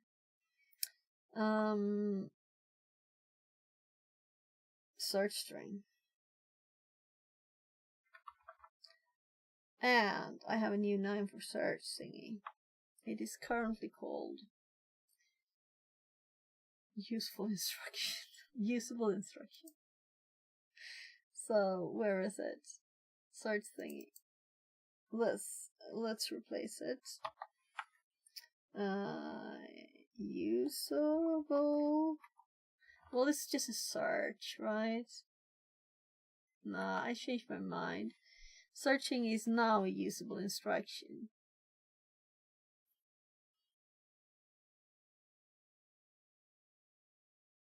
And then we can check if it has nothing, no value. But as we're gonna exit out of there now, I don't have any finally.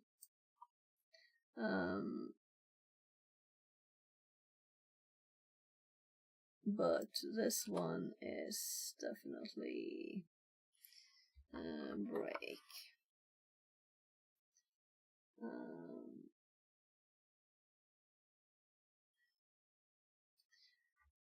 So, breaking out of two loops. Let's see if there's any tricks.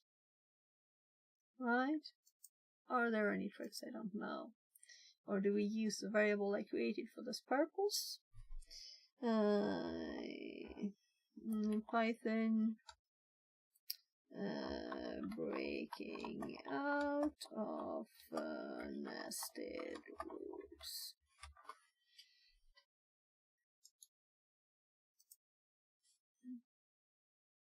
Break out of both loops. Except break it fast.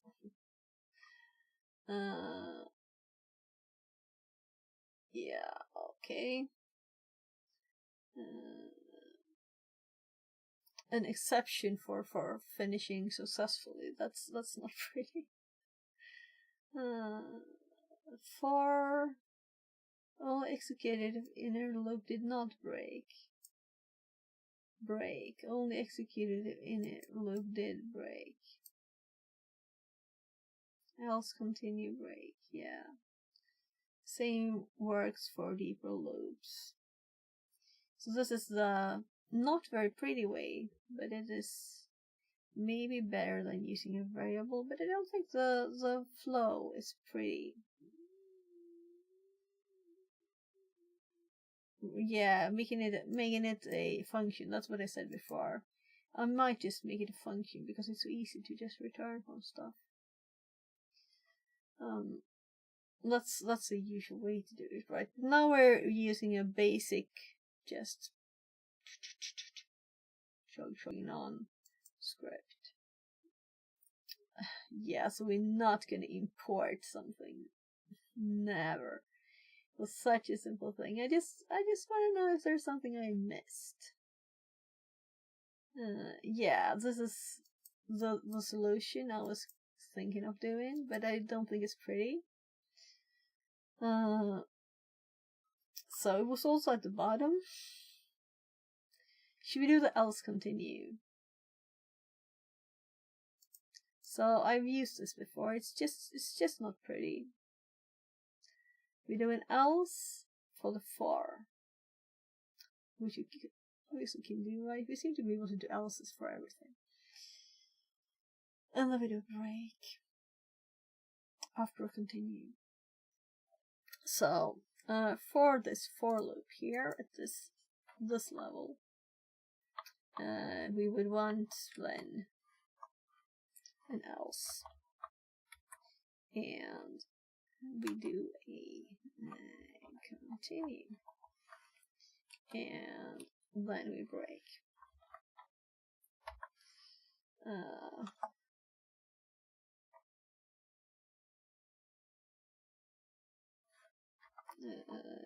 Found an address. So, what do you think? Is this prettier or an if here? So the alternatives they're this, or we make an if at the same level here. If we have a variable already here, right? So if found address break.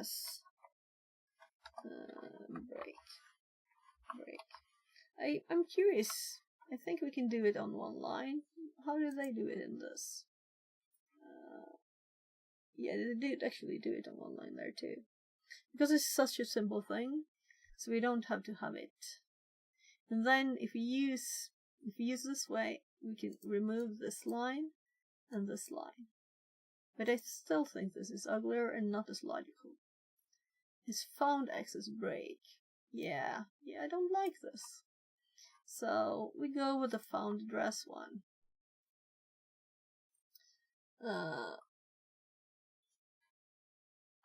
Let's put them like that instead.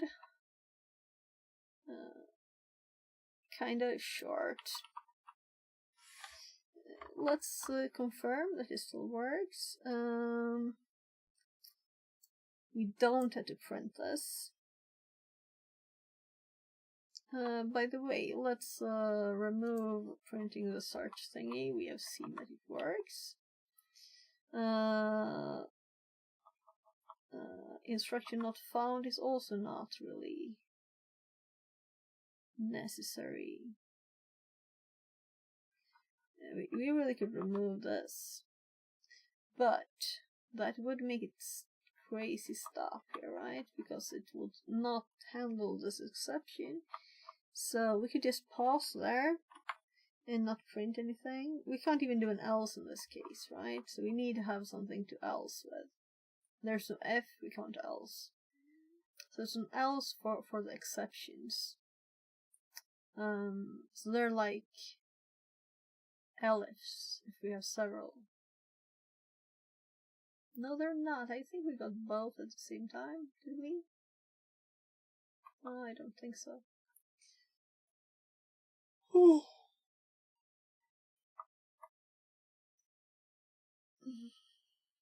Maybe this is good to keep anyway.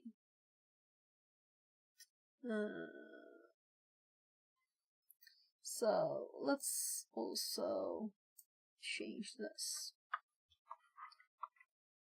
to use the same format. Instruction found at. And we of course I'm getting flashbacks from doing similar things. I'm gonna have those there too. So let's see, is it prettier? So not found.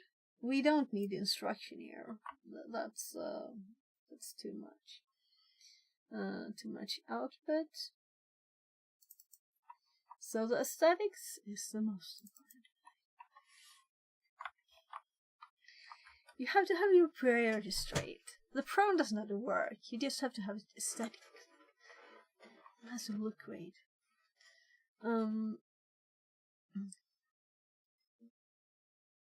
We don't need this many lines, do we? This many instructions. So let's make this a bit tinier. Let's do just half for 8. So I'm sorry for all the delay. We don't really need that at all. It's just me thinking it's okay to have that much. So we're getting it there in the middle too by luck this time. I mean, this could have been a 4 line or whatever, and these were. Yeah. So it didn't find this, didn't find this, didn't find this, didn't find this, did find this at this address. So we need to know this is an E for EAX because this will matter later. And so when we hop out here, let's see if our variables are still available. Because if they're not, we need to fix it. So let's print it here, out here, at the very base of stuff. And it seems to be okay. We'll see. So the variables are still there, which is good, I guess. This is Python. Also making the else really not needing to have this in it.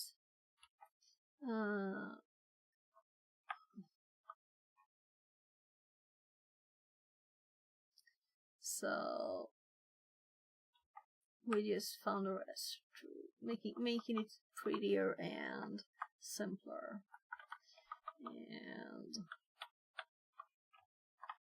there. So then we need also the if. Yeah. So I had a SP, falling back to SP plan here. This is what we've used so far.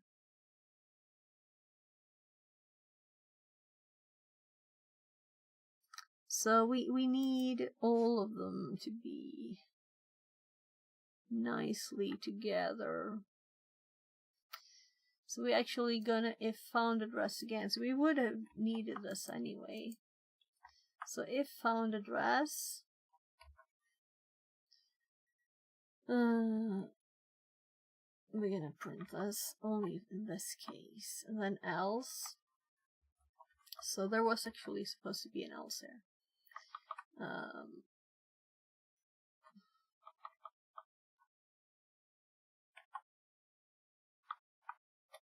So address for no, this is not good. Address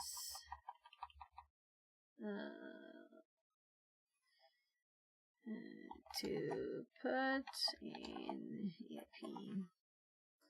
And I guess I shouldn't do EIP if it's supposed to be both, but for now it's very E, as we're searching for EX.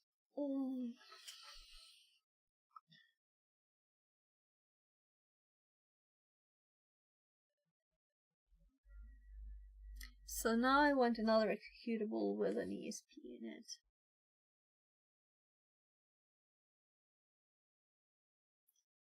So this is not fixing anything yet.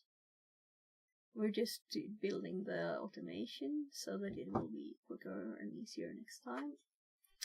We didn't use ROP. My kid's not yet.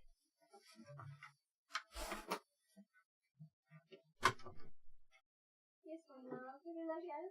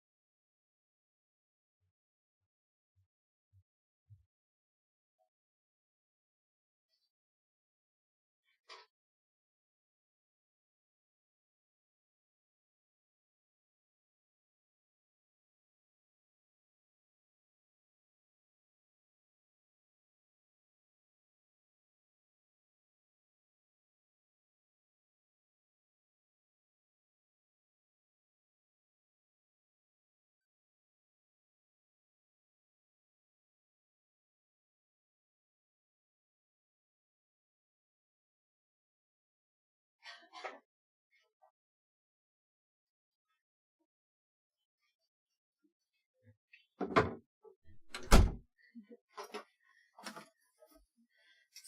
oopsie, my god. Yes, I'm in the middle of cleaning the room, and now it's weekend again, so I can continue. But I have like a lot of stuff just next to me here. So I'm stepping over a box every time I go in there because I've been cleaning both in here but also the wardrobe. So I put a lot of boxes of stuff from the wardrobe. Oh my god, I didn't have a glass here. Thought I had a glass. I have to go and get a glass. Sorry. There's nothing to drink with my glass.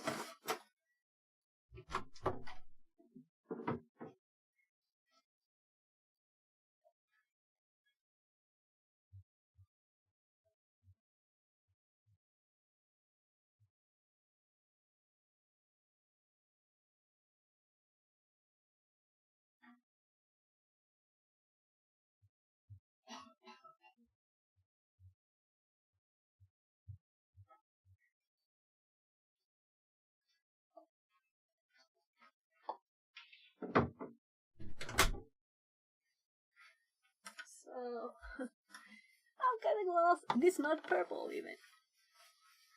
Gosh, my pens are falling down. I need more pizza.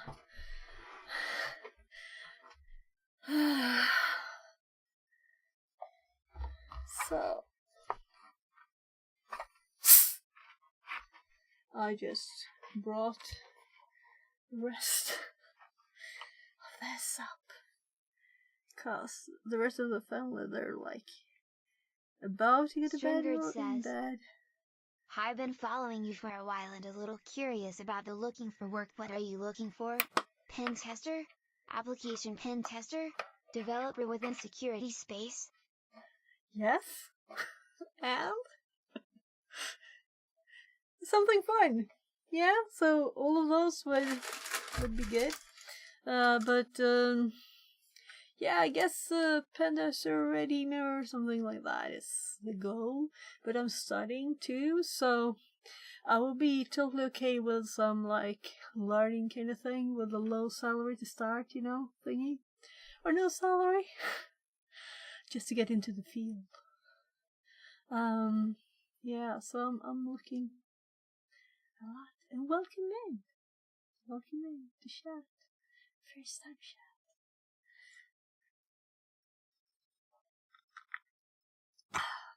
I was thirsty.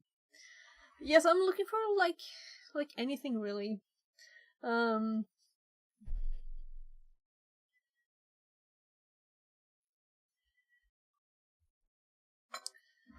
So I know that researching anything is fun too. And learning things. So that's, you know, I've been programming since I was kind of tiny, and computers since I was kind of tiny.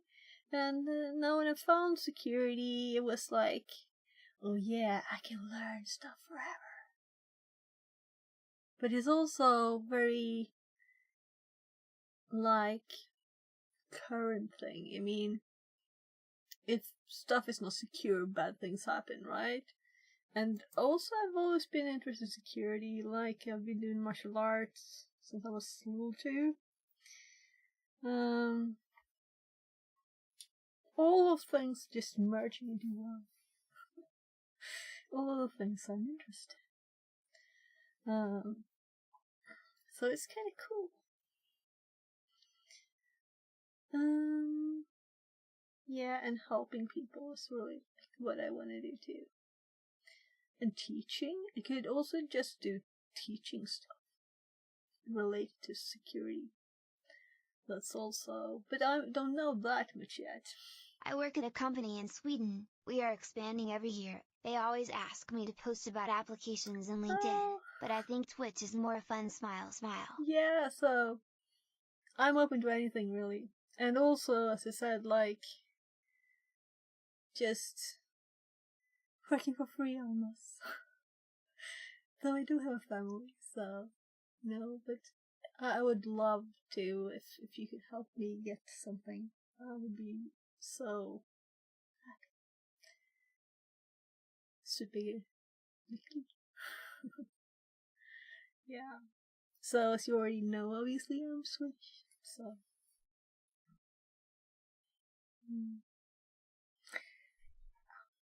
So how am I supposed to continue when you say these kind of things? Yeah. But I was thinking of, yeah, so people are a lot quiet in chat. Maybe I should put a message on screen if I'm doing this kind of thing. So you're allowed to talk to me. Please talk to me. Just chat. Because yeah, I noticed people, and I want people to ask if there's something they don't understand or anything. Like someone saying this is advanced when I'm just learning things. Yeah. So I just realized we're not using RAP, right? And there's a reason I added this here. But I don't know what, because I don't have any traces of it left. And I think the RAP might have been like ChatGPT suggestion. And I was like, oh yeah, I read a bit about that in the docs. pwntools docs. So let's just search. So I'm curious why I don't have it there. And let's like do call or something that we might want to find.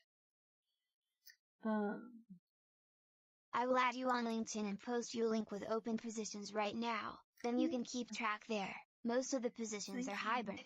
So it's no spam bot that's sending random links. Smile, smile. Yeah. Yeah, and I'm mostly looking for hybrid, so that would be great. So where in Sweden is it? On hybrid, I mean, I'm close to Stockholm, so I couldn't go to like Umeå or something very often. So Stockholm though. I worked a lot.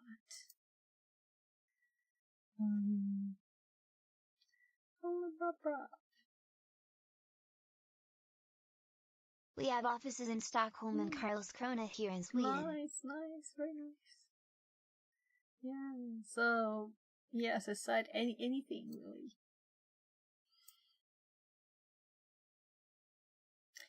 Thank you very much. So let's see, where do I have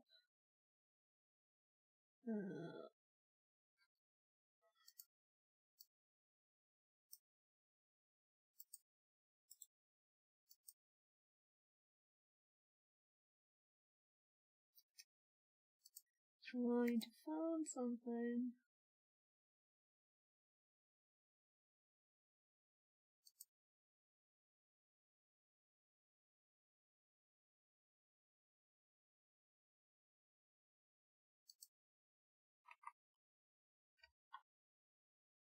I'm tabbing here.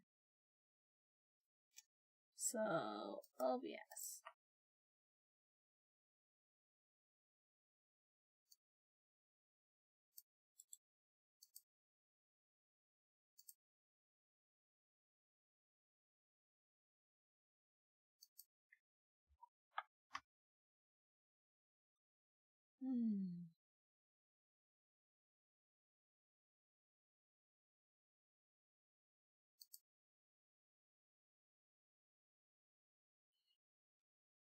Let's see.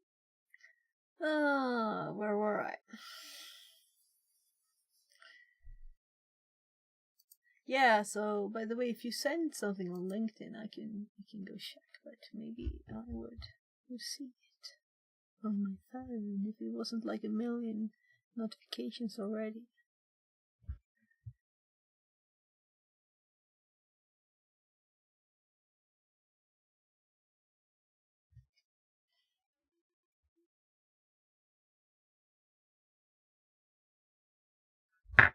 So I had a million notifications already.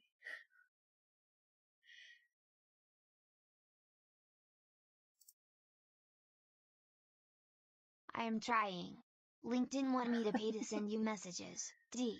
Oh, but you can just connect. You don't have to pay to connect. And then you can send messages when you connected. So, but no hurries.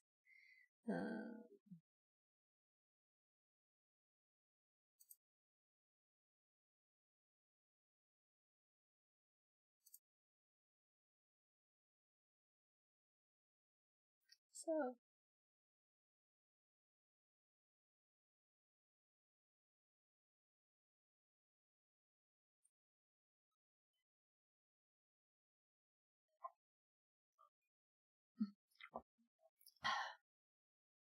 Oh my goodness, this was slow. So security is sometimes slow.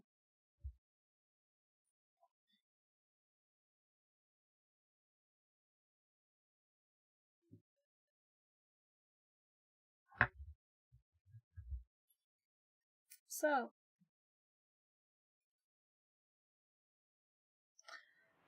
there.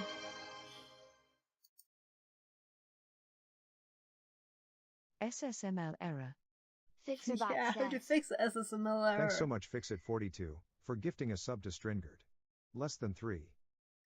I have to fix that error. SSML error. It's depending on the voices. I have to check with the security live. Maybe I didn't. Maybe I selected the bad voice for that, for the automatic messages. So Stringard says. Oh, thank you so much. yeah, so thank you. Thank you for helping. So good. So we're gonna check out the ROP stuff too.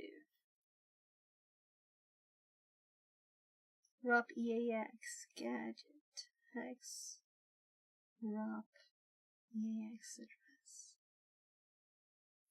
So how come I have ROP in my code but don't use it?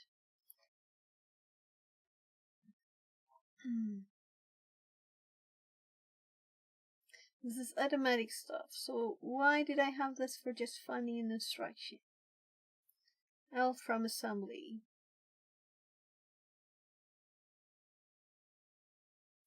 Yeah, so I don't know enough about ROP. I need to learn more about it before I do it in pwntools. But I had something. If it was ChatGPT that gave me an example when I asked for something, that had it in there. So let's delete that for now because yeah. So. I think I sent you a connect request on LinkedIn now. No rush to check it, but I will post to you there later. Yeah, thank you. I will just check my notifications on. They'll like sorted, you know. They're linking. Yes, I see it. You used your last name there. Okay, so now I'm getting consent to ads too. Thank you very much. So I'm saying yes. I'm doing it on my phone, so I don't happen to click.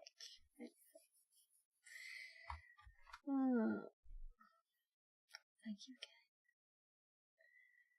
again. So let's remove the ROP tab there.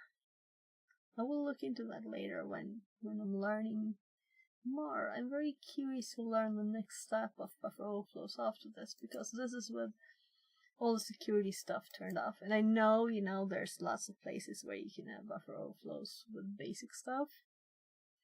Like old routers or other hardware, old Linux servers online somewhere. They're, you know, that server that people just forgot to turn off because no one knows that it's even running. But maybe that one doesn't have much permissions anyway. But maybe. Oh my, so these pop-ups, sometimes they're quite annoying. So we have print looking for useful jump and call instructions, registers, instructions, and if we learn of other stuff, we can look for those too. Found address, not yet. For registers, instructions, safety thing, search thing, instruction replace. We replace this and this with the register names. And then we try the EL executable. And I'm curious now, if I were to kill this line, I'm thinking that this is broken by the crash, and that is why we needed to add it. But let's try. So does it work if we delete the line? No, because E doesn't exist. It's not defined because it crashed. So really what we need to do is to refix this when it has crashed. Right? So this is when we need this. Nowhere else. So now it should work. We don't do it when we don't need it. No. So where else? Why is E not defined? So up here, if we just do it once, let's comment the whole darn thing, or just put one line here.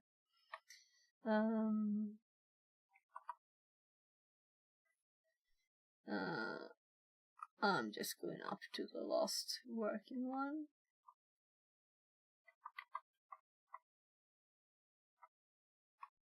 So call EAX, I forgot which it was, it's call EAX. So copy, paste, the try, but only with this, and I'm kind of sure this worked before. Oh, I have the messages up.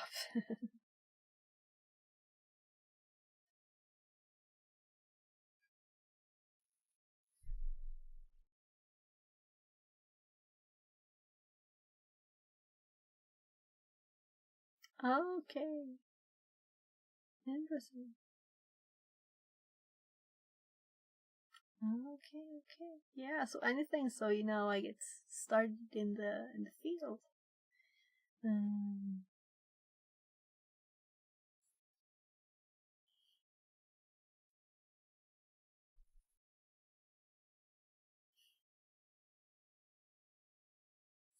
Thank you.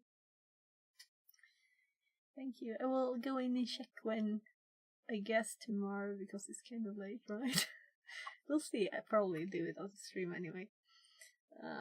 If I ever stop streaming. Did I copy anything? Yeah, this. So we're gonna add this inside of the search thingy. And this of course is string. There. So if this doesn't crash,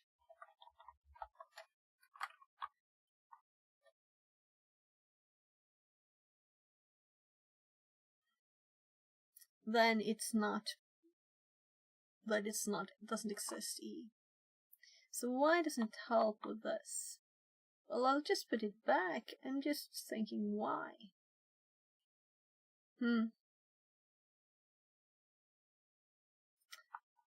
Exception. Let's put this in finally instead.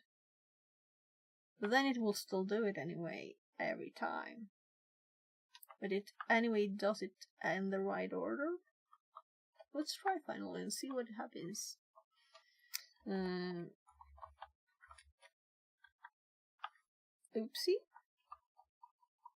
That's a lot of indentation.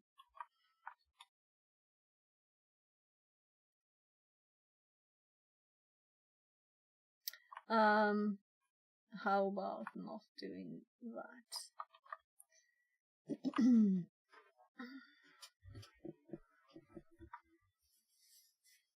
So I actually clicked F5 instead of tabbing.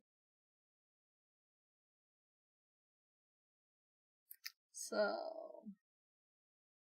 name address is not defined. On line 177. Yeah, because I removed the exit. So it is not called address, it is called jump address.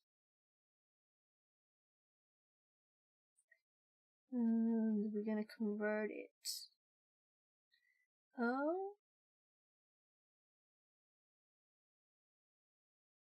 Oh yeah. So we're printing it here.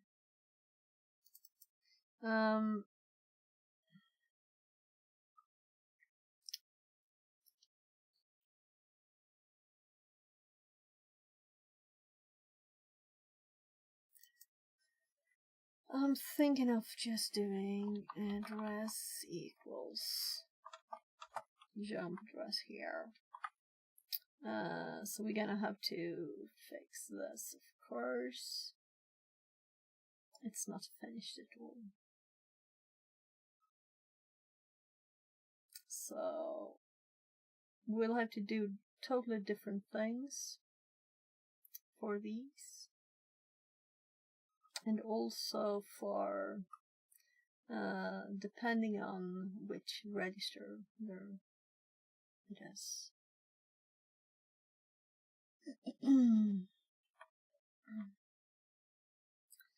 Yeah, this will be interesting.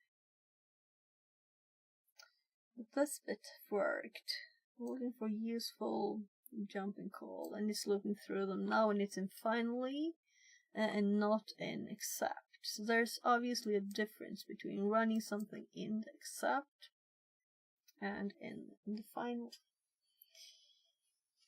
So, though this is run again now when it has succeeded, which I don't really like, because we're doing it when we don't need it. But, whatever, it's working and we can't avoid it, I guess.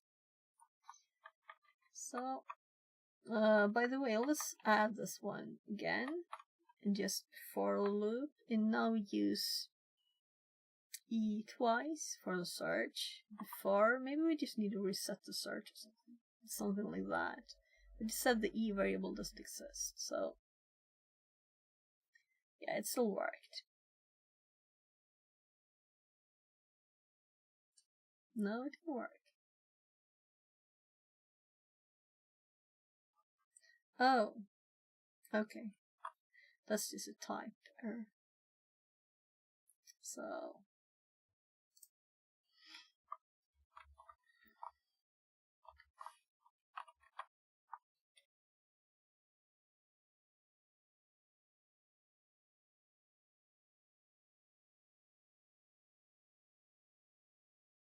yeah, so we're in Henry 82 now. I don't remember exactly what I was doing here. So address exists there. Yeah, this will be totally different depending on what we want to do. So there's an int in here too. So how does the so we don't want that the address here. It needs to be the F.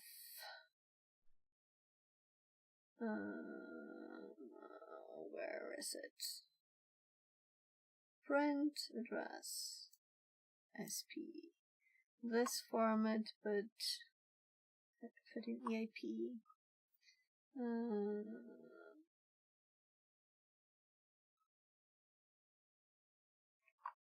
So address to put in EIP. Am I blind? Here. I was just here, you know. And here we have the format we need to use. So it's kind of simple. Just copy that. And we replace this. So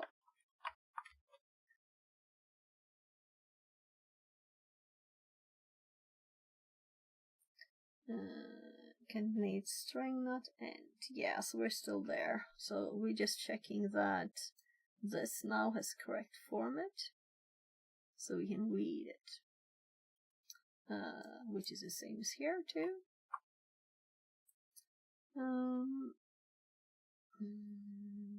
And here it is hex.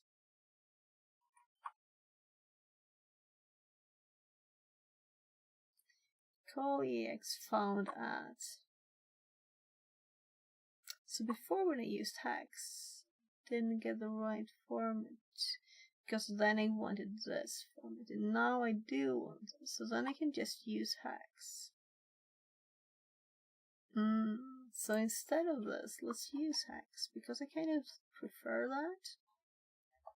that. It is more readable, more easy to read, and that's like important. We need a plus now. So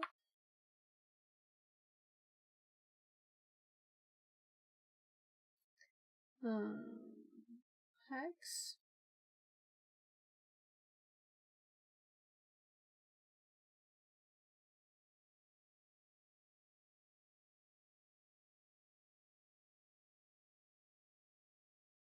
So why? I'm just gonna run it.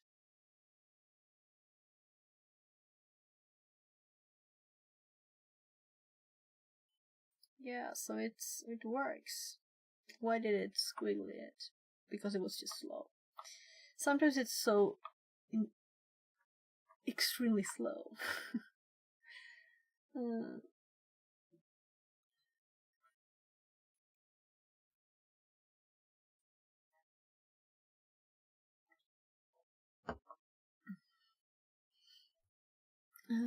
The full payload would be,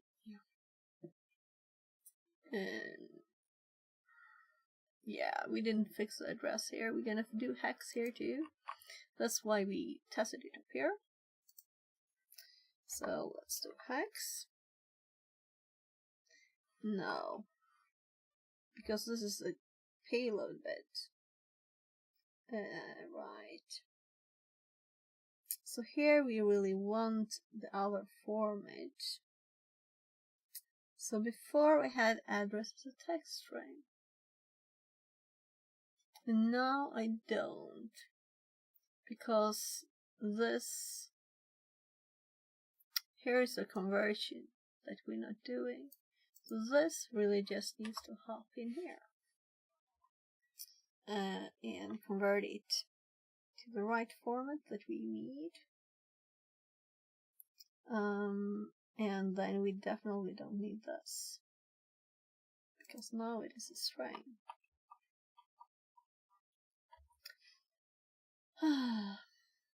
So, but we learned something. So nothing is useless. Even if you do the same thing twice. Repetition just makes you remember stuff better. So, it didn't work. So int is not a byte. We need to make it a byte. Let's see. So here, this is the case where it is not already a byte. So we get jump address from this. So I would assume this would be an address-ish thing, but it is not bytes. It doesn't say the return value of this, does it?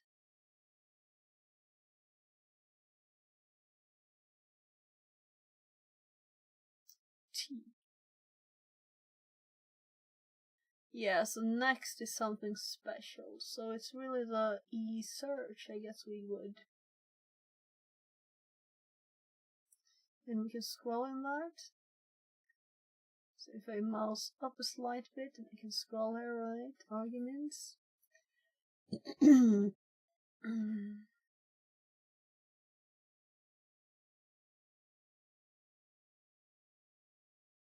So imagine us still being in mousepad. This would have been much trickier.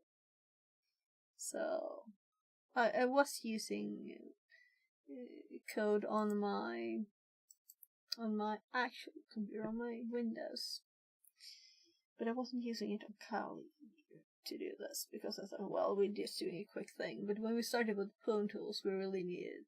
So it was already installed. I already had it in my favorites and everything. I was just not using it for the buffer overflow stuff because it was so simple things. But now it got a bit more. You know, I want to know all the bits of these new things that I don't know, and it's much quicker to make it load than Googling, even if it's slow. There. Encapsulate information about L file. There.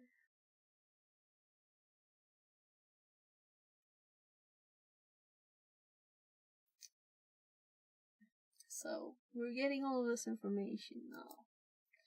Very, very nice. So this we can actually print. Looking for useful JMP call instructions. And then it's printing what it's doing. And saying not found or what it's testing. And if it ends up here, it's kind of, we can see it, right? We need to fix a lot of stuff.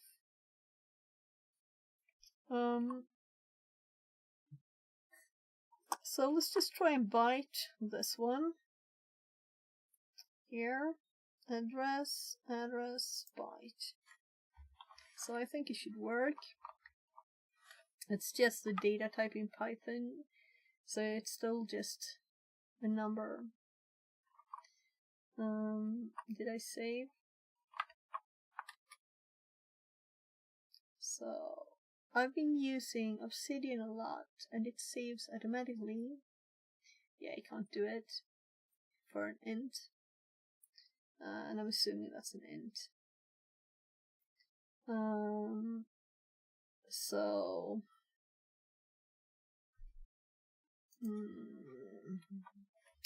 a Python convert into byte.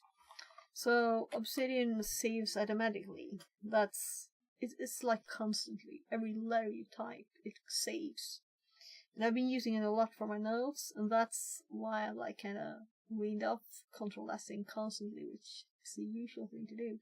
So now when I start using code and it doesn't save at all, not even if you close the program, it saves.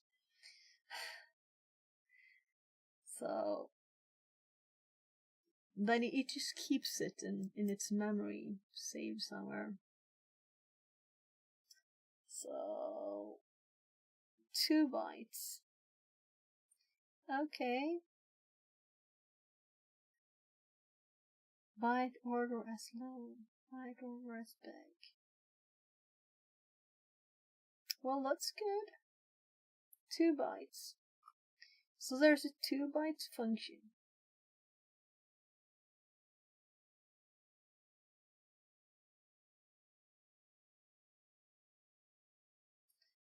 Let's just try doing 2 bytes and see if it requires arguments. So instead of byte, which is for strings, I guess, we do 2 byte. And I scroll too far. As an underscore. Yeah, it knows. So, give me the hint. Length int byte order. So, length. course. We want the length far. No, we don't want the length far. We want the length. Length. What do we call that? Address length? Length. So most of it, I will try to make it so it works for both 32 and 64 bits, right? And when we get new stuff that require other stuff, we add it. Like now we found an instruction here. This is what I was going with because I didn't find anything else to do. So down here with the payload, I'm also thinking if found address, right? A found address, and then we have an else, and the print, and in here we're going to have if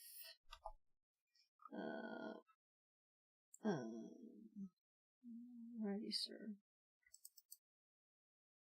which will still have its value because we tested and printed the information after here. It works. If register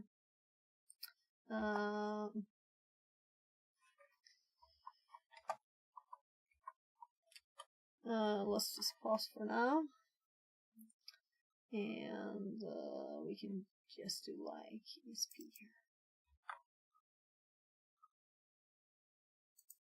So we have a thought on what to do. So pause is just a way to make Python not flip out about there not being anything there, as it will squiggly the else otherwise. But it takes time for this to squiggly it, so I'm gonna put the pause back.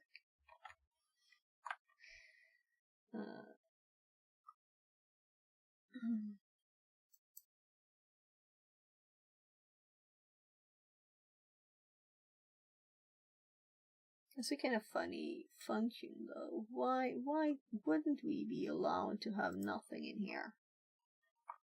Why doesn't this work, you know? Because it still knows that the indentations. So this should be a default pause. That's what I think it should be.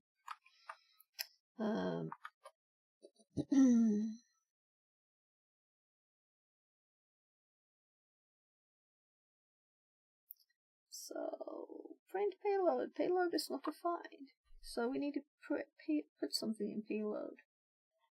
So let's hop back to the end. And as we just did our actual example here, so let's just put it nothing. Something.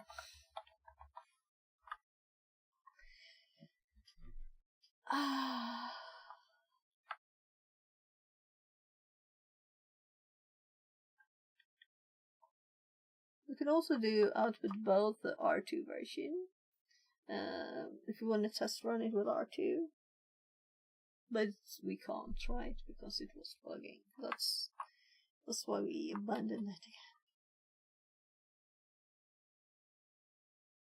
So we have lots of output that's not really payload not defined.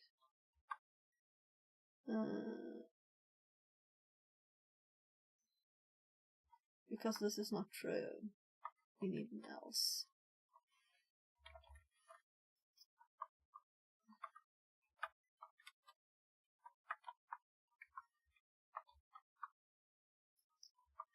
Something else. And now it is defined. Something else.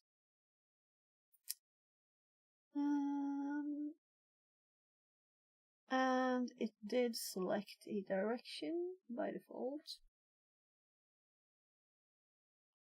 Here. And we actually wanted to turn it around. And it can do it automatically. So let's try the options there with little and big. It was little and big, right? Yeah. Little and big. It is a second argument. Where is it?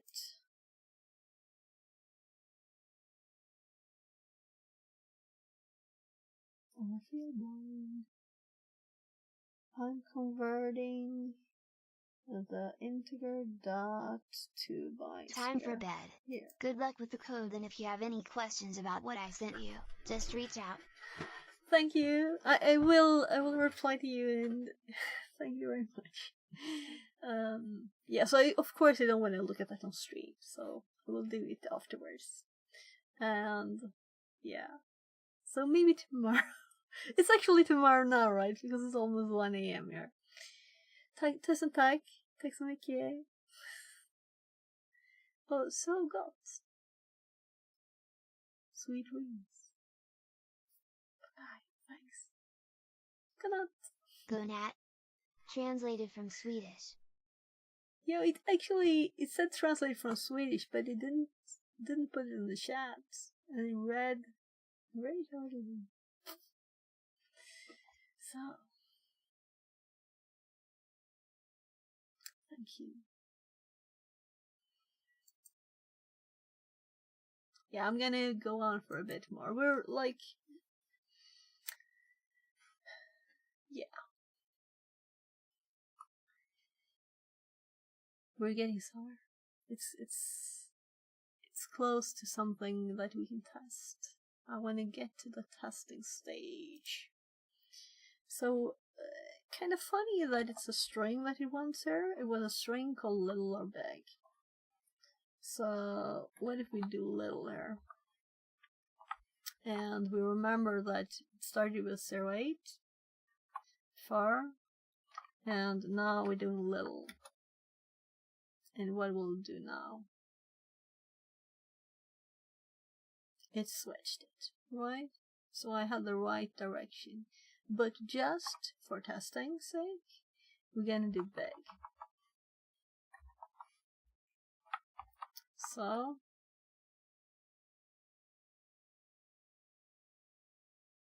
now we have the 08 first. So let's undo a little. And this is also a great knowledge to have. If we convert bytes to an int, which I did earlier too, and then we can, instead of using this, convert to little endian, we can use this. So this is converting bytes to little endian. And oh, we have more characters there. And this is actually convert int.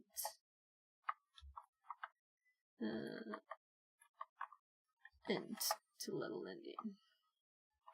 So we have two different functions doing the same thing.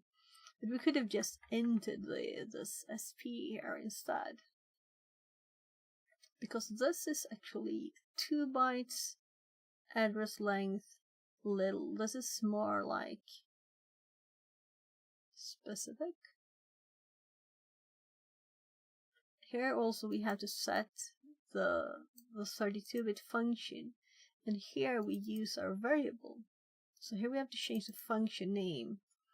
So again, this is the...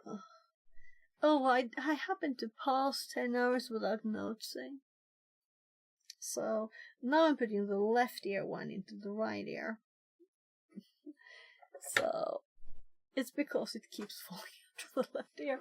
I guess like my I should switch the tiny thingy there. Different ears, I guess.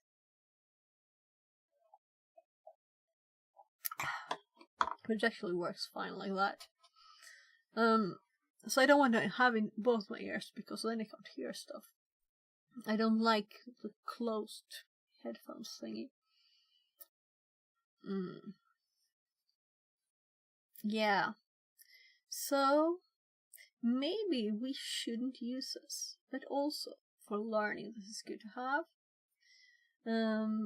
But just for testing sake and testing this functionality here, Let's do instead a int of this, and let's do a let's actually delete that dot 2 bytes. I think it actually wrote it last time kind of quickly. 2 bytes, and then we can do the same parenthesis. So, and then of course we need a print address. So I want to do this, and let's just print it here.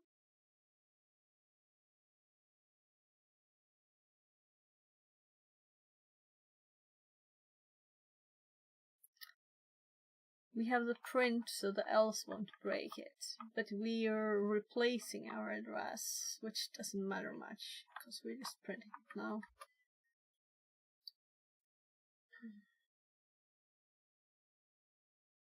Just making sure the functions work, right? And I recognize the address here. The SP, oops. The print SP address here. We hex it there to print it, and then we use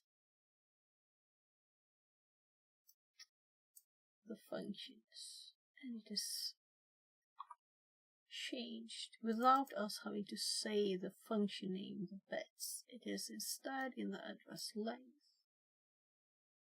I like it. Yeah, I can't just save this line for learning's sake, can I? I will find that again if I need it.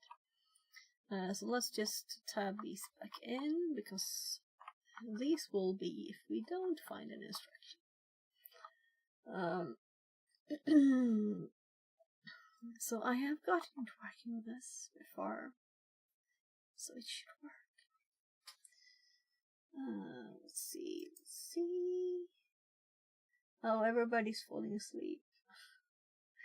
So the number of people watching has been like shrinking a lot lately. I kind of haven't checked in a lot of times though. But there's often when I do this kind of thing, not a lot of people, which is kind of sad. Maybe I'm just being boring because I'm tired. I don't know. So, but thank you very much for being here. Yeah, I'm having a lot of fun stuff. So I'll continue a bit more.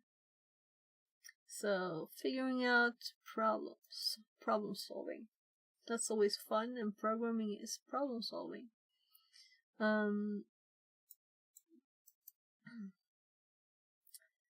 So now let's make a payload from what we have and test it.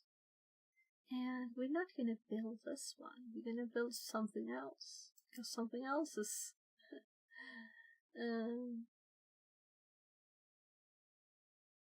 yeah, we shouldn't end up with another one, so we're gonna copy this, and we're gonna make a comment and do EAX. We could do an elif here if we wanted to, or an if.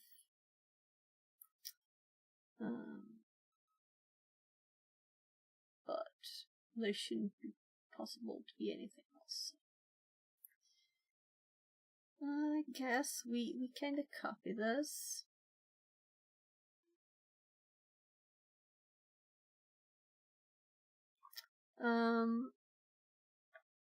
I'm kind of thinking that for until here, this bit of the thing will actually be the same. So let's do a plus equals here, and let's put this one here. right? So it just needs an end. And this needs a start. So we're just adding them together. So all of them will start this way. And all of them will also end the same way. So let's do a payload plus equals here at the end. Let's separate this out. And the end of it after the last parenthesis here. So let's cut that and just end the string. And let's put it here. There. And no executable this time. So they all start and end. And what is between the parentheses of the print.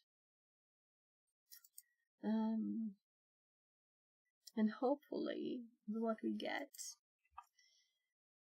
will be good. So to test this, simply just we should just get something else within the parentheses this time. And we didn't. So that was a good test. I have forgotten to change these to plus equals. So it wouldn't work. That's why we test stuff. Because stuff fails. Typos.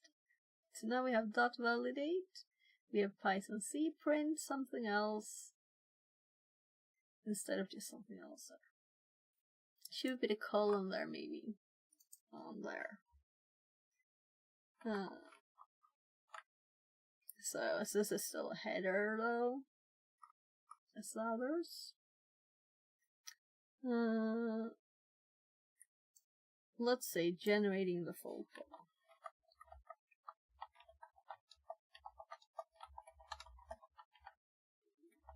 So the way to crash it in the right way, depending on what we found within the executable. Yes, I'm gonna refill my drink, and I also haven't started on the pizza bread. Oh, this pretty sprites. Oh, and I'm happy. So last time I got burnt bread, and this is so nice. It also is so dry when it's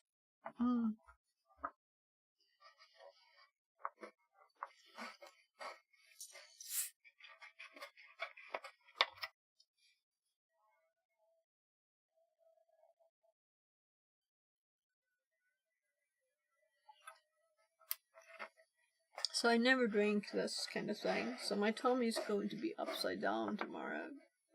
Or maybe no. We'll see.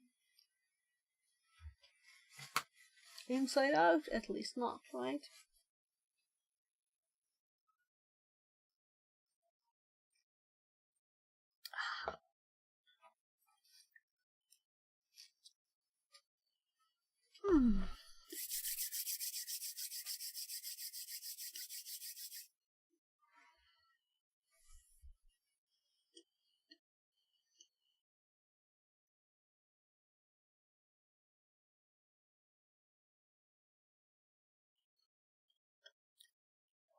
So we need to check what data we have. And for now, just assume that this is something recurring.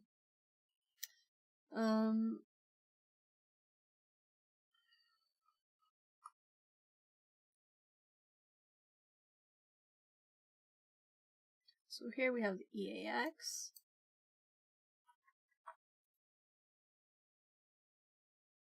Stack data.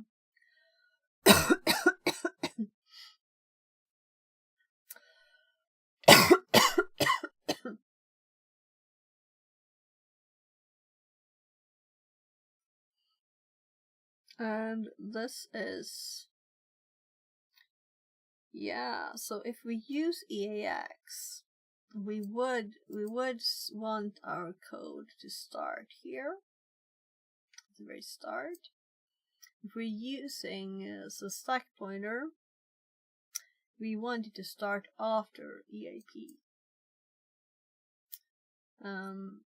But here we want it to start at the very first character. This is why we have to make it totally different.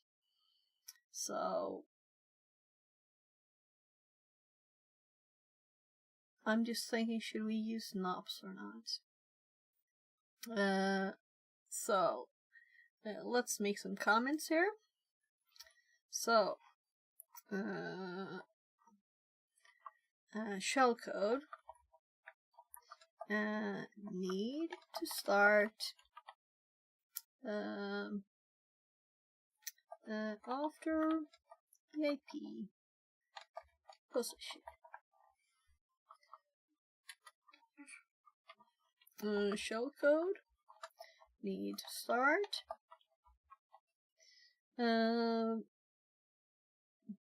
at the start of the string. And this EAX thing that we just found out exists at all. I've never seen it before. It is so cool now, because it will make these things that I have had problems with much easier. So we have a register with the contents of where we want to jump, instead of just randomly looking at the code and going, oh my god, where did I put it in memory, and trying to find that address, putting in a lot of knobs and trying to like do it in the middle of that, doing that address. So if this works, it's amazing. So what we're sending in here, shall continue to start at EAP position, meaning we first start with this.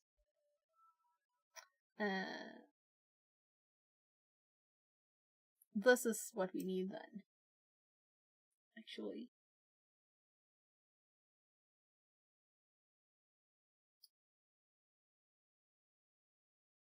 Because that is the EAP position. Yeah, let's make it in 2 steps. And my brain already thinking that we need to create these separately. And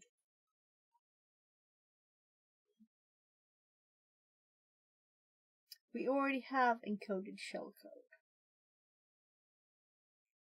So maybe we shouldn't. Let's just list them. We have the encoded shellcode. My kid's knocking again. I think he's about to go to bed.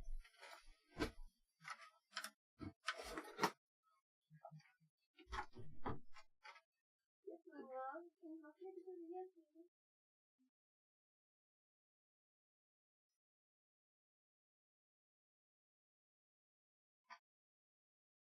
Yes, yes, so far it's up from here in the top. It's a sand for that.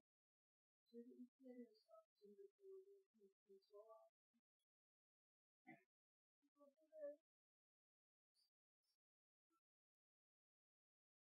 You should do a multiple other things. You can look for other things that have a 6.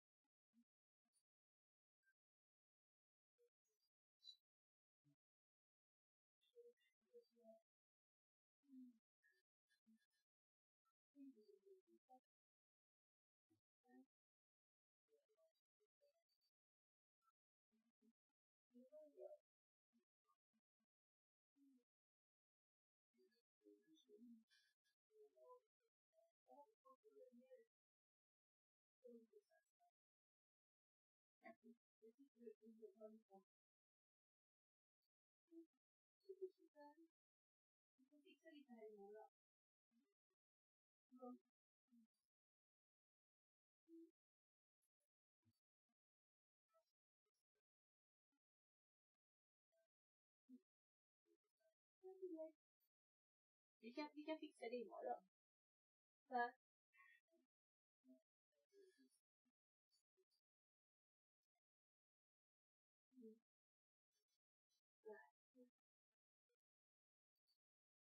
Okay.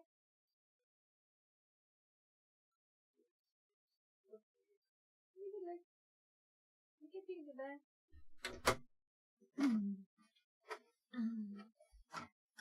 So, we were just chatting a bit. Just a bit of chatting.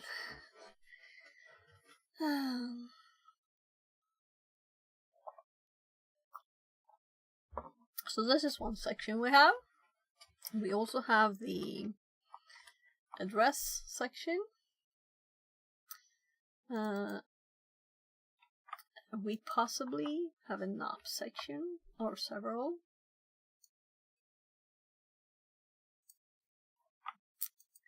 And more important, we have a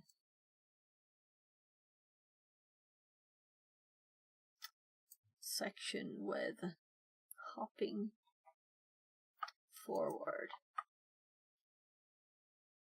to the EIP position. And if we go for the shellcode one earlier, which we will do here, we really need to know the correct length for it.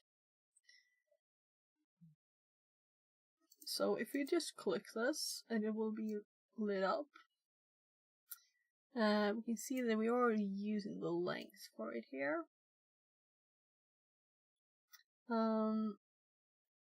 So this is also something that we need here. At the end,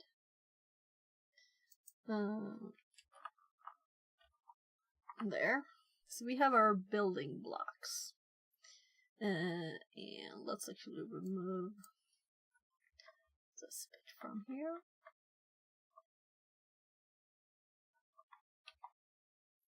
For now.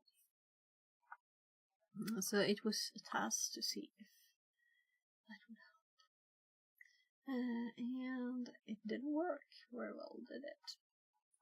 So, shellcode need to start at EIP position. That means that we need to hop to EIP position after EIP position.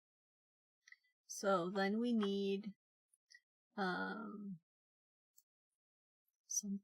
we need this, To hop there.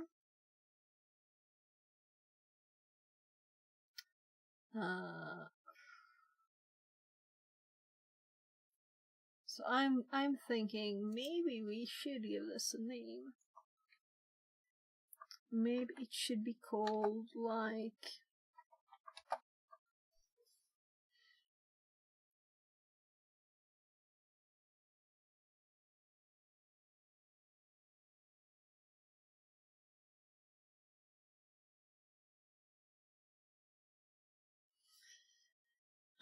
I'm in thinking like EAP filler, hop to EAP position, EAP filler, EAP fill to EAP. I mean, that's better, right? Fill to EAP equals. So why does it have to squiggle it? And then we do here fill to EAP.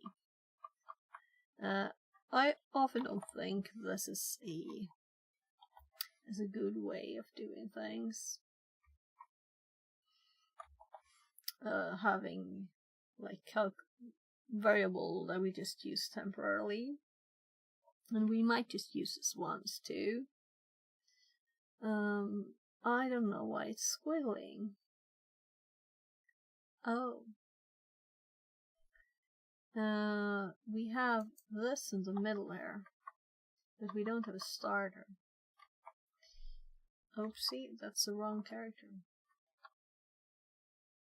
So now I'm too curious, I have to do again. Verb suit. What is this?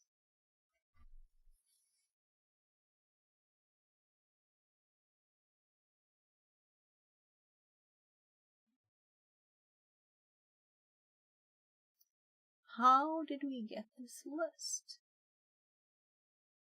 So we're getting our files, right? Why? This is my user directory. I've never seen this before. We're not even in my user directory right now. We're in the buff one. Though we are actually, because we're using the tree thing here. So we're in this directory. This file is in the buff one. There, buff. So, but I know in code all the things have the main path. So there.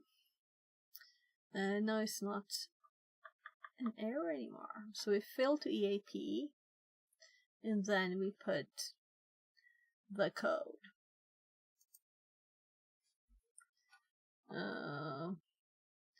The code equals.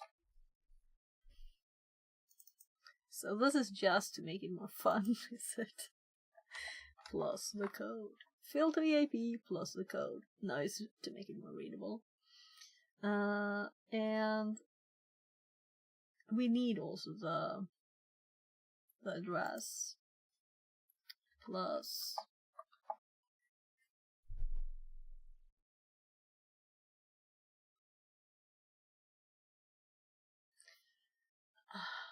this is so odd, but let's do the address equals address. This is meaningless. It's just the address, right? Fill to EIP, the address, the code is what we put in this payload.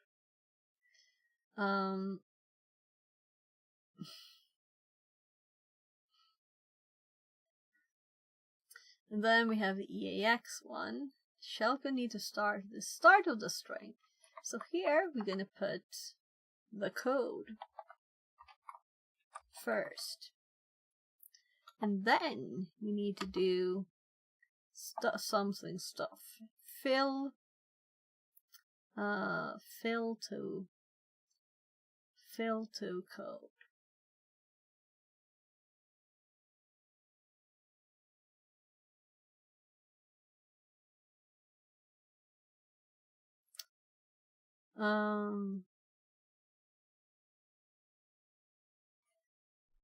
Fill. So we have a different one here now.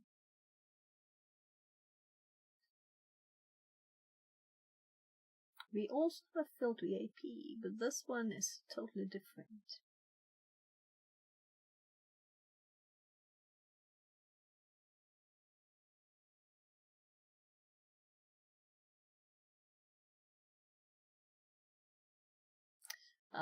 So I'm actually changing my mind about this one. It can be encoded shellcode. That's fine. And let's make this just a square here, right? So the address is also it's too much. It's too much, right? Address is okay. I'm just too tired. Fill to EAP plus address plus encoded shellcode. This is totally good. We don't need to mess with that anymore. Plus, this will be another fill to EAP though. And it will be different. So fill to EAP.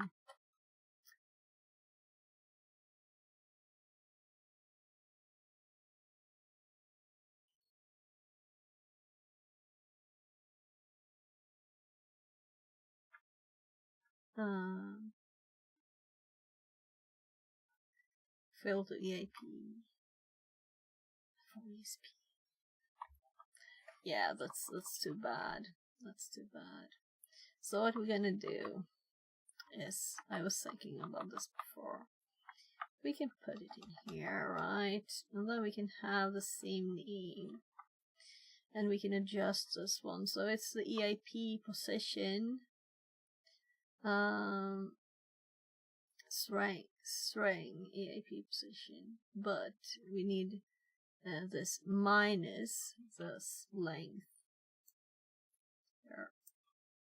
So we're going to not do these characters, and we're going to have to ensure that this is true also first. So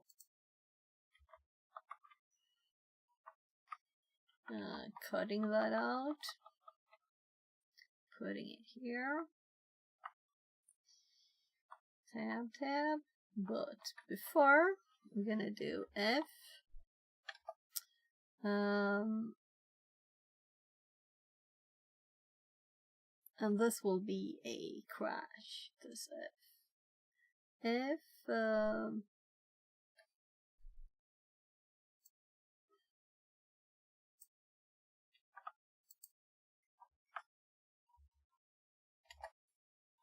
exit, but not really exit, just we're gonna have to send an error message. So there's gonna be a print here too.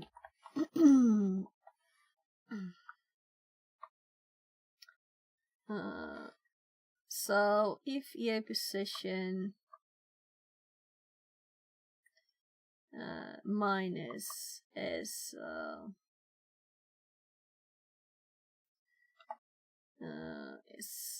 less than 0, I guess. And we can just do print this thing because, right? If this happens, it's a problem. Big problem. The shell code, it won't fit. And we have to think about that. So if the length of the shellcode doesn't fit, that's really what this says. If the length of the shellcode is bigger than the space we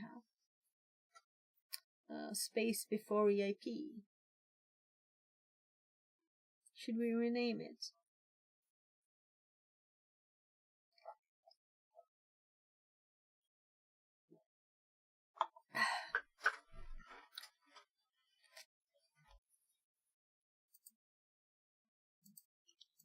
So EIP position variable is used here. And we can just replace all of them with something better, like space before EIP.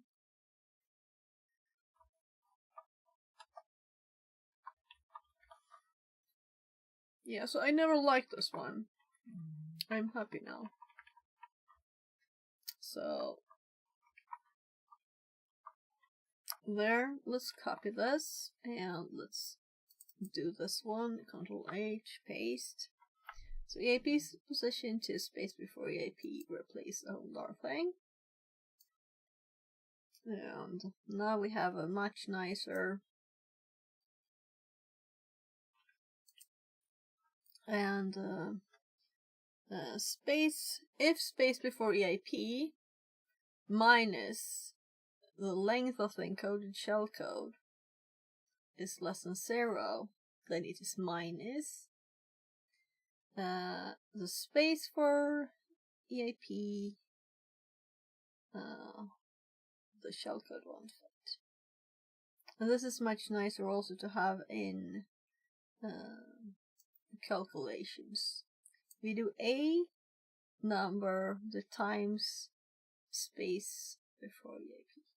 E times the space before EIP.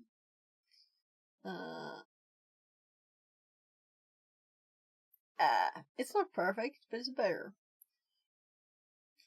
And this we need to change here, so no, I already did. So fill to EIP for this one. Plus EIP, meaning the address.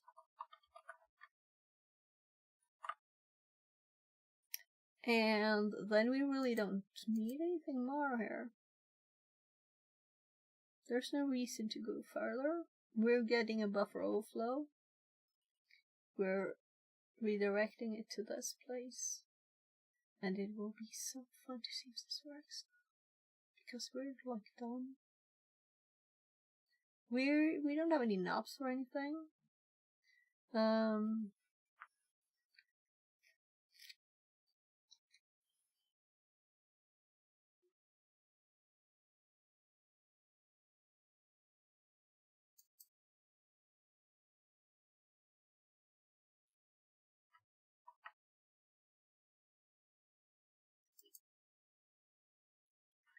So we haven't run it in a bit.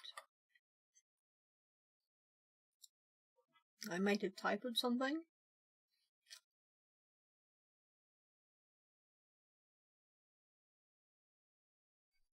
So we got 130 bytes.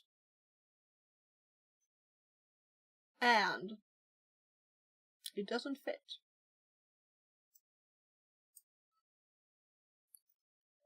So we can't use this method with this script. Fixerbot says, Time to play with the robot arm. Oh, I'm so sorry. It's not available right now because I'm cleaning the room and I'm moved so many things, so I don't know exactly where it is. I can look quickly. Let's see.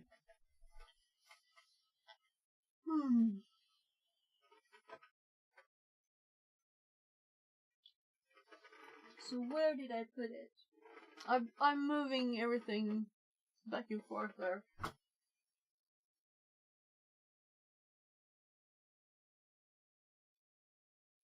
Mary Bistoff says, no problem KKKK. Another day. Actually, I'll continue this weekend now, tomorrow. Or today, really. So we have a little robot arm where you can control from chat what to do. like picking stuff up. But it's a bit annoying that I don't know where it is. It's not like it can just disappear. So it is in a box that's like this size. That's clear plastic. And it can't be in that many places. It can't just disappear. So,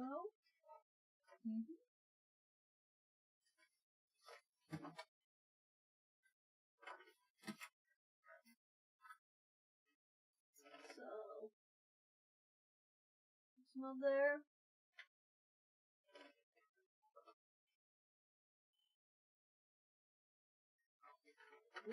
Check one place more at least. But just one more.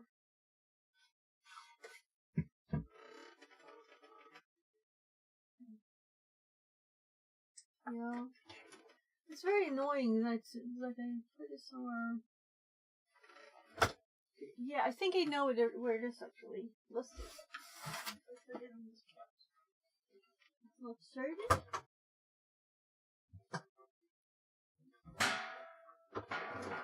Let's see. No.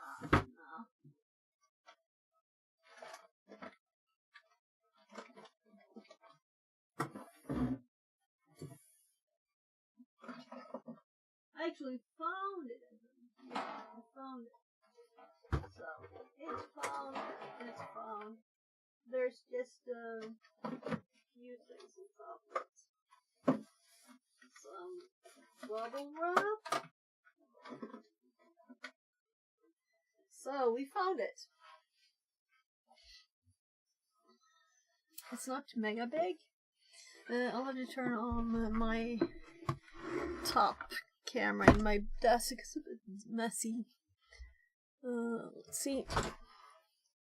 It's It's Arduino. So let's see.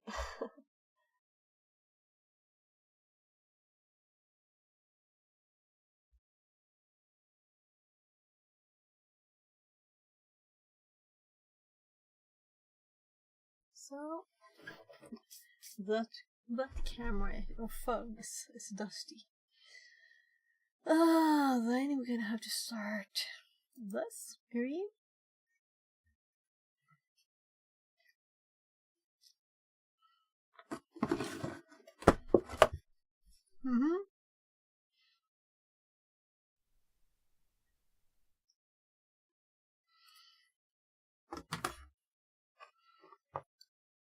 We actually need 2 cameras for this. And we need to replace the servo because I got a replacement part with a better servo. So here we have a Bluetooth module that will receive the Bluetooth signals. And you can like pick this up, for example. Arduino with a shield. So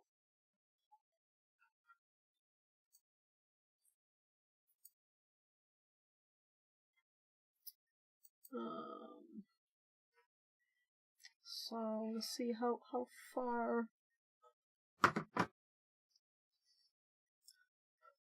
So it was in a box. I think it's dusty still. And this is not a mega long cable, but I do have a longer one here that we used when we did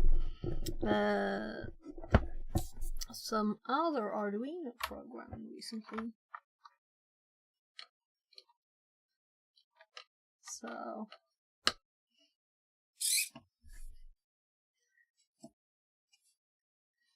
So it is on. Oh my god, there's bread here.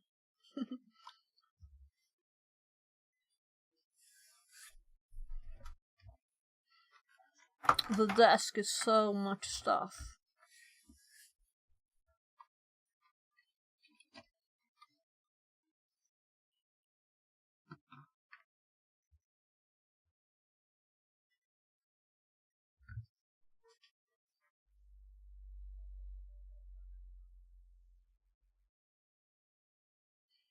Oh. Let's see here. We're starting area on this one too. So we have the robot controls. I'm gonna change the setting.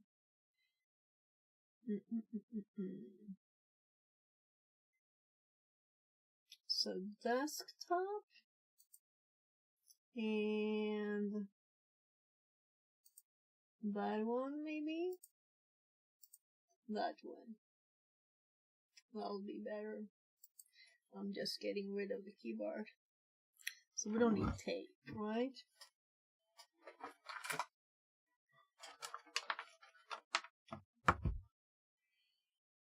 Very cool. Yeah. So it did break once. So I have like random electronics everywhere here. So ESP stuff. And we have rotors and stuff.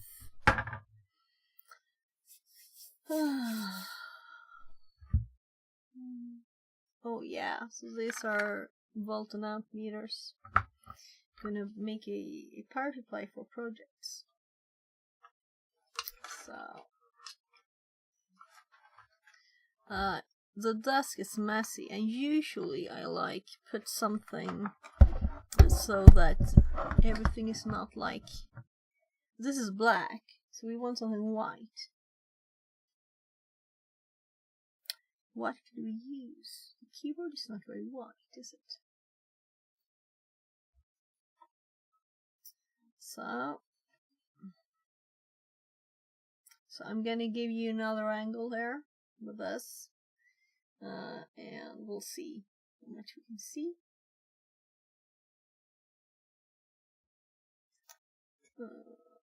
And you can see on the screen.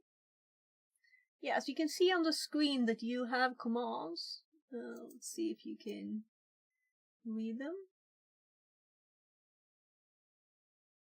I could like put something dark over here, but this is where chat is also, so maybe here. Yeah. So it's hard to see with only the top view. That's why I give you another one here, so you can see the other direction too.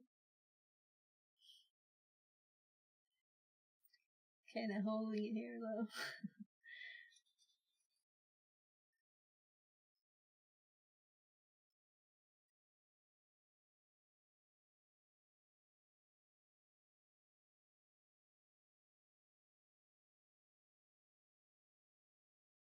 Maybe it's good to hold it because then you can move it a bit so you get a more of a 3D view.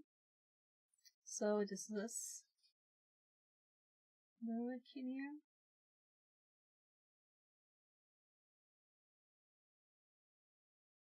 Yeah, that's the problem with the black. You can't see much with the keyboard, right? I know. 1 second. We have green. We have green.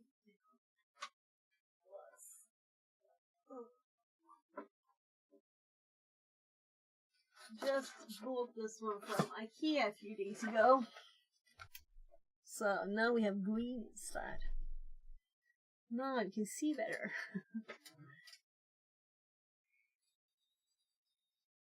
Oh yeah, I should have told you, if when you go forward, when you're in this angle, it will go down. And also, maybe I should have put it a bit closer, because it will be fully stretched. So, go, like, back a lot, and I can push it a bit closer. Because it's kind of almost maximum stretched. You might be able to get it, so.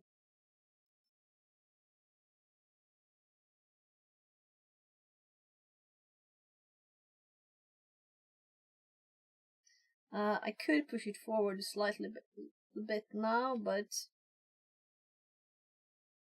yeah, and when you lift it, go back. Otherwise it will be too heavy and will reset. It's not anything I programmed into it, it's just the hardware that kind of flips out. If you lift it up when it's like totally stretched, the servo can't handle it. I don't know if it's a servo library doing something, but I read it, but yeah, let's see. Can you close it? There. So I can't see because there, I can see there. So did I put it in the straight in front of it? You didn't even have to turn.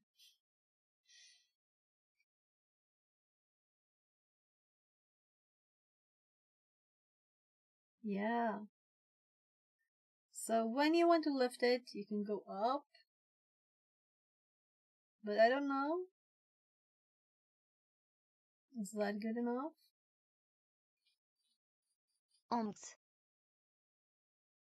So yeah, try going back a bit. KKKKKKK. Translated from Portuguese. I'll move this a bit to the right there.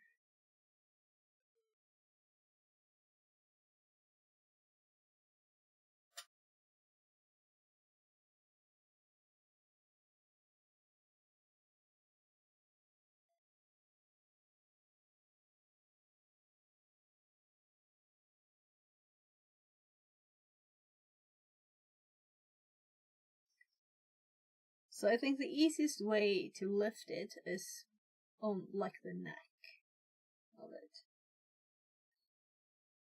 But it's hard to aim. So if you go back a lot, I will push it closer because you're like at the end of its reach.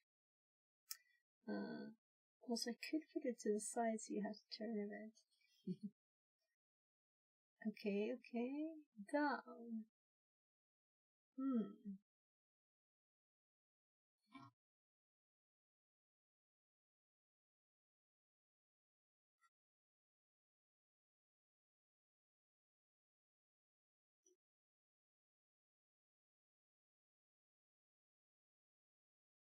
So, I would like to push it a little bit this direction.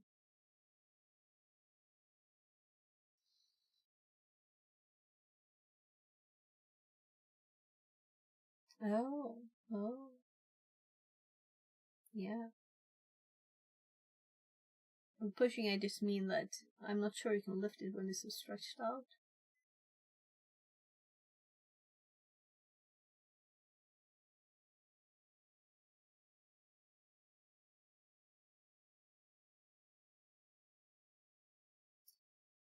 So sometimes there are Bluetooth communication problems. Did you see it move? It tries 10 times. And if it doesn't manage to connect, there it went.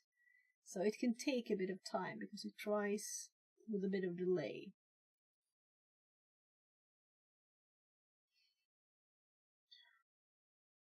Just to, I don't want to like lock it there forever, you know. So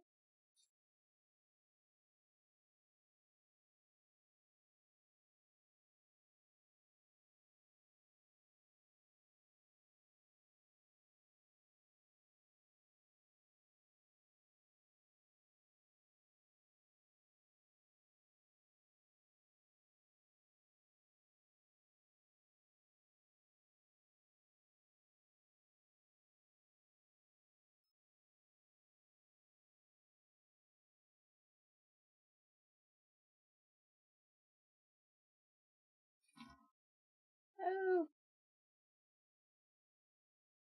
Yeah, I think if you close it now, I'm actually going to push it forward a tiny bit there. Because it's so far away. And it's like totally stretched out here.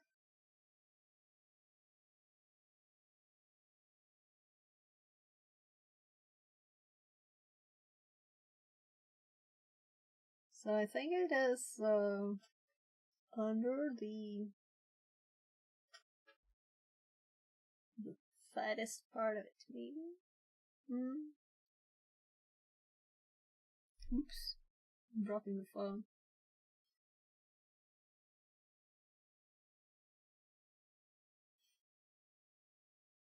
Go for it, go for it.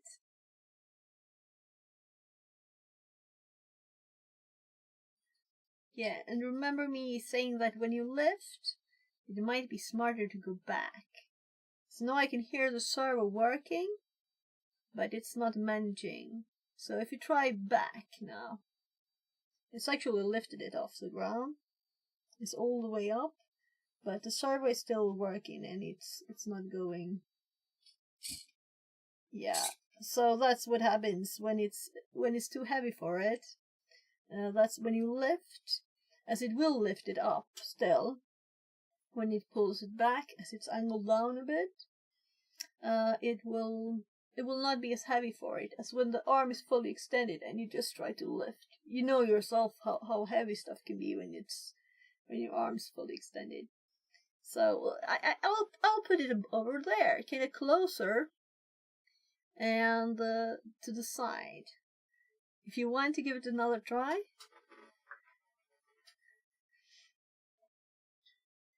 Very cool, but I have no skill. So I've kind of have practiced a bit, but my keyboard is it's not very accessible right now. So if you want to try, I can't reach my keys. I guess I could. You want to have another go? So you would turn left a bit. I don't know, 20 maybe? As it's all servo degrees, and it is you can see how the servos are placed here. So one of these angles of one of the arms, and the other one. So it's kind of smart how they plan this. But also all of the weight is just on the servo here, on that little servo pin. You can see the angle of it. So that's kind of why it's it's not that strong. You should get a better one, right? So here we have. Yeah.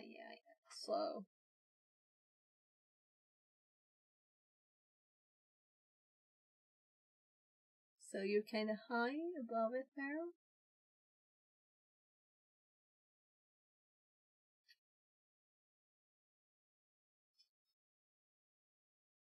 Oh, getting closer, getting closer. So from my angle, I can see that the top there, it's kind of close to that side.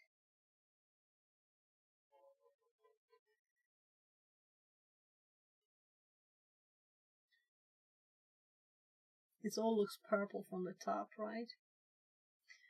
We can turn on lights. Sorry, I should have done that. Maybe that helps too.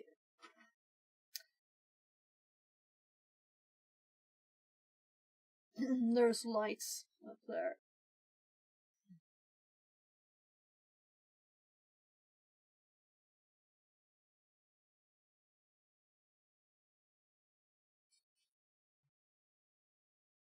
So as a visibility check here, this is where it is.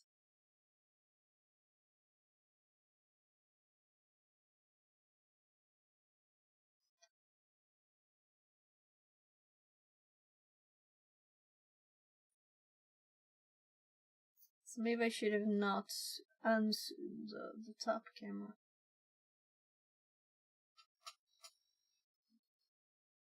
So I just moved it because I heard the servo fighting, not managing something. It was right. That's odd. That's odd. Let's try that again.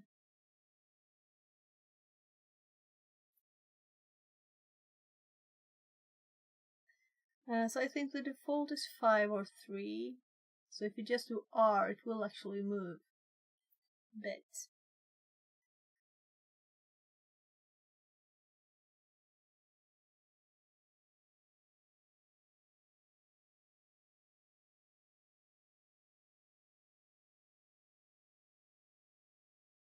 I'm the cameraman.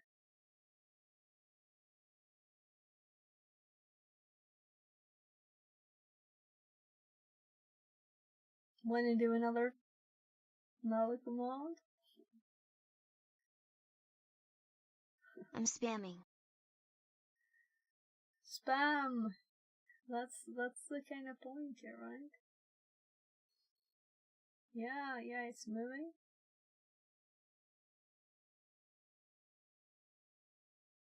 You're supposed to spam when you try and control the robot. Other people can hop in too if they want to, you know.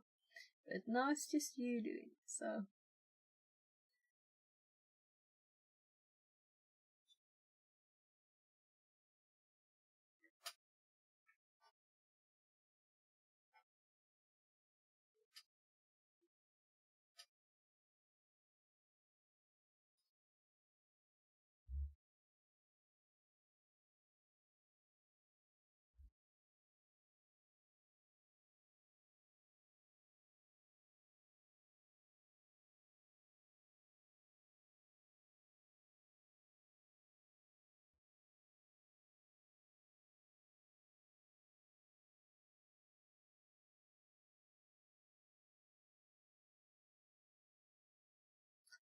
Ooh, if you could grab it up there.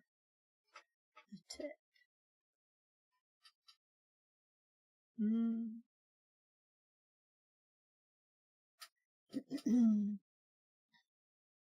We'll see. I would go down more.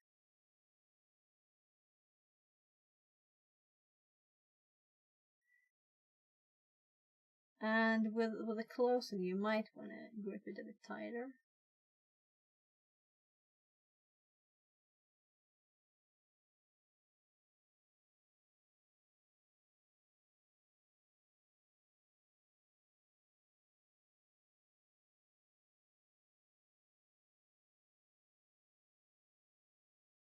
Oh.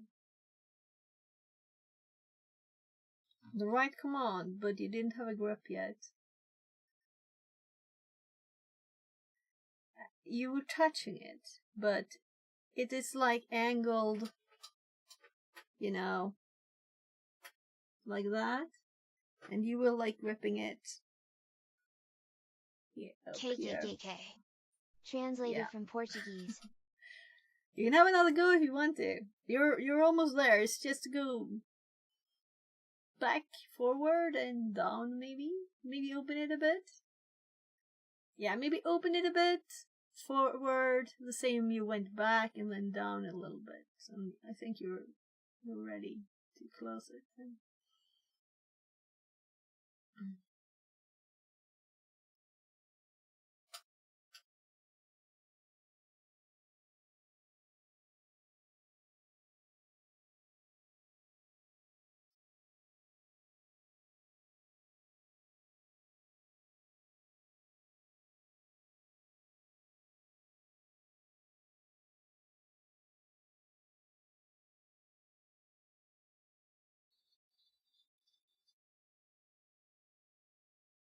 So now you're almost touching it right away. So maybe you can't go down. We'll see if you want to.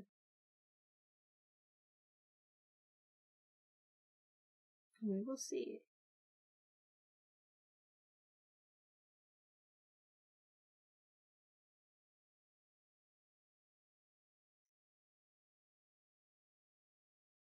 It's kind of fun though, right? I think so. Oh, you're at the top still. I don't think you can close there. You won't get a grip. We'll just slip off the top. Especially since it's this, you know?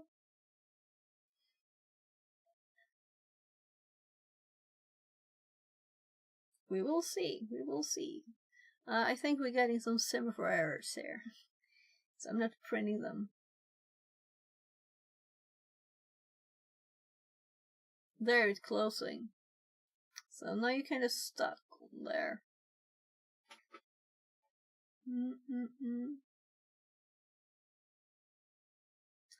Well, down now we'll kind of lift the whole thing.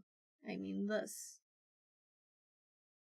So if you open it slightly again, maybe.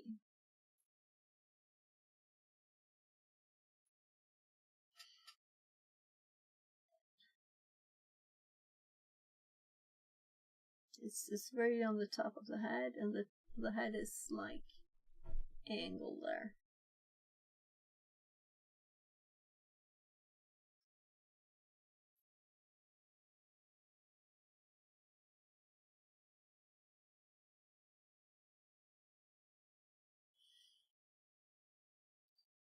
Oh yeah, it can't go down. It's in the way. The purple thing is in the way. You're like lifting the robot. The purple thingy, the ghost, is on the table. So you're just trying to lift the robot up. Maybe this edge is up a bit now. So if you open it slightly, it will pop down from all the weight that's on it there. There.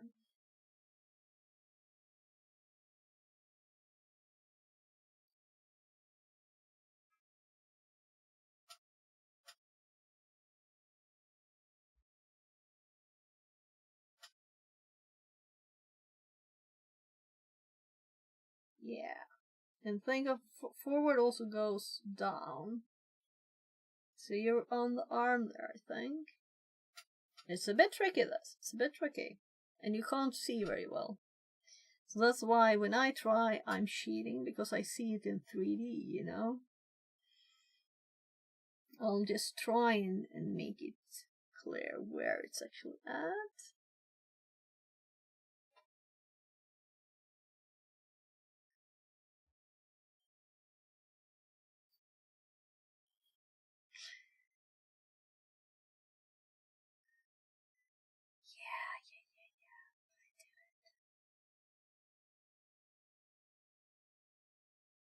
So 10 is not a lot. I think it did it. I heard it. What?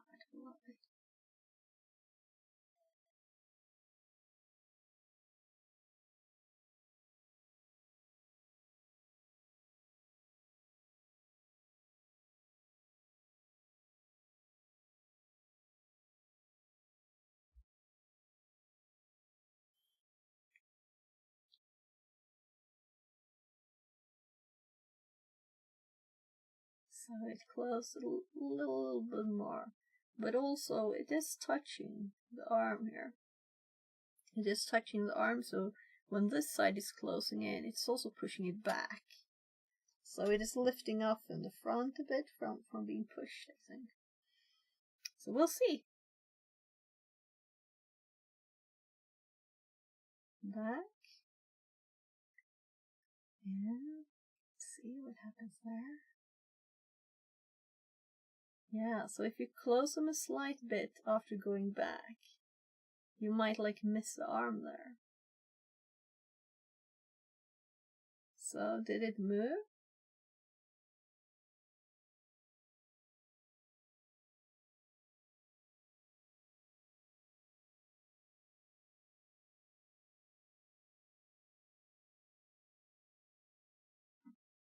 Oh, it hopped by the arm. You're closing it, but I think you're a bit too far away to reach, really. So, but you're real close. It might just work closing it. Yeah, that's what I would do. Tiny bit forward. Come on, robot. You do have a good Bluetooth connection, don't you? It's not like there's lots of metal and stuff in between.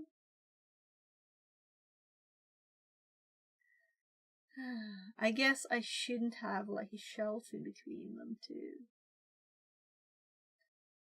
So I think it might not have reacted. So it might just hop suddenly. There. Oh, it's touching the other arm now a slight bit, but you have a much better grip now. You passed halfway on this side. So the other side is not as good, but I think I'd go for it.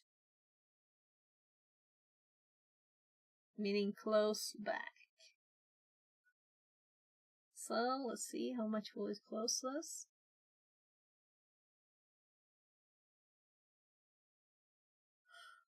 Let's try. Last time. Yeah, you'll do it for sure. Go for it. Come on, robot. I think the Bluetooth is a bit off. The antenna is behind my screens over there. So my light and some boxes. Let's actually move this box here. So we have some soldering stuff in the way. Now the antenna is like slightly more not in the way. Ah, whatever. We'll see. So it has not closed. I have not seen it close. Have it closed? Maybe it closed a bit. So the closing and opening it's a bit laggy. Meaning these plastic bits at the side, they are not like, when you switch directions it takes a bit before it moves. So when you do these tiny steps it might not actually show at first.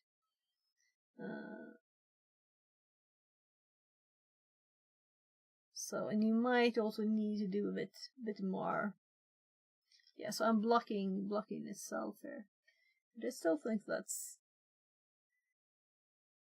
the right direction to look at right now. When you close it, nothing. So it might have just done it. Do a bit more closing. So it's not closed yet. So I think if you wait like 15 seconds and nothing happened, you could probably do a new command. Because it tries 10 times to send the Bluetooth data.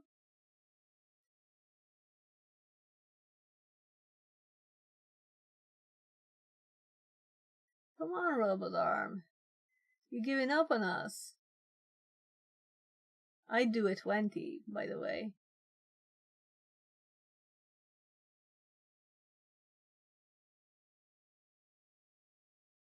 So, what's up? Did the Bluetooth die? It's blinking a lot here.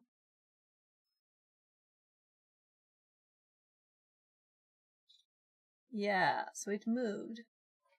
So maybe this actually, like, caught. Oh. Okay, it's closed a lot. It was stuck in the arm. So let's open it a bit, because the servo is going crazy now. I don't know why it wasn't before. So go open it a bit. Can you hear the servo? It's gonna die. Reset if we don't open it. Yeah, there. So go just go back now. And I think you're done. The servo is still on a bit, but it's not going crazy. It's still trying to move it.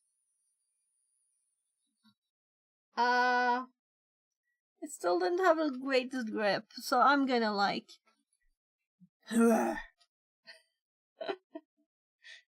let's try it again. I'm sorry that I did that, because you'd have to open it again once more. So just I don't know how close was it. It is possible to do it without finger help. I know, but it's your third time. Right, now you're doing up. We'll see. We'll see.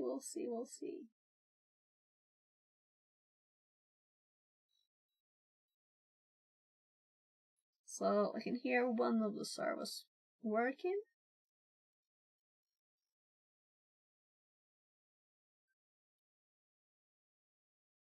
I don't know which one.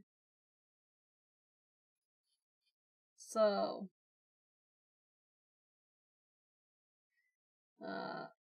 I'd suggest going back.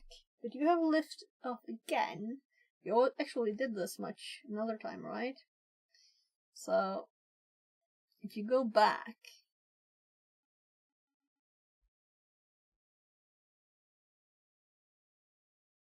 And it might be smart to start with a bit of up there. As long as it doesn't do what it did last time, right? When it resets because of the heavy lift. Yeah, go for it. It moved. I think it's in the air. Back. Spam the chat.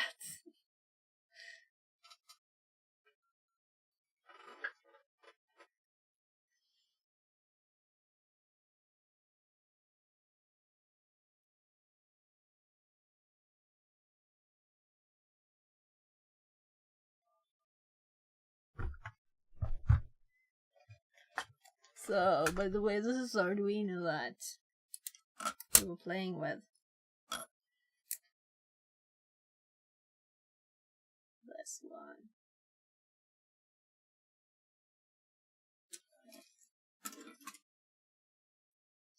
So, another back, like 30 or something.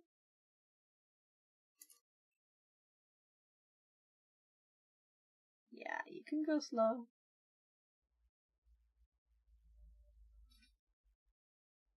So, definitely off the ground now, I think. I can try and put a paper underneath there.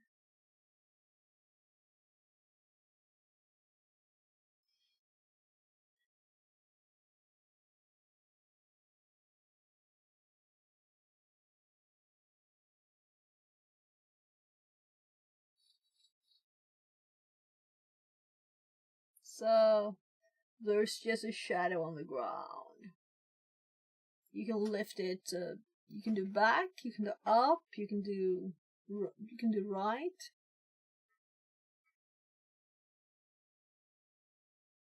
So,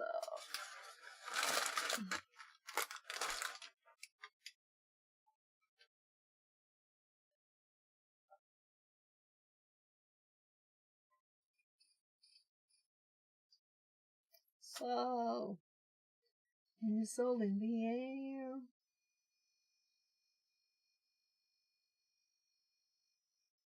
Which servo is having problems? Yeah, it's probably the rotation.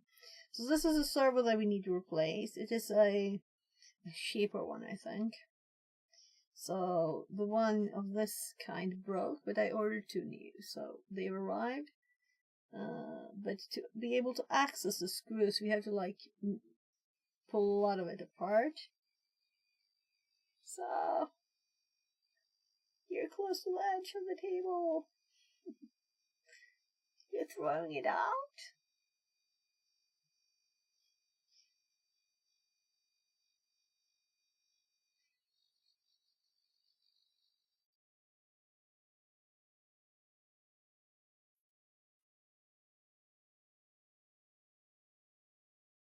Yeah. Applause, applause. I can't clap when I hold the phone. Good job, you did it. 3rd time.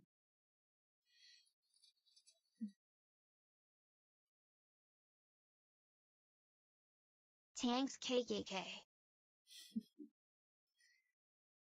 So, are you done? Should I turn it off? Let's leave it on the ground. Yeah. It's up in the air. It's all the way up.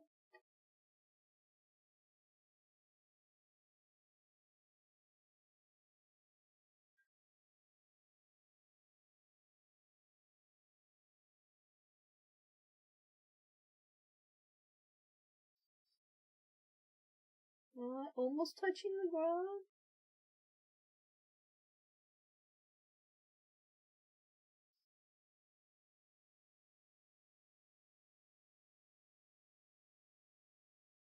You can open toe now, probably.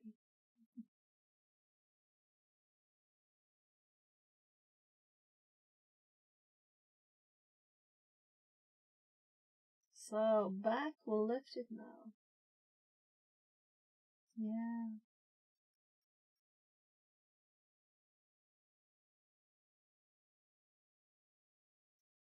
So let's see. I was still lifting it up. It's back in the air.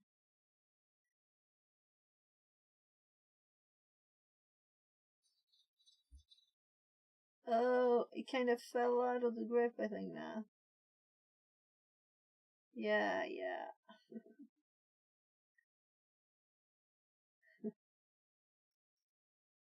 Now it's open a lot. You can see from the up view, right? It's all open. Ah, finished!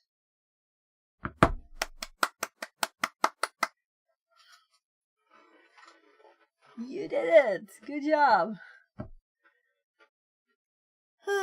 So I'm gonna turn the extra camera off. And let's remove the robot controls. This was a good go. Yeah? Do you want to continue? You can go more if you want to. Cool. This is really cool. Yeah, come back another day and do it again if you want to. You'll become an expert quickly, I think. On robot control. Great that you like it. So I'm gonna close that camera down. For sure. Let's hop back to this then. I'm gonna close the app because it makes my phone like battery run out if I do it for too long, or rather it becomes extremely hot too. So this worked fine to have this as a background. I'm trying to get started in second. In security. So me too. Me too. So I'm just gonna unplug the robot, get my keyboard back.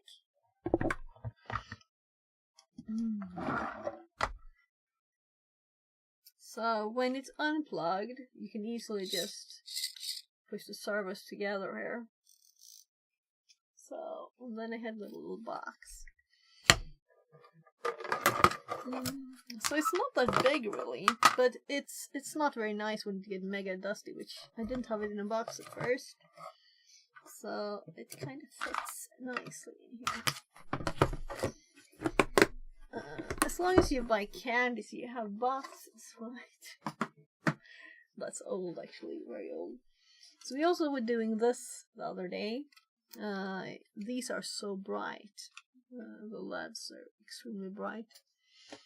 And we also be doing this long RGB LED thingy. Yeah, I'm gonna get some more to drink. So I shouldn't drink all of this.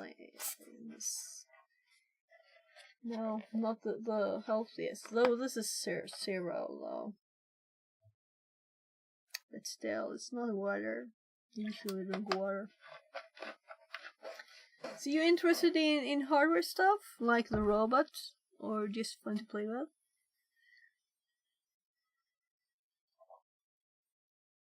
You're interested in Arduinos. So I've got two soldering irons in front of me too. So I was thinking of trying a new tip for one of them because I might have actually. I made an ESP32 with a water pump. Ah, okay, nice. What was it for? Was there a special reason or just for fun to test? To water the plants. Cool. You'll have to show me. Hop into the Discord. It would be great if you send some images or if you have a video or something. I'm curious. I kind of recently started with the ESPs. So we've done ESP cams a bit, and we have this one where we tested I don't even remember really. But we were going to test some more sensors on it. This is a light for the car that I changed today. And I noticed it was really dirty in there, but I'm assuming this is broken, but I still want to like look at it. So let's actually look at it quickly. Because why not, right? Why not? So we also have a microscope here. So I'm just plugging the microscope in, giving it a second to start. It didn't start. So let's look at the light, and I need a preview. So this was the headlight for my car.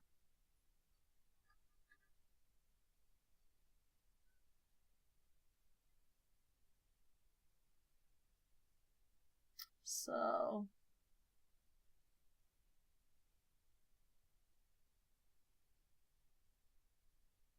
that looks interesting. So we can see it's not like smooth and new looking, is it? It looks like there's been like some chemical